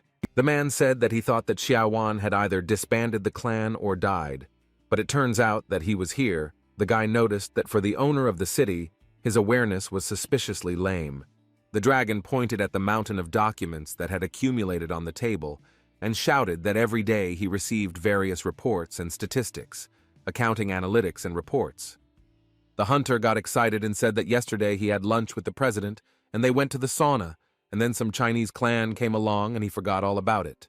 Yongsun said that there was no need to lie, to which Huang replied that he was telling the truth and added that Li could be used if he wanted, and if necessary, he could be driven away. The Chinese didn't need to worry. The guy added that he had also agreed with the warrior about the battle. The dragon became nervous and replied that as the only avatar, he was not ready yet. Choi Young-seong explained that there was nothing to worry about. He would pretend to be the avatar, and victory would be in his pocket. The next day, our hero went to the Star Games. A message appeared that the invincible god of training accepted the warrior's challenge and offered a one-on-one duel. All the constellations guarantee the fairness and transparency of the battle. The avatar that the god of training will send is Choi Yon-seong. The warrior announced the battle to the other constellations, and all the constellations present joyfully greeted him with a shout. A mechanical voice announced that the warrior had put the bloody fortress on the line, and if he won, the god of training could get it. Our hero connected the vision of the constellation and saw that orcs were in charge of this territory. The monsters raised barrels of blood for their master. The sight was truly disgusting. Choi Yong-sung thought that this was complete disgusting. He didn't even want to receive such a reward. The kitten explained that, on the other hand, the territories have a high price. The girl added that only high-level constellations could possess it. The guy began to study what he could put. Apparently, in order to match, he would have to put everything. It was reported that the invincible god of training was putting forth a divine cosmic art, one who turns back time and a voice from the depths of the sea. The two constellations came to an agreement. A mechanical voice announced that a treaty had been drawn up. In the event of one of the parties losing, its influence would be greatly weakened. The kitten said that he had to overcome such a trifle, and the young man replied that he completely agreed with that. Choi Yong-seong teleported to the battlefield and began to wait for the enemy to appear. A few minutes later, the warrior put out his avatar, and our hero could not hide his surprise. Before him stood Akarata, a huge, ferocious orc with an axe of a corresponding size in his hand. The young man thought that it was most likely a berserker, because his sword would be of little use, and besides, orcs have good regeneration and incredible abilities in close combat. Our hero thought that he had put all the most valuable things he had into the fight, and he felt a little uneasy. Considering the possible gain, the warrior noted that the bastard turned out to be stronger than he thought and subdued other constellations. But then the constellation decided that it was because they were just weaklings, and besides, the avatar, Choi Young-sung, looked downright pathetic compared to Akarata. He commanded his avatar to kill Yongsun, drink his blood and trample his corpse. What can I say? An excellent parting word. At this time, on the edge of the abyss, in the domain of the Herald of Plague and Darkness, lay the bones of rotting monsters. The master of the territories calmly took a purulent bath and thought that he was simply in despair when he was defeated by the god of training. But everything turned out not to be so bad. Leaning back on the edge of the bath, the herald thought that it had been generous to leave him both the territories and the avatars. They must have misunderstood him, thought the herald of plague and darkness, stretching his teeth into a semblance of a smile. Here the messenger saw a message that he was put on the line in battle, and in the event of the defeat of the god of training, he would become the subject of a warrior shrouded in madness and blood. The constellation almost had a heart attack. If it had a heart, it would have definitely happened. He immediately contacted Yongsan and asked what was going on. If he decided to fight, it was necessary to call the messenger along with his avatars. The young man thought that he had simply forgotten about it, but he did not like the messenger's avatars, so he kept silent. Looking at the orc again, Choi Yongsan asked the plague messenger not to worry. He would definitely win the battle and everything would remain as before. Having looked at the warrior's appearance, the messenger thought that he was some kind of tyrant and that he would have no end of problems under his command. The messenger himself and all his avatars began to repeat something like a mantra in chorus. I ask, I beg, God of training, win. After the announcement that the battle had begun, the orc was the first to attack our hero. This was predictable. The monster's first choice weapon was not an axe but a spear, and despite its size, it turned out to be surprisingly fast. Choi Yunseong was prepared and blocked the attack using the sacred moon sword. It really came in handy. The opponents entered into a confrontation. Only sparks flew in all directions from the blow of the sword on the axe and vice versa. In terms of physical strength, they were approximately equal. But the orc had a significant advantage in height, as well as in the length of his arms. When he began to swing his axe widely, our hero stepped back a few steps and was a little confused. The monster relentlessly struck at him with chopping blows, and the young man had to try hard to remain unharmed. Choi Yongseong realized that the enemy's plan was to prevent him from making a counterattack. The orc almost succeeded in this. He was confident of his imminent victory, so he did not save either strength or energy. His blows were very powerful. The guy barely had time to jump out from under the huge axe. Finally, the monster got tired of waving his heavy weapon and stopped to catch his breath. Our hero realized that this was his chance. The orc looked at him and thought that he would have to be very agile to manage to dodge his attack, and he wondered how the enemy would carry out his own. But Choi Yongseong had a different plan. He ran up close to the enemy, stopped, and threw his sword on the ground. With the help of divine space art, he repelled Akarata's blow, which surprised everyone a lot. It turned out that dodging the axe was not at all necessary. The young man could stop the sharpest weapon with just his bare hand, which was something out of the ordinary. Likewise, with just his hand, Choi Yongseong could deliver blows with such force that no weapon could do it better. The orc clutched his chest and screamed in pain, and admiring messages poured in from the constellations in the chat. However, not everyone was delighted. The warrior wrote that he found our hero's efforts funny and that he was doomed to lose anyway. Using the Scarlet Resurrection spell, Akarat quickly restored his health. The technique he used added the Cursed Madness skill to him, which increased his strength, and the orc was pleased. Choi Yongseong guessed that the more he wounded the orc, the stronger it became. If compared to the hunter, the monster was S rank, or maybe higher. Akarata let out a menacing and deafening battle cry. It was clear that he was enjoying the battle. The monster used the sixth circle magic skill, the bloody guillotine spell, but our hero managed to dodge it. The spell had a long duration, so Choi Yongseong had to dodge more than once. It was necessary to counter with something unexpected, without getting too close to the orc. The guy used the milky finger technique. The blow did not cause significant damage to the enemy, but nevertheless the orc stopped to assess the situation. Akarata looked at Choi Yongseong and couldn't understand how such a tiny creature by his standards could be so strong and agile. Standing opposite each other, the opponents looked almost like a rhinoceros and a kitten. It's surprising that the man hasn't died yet. However, he didn't intend to. Our hero used the skill of the great law of absorption. It was a rather unexpected decision. Little by little, all of Akarata's mana was transferred to Janssen, and the constellations began to write messages, saying that this was a very interesting move, albeit a rather reckless one. The guy then used the skill of harmonizing Dantians, becoming much stronger thanks to the orc's energy. The orc grabbed his hand and growled that now the pathetic little man would not escape retribution. But Akarata forgot that our hero has not one hand, but two, and they are so powerful that they can stop an axe with their fingers. The hero increased the absorption of the avatar's mana so much that it ran out completely, and the absorption of the mana of his master, the warrior, began. The monster decided to use the blood mineralization skill, which made the creature insane but skilled in combat. Yongsan became wary. The orc let go of our hero's hands, and now it was completely unclear how the battle would develop further. Then Choi Yongxiong simply released all the mana he had absorbed to strike with both hands, and Akarata flew back and fell to the ground. His eyes stopped glowing. It was clear that the monster did not have the resources to continue the battle. The orc looked at the man and said that he was a great soldier and would not admit defeat, so the only way to end the fight was to kill him. Choi Yongxiong did not want to kill his opponent. He raised his head to the audience and asked what he should do. The sweat and blood fighter spoke out against the killing and agreed that the fight should be ended with dignity. The other constellations agreed. The warrior, shrouded in madness and blood, remained silent. He did not expect that someone could defeat his best avatar. But he still felt sorry for Akarata and declared defeat. The fight was officially over. Choi Yongsan was congratulated on his victory. Congratulations from the constellations poured in. A message appeared that the hero's strength had increased. The bloody fortress had passed into his possession. The god had been included in the list of earthly constellations.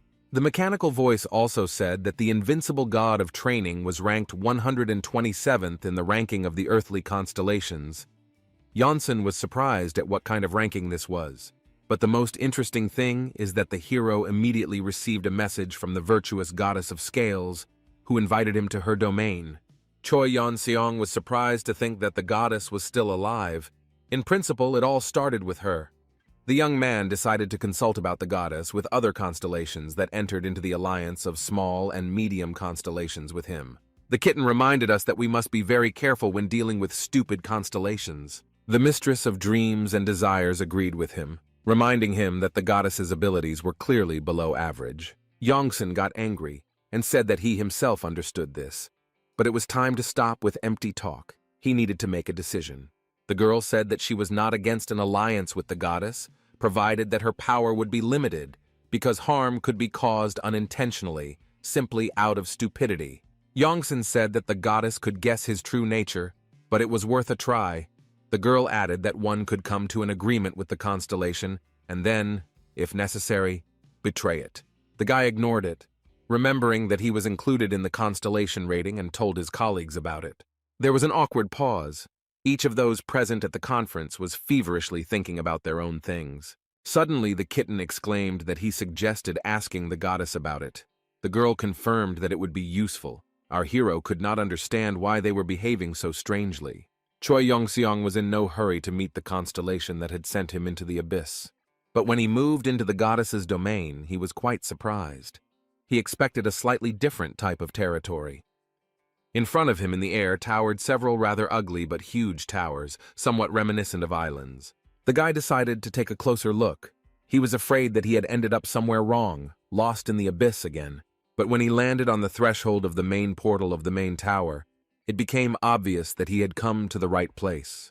The interior of the tower was luxurious and very majestic, but frightening in its emptiness. The young man was surprised that there were no avatars or residents. The kitten wrote that it could be a trap. The owner wrote that this could be evidence that the constellation's affairs are not going very well. Yongsan asked, not to rush to conclusions. Maybe everyone is just busy with something. After passing through a majestic corridor with arches and columns, Choi Yongxiong stopped in front of an incredibly beautiful, huge portal. The doors opened, and the hero found himself inside a large, beautiful hall. The goddess was there. She was standing right under the sculpture depicting herself. The girl looked a little tense but still beautiful, as befits a virtuous goddess. For some time, she and the young man stood opposite each other, not knowing what to say. The guy thought that the awkward pause had dragged on, and it was time to break the silence. He had already opened his mouth to say hello. But at that moment, the goddess suddenly leaned forward and began to wail that she was asking for his forgiveness. She should have sent the young man straight to that tower then. She kept saying that she had made a huge mistake and was very ashamed, but Yongsan convinced her that everything was okay and it was in the past. The constellation remembered how everyone had convinced her that the guy would hold a grudge and take revenge. Now she felt incredible relief when she heard from him that everything was fine.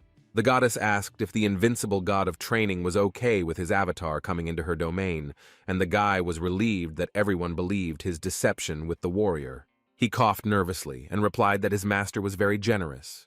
So he allowed him to go to the meeting. The guy added that there was another reason for his visit. The owner wanted to cooperate, so he sent him to negotiate. The goddess was surprised. After thinking about it, the constellation came to the conclusion that the invincible god of training had only recently arrived on Earth from the distant lands of the abyss, and that was why he had suggested something like this. The goddess said that she would tell Yongsan everything honestly, because the truth would soon come out anyway. The hero asked what she meant. The girl was very nervous and began to stumble mid-sentence, trying not to lose face. Finally, she took a deep breath and said that, to tell the truth, she was pretty much screwed. Previously, the goddess was one of the strongest constellations of a high level and was quite successful. Other constellations wanted to know the future, so they revered her and brought gifts. But all this is in the past. Now its greatness has declined, and its level of influence has sunk to the level of a lower-level constellation. Choi Yeon-seong asked why, and the girl answered that she always lost in the battle of the constellations. The young man thought that these battles were a terrible thing, since they could so affect the fate of the constellation. The goddess added that she sent her strongest angel to look for the guy, so she started losing battles all the time, and when she realized it, it was too late. That's how unlucky she is. The young man thought that her situation was rather lousy, and that ordinary stupidity was to blame for it. And yet he decided to propose an alliance, because he said that his master preferred to cooperate not with strong constellations, but first of all, with those who can be trusted.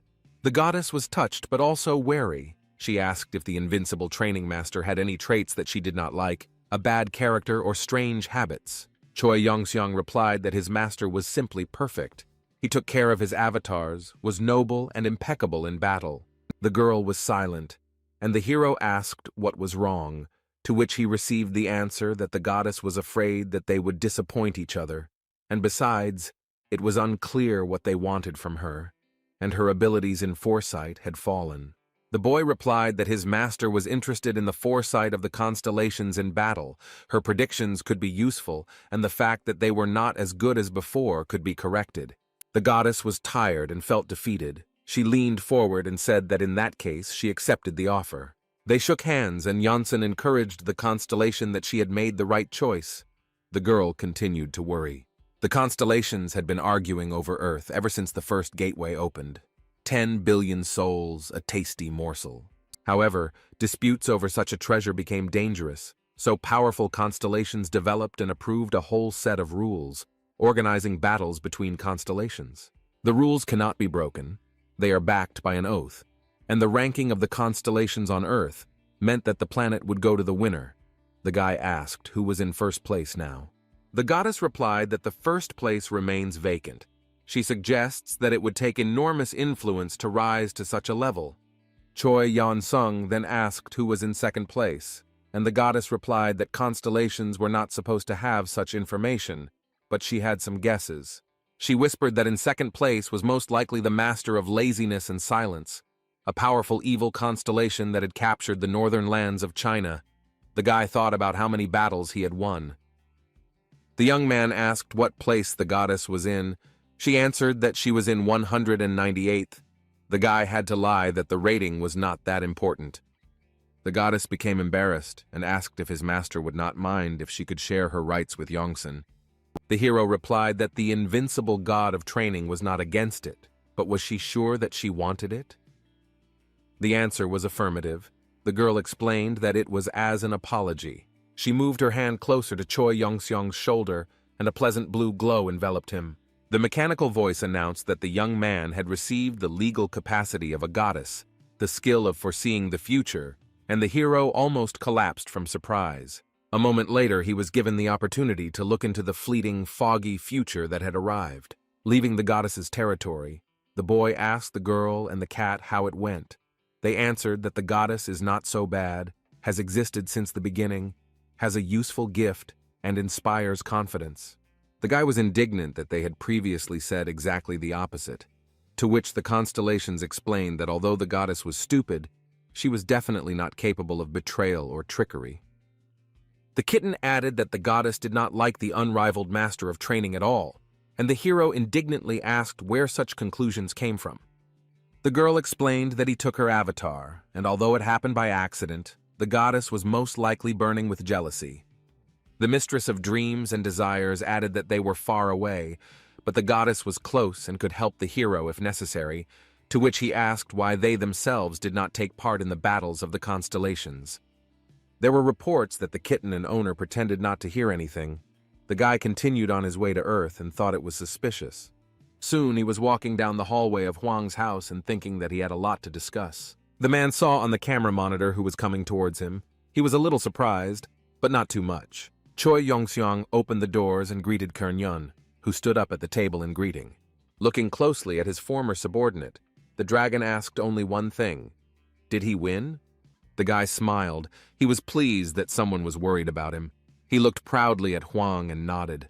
The chairman jumped up and walked up to the hero, putting his arm around his shoulders, and said that he had no doubt, to which the guy retorted that you couldn't tell from his face. After hearing the details, the dragon exclaimed what a fool this warrior was. He had never been distinguished by intelligence. The water in the glass almost spilled out from the excess of emotions. Our hero was surprised that Huang had already had dealings with him, to which the man explained that he had not personally crossed paths with the constellation, but had had enough of the avatars doing some crazy things. Huang asked what was next. Yongsen replied that he needed to see what he had won and prepare for the next fight. The hunter was glad that he could ask him for help. Before he could finish speaking, a completely uncontrollable Lawrence burst into the office, furious. The girl screamed piercingly that not picking up the phone was the meanest thing she could do. Huang babbled that he had never failed to answer the princess's call, and the girl said that she was not addressing her father, but her client. Choi Young-sung was surprised, and she said that she had tried to contact him several times, but to no avail. Lawrence mimicked the young man's frightened face, and it was obvious that she was ready to tear him to pieces. She came closer and said that she could say it directly if she didn't want to work with her, but ignoring her calls was going too far. Our hero remembered the existence of a mobile phone and took it out of his pocket. The screen was dark. The girl snatched the device from his hands and tried to turn it on, but nothing worked. The phone turned out to be completely dead. She didn't apologize, but it was clear that she felt awkward. Ain explained that she called about the fight schedule. The guy asked again what fights and heard that he was accepted into the main team of players. He successfully passed the qualifying round and is now in the first team, included in the general schedule. Huang asked his daughter to wait and explained that he was also counting on Yongsen's time. The girl asked what was the matter and whether it was important. She looked menacingly at the dragon and told him to forget about it. Hunter Choi Yongseong is now busy with his career and let his father plow someone else. Lawrence ordered the guy to follow her. Huang only waved goodbye and heard that he could call the guy. It was funny considering that he never turned on his phone. Huang's house was huge. Somewhere there, in the office, the chairman of Dragon Empire sat and thought that he would have to solve the problem on his own, and all because of his daughter's character. The girl invited our hero to follow her into the car. It seemed like a long trip was in the cards. This was only partly true. Half an hour later, the guy got out of the car and realized that he was in a school. There was a huge yacht at the pier. Yongsen even whistled. The three hunters bowed respectfully to the girl and invited Mrs. Lawrence and her companion on board. The hero looked around and thought that Huang had really become rich. He had to hire such a yacht just to have dinner. He asked Ain if she often spent her evenings in such an environment, to which the manager replied that yes, she came here when she needed a quiet place to talk. Inside, a table set away from all the others, a security guard and a chef awaited the young people.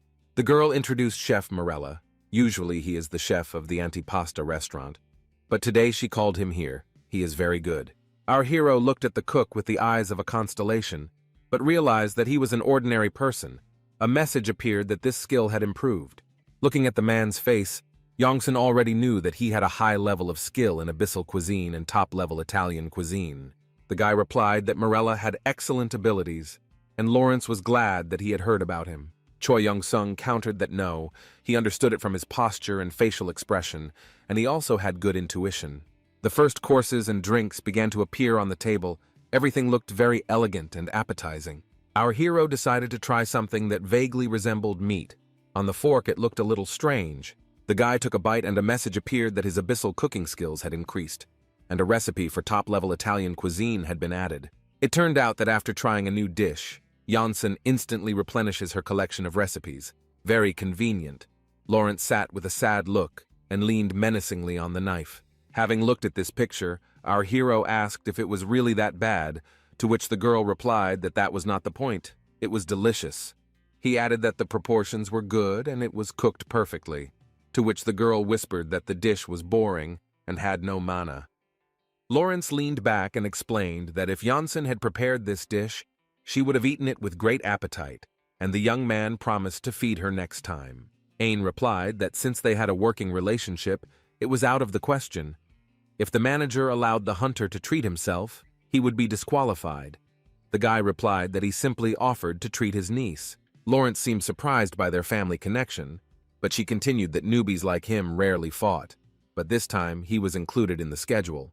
The young man asked why they made an exception for him and prepared to listen. The girl asked him in advance not to get angry. There were rumors among athletes that his rank was rigged, deliberately lowered in order to defeat all opponents with the same rank B. Ain noticed that the hero was not at all surprised. He explained that he was no longer at the age to worry about trifles. In fact, Janssen thought that he really was hiding his level. The girl noticed that he was acting like a star. She didn't expect that, to which Janssen replied that he really was going to become a celebrity. Then the manager promised to help with that. She took out her tablet and turned on a live broadcast of the press conference of the hunters participating in the sport fights. The cameras were pointed at someone, apparently very famous, who was just saying that he wanted to say a few words to a hunter. An elf appeared on the screen, menacingly asking why he didn't have the courage to participate in the B-rank selection, decided to fight in C, was afraid of a real threat. Janssen realized that this was addressed to him. It was the B-rank hunter, the 20th in the ranking, the avatar of the elf of ambitious light constellation, Maximilian Pitchpatrick, and he was challenging Choi Yongsung to a fight. He added that if the hunter refused, the whole world would consider him a coward. Choi Yongsung asked Ain if there were many elves on Earth. She replied that after the opening of the passage, several appeared. The girl was shocked that the hero was not at all offended by such treatment, because it was insulting. The guy replied that he would show his anger in battle. Now it was of no use. Lawrence smiled broadly and advised him to beat the bastard to death. Janssen was horrified by her character. How the daughter of the kind-hearted Kyungryong could be so bloodthirsty. The yacht continued its journey through the sleeping city, and the couple at the table discussed the details of the battle, which was supposed to take place in 2 weeks. Ian promised to dig up information on Pitchpatrick. A few days later, the manager was adjusting Yongson's tie, and the guy complained that the suit was restricting his movements, but he did not forget to ask what he should do. The girl replied that he should come out to the reporters, answer a couple of questions, glare at Pitchpatrick and sell his face to get a better look. Well, it was time to go out under the spotlights of the press conference. The hero categorically refused to put on shoes. Janssen walked up to the podium and sat down at the table. Maximilian Pitchpatrick was already there and posing for photographers. The host announced that all interested journalists could ask their questions in the established order of the queue. The first one asked if a martial artist could compete with B-rank hunters. The hero replied that he had to try. Then there was the question of whether he was confident in defeating Maximilian. Ensign answered yes, and then simply posed silently, as Ain had asked. One of the reporters accused the guy of a trick, that he first lowered the rank to C, and then after winning the qualifying round, raised it to B. The young man replied that it was not he who measured the rank, but specially trained people, so the accusations were misplaced. The presenter, the cameraman, and the journalists were all surprised by the hero's withdrawn and at the same time self-confident behavior. He was completely impenetrable.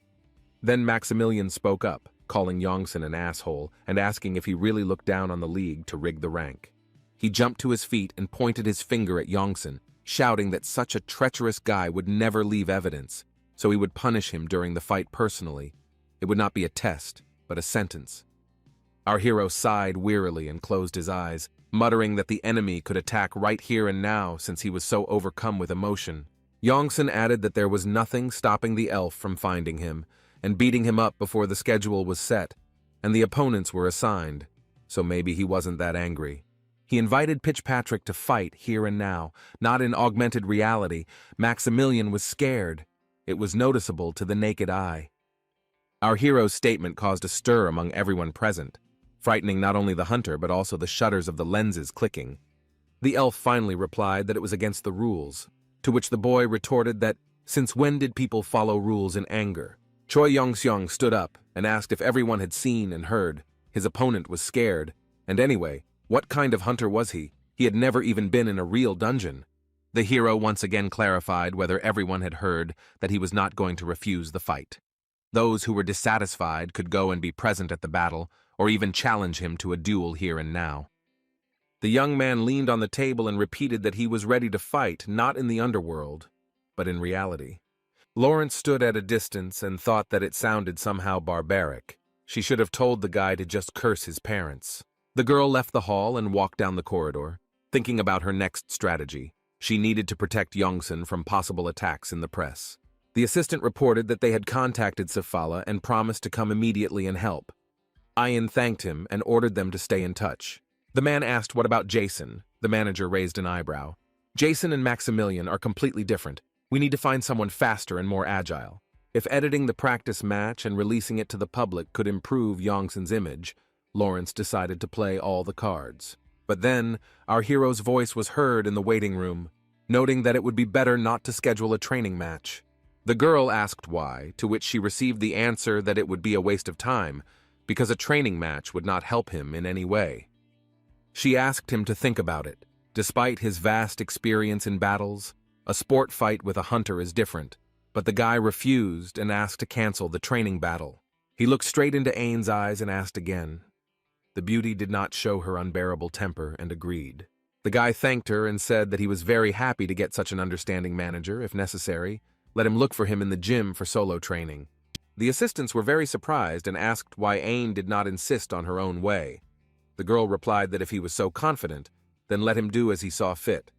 Later, she regretted not expressing her own opinion, but decided that such methods would not work with this guy. Whatever one may say, the Ikaros clan's training base was huge, equipped with everything that could be useful for a wide variety of training. Choi Young-sung entered the gym every time as if it were a holiday. More than anything in the world, our hero loved training. Anthony greeted the guy with the words that he saw the interview and he was cool, just like his opponent. Elizabeth congratulated him on the successful provocation. Our hero was glad to see his friends, but they did not expect at all that he would come to training on the very day of the press conference. Anthony tried to give the guy some advice on dealing with the press, but he stayed the course and headed straight to the gym. Schneider had learned all about Maximilian's fighting style and could have been useful to Janssen, but Gutierrez countered that he hadn't even fought him, and she had a win over Pitchpatrick in her pocket. Choi Yeon-seong thanked them for their help, apologized, and said that he was going to train alone until the match. Friends did not expect such a turn of events. They came to the hall specifically to support the hero. The young man closed his eyes, folded his hands together, and froze in complete silence. It looked strange. Elizabeth asked what he was doing. The answer was surprisingly simple. Choi Young-sung said that he was turning on his imagination. Then he started making some strange movements with his hand. It didn't look like a warm-up or a punch, but rather like a greeting. After that, the guy took a fighting stance and acted as if the enemy was right in front of him. A message appeared that the image created in his head had been successfully transmitted to another. The mechanical voice reported that the power of the constellation had been increased, the principle of spiritual training had been studied, and the corresponding A-rank skill had been obtained. Gutierrez froze in surprise. The girl asked herself what it was and why she could see it too. Elizabeth thought that Janssen was using illusion magic, but she didn't understand how a martial artist could use such a high level of magic. Here, our hero made an incredible jump to attack the monster that his imagination had drawn. And then another jump, and another one, in fact. The hunter was conducting a full-fledged combat training. Evening came, the hall was empty. The uniforms and towels took their usual places on the shelf. But some people still continued to train, and the picture did not change the next morning. Choi Young-seong continued to practice various energy concentration techniques, and then applied them to strikes. He trained so selflessly that he didn't even notice that his t-shirt couldn't withstand the load and tore. Anthony and Gutierrez entered the hall again. The blonde was in shock. He had never seen anyone train for so many hours in a row. Elizabeth was silent. She looked at her friend. and all she could do was giggle nervously. The girl was also a fan of physical training, but she had never thought about this. She was amazed. The competition was again held in a huge stadium with a site prepared to look like the inside of the world. On the day of the fight, everything was prepared perfectly. Before entering, Lawrence asked if our hero had had a good breakfast, because in the underworld the body retains its physical characteristics. Choi Young-sung replied that he had eaten. The girl put her hand on his shoulder and asked him not to be nervous, but our hero was already as calm as a boa constrictor.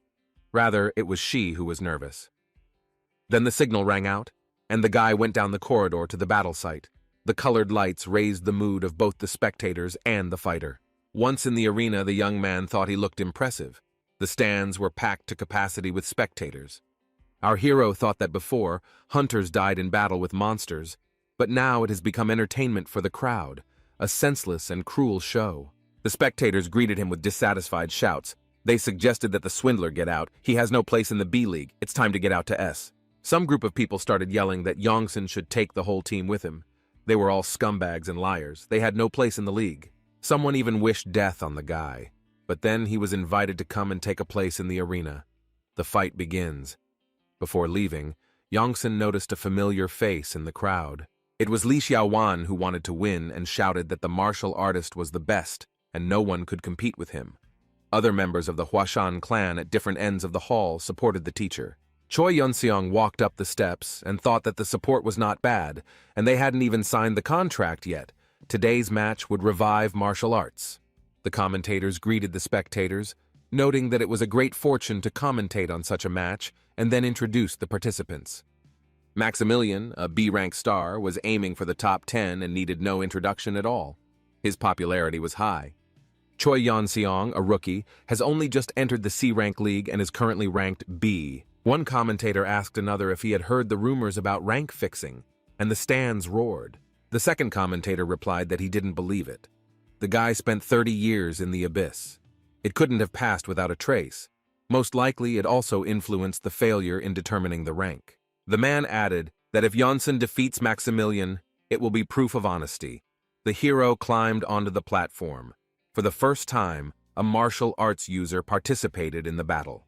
The young man stepped forward, and his eyes were blinded by the light of many spotlights. But soon everything changed. He stopped and thought that this really was virtual reality. The battlefield now looked completely different. These were ruins, somewhat remotely reminiscent of Los Angeles 30 years ago. A strange idea of the organizers. Choi Young-seong thought that the fight was going to be interesting. He took a fighting stance, and the countdown began. On the count of 2, the stands roared. But under the dome of the underside of the world, these sounds sounded as if from underwater. He was more than determined and declared that he would definitely defeat this villager from the abyss. On the count of 3, he pulled the bowstring. The command to fight was given, and Choi Young-seong decided not to waste time and attack first. He moved very quickly, so fast that the enemy literally froze in place. He could not believe his eyes. His arrow turned out to be slower. To avoid the blow, Maximilian had to use flight magic and rise into the air. He made it literally at the last moment, and was now flying, trying to figure out what to do next. Our hero's speed was higher than one could imagine. To continue flying, it was necessary to spend mana, so Pitchpatrick descended to the ground. The announcer announced that he had increased the distance, but Yongsan was not far behind. Trying to catch his breath and think of a strategy, Maximilian thought that if he had not taken off, he would have already been captured. The commentators began to chorus in urging Choi Young-sung to take action, noting that he couldn't just stand there and chill. He was a perfect target, so Pitchpatrick, without thinking twice, decided to attack with ranged magic. There were several shells at once, and quite powerful ones at that. They could have easily caused considerable damage to our hero, however. This did not happen. Enson watched as several magic arrows approached him, and thought that it looked like a constellation weapon. It was too powerful. It seemed like the enemy was cheating. If so, then you can respond in kind. The hero used the divine space art skill. A message appeared that all arrows were successfully reflected. The next message was that the constellation of the Elf of Ambitious Light was angry at his actions, and the virtuous goddess of Scales expressed secret support. Maximilian was also furious. He decided to intensify the attack and use even more magic arrows at the same time. Choi Yong-sung did not immediately find the place where the enemy was hiding. He moved quite quickly and was well camouflaged in the ruins. The vision of the constellation helped. A whole sheaf of sparks flew at our hero, but he was ready to attack, having discovered the point from which the elf was shooting.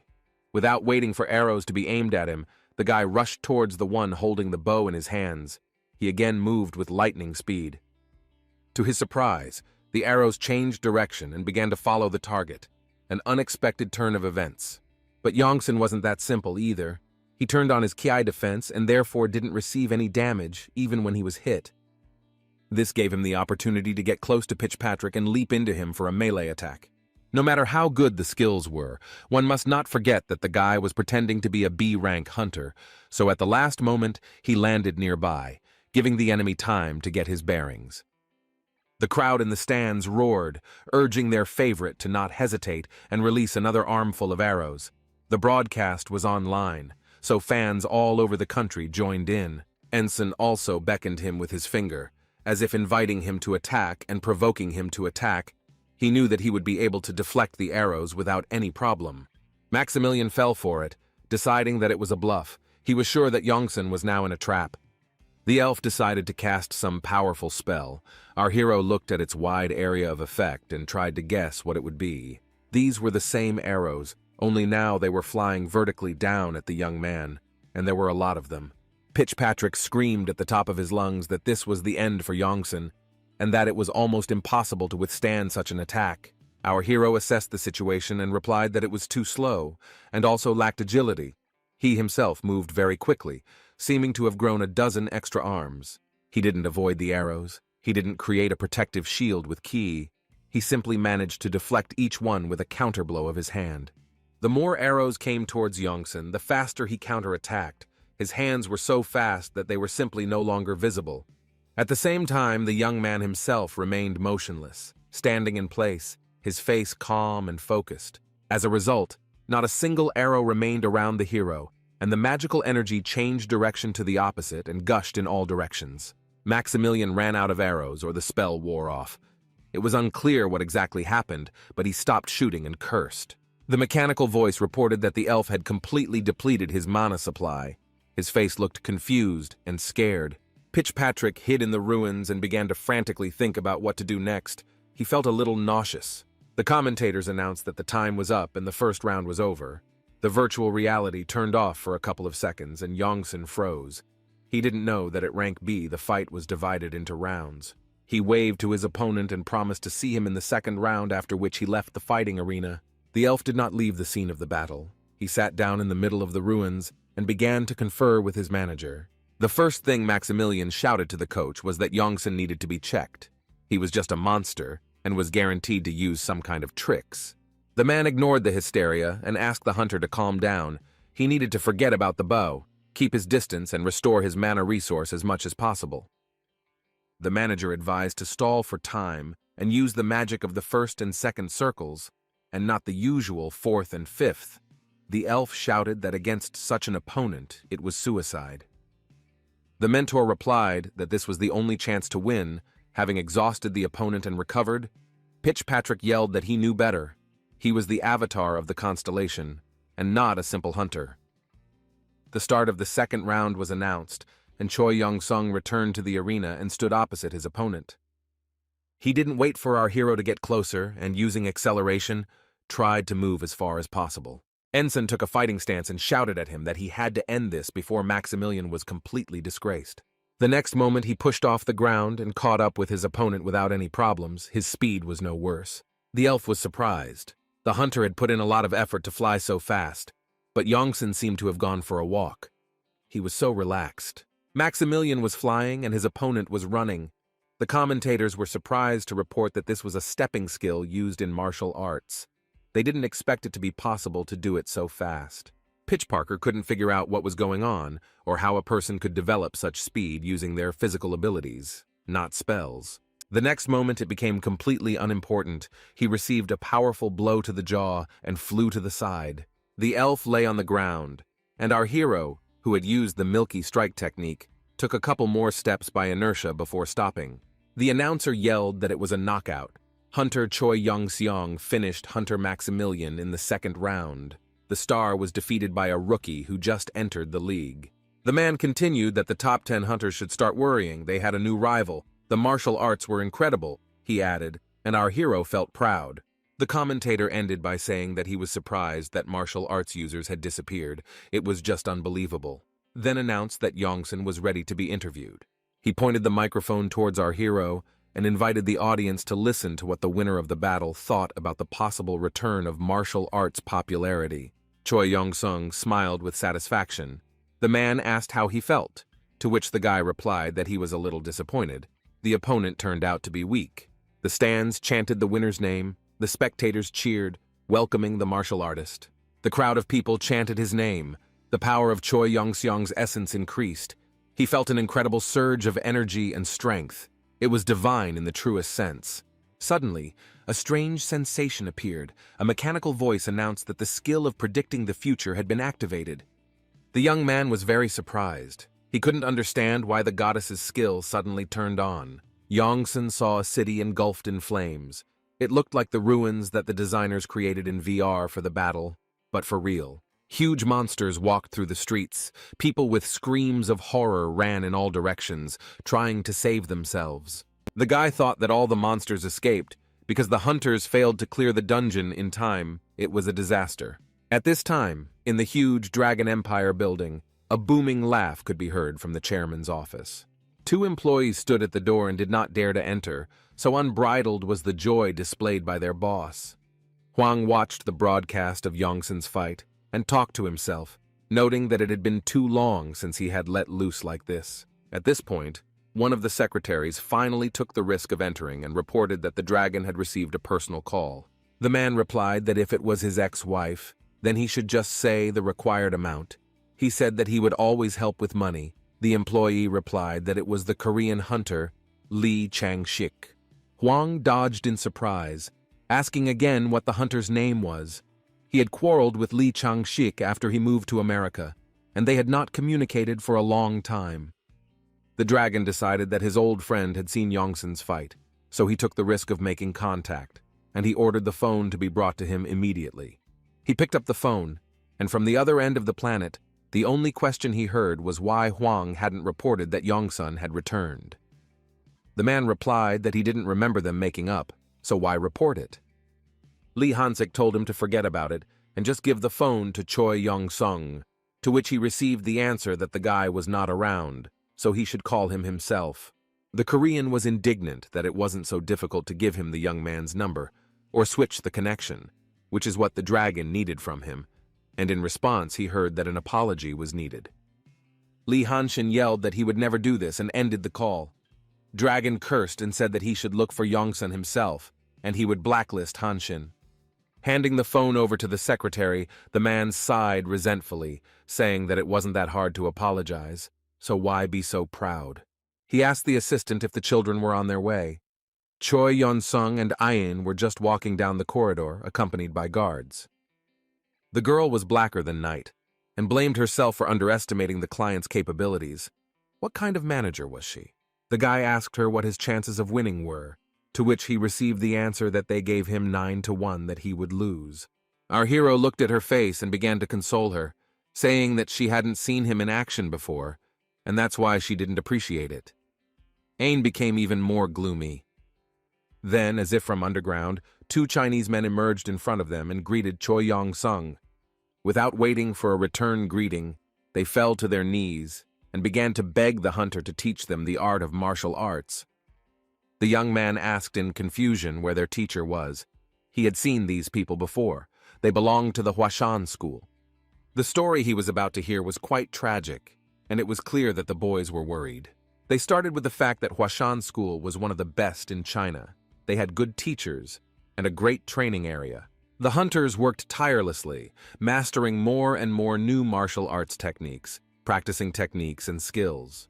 Their teacher was quite nervous, did not allow skills to be called anything other than his, was picky about details, and was sometimes quite harsh. He often did not hold back in his expressions and, in addition to training, gave his students entire lectures about how worthless they were.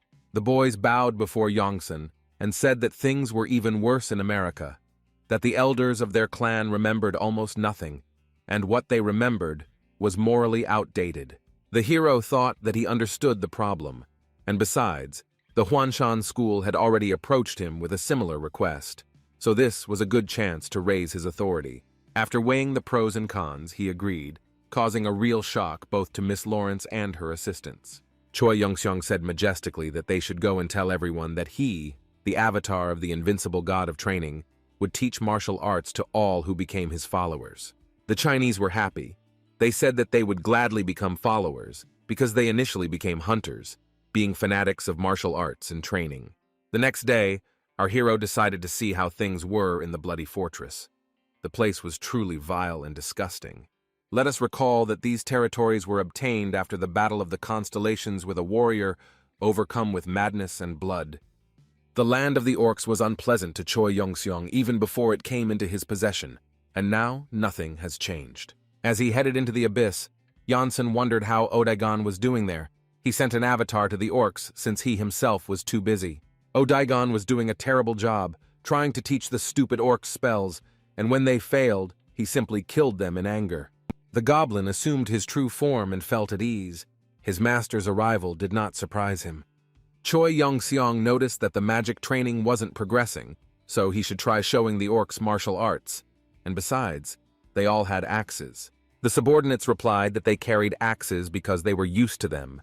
Then the hero promised to teach them how to handle this weapon in a simple way. The guy started, and soon a message appeared that he had mastered the skill of the green dragon axe. Well, he taught others and learned something himself. However, it cannot be said that the orcs learned their lesson well. Many of them looked rather confused. They didn't remember half of the moves and began feverishly asking each other whether they should jump forward or backward, at what angle to hold the axe, and so on. Then our hero said that apparently it was difficult to understand from the outside. He would have to practice the skill. He rubbed his hands with satisfaction. Soon the orcs began to hold the axe in their hands more confidently, which is not surprising because they had to parry the blows of their own master. Some of them would not have minded finishing off Choi Youngseong, but it was all served up under the guise of an ordinary battle. Appeared that the orc Garagonza had successfully mastered the skill of the green dragon axe. Then there were more and more such messages. Our hero rejoiced. Many of the orcs looked rather battered, but they thanked the master for teaching them, and the power of the constellation increased. Many began to ask for rest, but Garagonza approached Janssen and said that he was ready to continue training. The orc looked back at his comrades, calling them to join the company. This was a mistake. Curses flew at him. Choi Youngseong was pleased with the proposal and announced that he would now make the technique a little more difficult. His encouraging cries to Garagonza echoed throughout the bloody fortress, that he could do it, that he was a good guy, and that he would succeed. The orcs chanted Garagonza, forward. We remember that time in the abyss does not flow the same way as on Earth. Our hero trained the orcs for several years until they fell to the ground from fatigue. The young man looked around proudly and said that he wanted to build a training base in the bloody fortress. Odaigon said that the construction would take a long time. To speed up the process, he advised visiting the constellation shop. Youngseong didn't know such a thing existed. When our hero went to the store, a message appeared that he had joined the star game. It was interesting. The guy saw many ads about selling ingredients, territories, buying skills from a variety of constellations, but there was not a single one about selling buildings. Finally, something appeared. The constellation of the snake of drinking and dancing wrote that she was selling an excellent building. Our hero asked if he could look at it. The snake replied that it would be an honor. This was her best building, so he could look around properly. It seemed that she was drunk. Among the objects that the constellation put up for sale were the White Snake Tower, the Venomous Snake Hollow, and a reservoir with life-giving alcohol. Well, you know. Choi Youngseong thought he had earned enough soul stones, but in fact, they only covered a tenth of the cost of the tower. The guy told the snake that he wouldn't buy anything. She asked what was wrong, to which she received the answer that the price was too high. The girl, with a slurred voice, said that everything was fine then, but she had already decided that she had created bad objects. Having heard that perhaps later the hero would buy a pond with alcohol from her, the snake gave him a bottle of rice vodka 8 sins for free. 1 sip of the drink completely heals wounds. The guy asked why the gift was needed, to which the constellation replied that many people didn't like her products or her. As she said goodbye, she waved to Yongsan and wrote that she was glad to meet him. Very strange behavior for a constellation. Enson remained looking through the ads, thinking that the problem remained unsolved. He had too little finance. A message appeared that a wandering merchant selling fates was asking if he was looking for any goods. Looking at the constellation, the guy thought that he looked like some kind of medieval villain in his hood. And yet, Yongsan decided to talk, explaining that, yes, he was looking, but finances were singing romances. The merchant replied that this would not be a problem. The constellation looked suspicious in his hood. He had to pull it over his face all the time. The kitten wrote that it was better not to mess with him. The merchant put 3 boxes of random buildings of low, medium, and high chaos levels in front of Choi Yun-seong at the corresponding price. 2 of them were affordable for the hero. It was a difficult choice precisely because the merchant was offering a pig and a poke. Choi Yun-seong became tense. The merchant said that this is not a scam. He swears by his name and reputation, and can also slightly reduce the price as a discount.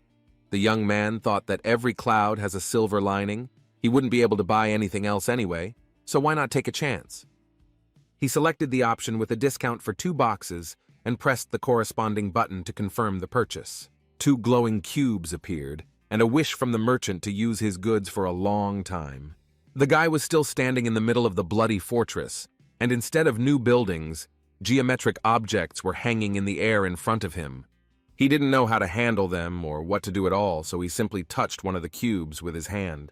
It was reported that Yongsan had opened a box with the building, and chaos had broken out and was beginning to control his fate. A building with columns appeared, illuminated with a pleasant yellow light, and an explanation that it was a dilapidated ancient temple of a warrior sanctuary, accessible for 30 days. Our hero thought that it was quite good, and decided to open the second box, bought from the merchant. The same message as the previous one appeared, but it also stated that Janssen's destiny power had increased, and his destiny certainty had increased by 1 level. The second building turned out to be the Temple of the Shining Elf, which granted its owner the skill of shooting from a shining elven bow. It was something familiar. Choi Yun-seong thought it was the Temple of the Elf of Ambitious Light, and the same bow that Maximilian used. The young man decided that he had sold them, probably deciding that they would no longer be needed, so he gave the order to install the buildings. The temple materialized nearby. It was shining like Christmas and was quite large. The kitten wrote that there was a huge problem. The guy asked which one exactly. He didn't see anything wrong with it being an elven temple. A message appeared that among the invincible god of training's subordinates, there was no being capable of mastering the elf's shining bow skill. Looking at the beautiful shining temple, our hero replied that skill was a secondary matter. There would be time. Then he remembered that it was time to go to Earth to tell Kemrian about the vision. Las Vegas was still safe and sound at the time, but if our hero didn't hurry, the situation could change radically. Yongsan had to hurry. He hurried, and only after returning from the abyss did he go to Hwang to talk. The former boss greeted the hero with open arms and called him the star of the Korean fists. The guy didn't understand. Yongsan asked what kind of fist star this was, to which Dragon replied that it was his new nickname and that it sounded cool. The young man didn't think so, but no one asked his opinion. Hwang continued to praise our hero for his fight with Maximilian. The man didn't forget to tell about the call from Chanshik, the guy asked twice. He was very surprised. Yongsan was glad to learn about this, but it turned out that it made Hwang nervous, who immediately began listing how much he had helped the young man, and given him shelter, and became an avatar, and helped him with money, and got him into the clan, and. The guy looked at the dragon with disdain, and asked how one could be so petty, to which the man replied that he was not petty, it was just that Changshik had offended him. They were in a quarrel. The hero even started coughing. It seemed that his elderly friend was as vulnerable as a child at heart, but it was time to talk about important matters.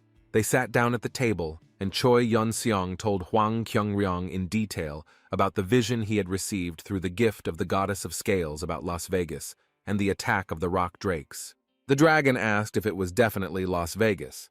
The guy replied that it was, and that if he got support, he would deal with everything personally. The man grabbed his chin and muttered that he couldn't go to Las Vegas, but the guy didn't understand again.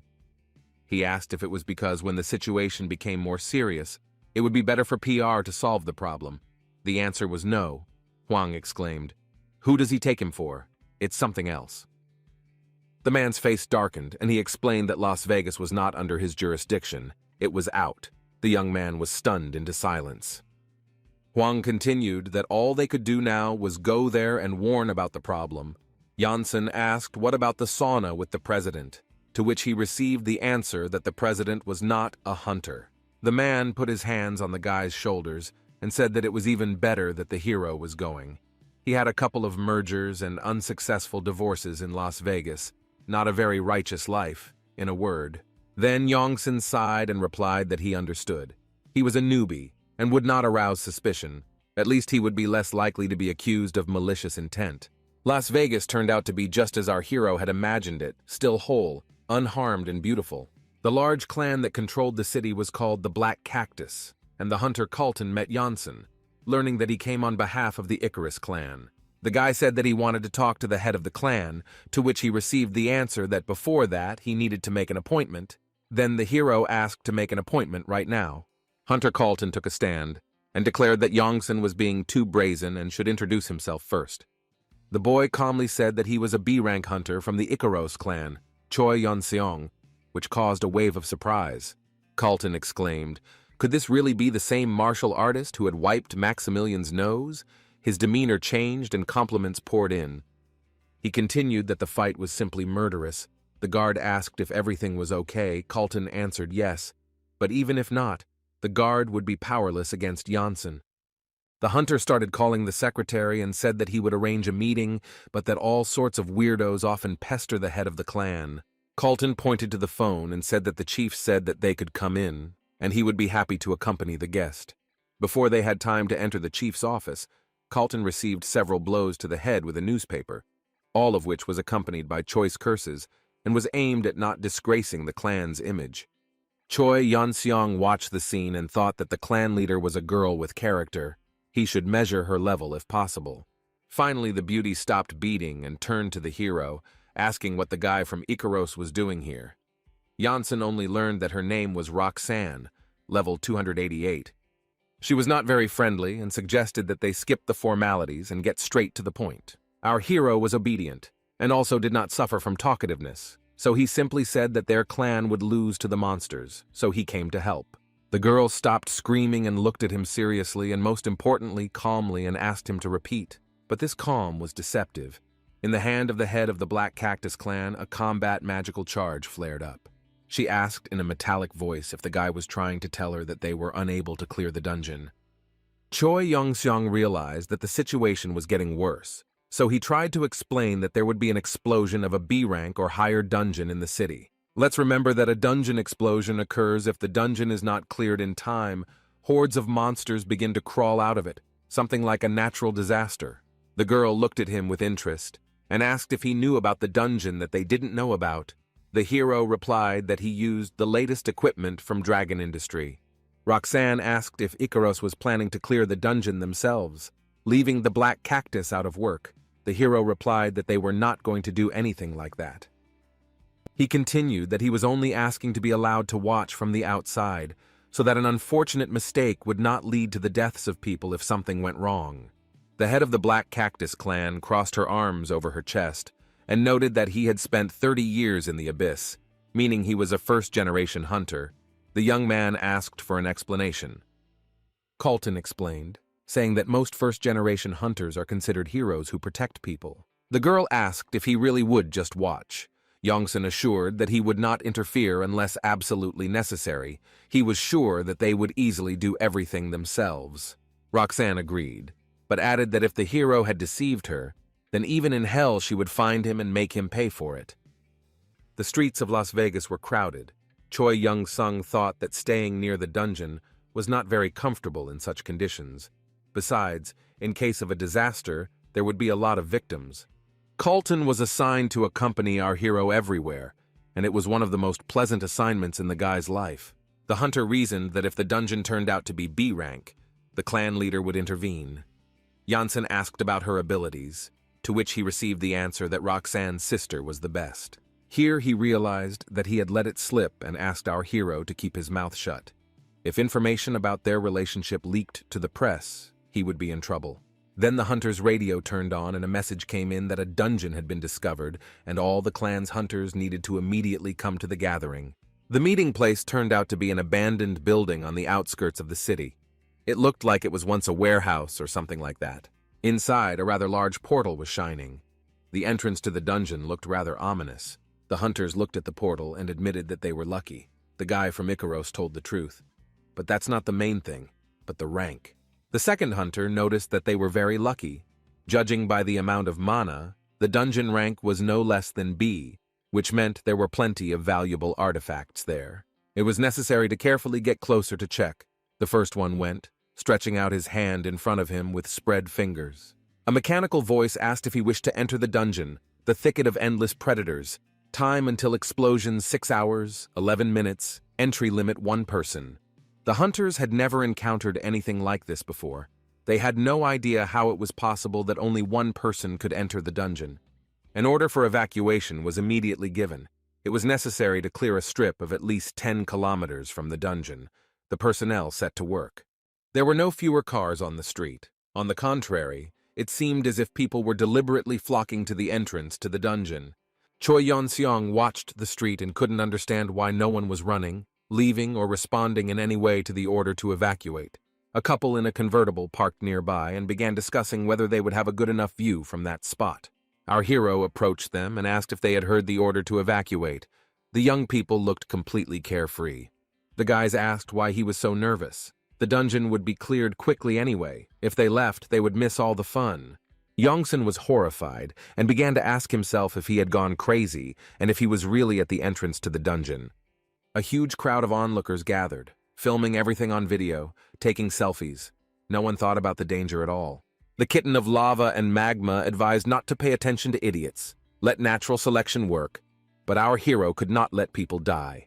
He approached the convertible again and ordered them to get out immediately. In response, they responded with comments that this was a free country and no one had the right to force them to leave.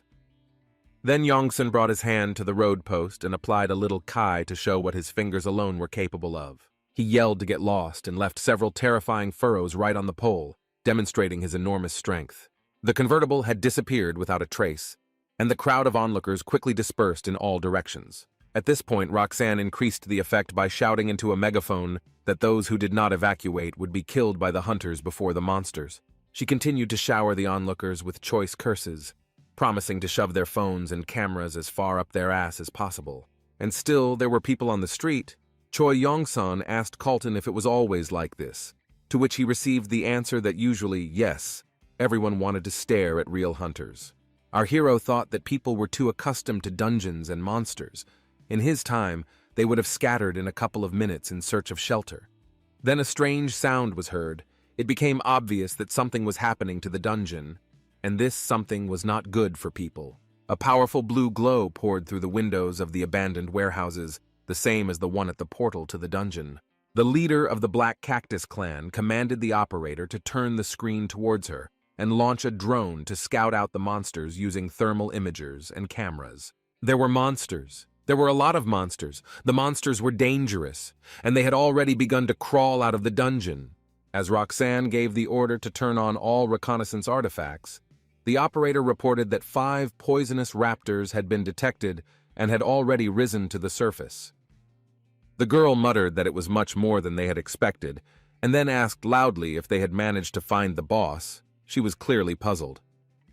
The operator saw a huge, gaping, toothy mouth, and a message appeared that the lizardman mage was using the artifact Thicket, subject to erosion. These were some kind of spiky tentacles of plant origin. A mechanical voice reported that while the lizardmen used the artifact, they would not be able to get out of the thicket. These shoots grew very quickly and increased in size, capturing all the surrounding buildings. People watched in horror as skyscrapers became like children's toys against their background. Panic began. Everyone was wondering what had happened, why the car couldn't get through, whether it was all because of the monster. The area was completely paralyzed. One of the hunters asked Roxanne what they would do with the people. The girl replied that it was their own fault since they had not evacuated. What could they do about it anyway? Yongsun asked if his help was needed, but was told that it was better not to interfere, as without an agreement between the clans it could end in a lawsuit. The head of the Black Cactus clan gave the hunters the command to prepare for battle. She had no doubt that they would cope on their own. Calton muttered, which was a shame. He really wanted to see the martial artist in action. Roxanne cursed loudly and ordered the attack to begin as poisonous raptors walked towards them. It is worth giving credit to the clan's hunters. They did not cower in the face of the threat and resolutely rushed into battle. There were those who approached for close combat. There were also mages casting long-range and defensive spells. Everyone acted in a coordinated manner. Then a C-class monster, Vyogasaur, came out of the portal. It was larger in size and also had greater essence power. The hunters unleashed a multitude of attack spells on him, including the Chaos Spear, Cornelius's Ice Arrows, and the Double Magic Spear, but the result was mediocre. The creature received almost no damage. It seemed that the skin was impenetrable, but there was still hope that from the number of attacks the monster would become exhausted and the defense would weaken. Roxanne listened to the operator's message and announced that 4 more monsters were approaching. The clan leader thought that it was enough to show off. She would deal with them faster than the others, so she used a spell to enhance Enos's magical power. A message appeared that her magical power had been significantly increased for a time, and the girl assumed a fighting stance. The clan leader cast the fiery whip of Infit, and everything around seemed to disappear due to the flickering streams of light and fire that appeared in her hands. The monsters fell to the ground. Black cracks appeared from their fall, and from Roxanne's whip, the sight was epic. The hunters noted with pride that nothing less was expected from the chief. She was, as always, at her best. At this time, the drone operator reported that 6 more monsters were approaching from behind. Roxanne gave the order to move. She turned her head to her brother and reminded him that he was responsible for the hunter from Icaros. If he got hurt, there would be problems. It turned out to be impossible to carry out the order. No matter how much Calton turned his head, Choi Yongsun could not be found. At this time, the raptors attacked the onlookers, who not only did not evacuate, but did not even try to find shelter in nearby houses. They screamed and begged for help. Sheaves of flame burst from the monster's mouth. It could easily burn a crowd, no worse than napalm in Vietnam. Choi Yongseong was not the type to look at such things with indifference, so he didn't look at them, but rushed to protect the stupid people. Drawing the sword was a matter of seconds, but planning a strategy of strikes so that no one would get hurt took much longer. Our hero didn't have such experience, but he had a lot of experience in fighting monsters, and the hero took advantage of it. With the help of a sword, the guy literally cut the lizard into neat pieces. The hand of an experienced cook is immediately visible. The rest rushed after the first monster, but the same fate awaited them in the foreseeable future. Choi Yongseong held the sword confidently. He poured a considerable amount of his ki into the weapon, and now they merged into one. The same cannot be said about raptors, which, on the contrary, became excellent meat cuts. Behind the hunter, there were admiring exclamations about how damn cool it was. The stupid people still hadn't found shelter and continued to stare. Then someone called out to the young man. The voice was familiar. It seemed to be the guy from the convertible. A crowd of onlookers came to thank the guy for saving him, and they all assured him that next time they would be smart and evacuate immediately. Looking at the crowd with an indifferent gaze, Choi Yongseong sheathed his weapon and replied that he only cared about defeating the monsters. For some reason, people find it hard to believe that no one is interested in them. Some kept trying to get closer and hug the hero, but they were all stopped. While the guy was fighting off grateful onlookers, Roxanne rushed towards him and screamed that if he had been hurt in their area, there would have been a whole bunch of legal problems. The hero looked at the girl and asked her not to worry. He would solve all the problems on Icaros's side. Roxanne asked sarcastically if the head of the clan would really just do as he ordered. The young man answered yes. The huntress had such a face as if she had not seen the ghost. No one expected such an answer, and even less such a calm and confident tone. While Yongsun was looking to see if there was any more threat, Roxanne thought that maybe he was right. Judging by his abilities, the guy was one of the best people in the clan and would really settle everything. The girl pulled herself together and began to thank the hero on behalf of the entire Black Cactus clan, to which he replied that it was better to put off the officialdom. There were still plenty of monsters here. Without waiting for an answer, Yongsun rushed forward. He realized that judging by the number and uniformity of the monsters, they were controlled by one person, and that someone was nearby. Roxanne watched him go, thinking that Icaros had sent some reckless idiot. although he was good in battle, that was for sure. Here our hero warned that there was a monster ahead on the left at the crossroads. The magicians should be ready. Thanks to his guidance, the raptor was attacked while still approaching, from a respectful distance. But the magicians apparently got tired.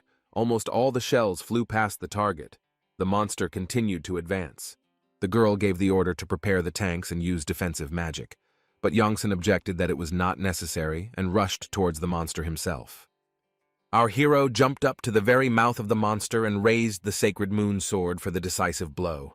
He connected his constellation vision in order to be more precise, because it was about people's lives. One raptor after another fell, but new and new monsters appeared to take their place. They felt at home on the city streets. The mouth could easily fit a small car or even a couple, and shocking videos from the scene have already appeared on social networks. The hunters came close, but were unable to cause any significant damage on their own. It was the dungeon boss, huge, with impenetrable skin, calmly walking around Las Vegas. Carlton was confused. Choi Yeon-seong also looked puzzled. The boy realized that this was the monster he saw in the prediction. Our hero once again thought that only a creature nearby could control such a huge monster. And then he saw the lizard using the artifact. He continued to hold it in his hands. Our hero hurried to get to the monster as quickly as possible and neutralize it.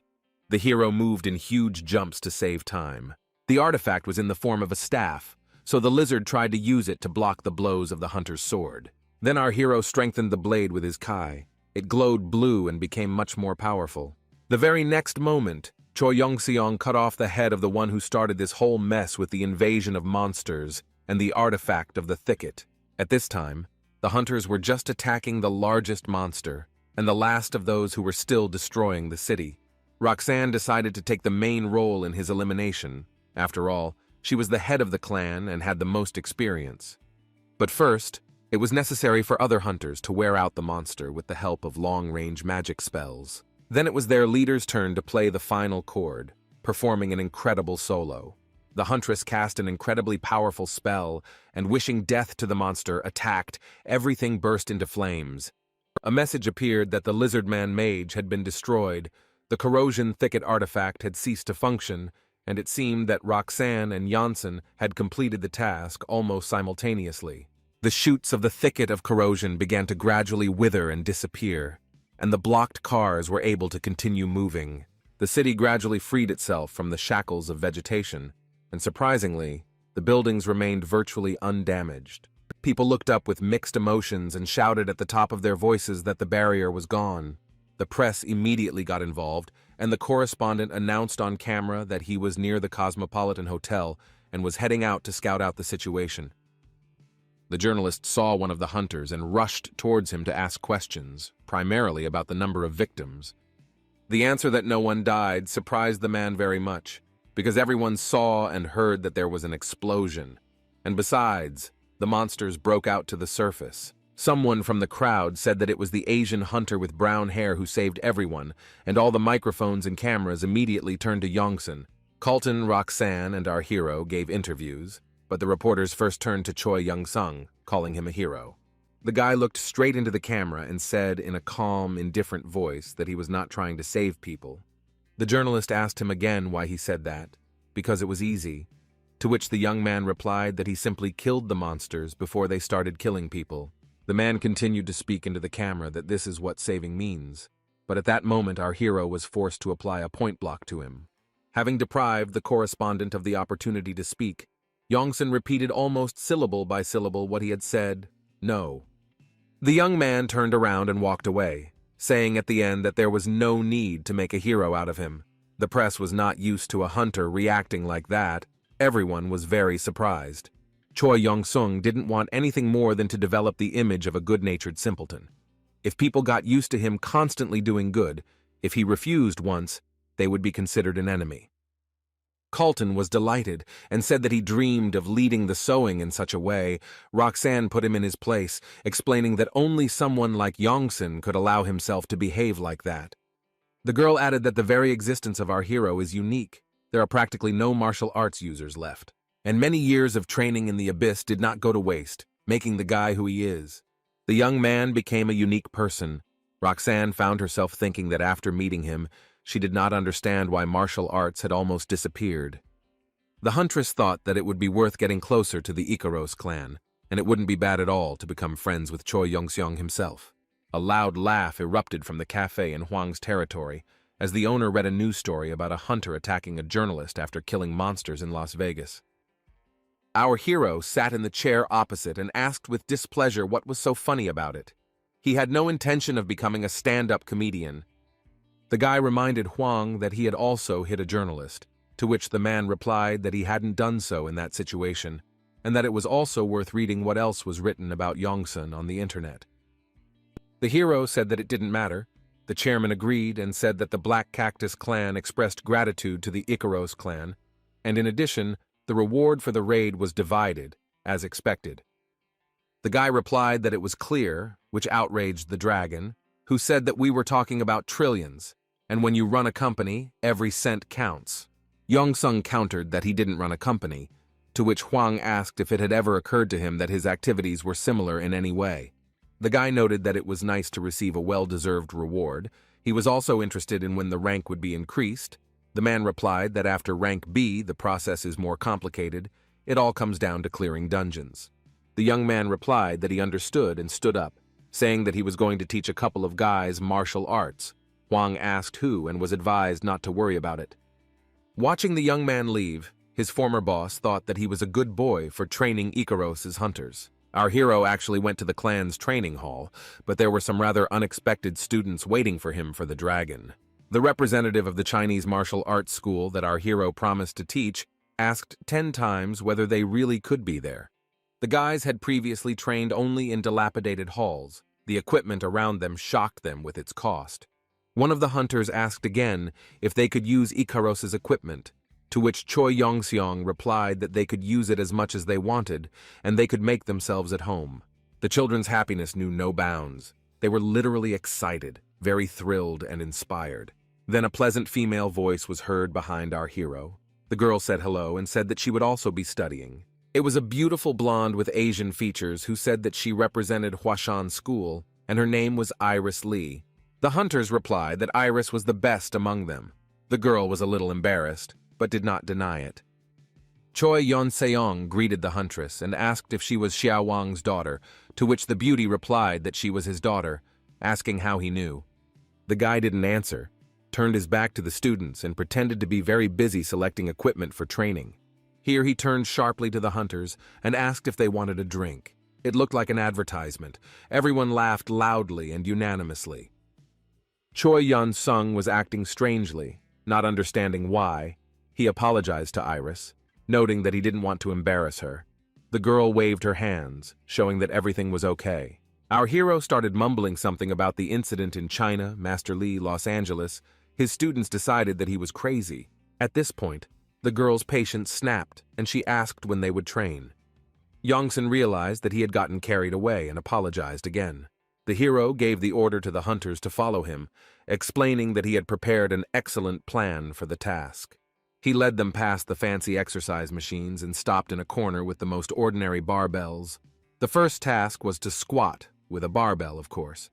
One of the guys asked when they would be working on that cutting-edge technology, to which Yongsun replied that it was training equipment for magicians, and that martial arts practitioners had no use for it. The hunters began working with the rod, constantly whining that they had been counting on modern equipment. But the mentor was adamant.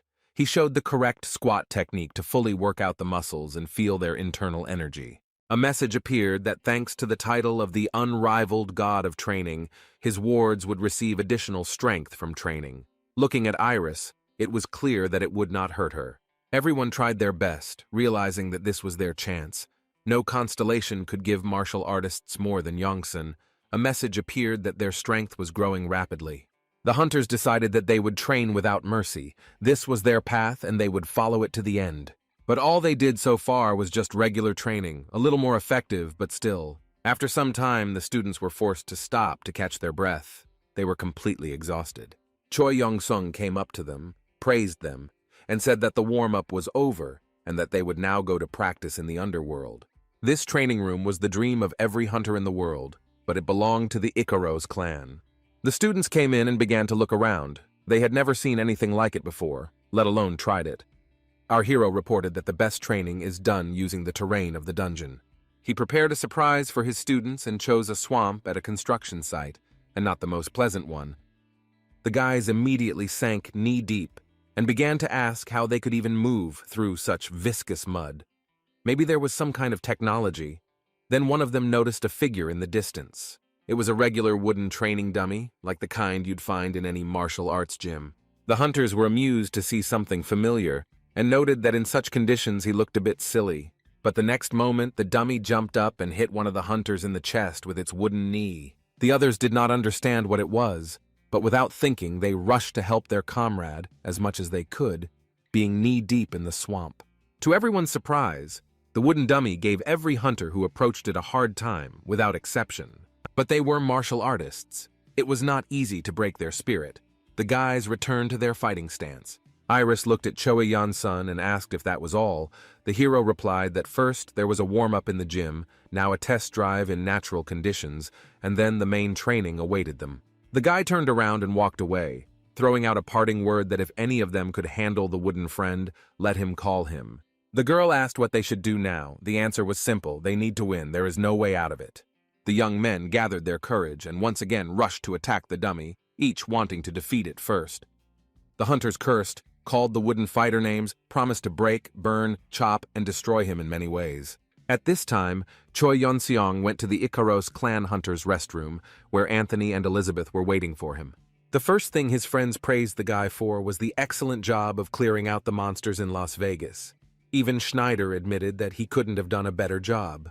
A verbal altercation immediately ensued between the blonde and the girl about whether there was anyone who could have done a better job. To stop this disgrace, our hero simply asked if one of these two would like him to teach him martial arts. Both immediately asked what he wanted in return, finding it hard to believe that such an offer did not have a hidden meaning. Yongsun replied that he was doing it with all his heart, and they would not owe him anything. But if they did not want to, he would not be offended. Elizabeth replied that she could teach him magic in gratitude. The guy wasn't thrilled, but the kitten, the girl, and the goddess of scales started to explain that he needed to study, otherwise he would become a dumb jock. The hero sighed and agreed. Choi Young-sung said that magic wouldn't hurt him, and asked if Gutierrez had any idea what exactly he wanted to learn. The girl blurted out that it was definitely defensive magic, and Schneider said that it was definitely long range. Our hero smiled and objected that he was interested in healing magic, and the hunters' faces reflected genuine bewilderment. The guy looked at Elizabeth, then at Anthony, then asked if neither of them knew how to use it. He leaned over the table and began to think, muttering that it was a pity, a great pity. I wonder who could teach him. The guy stood up and walked towards the exit, and he was followed by comments about how he was a close combat fighter, a tank, and it was unclear who he was counting on healing.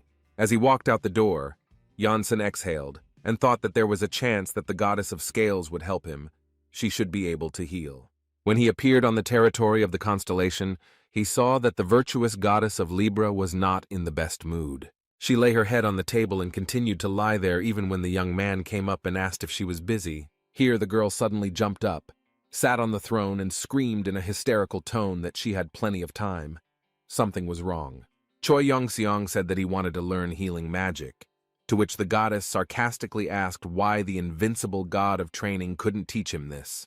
The guy couldn't think of anything better to say than that he couldn't, and asked if she would teach him. The answer was affirmative, and the goddess was delighted. Not even a second passed before a mechanical voice announced that the virtuous goddess had gifted him the skill of the fifth circle of divine healing. Choi Yeon-seong accepted the gift and discovered that he was an A rank. It wasn't easy to master such power right away. The goddess misunderstood him and began to apologize for not picking up something more powerful. She is not in the best shape now. The girl began to rummage through the scrolls, muttering to herself that it was her fault that he had not become her avatar. So she had to find at least something else. The hero concluded that it was better not to contact her anymore. The next day, a general gathering of hunters was scheduled in the main hall of the Ikaros clan training base. Coach Ernest came out into the arena apparently to announce the reasons for the gathering. Everyone was in high spirits. Usually the reason was good. After looking at the smiling and cheerfully chatting students, the coach gave the command to his assistant to begin. There was no welcoming speech, nor any explanation of why the hunters had been gathered. The guy simply pressed a button on the remote control.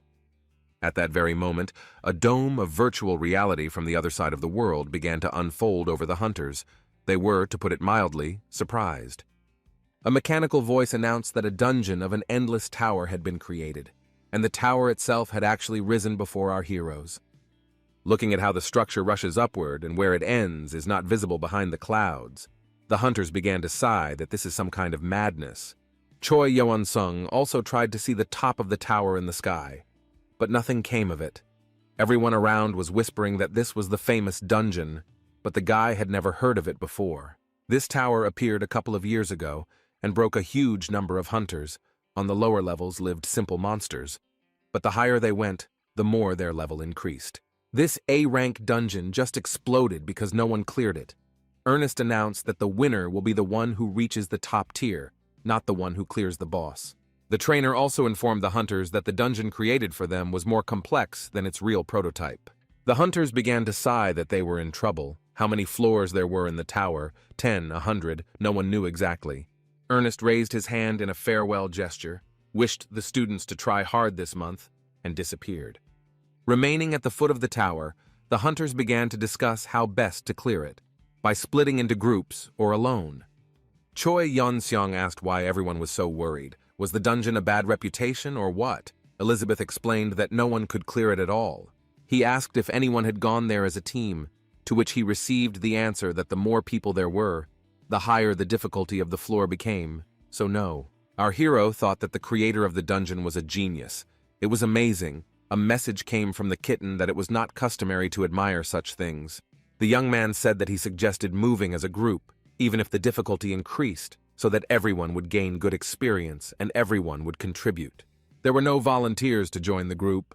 Only Anthony and Elizabeth agreed to go into the dungeon with Janssen. At the same time, Schneider pointed his finger at his friend, lamenting that she couldn't be trusted, but he still wanted to go together. Having looked at this circus, our hero asked whether it was worth taking Anthony at all, and the blonde himself turned his back and muttered that it was in vain that he agreed at all. Then Choi Yeon-sung noticed a pretty girl in uniform in the crowd and began to wonder who she was, a schoolgirl or a student. He looked at the girl with the help of the constellation's vision, but saw only the name, Ilea Persephone. The rest of the information was classified. It was only indicated that she was a servant of the constellation. Gutierrez asked what interested him in the girl. The hero answered that it was her clothes, to which he received the answer that it was Ivy's uniform. When asked what kind of Ivy this was, the girl replied that many schools had appeared where the awakened were taught, and Ivy was one of the most popular among them. Anthony then stepped forward and, adjusting his hair, announced that he saw no need to hide it. He too had graduated from an Ivy school. Our heroes behaved rather unrestrainedly, so Ilea also paid attention to them. She came closer and started saying something, but no one understood a word of what she said. Elizabeth reached for the electronic translator, and Yongsan asked if the girl spoke English. Ilea replied that she did not, and asked how he knew her native language. Our hero was confused, but then answered that he had a special skill, without adding that it was a constellation skill. The huntress thought that was interesting. Persephone asked if he knew other languages and said that he knew Russian, but could not use it due to a contract, as well as Korean. Choi Young-sung asked in surprise if it was really Korean, and the beauty explained that she simply adores K-pop and K-trot, and the Confucian culture is simply incredible. Someone asked Elizabeth what language the couple spoke, and the girl replied that it was difficult to judge the language, but they both looked happy. Our hero just asked Ilea what constellation she served, to which the girl replied that the contract did not allow her to disclose this information. How complicated everything is. Our hero thought that there were too many agreements, but he still invited the beauty to join their team, and she happily agreed. For the convenience of the team, our hero suggested that the girl switch to Korean, which was in the translator. The huntress agreed, but warned that her language was weak. Then High Mountain approached Choi Yongsan and said that he was also in the case. Why didn't they call him right away? Our hero noticed that a decent company had gathered, to which Anthony remarked that he was going solely for the sake of profit. They looked at the tower, and Ilea asked if Janssen was a tsundere. Elizabeth said that she understood everything through the translator. Tsundere means an unusual person. Meanwhile, in the territory of the Bloody Fortress, Odaigon succeeded in training as many orcs as possible, He was extremely proud of himself. Choi Yongxiong informed the Avatar that he needed to return to Earth for a while, and that there was a request for his help. Odagon was simply happy. Finally, the master needed his help. He had been waiting for this opportunity to be useful to him for so long. He shouted one last time to the orcs, not to even think about shirking their training. He would be back soon, and then jumped into the portal. The young man landed right in front of Choi Yongxiong, and it was noticeable that he was a little disappointed to see the tower in front of him. Odagon asked if his help was needed to pass the training dungeon, and our hero answered that it was. The goblin in disguise wiped away a stingy tear and said that he suspected that this would happen, while he himself imagined a battle with a real, terrible constellation, where he became a hero. Looking at him, Anthony said that Odagon was just a hunter with a pretty face, not like him, who was both beautiful and strong. The goblin suggested that Schneider immediately show how skilled and capable a magician he really is. It sounded like a threat. Choi Yongxiong stopped him and explained to the squad that Odagon would be replacing Havitakar Moneymaker. They needed him as a healer. The young man looked confused. The gentleman asked if he was familiar with healing magic. The Avatar nodded, but noted that he actually specialized in something else. Yongsan hugged him and said that this was great, but this time we should concentrate on healing spells. It seemed that everyone was ready. The tasks were distributed. The squad approached the portal and decisively entered the dungeon. Here our hero looked back and said that he forgot to show them something. It would be better to do it before the raid began.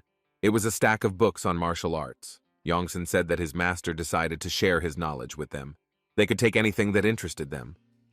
Elizabeth and Smallwood leaned over to examine the gift.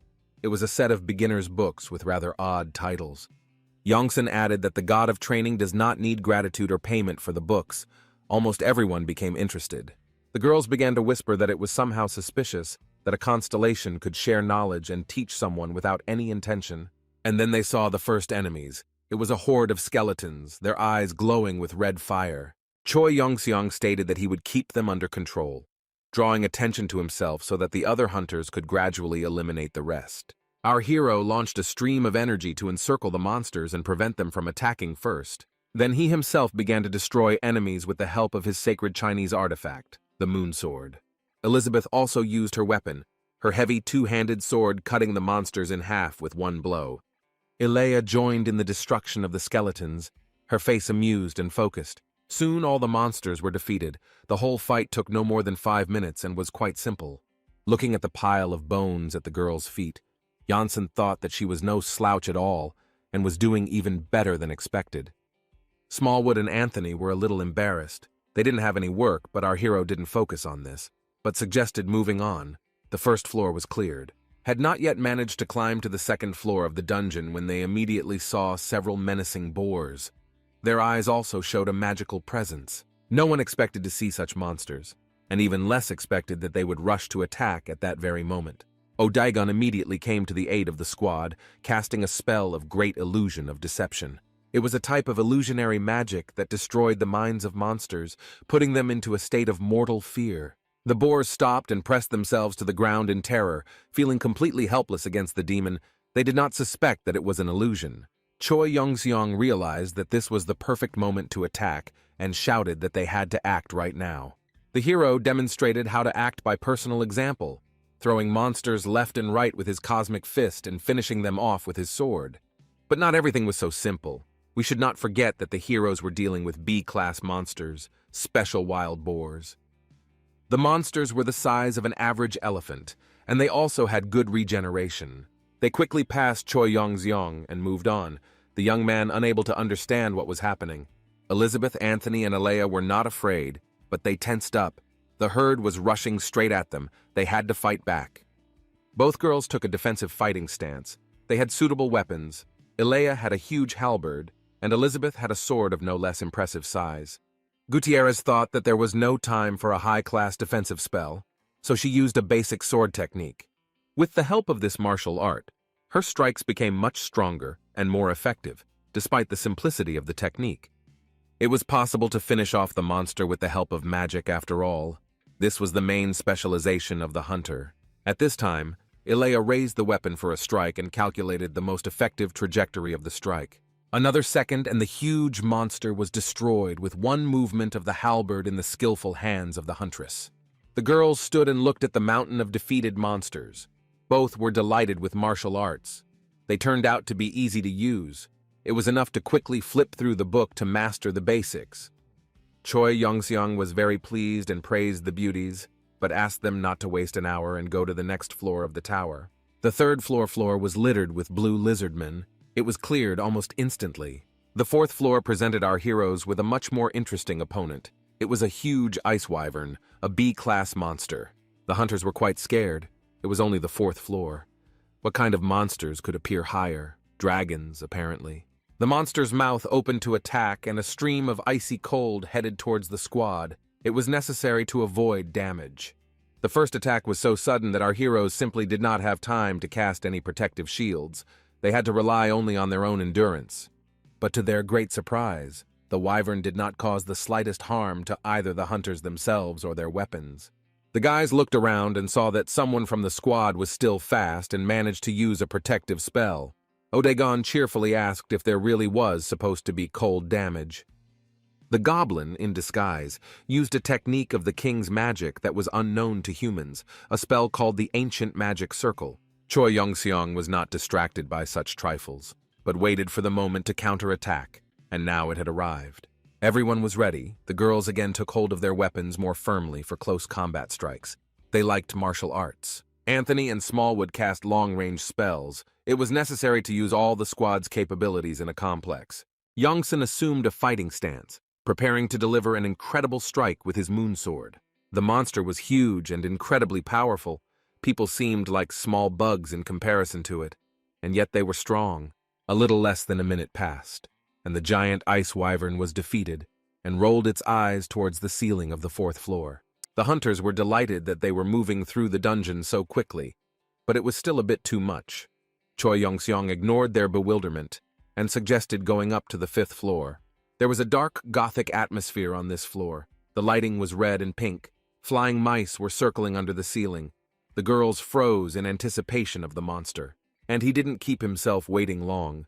A terrible demoness hung from the ceiling, frightening him to death with just her appearance. It was a banshee, an A-class monster. Since it was a spirit, most attacks would not work. The hunters were not scared. Choi Young-sung thought it was a great training session, and Smallwood and Elizabeth thought it was going to be a first-class battle. Everyone was determined, but it was unclear who would be able to attack first, the demoness or the squad of hunters. The banshee got there first, opened her mouth and began to attack with sound, which was the monster's main weapon. Everyone except Odaigon and Janssen took massive damage. They had no immunity to this type of attack. Our hero gave the avatar the command to use healing magic on his friends, and he himself decided to cover them, buying some time with his attack. He used the heavenly footwork technique and jumped as high as he could to attack the banshee in close combat. The monster had no intention of letting him get close, so it continued to scream shrilly, the sound wave knocking down everything it could. But the young man was able to become so fast that he simply avoided the streams of sound that were pouring in his direction. He managed to move behind the monster, which the banshee didn't even suspect. She had never encountered such fast opponents before. Our hero concentrated ki in his hand for a blow, and just in case, in his sword to finish off the monster if necessary. First he struck the banshee in the jaw, and then simply cut it in two with the sacred weapon. But not everything turned out to be so simple. Choi Yongseong froze in surprise, staring at the monster. The banshee regenerated with magical energy and now emitted a wave of force in all directions. Our hero realized that his blow had to fall on a more favorable place in order to kill the monster without giving it a chance to recover. He called Odaigon, who was finishing healing the hunters. For help, the goblin in disguise said that he would be free in a minute. The boy turned and ran towards the owner. Elizabeth and Smallwood reproached him for casting the healing spell halfway through. It was not friendly. But then they noticed that even in Odaigon's absence, his magic continued to work. It was something incomprehensible to the mind. In the back of the young man, they thought that he was simply not credible, perhaps even stronger than Hitakara in terms of healing. Choi Yongseong asked the avatar to use a strengthening magic on him that was strong enough to defeat the banshee. 3 powerful spells were cast instantly. Odaigon was indeed a very strong magician. His master didn't hesitate for long, but jumped up to the banshee and struck with his sword. Using all his strength and the magical support of the goblin in disguise, the sword cut the monster's body in half, just like last time, but now the blow hit the monster's vital organs, and the magic prevented it from regenerating.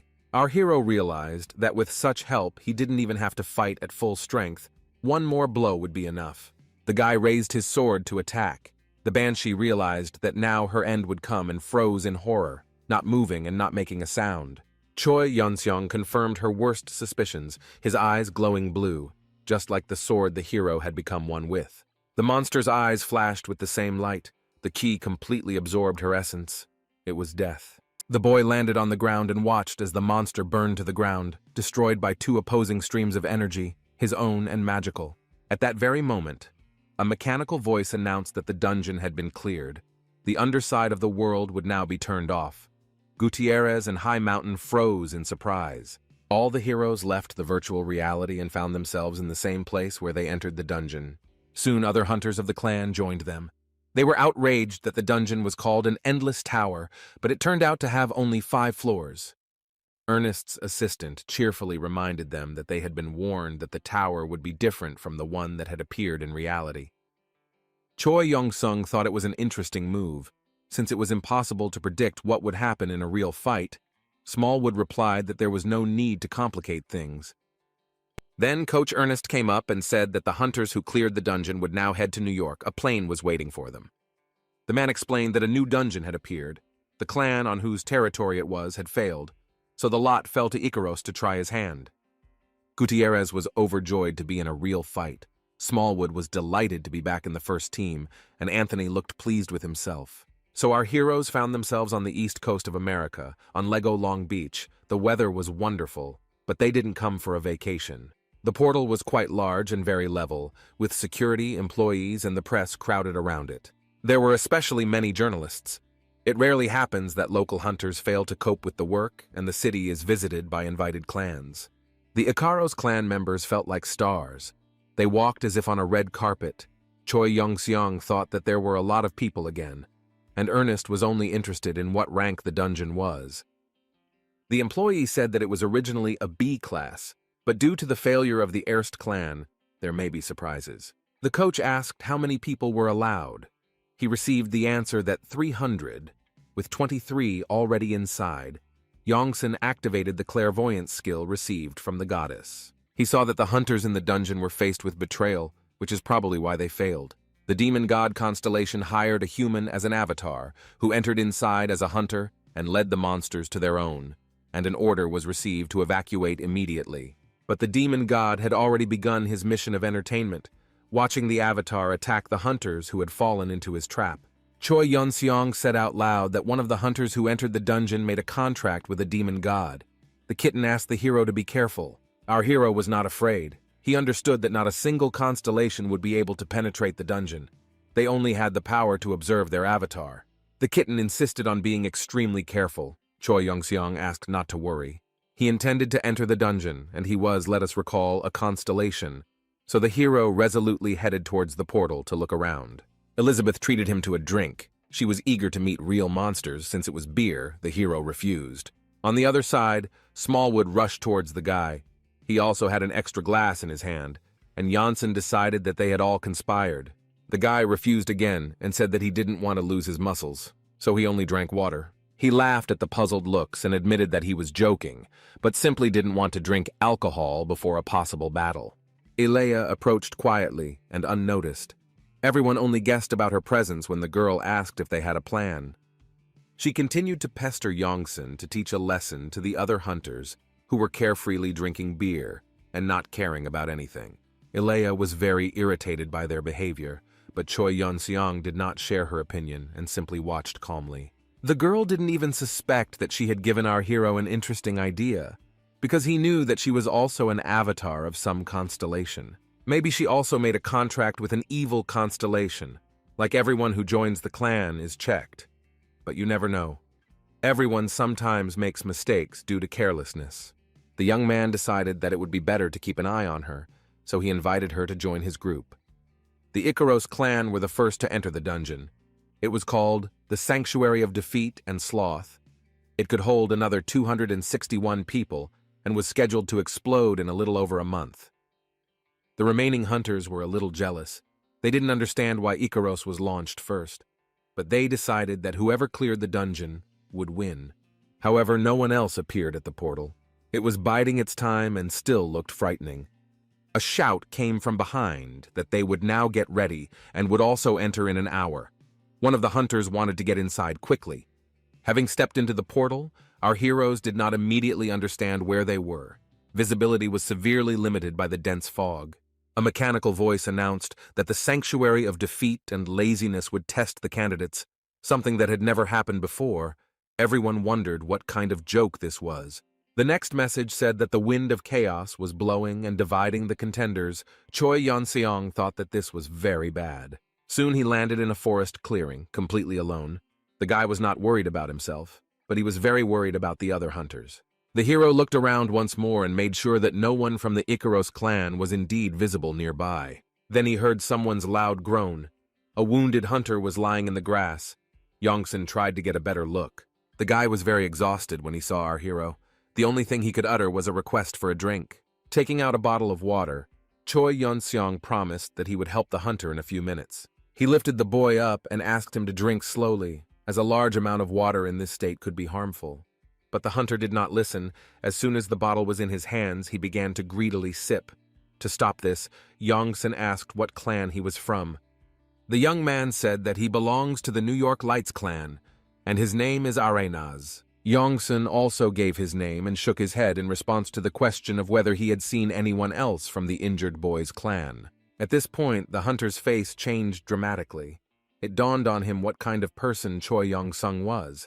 It was hard to believe that he was meeting a celebrity. Yes, this is the same Korean hunter, a martial arts enthusiast from Las Vegas, the guy realized.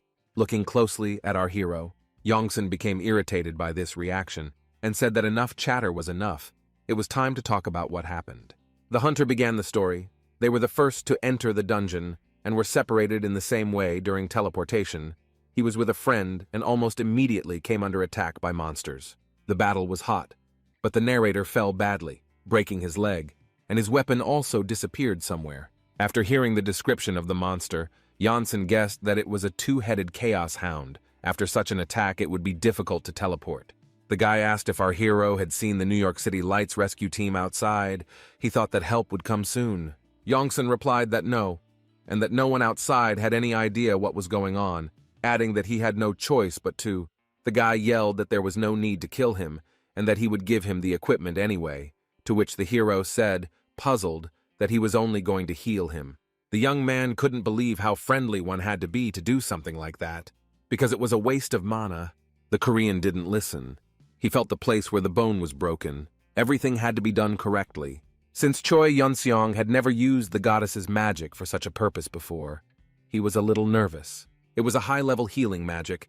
The leg started to glow green and soon looked completely healthy. When the hero finished, the hunter stood up calmly. A message appeared that Yongsan was bowed to, and the healing magic he possessed increased. Finally, the guy wished the New Yorker to be more careful and try to get out of the dungeon alive. He turned around and walked away, and the stranger thought that it was incredible. Mana was spent on him just like that, without any selfish goals. The hunter decided that he couldn't just let Choi Yeon-seong go. He caught up with the hero and asked him to join, adding that although he wasn't aware of the monsters, he was familiar with the territory. They continued walking together, but our hero still needed to contact Odaigon. Fortunately, the powers of the constellation made it possible to do this easily and simply. The avatar responded immediately, asking if everything was okay and reporting that he had found the rest of the Icaros clan hunters. The goblin added that now they were all together and did not know what to do. The gentleman replied that for now they should explore the territory and be careful, and then asked how they managed to find their friends so quickly. Odaigon stated that if he calls his clan colleagues friends, then he doesn't trust them, which is why he put magical beacons on all his things. Yongsan said that as soon as they were sure that the way was clear, they should join him. He was going deeper into the forest. At this moment, a disgusting, toothy face, or rather 2 disgusting faces, appeared from the thicket. It was a two-headed chaos hound. Our hero ordered the hunter not to panic, but to be ready to repel attacks if necessary. The guy didn't understand, and I had to literally grab him by the scruff of the neck and turn him in the right direction. The monster was huge and was already preparing to have a tasty lunch with a couple of people. He didn't yet know that there was a constellation in front of him. Looking at the monster, our hero realized that it was about level 150, and therefore did not pose a threat to him at all. The first thing Choi Young-seong did was use the Heavenly Finger skill to test the opponent's strength and ability to regenerate. Having poked both muzzles in the nose and made them half-blind from pain, our hero took up his moonsword. It was necessary to calculate the jump and the subsequent jump so as not to get hurt yourself and not to injure your partner, who did not understand at all where to go and what to do. The very next second, the monster was cut exactly in half. 2 finger strikes and 1 sword strike were enough to destroy the monster. The hunter watched in horror as 2 huge predatory heads fell to the ground at his feet. He muttered in admiration that his savior was very strong, to which Yongsun replied that when you deal with monsters often, you get used to acting quickly. The guy took a blue translucent ball in his hand and asked what it was. The Korean replied that it was the core of a monster. He had already started to skin the carcass. When asked what he was doing and why, our hero replied that the meat of this creature was not poisonous and tasted very good. The young man did not believe that someone would eat a monster, but anything could be expected from a hunter of the Ikaros clan. Janssen commented that the meat would be a replacement for the rations lost by the new acquaintance. Here our hero heard some more suspicious sounds, but he still could not interpret them correctly. It sounded like some people were talking, so our hero decided that hunters were gathering somewhere nearby. He stopped cutting the meat and went towards the thicket. The hunter followed him, saying that there was and was no one there. Our hero peered attentively somewhere between the trees and bushes, and the guy mumbled that he told us there was no one there. They walked a little further and saw a tower around which the hunters of the New York Lights clan had made camp. The guy recognized his boss and called him by name, Ijidore. The man turned his head and stared at Arenaz in surprise. Everyone was very surprised that the young hunter survived, but what was even more surprising was that he returned with Choi Young-seong. The New York Lights clan members were wary of the stranger's appearance. Upon hearing that the hero from the Ikaros clan had healed and saved their hunter, everyone began to wonder why. The thing is that it was not customary to help a hunter from another clan for free because they were competing. A message appeared that Yongsun's existential power had increased, and he was bowed to. The boy felt his essence power growing. But he stubbornly did not understand why this happened now, because he simply helped a man in trouble, which, in his opinion, is what any normal hunter would do. Arenaz continued to tell his colleagues that the savior used high-level magic on him, but they continued to look at him incredulously. Our hero asked him to stop explaining. The wide-eyed youth shouted that it was true, and Choi Young-seong simply lost his patience and applied a block. The hunter fell to the ground, and the hero explained that he had repeatedly asked him to shut up, to listen to what the savior was saying, but the youth continued to mumble that he had good intentions. Everyone present thought that the guy from Ikaros was just crazy, and just went and knocked out Arenaz. Then they remembered that Choi Young-seong had hit a reporter who had praised him, and they thawed out a bit. Some journalists want to give a hard punch, but Young-seong was good and knew his stuff. Our hero, meanwhile, wondered why there was such a crowd of people here. He was advised to just look back and everything would become clear. Behind the guy were the ruins of some ancient temple with a magical portal, and an hourglass crowned the composition. It was not just a watch, but a huge golden watch that emitted an incredibly strong magical field. Ijidor asked if the hero knew what it was, to which Janssen replied that it looked like summoning magic. The hunter nodded and added that the sand had been pouring since they arrived here. He assumed that most likely the dungeon boss would be summoned, and they came here to kill him. Then the dungeon would be considered cleared. Looking at the gathered hunters, the guy thought that the avatar of the evil constellation could also be here, or maybe the summoning would call the demon himself. Choi Young-seong himself was a constellation, so he decided to study those present with a special vision. The first pair of hunters were ordinary people. There was nothing suspicious about them. The rest were also no different. But it is worth noting that the vision in the dungeon did not always work correctly. The hero decided that camouflage could have been used, or it was just a glitch. Yongsun decided that time would put everything in its place, and later the villain would definitely show himself in one way or another. Traitor with a poisonous dagger. That was the name of the demonic constellation that took the ambitious hunter Juris as its avatar. It is worth noting that this was not a very powerful constellation. but it is impossible for a hunter to determine the strength of his master. Jures mistakenly believed his master to be one of the strongest in the abyss, so he tried his best to please him. The man believed that he would have a chance to prove himself when the sand in the watch ran out and the boss appeared. The hunter looked at Choi Young-seong and felt anxious. Our hero could interfere with his insidious plans. Jures reassured himself that it didn't matter anymore, because he had an incredible artifact, the Master's Dagger. Ijidor invited Janssen to join their group, as he thought it was reckless to wander around the dungeon alone. Our hero thought that he would be fine, and it would be a good idea to keep an eye on these hunters, so he agreed. Assuming that the young man was hungry, Ijidori handed him a bag of dry rations for the dungeons. Arenaz offered to give his share of provisions to the savior, but his mentor replied that he had recently recovered and should also eat normally. Looking around, Yongsan saw that the clan members were trying to save food. They looked quite hungry. It seemed like a chance to do a good deed, and at the same time enjoy my favorite hobby, cooking. From his bag, our hero took out the meat of a chaos hound. It was fresh and came in handy just in time. The hunters tensed up. They realized that this was monster meat. They had never tried such food. After assessing the amount of meat, Choi Young-sung figured that there wasn't enough for everyone. He asked if there were any more monsters nearby. The puzzled hunters replied that there were red-horned turtles. The hero replied that this was excellent. Eggs of this type were quite healthy and incredibly tasty. The guy advised to wait for him there. He would bring a couple of pieces. Ijidor screamed in horror for the hero to stop. It was dangerous, but no one listened to him. Less than an hour later, Choi Young-sung returned safe and sound with a mountain of food in his hands. He placed the ingredients on the stone pitas and decided that since everything was in stock, it was time to start cooking. And Yongsan loved to cook so much that he completed all the preparatory work, like cutting meat with lightning speed. He also had a secret ingredient, spices, stored in a bag of hidden subspace given to him by Onyx. Ijidor watched him and asked if the seasonings really came from a spatial artifact.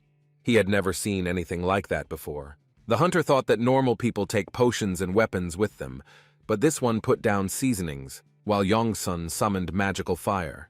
With the help of the true fire of Samadhi, the hero made a decent fire without any wood at all. He cooked food using the energy that his hands gave him. The dish looked very appetizing, and the smell made the hunters simply salivate, even though they were scared by this method of cooking. They stood to the side and discussed why a martial artist would use magic, and fire magic at that, just to fry meat. Soon the eggs were used and everyone froze, waiting to see what the young man would do with them, because they needed utensils. And the hero had dishes. He took out his adamantium frying pan and began to cook eggs with pleasure. Yongsan had spices, oil, and everything else on hand, which made a lasting impression on those present. When everything was ready, even the appearance of the dish was no worse than in expensive gourmet restaurants, and the smell was simply mind-blowing. Choi Young-sung decided to treat Arenaz first. Firstly, because he knew him better than the others, and secondly, because the guy could use some food to help him recover. Taking the treat in his hands, the young man began to study the contents of the plate, wondering whether it was really edible. He trusted his savior, so he decided to spear a small piece of meat with his fork. When he put it in his mouth, the cry of pleasure was heard from miles around. It was so delicious that you could swallow your tongue. The dish tasted simply amazing. It seemed like the meat was melting in his mouth, and the magical component replenished his vitality and mana. Choi Young-sung asked how he liked it. The guy asked for more and said that he had never eaten anything tastier in his life. Our hero happily agreed and invited everyone else to join the meal. The hunters did not expect to be treated to something as well. They accepted the delicious plates with caution, but also with great gratitude. It seemed like their world was shaking. The food tasted divine. Mana was restored instantly. The opinion of the Ikaros clan's latest developments was very high. Janssen was having fun. After the meal, the hunters were in a great mood. They were full and restored, and they also had fun. Everyone approached our hero and expressed gratitude, and at the same time asked what other new things they were using in Ikaros. Here our hero heard some strange sound and turned his head in the right direction. The leader of the Ambatus clan approached him with an outstretched hand and invited him to join their group. The New York Lights clan, according to him, did not even have a healer. The man added that the said clan was very weak, and in general there would be no end to problems with them. Ijidori tried to object. Another moment and the two hunters would have been at each other's throats. but Choi Youngseong asked them to immediately cool their fighting ardor. At this time, Juris approached his leader and said that they didn't really need another hunter. There were already enough people. The clan leader asked what he was even talking about. He had just eaten for 5, and now he didn't agree with Yongson's company. Juris was extremely angry that the hunters' magical power had been restored, and their endurance had increased, making it more difficult for him to carry out his plan. Just at this time, the last grains of sand were flowing down the magical hourglass, but this went unnoticed. It was only when the magical glow intensified that the hunters realized that something important was happening. A magical voice announced that time was up. The night of sloth and defeat appeared, and everything around was filled with bright light. Ijidore guessed that it was the boss and ordered everyone to prepare for an attack. The hunters were a little scared, but quickly mobilized. The knight, like a mountain, grew out of the portal and looked at everyone through the holes of his helmet. Instead of eyes, only a yellow glow was visible. Soon he appeared completely and stood above the people, menacingly leaning on his huge sword with magical whirlwinds rushing around. The hunters did not expect that instead of a monster, a knight would appear, looking more like a deity than a monster.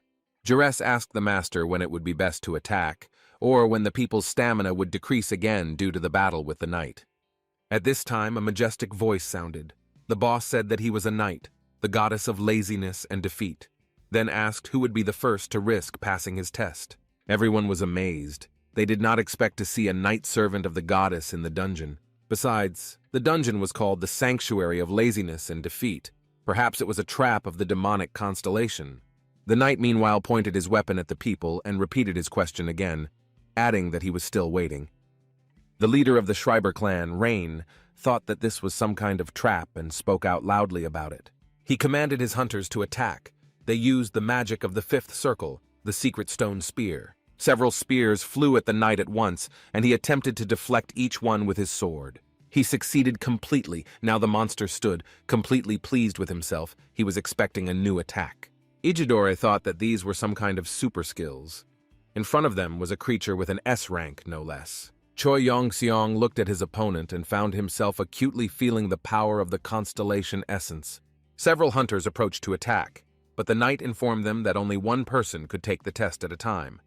"You have been chosen," he informed Rain, the leader of the Schreiber clan. The man asked to wait a little. He was not ready. The knight remained silent, but teleported the hunter closer to him. Forced teleportation was something new. The knight asked if Rain was ready now and warned that the test would now begin. Before the man could scream that he was not ready and should stop, the knight forced him to fall flat on the ground with one thrust. The monster said menacingly that the hunter had failed the test. Let the next one come closer and fight him. A new group of hunters approached the site after half an hour. People asked what was going on and received the answer that everyone had failed the test. The knight continued to flash yellow rays from under his helmet and asked who would risk being next. It turned out that Rain, like the other fallen hunters, was Jive. It was unclear why they were falling and what exactly the knight was checking. Everyone rushed to the head of the Schreiber clan and began asking how he felt and what could be done with the monster. The man replied that he did not know. As soon as the sword touched him, he lost all his strength and could not even move. There was no point in attacking the knight. He would simply force any attacker to pass the test and steal his power. Another solution had to be found. Choi Yongseong stepped forward and said that he would now approach the knight and try to do something. Everyone began to dissuade our hero and ask him not to do this. Rain was just lucky, and no one knows what will happen next. The boy resolutely walked towards the knight and said that he was ready to pass his test right now. The giant pulled his huge sword out of its sheath again. It seemed that all the power was contained in this magical artifact.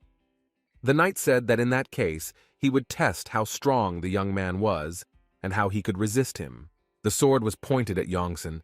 The monster's eyes were glowing with yellow fire, and a glow of the same color enveloped its entire formidable figure. Choi Yunseong heard a mechanical voice announce that the Knight of Sloth was using the Sloth Limitation skill, and the hero felt like his entire body was bound by chains. Having looked with the sight of the constellation, the young man realized that these were indeed magical chains. He understood how the knight takes away the will to fight. The power of the constellation of laziness was in the release of laziness. The guy could now think only about the fact that he wanted to rest, go to bed, and be left alone. A mere mortal could not avoid such magic. But our hero was a constellation. an invincible god of training, thinking that the goddess's skill was the complete opposite of his own qualities. He knew he couldn't lose to such a cheap trick and focused on his desire to become stronger. Clenching his fists and tensing all his muscles, Choi Yongseong set his mind to the fact that he was strong, invincible, and would become even stronger.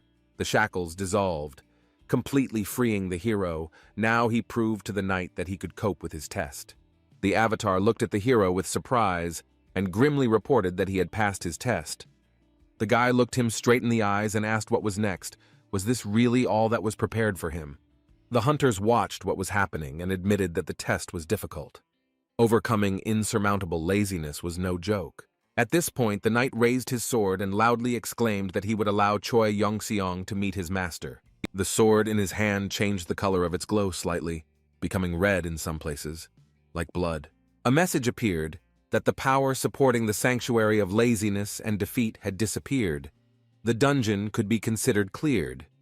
This did not correlate well with the knight's words. Choi Yong-sung looked around. He also understood that not everything was so simple and that there was a catch hidden somewhere. Here our hero heard a strange sound and turned his head in the direction from which it came. It wasn't even a sound, but a feeling of presence. The knight said that he would allow him to meet his master. The hounds of chaos rushed towards the hunter. The monsters were apparently also part of the test, but our hero already clearly felt the presence of the constellation. The knight continued to hold the sword in his outstretched hand and, smiling, said that everything was a little more complicated. In addition to the chaos hounds, other rather powerful monsters were rushing towards the hunters, their eyes glowing red. Choi Yongseong understood that soon they would all be nearby, and he needed to protect all the people present in the dungeon from the mortal threat. The hunters didn't suspect anything. They heard the message and were determined that they could safely return to the city. The men discussed what had happened, shared their impressions, plans for the future, and anticipated the reward for the cleanup. Choi Yongseong clenched his fists and thought that if he was going to avoid difficult situations, why would he even need to get stronger? And he set his mind to fight. The mechanical voice announced that his good giant fighter skill had been activated and the power and strength of the essence had increased. The flying monsters were the first to fall under his hot hand. The hounds slowed down and realized that their reconnaissance drones had been destroyed. The hunters realized that they were under attack. Ijidora ordered all ranged mages to get ready. This is an unusual dungeon, but such things happen. While everyone was casting defensive spells, the guys were talking among themselves about how the monsters didn't attack in waves. It was strange. Choi Yon-sung, at this time I concentrated the maximum amount of ki for the strike. There was so much of it that streams began to burst out through the nose and mouth. The young man decisively commanded the hunters of all clans to gather together around him. Ijidor objected that this would make them easy targets, but our hero said that if the hunters wanted to survive, they had to do as he said. Our hero felt that he had reached the maximum level of chi concentration and was now thinking about which skill would be best to use in the current conditions. He decided that it would be a special speed, so he could attract all the attention of the monsters to himself and keep other people safe. The Chaos Hounds were getting closer. Their piercing war cries were now clearly audible to everyone. But then, out of nowhere, our hero appeared on their way, and he made it just in time. Choi Yong-seong attacked the monsters from every possible direction using martial arts and the acceleration skill. The icing on the cake was his favorite skill, Heavenly Finger, which was good at taking down a monster in one hit. Moreover, quite quickly, the monsters fell to the ground one after another, stopping their run. Some of them realized what was happening. They began to change their trajectory and think about counterattack tactics. Turning to face the young man, the Chaos Hounds prepared to attack him head-on. The hero pretended to run away, but he himself was preparing to use the Heavenly Finger again, only not so obviously. Soon, in the places where the monsters' heads had recently been, only flashes of blue ki glow remained after the blows. Choi Yong-seong sat down on the ground with a satisfied look after the last jump. It wasn't easy, but he managed it. The monsters, who were also quite high up, began to fall down rapidly, and only silhouettes were visible in the sky. But that was not all. A new crowd of monsters was rapidly approaching our hero from behind. They were furious because of the failure that befell the previous ones. The hunters watched the battle from the sidelines. It was almost impossible to understand what was going on there. They had never seen such raids before. At this time, the head of the Schreider clan exclaimed that there was no point in wagging their tongues, they should help Choi Yong-seong. Everyone realized that he was right. Since the monsters were concentrated in one herd, the hunters began to cast long-range spells with mass damage. Our hero did not count on such help, but it came in very handy. Many monsters died. Then one of the hunters thought that their magic could also affect Choi Yong-sun himself, and he timidly voiced this assumption out loud. Those around him didn't hear, but Choi Yong-sung himself shouted back that they should continue and not worry about his safety. He was right in the middle of a herd of monsters, each of which was intent on destroying him. But in reality, Yong-sun knew very well who would emerge victorious from this battle. Ijidori noticed that the Jakus had joined the hounds and shouted loudly to warn our hero. But he already understood that a new enemy had appeared. Well, that would make the battle even more interesting, Yong-sun decided. The magical blast from the projectiles of the hunters of all clans destroyed almost all the Chaos Hounds, but the Dyakas were immune to fire, or something like that. They continued to attack Yong-sun, although they did not understand how he managed to avoid blows and remain unharmed in the streams of attacking magic of the hunters. Here the young man decided to resort to heavy artillery and took out his sword. The first monster was cut in half with one blow. The hunters could not hide their admiration. They had never seen such skill in combat before in their lives. They decided to support Choi Yong-seong and attack together, using up all of their remaining mana at once. Almost every man had only one thought in his mind, that the martial arts master was stronger and more resilient than all of them put together, and even the monsters. Most agreed that their clan simply needed to recruit a couple of such hunters into their ranks. The monsters seemed to agree that Choi Yong-seong's strength and resilience was beyond their comprehension. But it was not in the rules of the Dyakas to retreat. Avoiding a threat, they continued to attack the young man no matter what. Even seeing that the hero had prepared his moon sword for a thrust, the monster did not slow down. For which he paid, being cut into two equally terrible halves. There was no point in underestimating the enemy. The last giant fell to the ground, and the young man was finally able to catch his breath, lower his sword, and just stand on his own 2 feet. It felt good. The exhausted hunters also dropped their hands, stopping the magic. It was clear from their faces that people were simply in shock. There were countless destroyed monsters lying on the ground. It was hard to believe that hunters could even handle so many of them. Reflections of spells were still visible among the corpses here and there, reminding that the battle had ended literally a second ago. Choi Yong-seong exhaled noisily all the air from his lungs.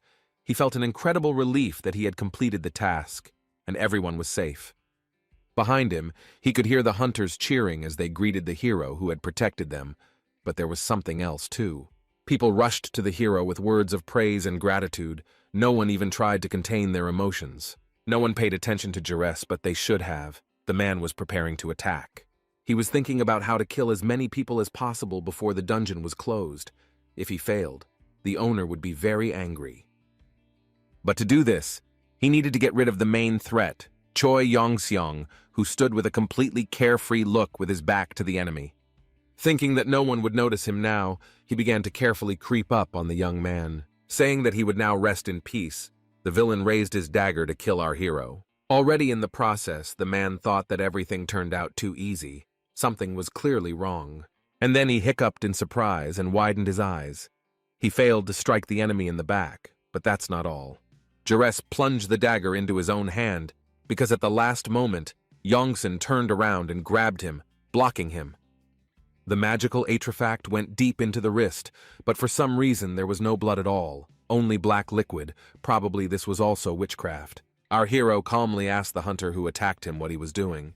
Standing in front of the enemy with a dagger in one hand piercing the other hand, Jerez looked very pathetic and comical. He asked if Yong-sun had suspected him from the beginning, but the boy ordered him to kneel down and put down the dagger. If the man was just an accomplice, he would remain alive. The hunter assumed a fighting stance and shouted that his master was very powerful, to which Yong-sun countered that it didn't matter how he would help his avatar in this situation. Jerez continued to hiss that everything was just beginning, and that not a single pathetic, incapable hunter would stop him. The man pretended to be the victim and screamed at the top of his lungs that Choi Yong-seong had just attacked him, and the hunters became wary. They couldn't understand what was going on there and who attacked whom, so they started asking each other. Jerez showed his hand in which the dagger was still sticking out, and said that the hunter had attacked him. "Just look at this weapon." Choi Yong-sung calmly explained that it was exactly the opposite, that an attack was planned on him, but he prevented it in time. The head of one of the clans recalled that all raids are recorded by drones, but when they began to study the video, it turned out that everything was hidden by tree crowns. Jures continued to ask his boss, the head of the Ambitious clan, for protection, but the man was in no hurry to draw conclusions. The hunter begged him to believe him, but the chief replied that he did not believe that Choi Yong-seong was capable of something like that. Everyone decided that Jures, who had a reputation for being a whiner, attacked Yongsun because he was jealous. The villain approached his colleagues and asked how they dared to trust someone who gave them only a little meat. They reminded him that he had eaten more than anyone else.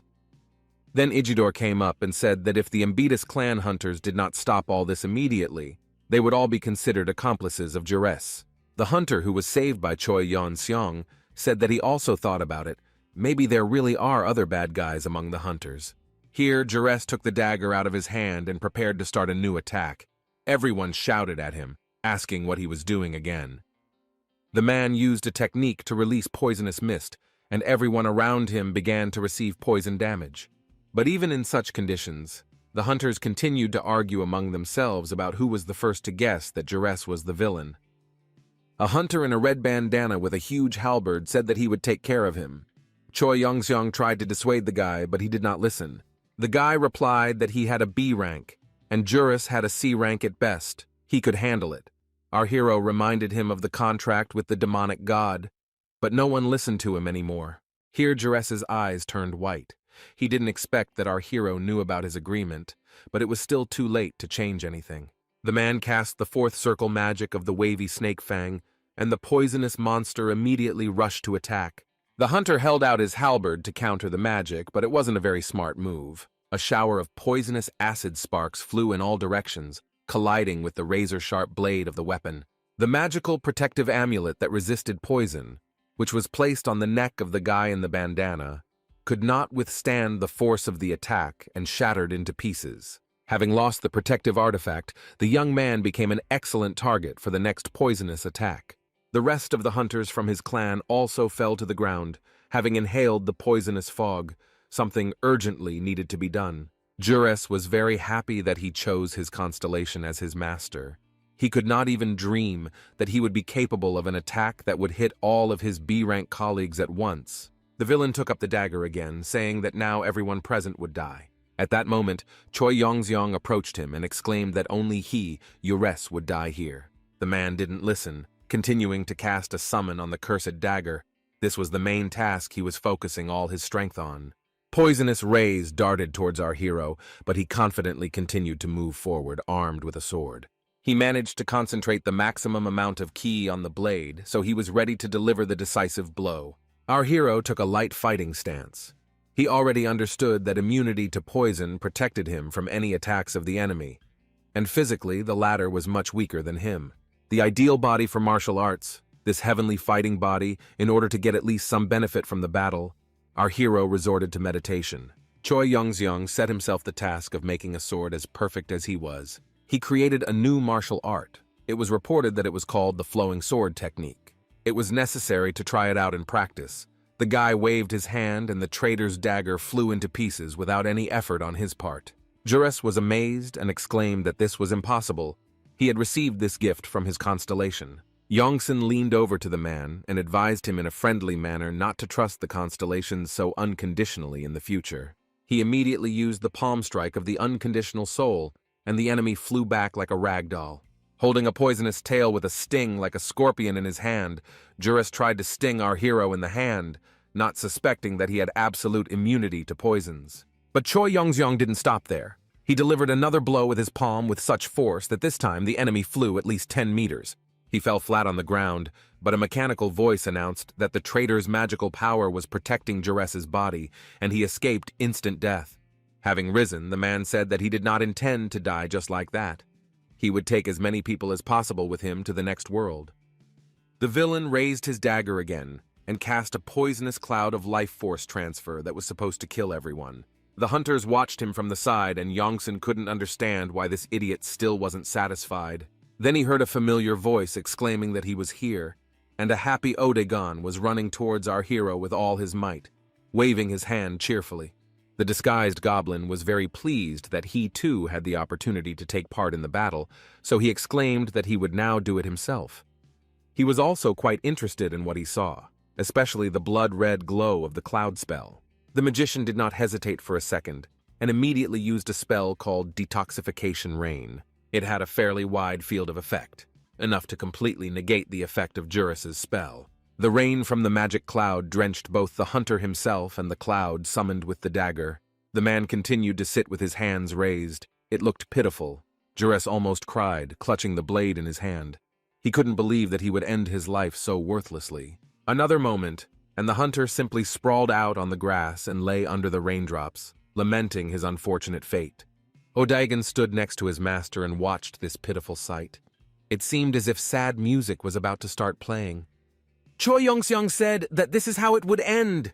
Juris sobbed loudly. This was exactly what he was afraid of. The story of the dungeon could have ended at this scene. The hunters began to discuss what had happened and wonder when they would return. Our hero asked the avatar why they were gone for so long. Did they really meet monsters? The young man replied that it was not that. It was just that the idiot hunters did not listen to him at all. Anthony, Elizabeth, and Alea all said at the same time that the healer should not be the leader, and everyone offered themselves for this role. The goblin in disguise folded his hands in pleading disguise and tearfully begged his master never to leave him with this gang again, and Yongsun, of course, agreed. The mechanical voice once again announced that the dungeon was cleared and could be left, and the hunters reached for the portal. Then Choi Yongseong heard an additional announcement. Just for him, the voice said that the hero had passed the dungeon test and could therefore receive a reward. Rewards are usually given to those who complete a special dungeon task, not counting the artifacts that are obtained during the clearing. The voice said that Yongsun had chosen the reward of the goddess of defeat and laziness, although our hero had not chosen anything at all, but was simply waiting for an opportunity to go out.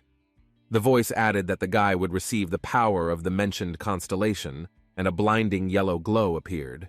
It was so bright that our hero's eyes even hurt, and the young man began to rub them. A moment later he realized that the light was coming from the eye of a long-haired girl. Obviously it was the goddess of laziness. She announced in an important voice that a lot of time had passed since she had last awakened, calling the hero her successor. Choi Yongseong did not understand why he was called that, and continued to silently look at the constellation. The girl rose into the air and began to smoothly approach our hero. He did not understand why such special effects were needed and what was happening at all. The goddess transferred him to her territory and said that she would now teach him everything that a servant of the constellation should be able to do. Yongsun tensed up. He had no choice but to tell the beauty that, in fact, he himself was a constellation. The floor in the room was soft as a pillow, and when Choi Young-sung clenched his fists to visualize his constellation power, he sank into the fluff up to his ankles. It was funny. The girl brought her fingers to her ears and muttered that it seemed that something was wrong with them. What she had just heard.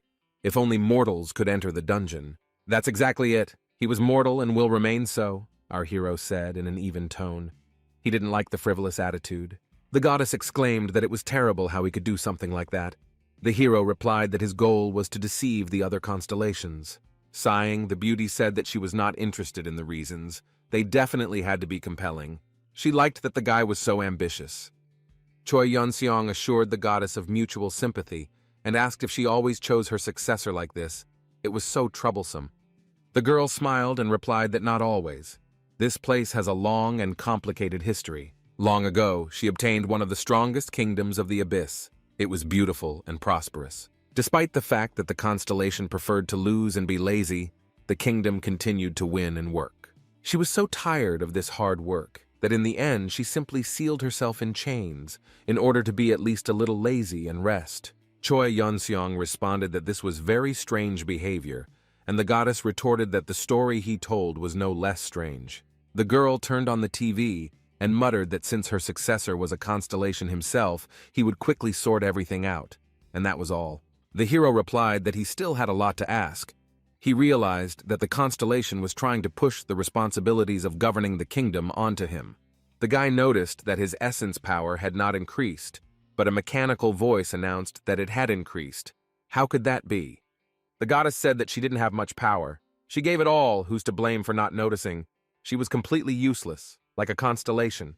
The girl added that in any case, the main thing is power. Strength is not important, to which the hero objected that he is an invincible god of training, laziness, and defeat are not what he needs.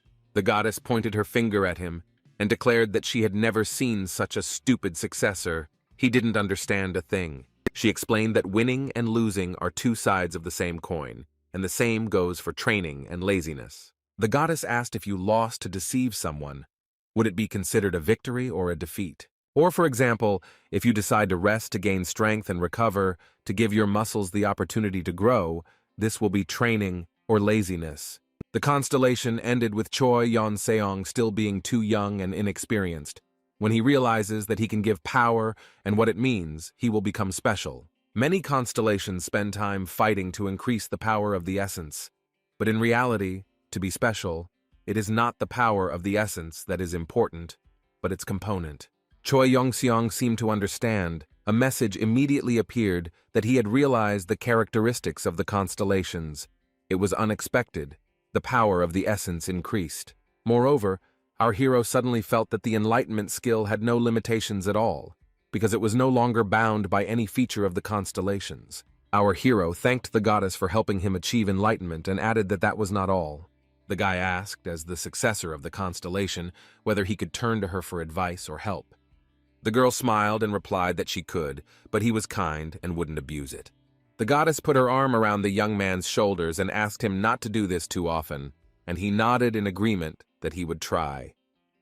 The hero found himself on his way to Earth, and a message appeared that his meeting with the goddess of laziness had ended.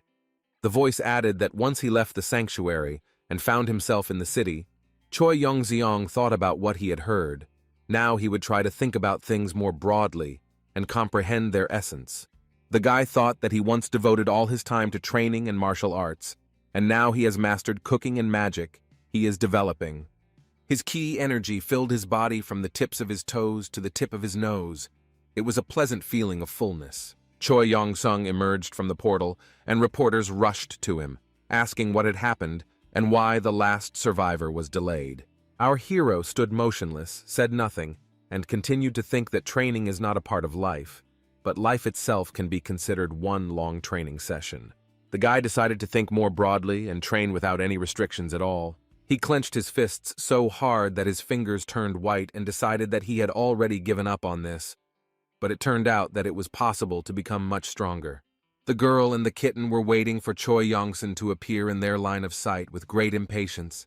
The mistress of dreams and desires was literally rushing from place to place.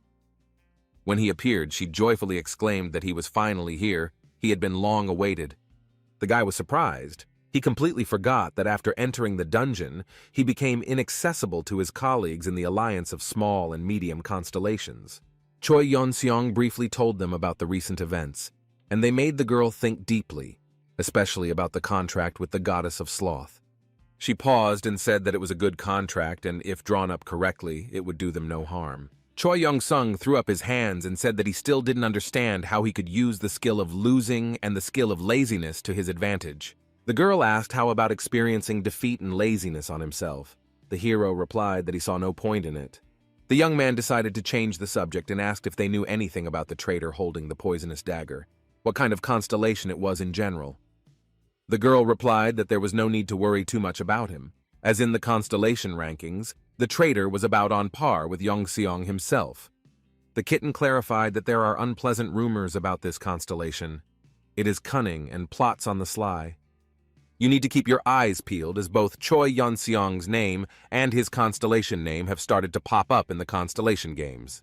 The kitten emphasized that the battle with the warrior and the clearing of the dungeon had made a lot of noise both on Earth and in the abyss. The streets of New York were slightly less congested than those of Los Angeles, and the city's public transportation was much better. Elizabeth emerged from the bus, followed by Anthony, and the group of Vicaro's clan hunters set off to see the sights. The whole company disembarked onto the street and began to wait for further instructions from Gutierrez. She was a local. Choi Yong-seong was unhappy.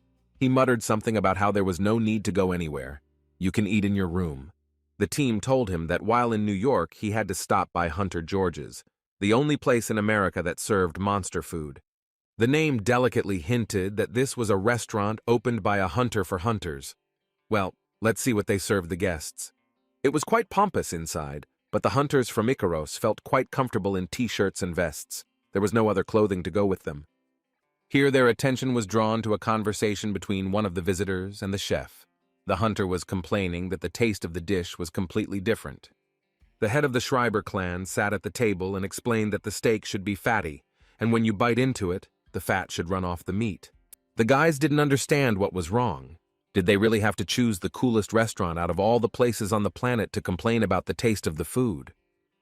Here the hunter noticed his colleagues from the Icaros clan. His face acquired an indescribable expression of joy and annoyance at the same time. The hunters greeted each other, and the man said, a little embarrassed, that he hadn't expected to see them here. He shook Youngson's hand and expressed his deep gratitude for what happened in the dungeon. The guy replied that it was not worth the gratitude and asked what was wrong with the food. It was obvious that Rain was incredibly embarrassed. He began to pick at his ear, then his hair, not knowing where to begin his explanation. The hunter sighed and said that he asked to prepare the dish from the hounds that the hero made for them in the dungeon. He even told what he remembered about the recipe. But instead of a beautiful-looking and delicious masterpiece like Choi Yong-sung's, local chefs came up with something completely different. George Manuel, the chef and owner of the restaurant, looked out to the guests when he heard what was being said. The skill of cooking monsters was very rare. George Manuel considered himself a unique chef. He approached our hero, hearing that he was also preparing monsters, and risked asking for a favor. The man, with a sinking voice, asked the young man to teach him how to cook the dish that Rain had told him about. So the young man found himself in the kitchen, with the entire restaurant team lined up behind him. At first the guy was very embarrassed. Shouldn't he be in the student's place? How could this even happen? It's not clear. Then George approached him. The cook said that he was really counting on the help of the famous hunter Choi Yong-sun. Our hero immediately warned that he is not a professional, so don't expect much. The guy looked at the meat and asked what monster it belonged to. The cook replied that he had brought the best piece of minotaur from the market. Choi Yong-sung took on the task of first processing the ingredient properly so that it was ready for cooking. To make the meat soft, it had to be thoroughly infused with chi energy, which took several minutes. It was a personal technique, practiced in the abyss.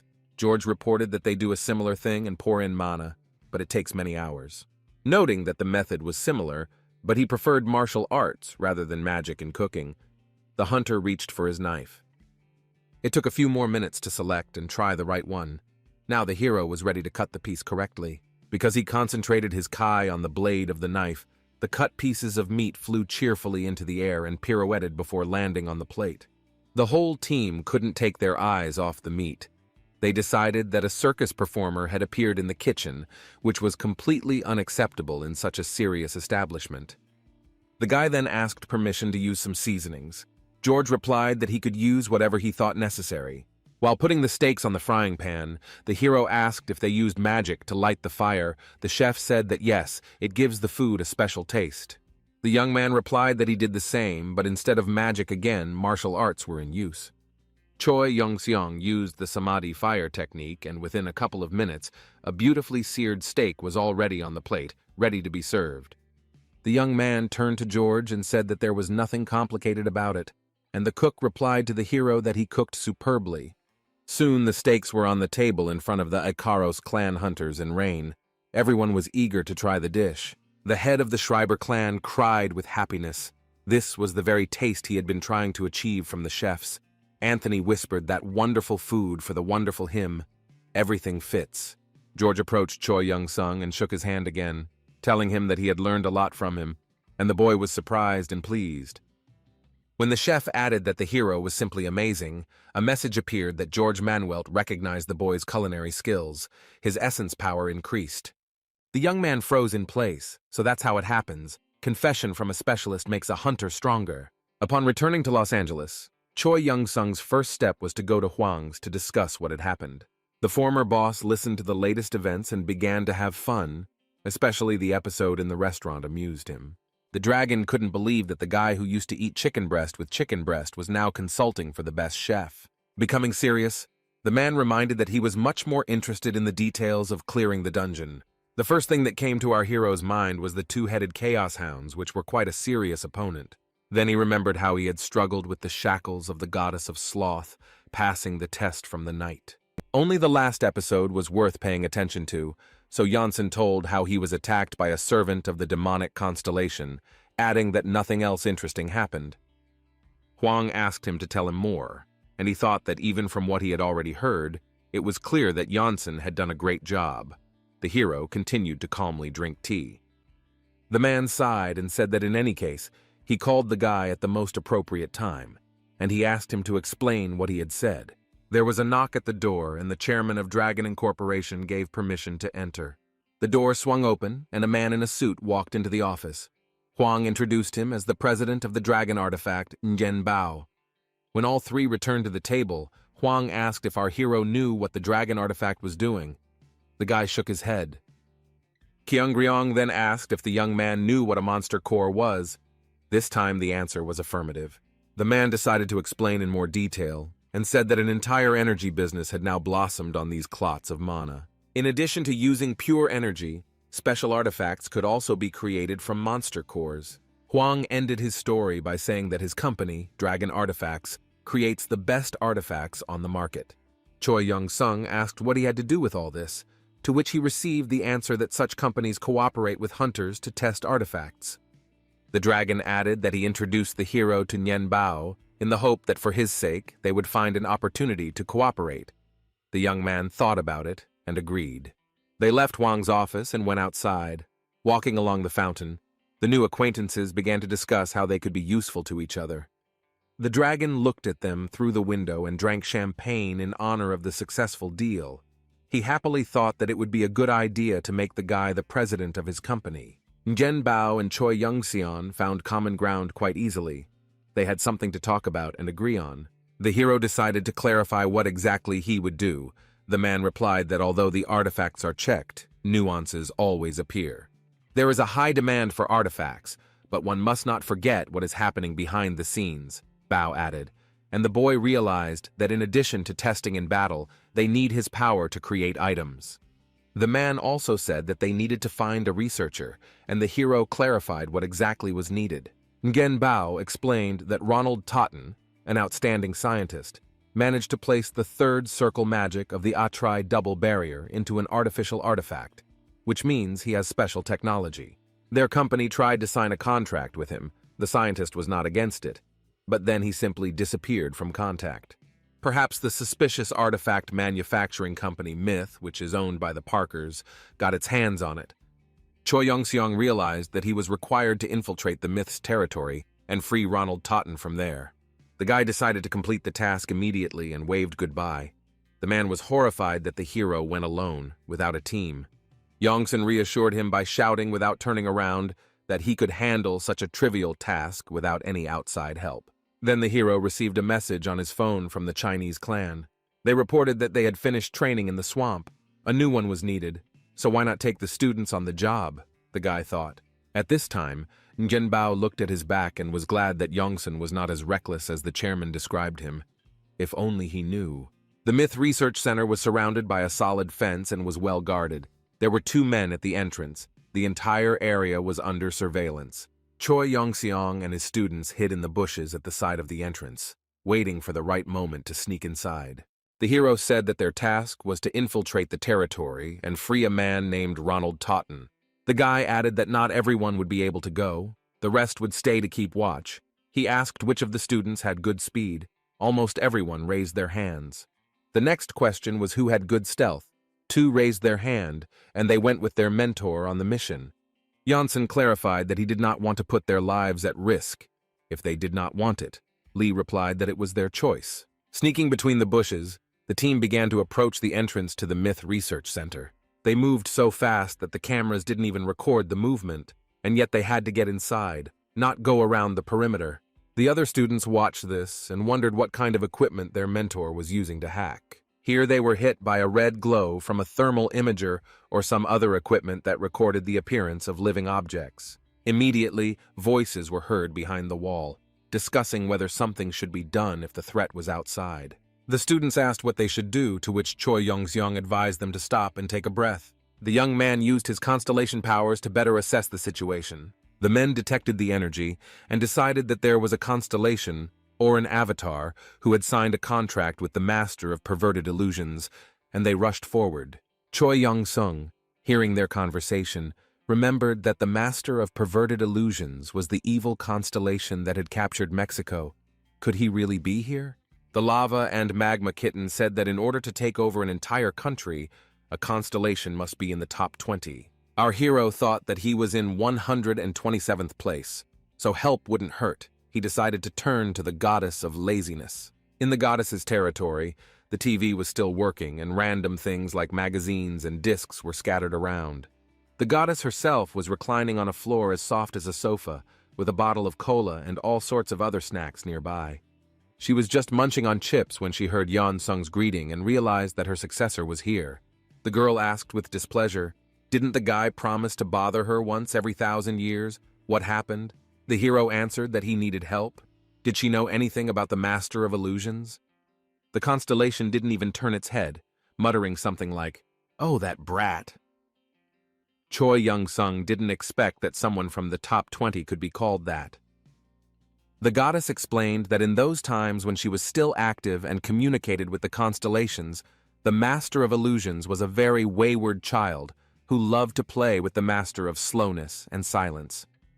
It was this same constellation that had taken over China in no time, and the goddess of Libra suspected that it was in second place in the rankings.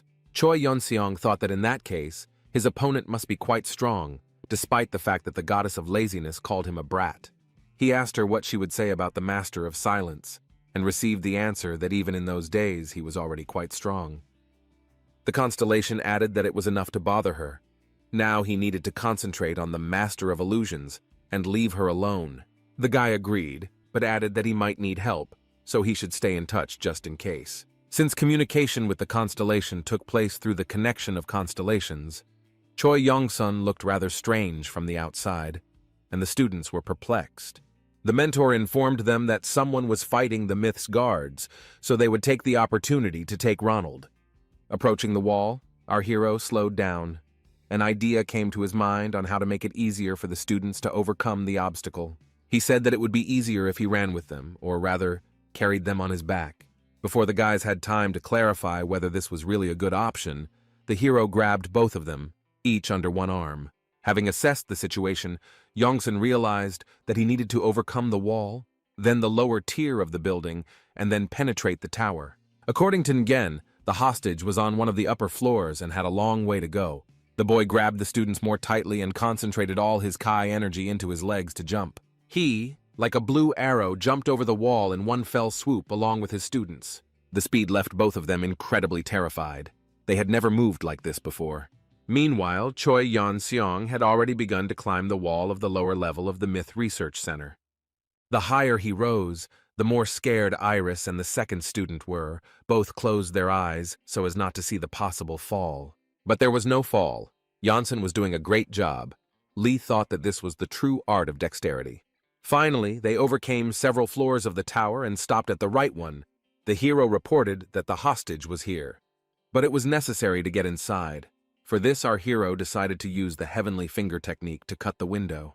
Another second, and a neat rectangle of fairly large size was cut out of the glass with a bare hand using Kai. The glass fell down, and now our heroes could enter the room without hindrance. There, with his hands tied and his eyes blindfolded, sat a frightened man of European appearance. He asked in a trembling voice who was there. It was clear that Ronald did not really count on being saved. Choi Yeon-seong said that they were from the dragon artifact, and asked if the person in front of them was Ronald Totten. The man nodded in agreement. He realized that the dragon artifact had not abandoned him in trouble, asking him to remove the bandage. He continued to ask in fear why the sounds of battle were heard. The dragon decided to use all his strength. No other way. The battle was indeed heated, but Yongsun explained that those people had nothing to do with him, then asked if Totten was really going to sign a contract with the dragon artifact. Ronald confirmed that this was true, and that he was being held here against his will. Then our hero said that they would quickly fix it now. The man was very happy, but asked to also save his friend, a colleague who was in the next room. Choi Yong-seong replied that of course they would save him. He pulled out his sacred moon sword. He couldn't handle it with his bare hands. Just a few blows of the weapon on the wall, and it shattered into small pieces, fortunately without harming anyone.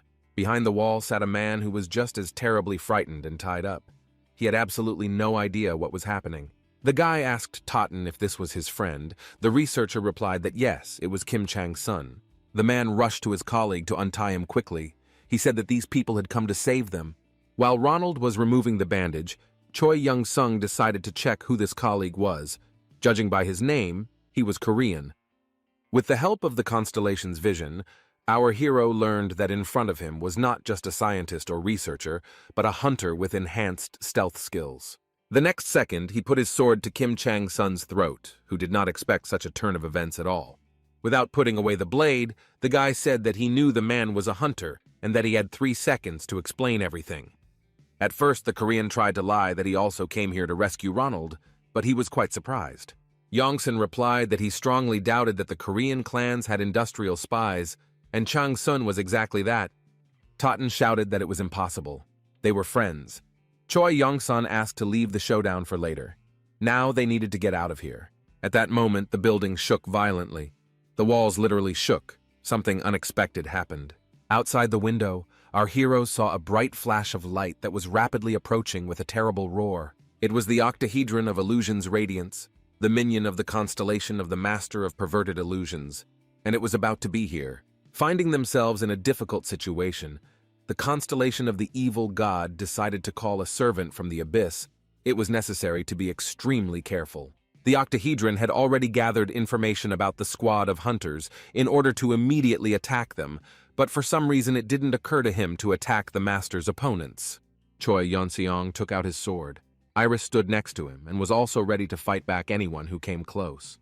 Our hero understood that he needed to have time to attack first, so he began to calculate the trajectory of the sword strike using Kai.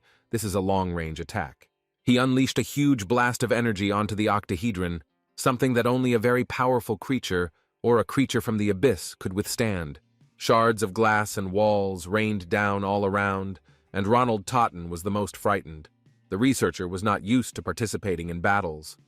At this time, Iris noticed with fear that the building began to collapse.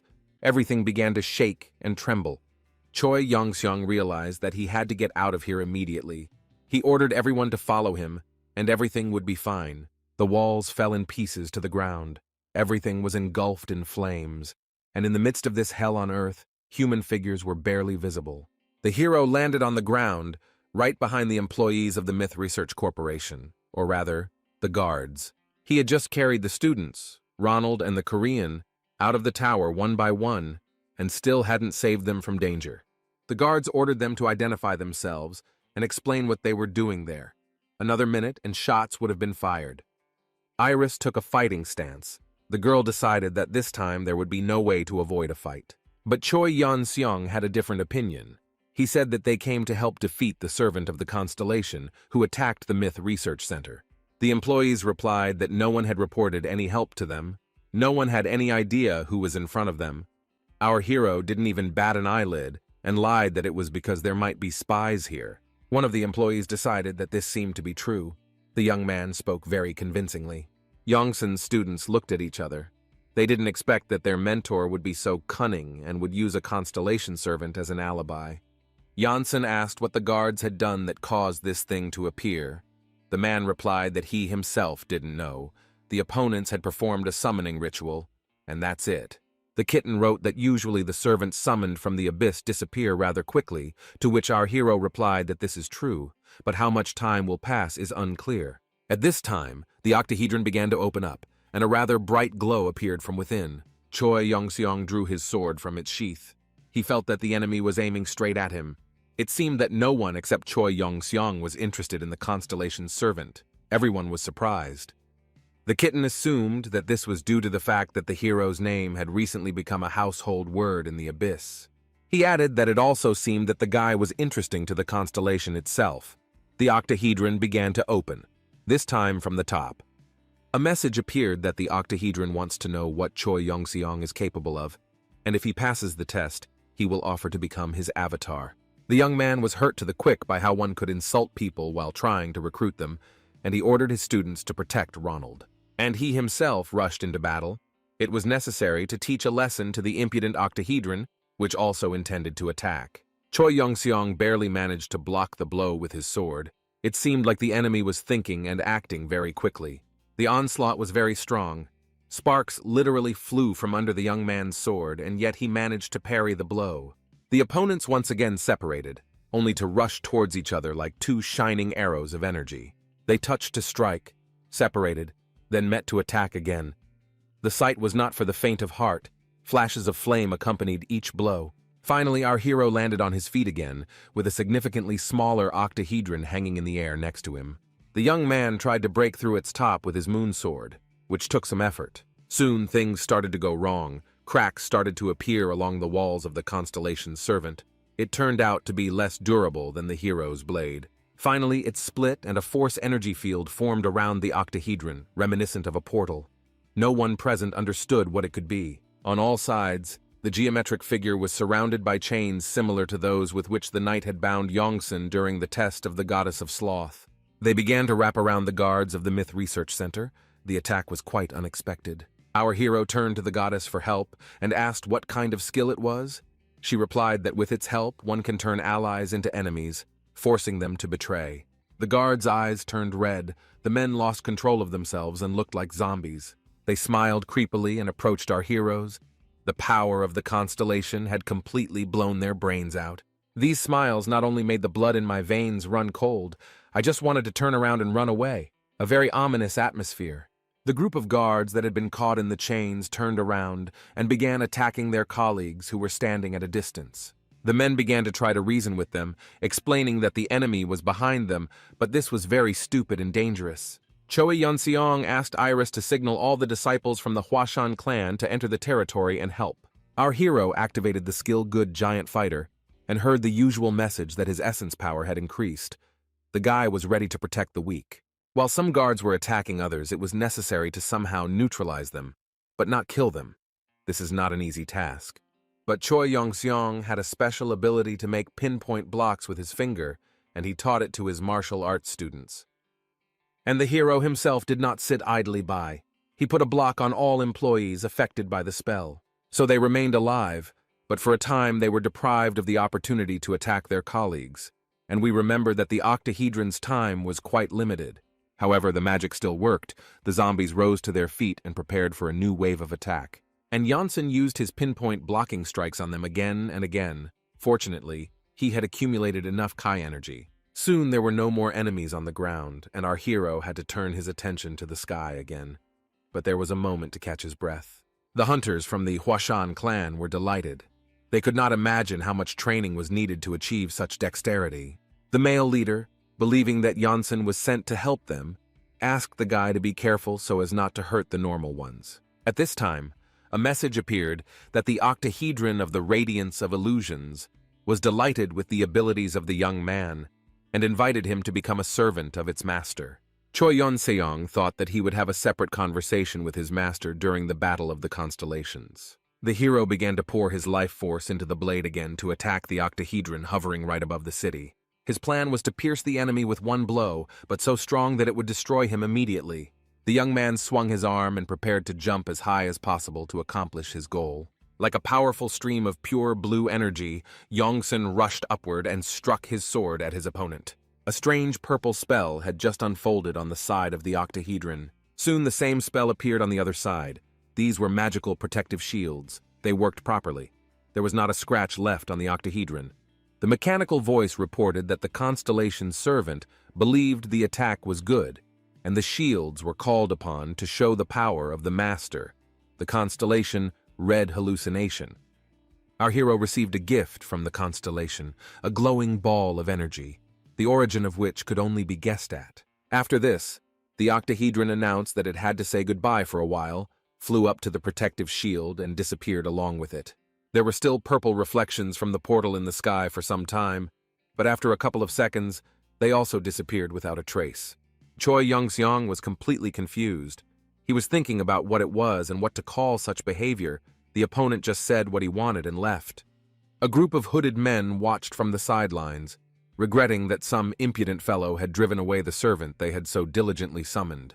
They looked at the surviving guards of the Myth Research Center and noticed that they had exhausted each other. All that was left was to finish them off. The hooded hunters' criminals rushed to the attack, deciding that they could cope without the help of the constellation servant. Choi Yongseong commanded everyone to stand behind him and his students. They could still put up a decent resistance. A message appeared that the hero had trained and led mortals. His essence power had increased, and the skill of constructing a sixth sword had been opened. In order not to wait, the young man used the sword skill of 6 at once. They ran towards the attackers, enveloped in a single energy of Kai. Choi and Son ran first, and the others followed in pairs, and the group looked very confident. The students and their mentor acted in a coordinated manner, like clockwork, and the opponents fell one after another. The punches and kicks were even more successful than in training. That's what a real fight and a real threat means. The men in cloaks were at a loss. Not only were their opponents able to attack, but they also used some particularly successful combination of attacks. They decided to retreat and ran headlong from the fist of Yongsun and his students. Iris was surprised. She didn't expect the fight to be so short. Where was the fighting spirit of the attackers? Without thinking twice, the girl decided to give the enemies a boost with a couple of powerful blows to the back. Spotlights began to illuminate the area of the Myth Research Center, looking for any remaining intruders. Everything else was pretty much the same as before. Of course, if you don't count the destroyed buildings, crumbling walls, destroyed pavement, and several dozen victims who couldn't move on their own. The manager, who had previously communicated with Choi Young-sung, approached the guy and said that he heard that he was a hunter, how great it was that Richard Parker's colleagues from the Ikaros clan came to help. He promised to provide a reward a little later and, looking back, asked the secretary how many losses they had suffered. The man replied that none. The man was surprised and asked to double-check. The secretary confirmed that the information was correct. The guards lost consciousness, but no one received serious injuries. The leader couldn't believe it. He had watched the battle with his own eyes, and it was brutal. Our hero asked Iris if any of the students were hurt. Everyone was safe. At that moment, behind the hero there was a stomping, deafening snorting and some shouts, and someone else came running. It was Richard Parker. He stopped to catch his breath and then asked if everything was okay. Here he saw Choi Yongsun, incredibly surprised. The hunter asked what the guy was doing here. The blonde employee said that Yongsun was a great comrade. He came to warn about the ambush and helped repel the attack. Parker immediately realized that this was hardly true. Choi Yongseong motioned for his Ikaros colleague to step aside and talk privately. A few minutes later, Parker's loud and indignant cry was heard over the bushes near the fence. The young man was indignant and claimed that this was too much. Richard grabbed Yongsun by the shirt and yelled that he wouldn't let Ronald get kidnapped. Our hero was outraged that the Parkers themselves kidnapped him. Richard leaned down to our hero's very face and continued to hiss that he was talking complete nonsense. The guy remained calm and replied that he didn't see a problem. Then Parker really slowed down and explained that the matter had been entrusted to him by the chairman. Yongsun asked if it was Kyung-ryong, who shook his head. Alex Parker, his father. Some time ago, a very unpleasant conversation took place in Parker Sr.'s office for his son. The man stood at the window and asked what Richard had achieved with his power. Absolutely nothing, he answered himself. The hunter tried to object, but the chairman sternly declared that it was enough to talk nonsense. It was time to return to the family. He had found an excellent place. Richard was stunned to hear that this was the last chance for a useless brat like him. Yongsun looked at the boy with sympathy and asked why he didn't just leave. If even his father treated him so badly, Parker replied that it wasn't that simple. Choi Young-sung put his hand on Richard's shoulder and said that everyone must stand firmly on their own 2 feet. Otherwise, over time, they will lose all their strength. If Parker dared to break all ties with his family, Yongsun promised that Kyung-ryong would help and support him. The guy doubted that he would do such a thing for him, but Choi was confident. Our hero advised him to think carefully about his words and went to the car, waving goodbye. Soon the door slammed behind him loudly. It sounded like the final chord in some long symphony. Richard Parker watched the car drive away and thought that it was a symphony of his past life. He clenched his fist, determined to start all over again, just as Choi Young-sung had advised. But the next moment he hunched over and grabbed his head, trying to figure out what to do. The dragon artifact's headquarters was huge. No, that's right. It was a twin-tower skyscraper, comparable in scale to an entire city. In the hall, Nguyen, the director of the unit who had negotiated with our hero about rescuing Ronald Totten, was pacing from corner to corner. When the right car pulled up to the building, the man jumped out. He was extremely excited and agitated. The car stopped, the doors opened, and the researcher got out of the back seat. He was exhausted, but had already managed to change into a fresh suit. Nyong rushed towards him, almost running. Ronald apologized for causing them a little trouble. The man assured that everything was fine. Thanks to the people who were sent to save him, he was completely safe and sound. Nyong explained that he was worried about the appearance of the servants of the demon god constellation, to which Choi Yong-seong replied that it was a mere trifle. Our hero reported that they had completed the task in the best possible way, asking to reward their students from the Chinese clan who had done an excellent job.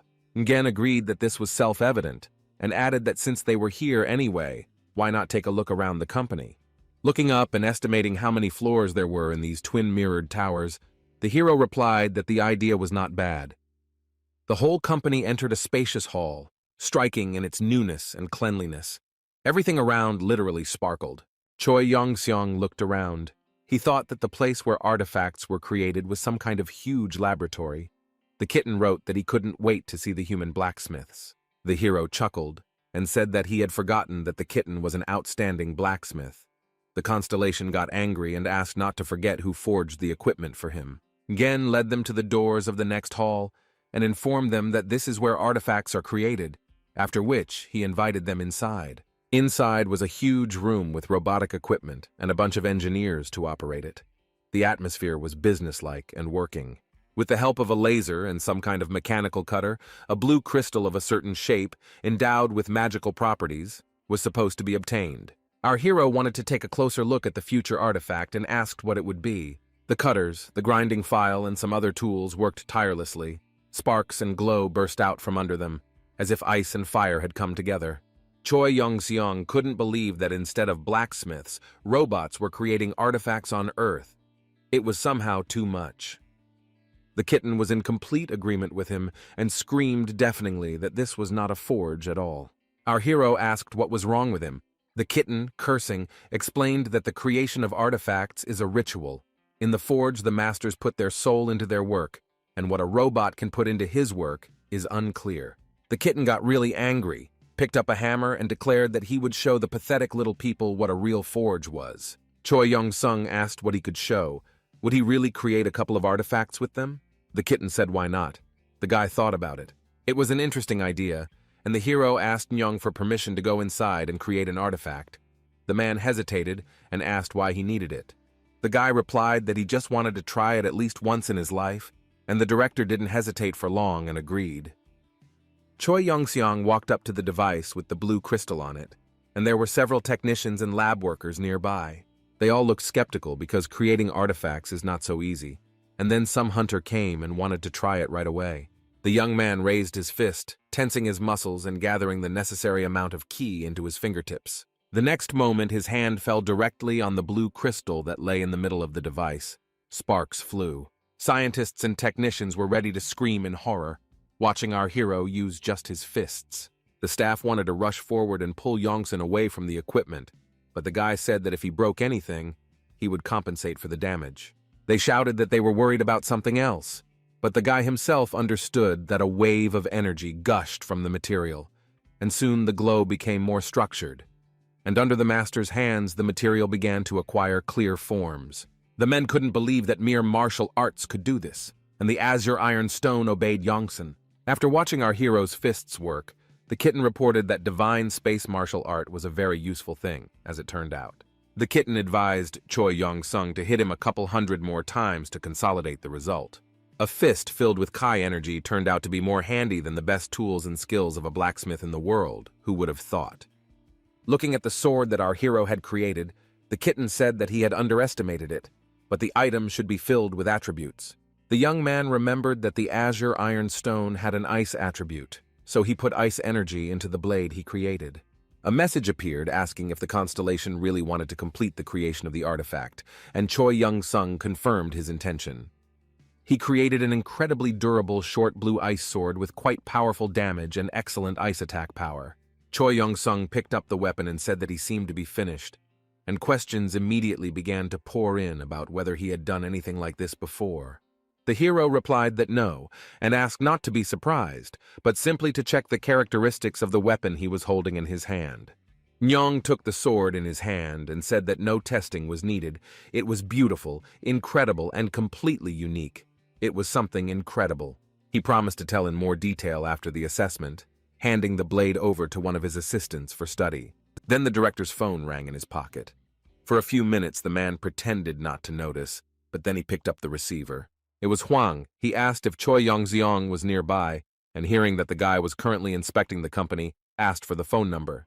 For some reason, In Yong's hand shook when he handed his device to the young man. The man was very nervous. The dragon was in a good mood, asked our hero how things were going, and whether he was worried about the amount of money their company was earning. The guy was a little puzzled and said that no, everything was fine. Why even ask such questions? Huang realized that he was going a bit too far, and continued that the purpose of the call was different. The hero received an invitation from Alex Parker. Choi Young-sung asked if this was the same Alex Parker who is the chairman of the Parker Group, to which he received an affirmative answer. I wonder what he needed from our hero.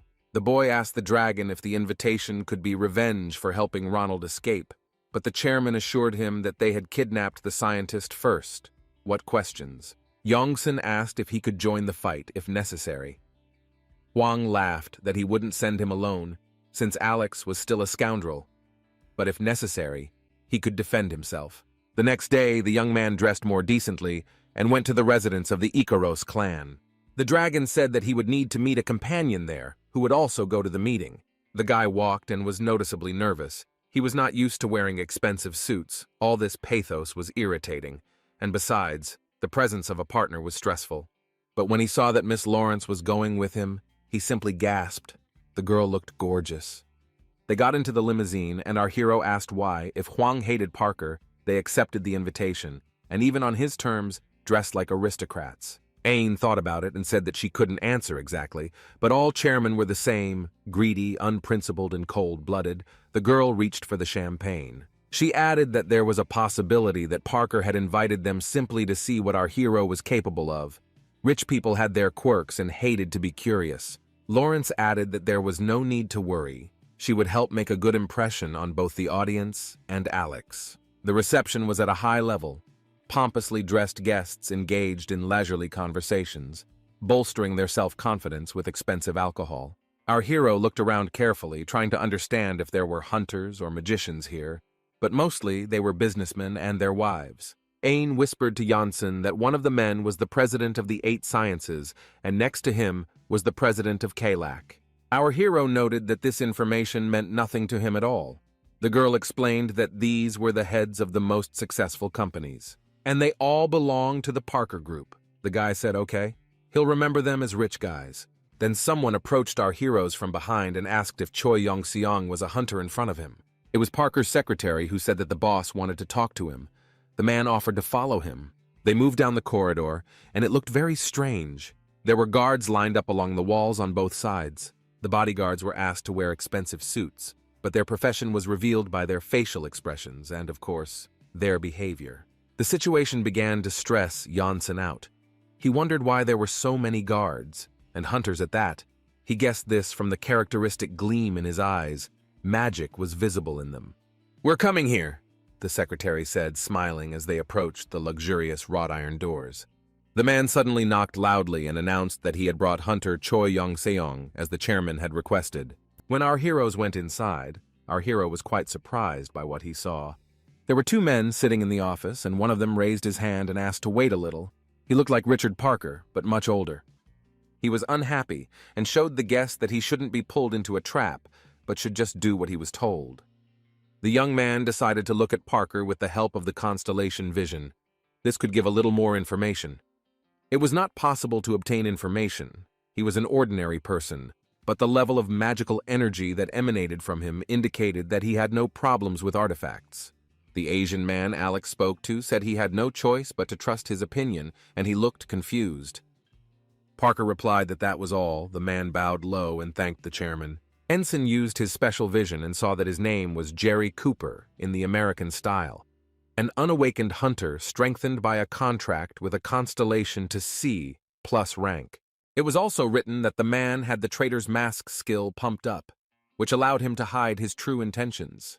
Already at the door there was a message that the constellations with which the contract was concluded were a traitor holding a poisoned dagger and a demon of contracts and desires. The guy was surprised that the man had made a contract with an evil constellation, not just one, but two at once.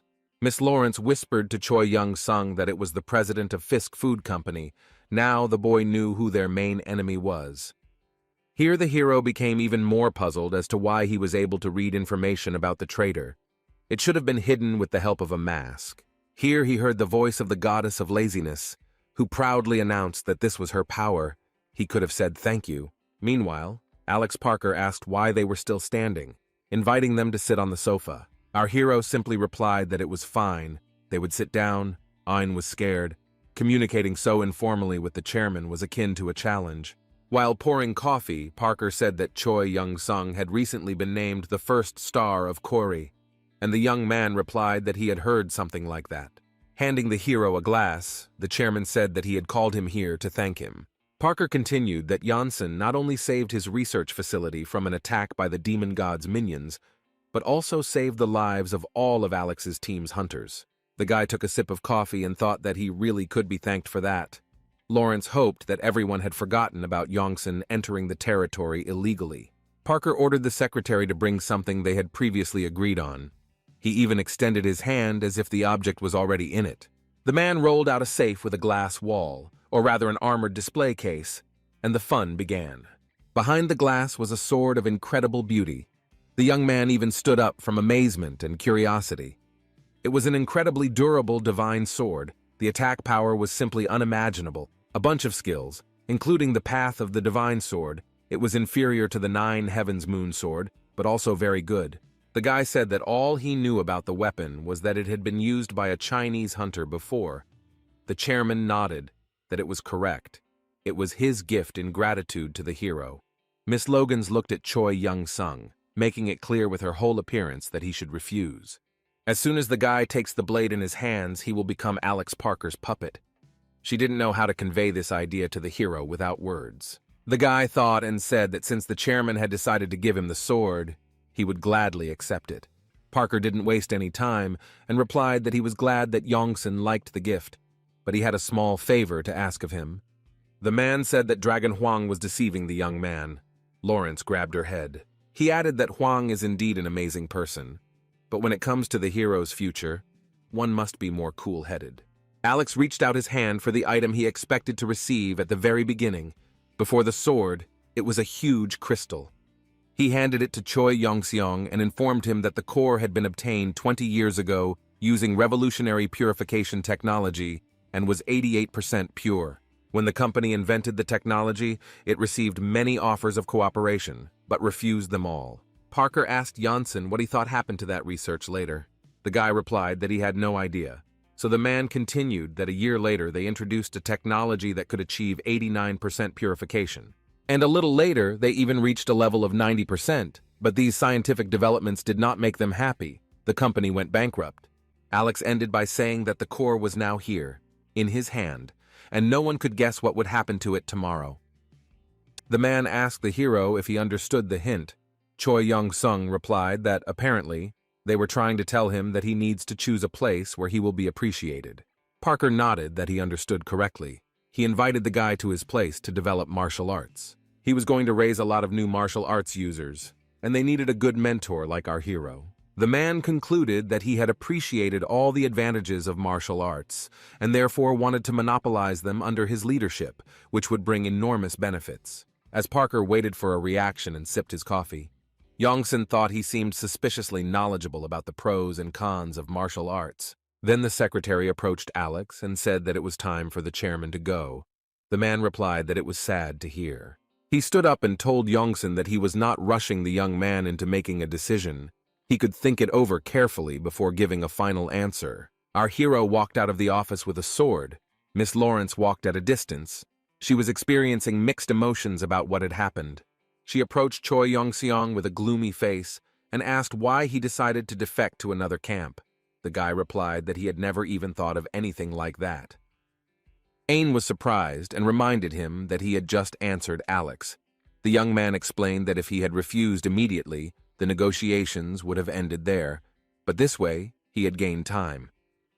The girl screamed that it was impossible to play games with a person of such a level, but the guy cheerfully said that he wanted to try.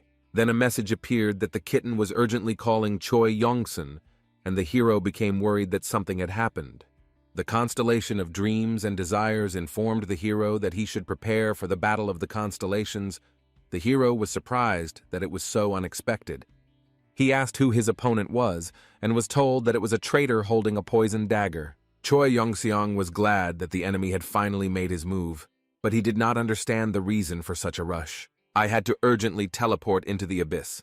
Fortunately, time flows differently there, and only a few minutes will pass on Earth while the hero is absent. The young man took the form of a constellation and began to understand the settings of the battle. The battle of the constellations needed to be set up correctly. The guy couldn't shake the thought that Jerry Cooper had realized what was going on, which was why he had received such a sudden challenge to a fight. The goddess of laziness calmed him down, saying that it was nothing like that. The traitor was simply angry at him because of the skirmish in the dungeon. The young man asked again why he needed to vent his anger in the arena, but he himself understood that this was the most correct path. It was strange that the traitor chose it. The enemy appeared, and immediately a mechanical voice announced that the battle of the constellations must be fair. All the constellations on Earth act as guarantors. The traitor looked at the statistics of the battles and decided that it was impossible to engage in a frontal attack. It would be advantageous for the unrivaled master of training. A message appeared that the traitor advises the enemy to fight a conspiracy of traitors as a duel. Our hero did not know what it was and was a little puzzled. It turned out that a conspiracy of traitors is a special kind of competition. It is a battle of the constellations, where the winner is determined by the ability to convince the enemy's servants to betray their master. Immediately, reactions from other constellations poured in, accusing the traitor of choosing the most advantageous competition for himself. The next message stated that the traitor had made this battle of the constellations private, so the other constellations would no longer be able to insult him publicly. After this, the enemy arrogantly asked Choi Yong-seong if he was scared, the hero thought. And then the young man was literally struck by an incredible thought. Incredibly crazy. He suddenly realized that only 2 people had signed a contract with him directly, Odaigon and Dragon Huang. What is important is that the guy already knew exactly the person who had signed a contract with the traitor himself. Our hero had every chance of winning, so he confirmed his agreement by placing the bloody fortress as a reward. His opponent was perplexed as to how his terms could be agreed to and how such a valuable bet could be made. The demonic constellation thought that it had gotten involved with an idiot who thought that the conspiracy of traitors could be defeated by force, but Janssen was not so simple. The traitor offered a repository of faded relics as his bet. I wonder what was inside. A mechanical voice announced that both constellations had made equal bets, and the agreement for the battle between them had come into force. In case of loss, the bet and the power of the constellation would be lost. Our hero was puzzled. He put up the territory, and the enemy put up the thing. How can such bets be considered equal? But the contract had already been signed. It was too late to complain. The guy decided that the thing was apparently very valuable. Our hero began to look for a more detailed description of the bet made by the traitor. At this time, a portal appeared, and the young man's opponent appeared in it. He said that he was grateful that the challenge was accepted. He laughed and hissed to the side that the betrayal of Yongson's servants was now only a matter of time. The traitor was quite confident in himself, but our hero had no time to think about it. He was returning to his home planet. The Parker mansion was very different from Dragon Huang's house. It was much more modest in appearance and was built in a more traditional style. The man who had spoken to the chairman before Choi Yong-sung got into the car prepared for him and left the reception.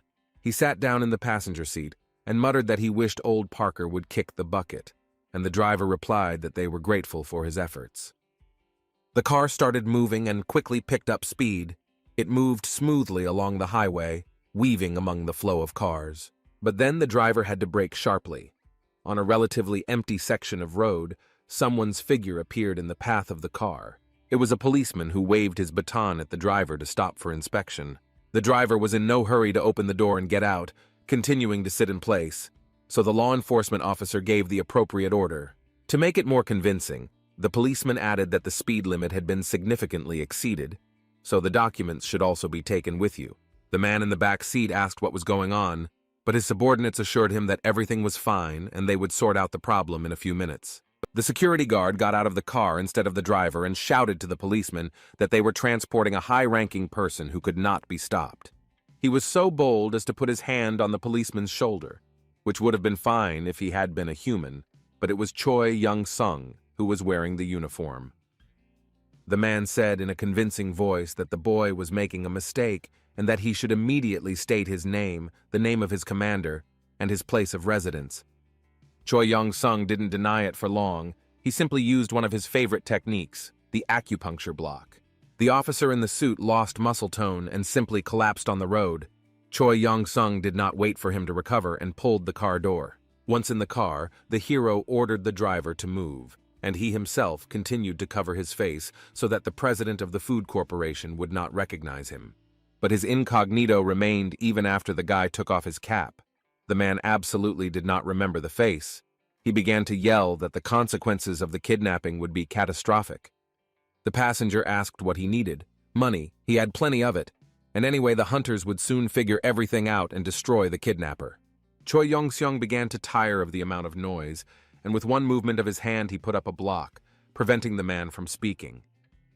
The man raised his hands to his face. He expressed indignation with gestures, since he could not make a single sound. Choi Young-sung leaned over to the driver and ordered him to drive, otherwise he would have an extra hole in his body. The car slowly moved along the alley. For some reason the road became completely empty and deserted. Soon the urban landscapes were finally replaced by suburban ones, but no other cars appeared on the road. Finally, our hero ordered to park on the side of some forest. The driver stopped the car. The next second, the guy used his signature blocking acupuncture strike on him. Next, the servant of 2 demonic constellations received a blow. He tried to intercept the hero's hand, but did not have time. And this is good, because with a new blow, the young man returned his ability to speak. The man simply asked what was required of him. Choi Young-sung asked without preamble why he betrayed his co-star and signed a contract with another. The president of the food corporation became nervous and asked how he knew about this and whether a traitor had sent the guy. Young-sun shook his head, and the man suggested that it was a demon of contracts and orders, but that version didn't work either. Our hero brought his face closer and slowly said that he had come here to recruit a servant for his master. The young man added that the constellation is called the Invincible God of Training. He strongly advises against refusing him. Sweat began to pour down the man's face. He repeated the name of the god as if tasting it. His expression became completely absent. Then he asked what kind of constellation it was, and received the answer that it was very strong and amazing. Janssen added that on top of everything else, the man simply has no other choice. If he refuses, his master will kill the man's constellation, whoever it may be. The fat man thought that since our hero knew that he served 2 constellations, his master must be very strong. He decided to trust the invincible god of training. Choi Young-sung felt a surge of energy, and a mechanical voice informed him that his essence power had increased. The guy added that killers might come, so for a while he would take care of his master's new ward. The car started moving. The man panicked. He had to get into such trouble, sign a contract with 3 constellations at once. Then the young man received a call from an unknown number on his phone, and out of curiosity he decided to answer. After asking to stop, the guy got out of the car, and an unfamiliar voice asked if Choi Young-sung wanted to take everything that Dragon Hwan had. Our hero raised an eyebrow in surprise. He didn't expect the traitor's minions to be so stupid as to call him. The guy even became cheerful. His deception was successful. No one even suspected that the constellation and the avatar were one and the same person. But in fact, the only official avatar of the unrivaled god of training is Choi Young-sung, which is why the traitor started with him. The double game was bearing fruit. It was incredibly pleasant to realize that even the cunning traitor did not sense the catch. The phone continued to pour out assurances that in order to take possession of all the dragon's riches, very little was needed, the barest of things. To stop wasting time, Choi Yongseong replied that his master had asked him to tell him that the battle of the constellations was over. The traitor smiled and asked our hero to stop bluffing. He clarified whether the invincible god of training really asked him to say that. At this time, a mechanical voice announced that the invincible god of training had officially declared his victory in the battle. According to the rules of the constellations, which all the constellations have sworn to abide by, the invincible god is declared the winner, which is confirmed by all the witnesses. Choi Yongseong joyfully raised his hand up. The traitor also saw the message that the battle of the constellations was over. He shouted in rage that he did not understand how the enemy managed to do this. The demon tried to understand how he could lose in a battle in which he had no equal, the rules of which he himself had established. At this time, our hero decided to visit his possessions in the abyss and went straight to the Fortress of Blood. He also took his reward there. It was impossible to drag the mysterious vault to earth. Immediately, a mechanical voice announced that the ownership rights to the artifact, the fated relic repository, were being transferred to him. The chest was small but quite heavy. Choi Yongseong thought that there was no need to rush to open it. While he was looking at the winnings, a message appeared that his place in the ranking had become 125th. The guy was outraged. He did not expect that the opponent was so weak. At this time, the traitor continued to wonder how our hero managed to defeat him and rise in the rankings. The constellation began to understand that somehow the boy could determine who was who and what was what, and asked Yongsen about it point blank. The young man said that he was not obligated to answer, and snapped his fingers to close the communication portal with the defeated enemy. He glanced around his territory and remembered that he hadn't checked on Odaigon and the orcs for a long time. Well, what can I say? The bloody abyss was indescribably transformed, vegetables grew in neat rows on the field, and local residents, happy with life, worked in the beds. The orcs happily picked green onions and chatted, one telling the other that the smell of sweat calmed him down. It was hard to believe that there had once been a terrible bloody fortress on this site. Everything was blooming and prospering. Odaigon had really done his best. The only thing that surprised our hero a little was that the orcs were plowing with axes. Apparently this was part of the training. Noticing that the Lord had arrived, the monsters straightened their backs and joyfully greeted our hero. Soon, subjects began to come running from all over to greet their master, Choi Yongseong. The guy suggested that it was probably not easy to achieve such success, to which the orcs unanimously stated that they received great pleasure from such training. The monsters' eyes literally lit up. They said that they wanted to work even harder, cultivate more land, grow more vegetables and grain. Our hero did not believe that bloodthirsty monsters could transform into diligent and hardworking peasants. Even the orcs began to look quite cute. Their facial expressions changed. They became relaxed and joyful. Choi Yongseong decided not to disappoint their expectations and joyfully shouted that he was giving them permission to cultivate more land, train more, and everything else.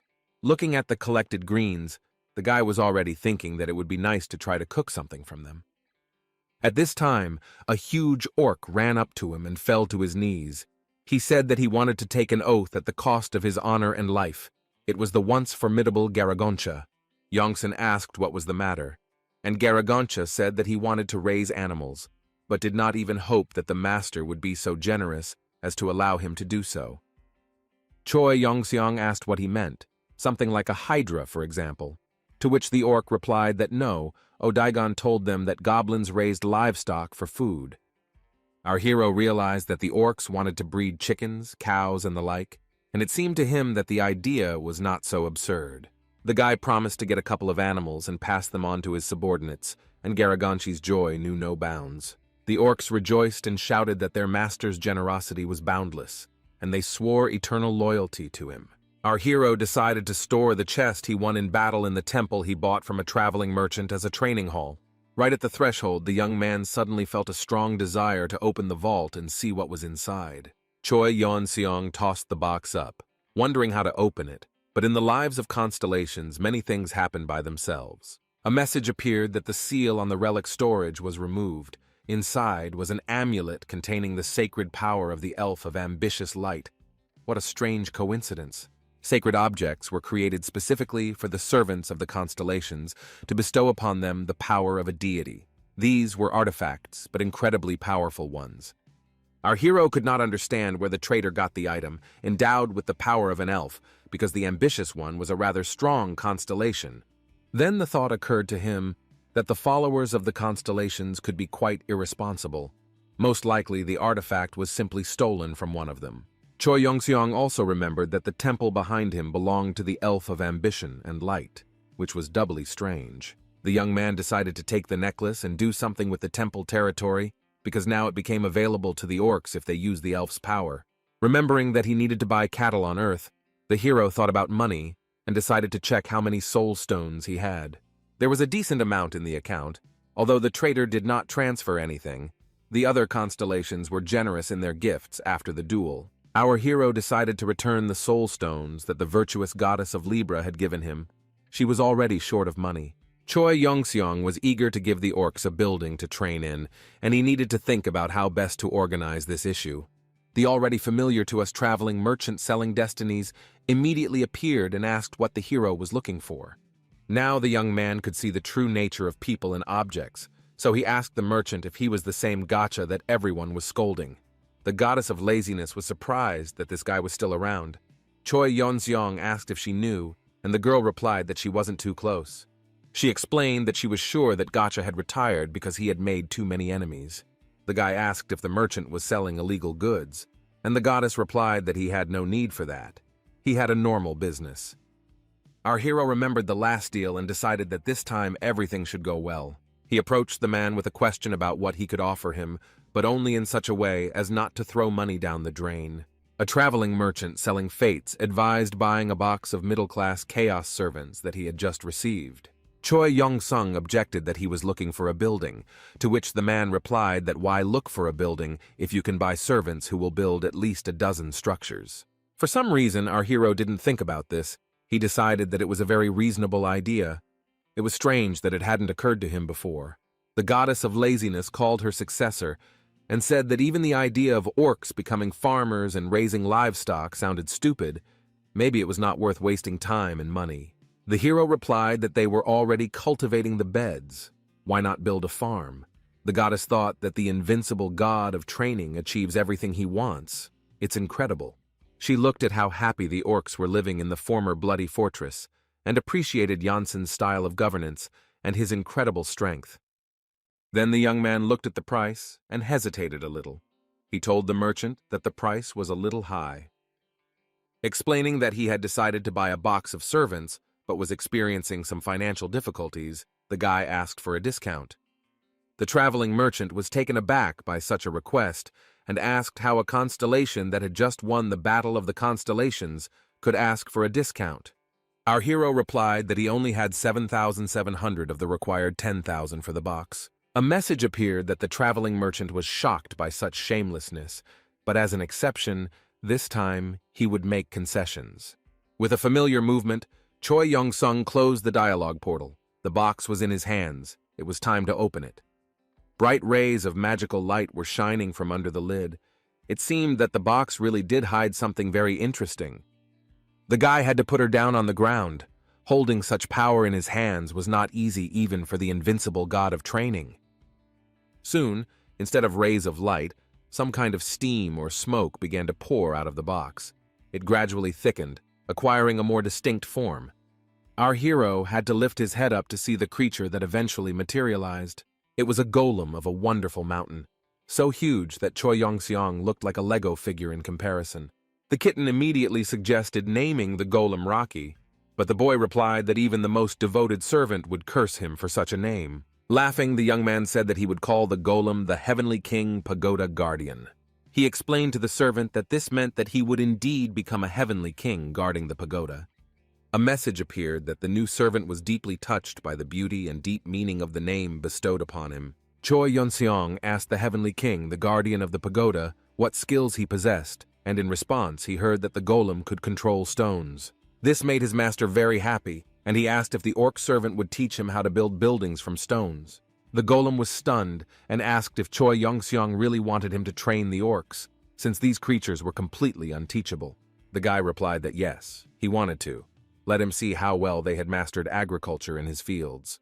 After giving orders to all his minions in the abyss, our hero returned to Earth with a clear conscience and went to a cafe on the territory of the Icaros base. He sat down at the table and began to listen to what the manager, that is, Miss Lawrence, would tell him. The first thing, the girl congratulated him on receiving the B rank. Ain was surprised that he did not express any joy about this, to which the hero replied that with age you stop being happy about promotions. It was very strange to hear this from a man who looked so young, so Lawrence smiled. The manager also reported that there was a new request for a match. This news made our hero much happier, but he continued to calmly drink from the glass. The girl showed him statistics of singles sports fights and said that this time she would understand if the guy refused to fight with such an opponent. She explained that she would have to compete with the avatar of the Elf of Ambitious Light. It seemed that they simply wanted to get revenge on Yongsun for Maximilian's defeat. The dossier stated that the opponent's name was Christopher Winter. He had only recently received B rank, so he was not yet included in the rating. Lawrence added that the fight was only recently offered, so she can safely refuse it. Choi Young-seong replied that he intended to agree, since another victory would only be a plus for him. The manager did not share his self-confidence, and when she heard that the guy intended to use the match to promote not himself, but martial arts, she was even more surprised. According to the plan that had just matured in his head, before the fight the hero would announce what skill he planned to use in the arena, use it, and people would be delighted with martial arts. He asked the girl what she would say, and she replied that everything was okay, except that someone might analyze his skills. The guy was upset. He hadn't thought of anything like that, so he asked if Lawrence could do something about it. The beauty replied that she would prepare everything that was needed, but she was almost certain that in the end, he would not listen to her. Lawrence added that he won't be able to train alone, but maybe he has someone worthy in mind. Choi Young-sung smiled and replied that of course he had such a person, not just worthy, but worthy. The next morning before dawn, the young man went to Icaros's training hall. Elizabeth Gutierrez was already there when she heard the request to help with the training and was extremely happy. The young man explained that this was not just training, but a duel that would be filmed and then used in an advertising video. The huntress agreed. They went into the ring to avoid wasting time on useless chatter. Both preferred training to any entertainment. Taking her huge sword and assuming a fighting stance, the girl asked the hero to look at her more closely. A lot of time was devoted to martial arts. Elizabeth was in no hurry to close the distance, and Choi Young-sung thought that the girl considered him too strong to fight in close combat. He asked if Gutierrez was going to come closer, to which he received the answer that if he needed to, he should come himself. Yongsun laughed at this angry attitude, so he agreed that he would do everything himself if necessary. He moved closer in one leap and tried to strike, but the girl managed to block it with her sword. She immediately tried to attack but missed. The enemy was much faster. No matter how hard Elizabeth tried, she was unable to make it in time. Gutierrez was also able to block Yonsong's next attack, but almost flew back from the force of the push. The girl decided that she needed to come to her senses and start using magic, for example, to strengthen the blade with it. Elizabeth used the Earth Slice spell, which was so powerful that if Choi Young-sung hadn't dodged it, he would have become two halves of Choi Young-sung. The hero hasn't had a worthy opponent for a long time, and now he's literally in a frenzy, ready for the next blow with Kai. Gutierrez's magic and Janssen's martial arts clashed several meters away from the battle participants, making for a breathtaking spectacle. When the girl's next attack failed, she decided that she had too little resources for magic, and it was time to use martial arts again. Elizabeth put all her strength into the sword strike, the blade glowing blue, showing that she had oh so much strength. When the sword was a few centimeters from the young man's face, he realized that it was time to defend himself. The girl really turned out to be the most worthy of worthy opponents. The young man had no choice but to simply grab the blade of the sword with both hands and stop it. Gutierrez was stunned. The blow was very powerful, and he simply stopped the sword with his fingers at the very tip of his nose. Smiling, the guy praised his clan colleague. He really admired her rapid progress in martial arts and her enormous physical strength, but most of all, her persistence in training. Elizabeth understood that now he would let go of her blade and a counterattack would follow. She had to try to avoid it, or at least group herself. But she didn't have time to group herself. Choi Young-sun kicked her with such force that the sword simply flew off to the side. Its owner flew off in the other direction, Her jaw crunched suspiciously. Although the blow hit the body, a message appeared that the inside of the world was turned off. Our heroes went to the restroom to discuss the battle and catch their breath. They had a lot to talk about. Gutierrez sat down on the sofa and clutched her head, exclaiming that she was sure that this time victory was hers. Choi Yon-seong drank water and was worried that the girl was very upset. He tried to somehow cheer her up. The guy remembered how happy and confident the girl was in the morning and wanted to return this mood to her.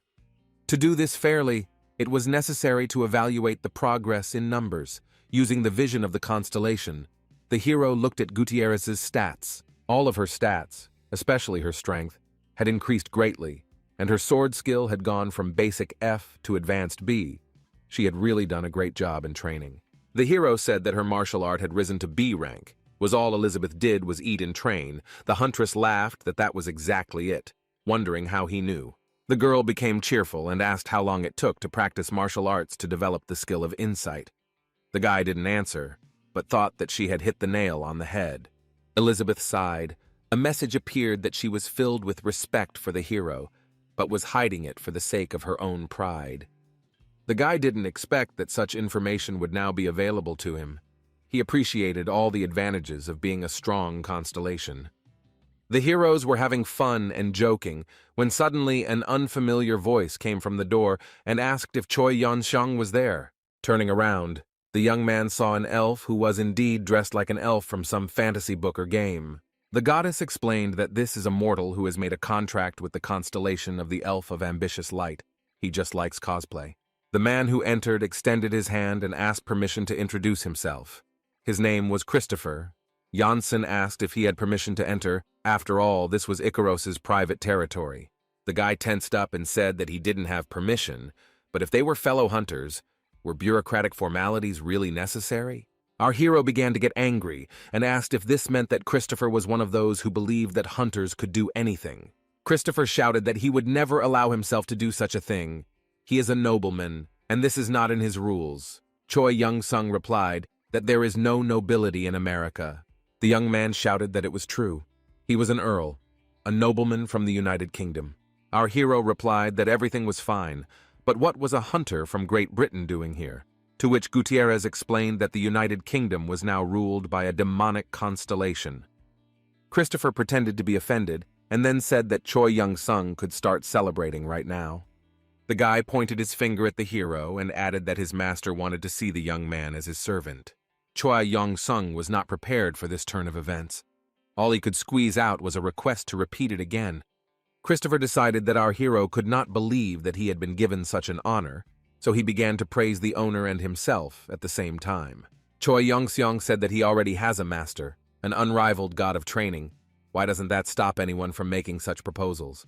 Christopher threw up his hands and said that it did not matter to his master. Our hero asked whether he should betray his constellation now or how they saw it.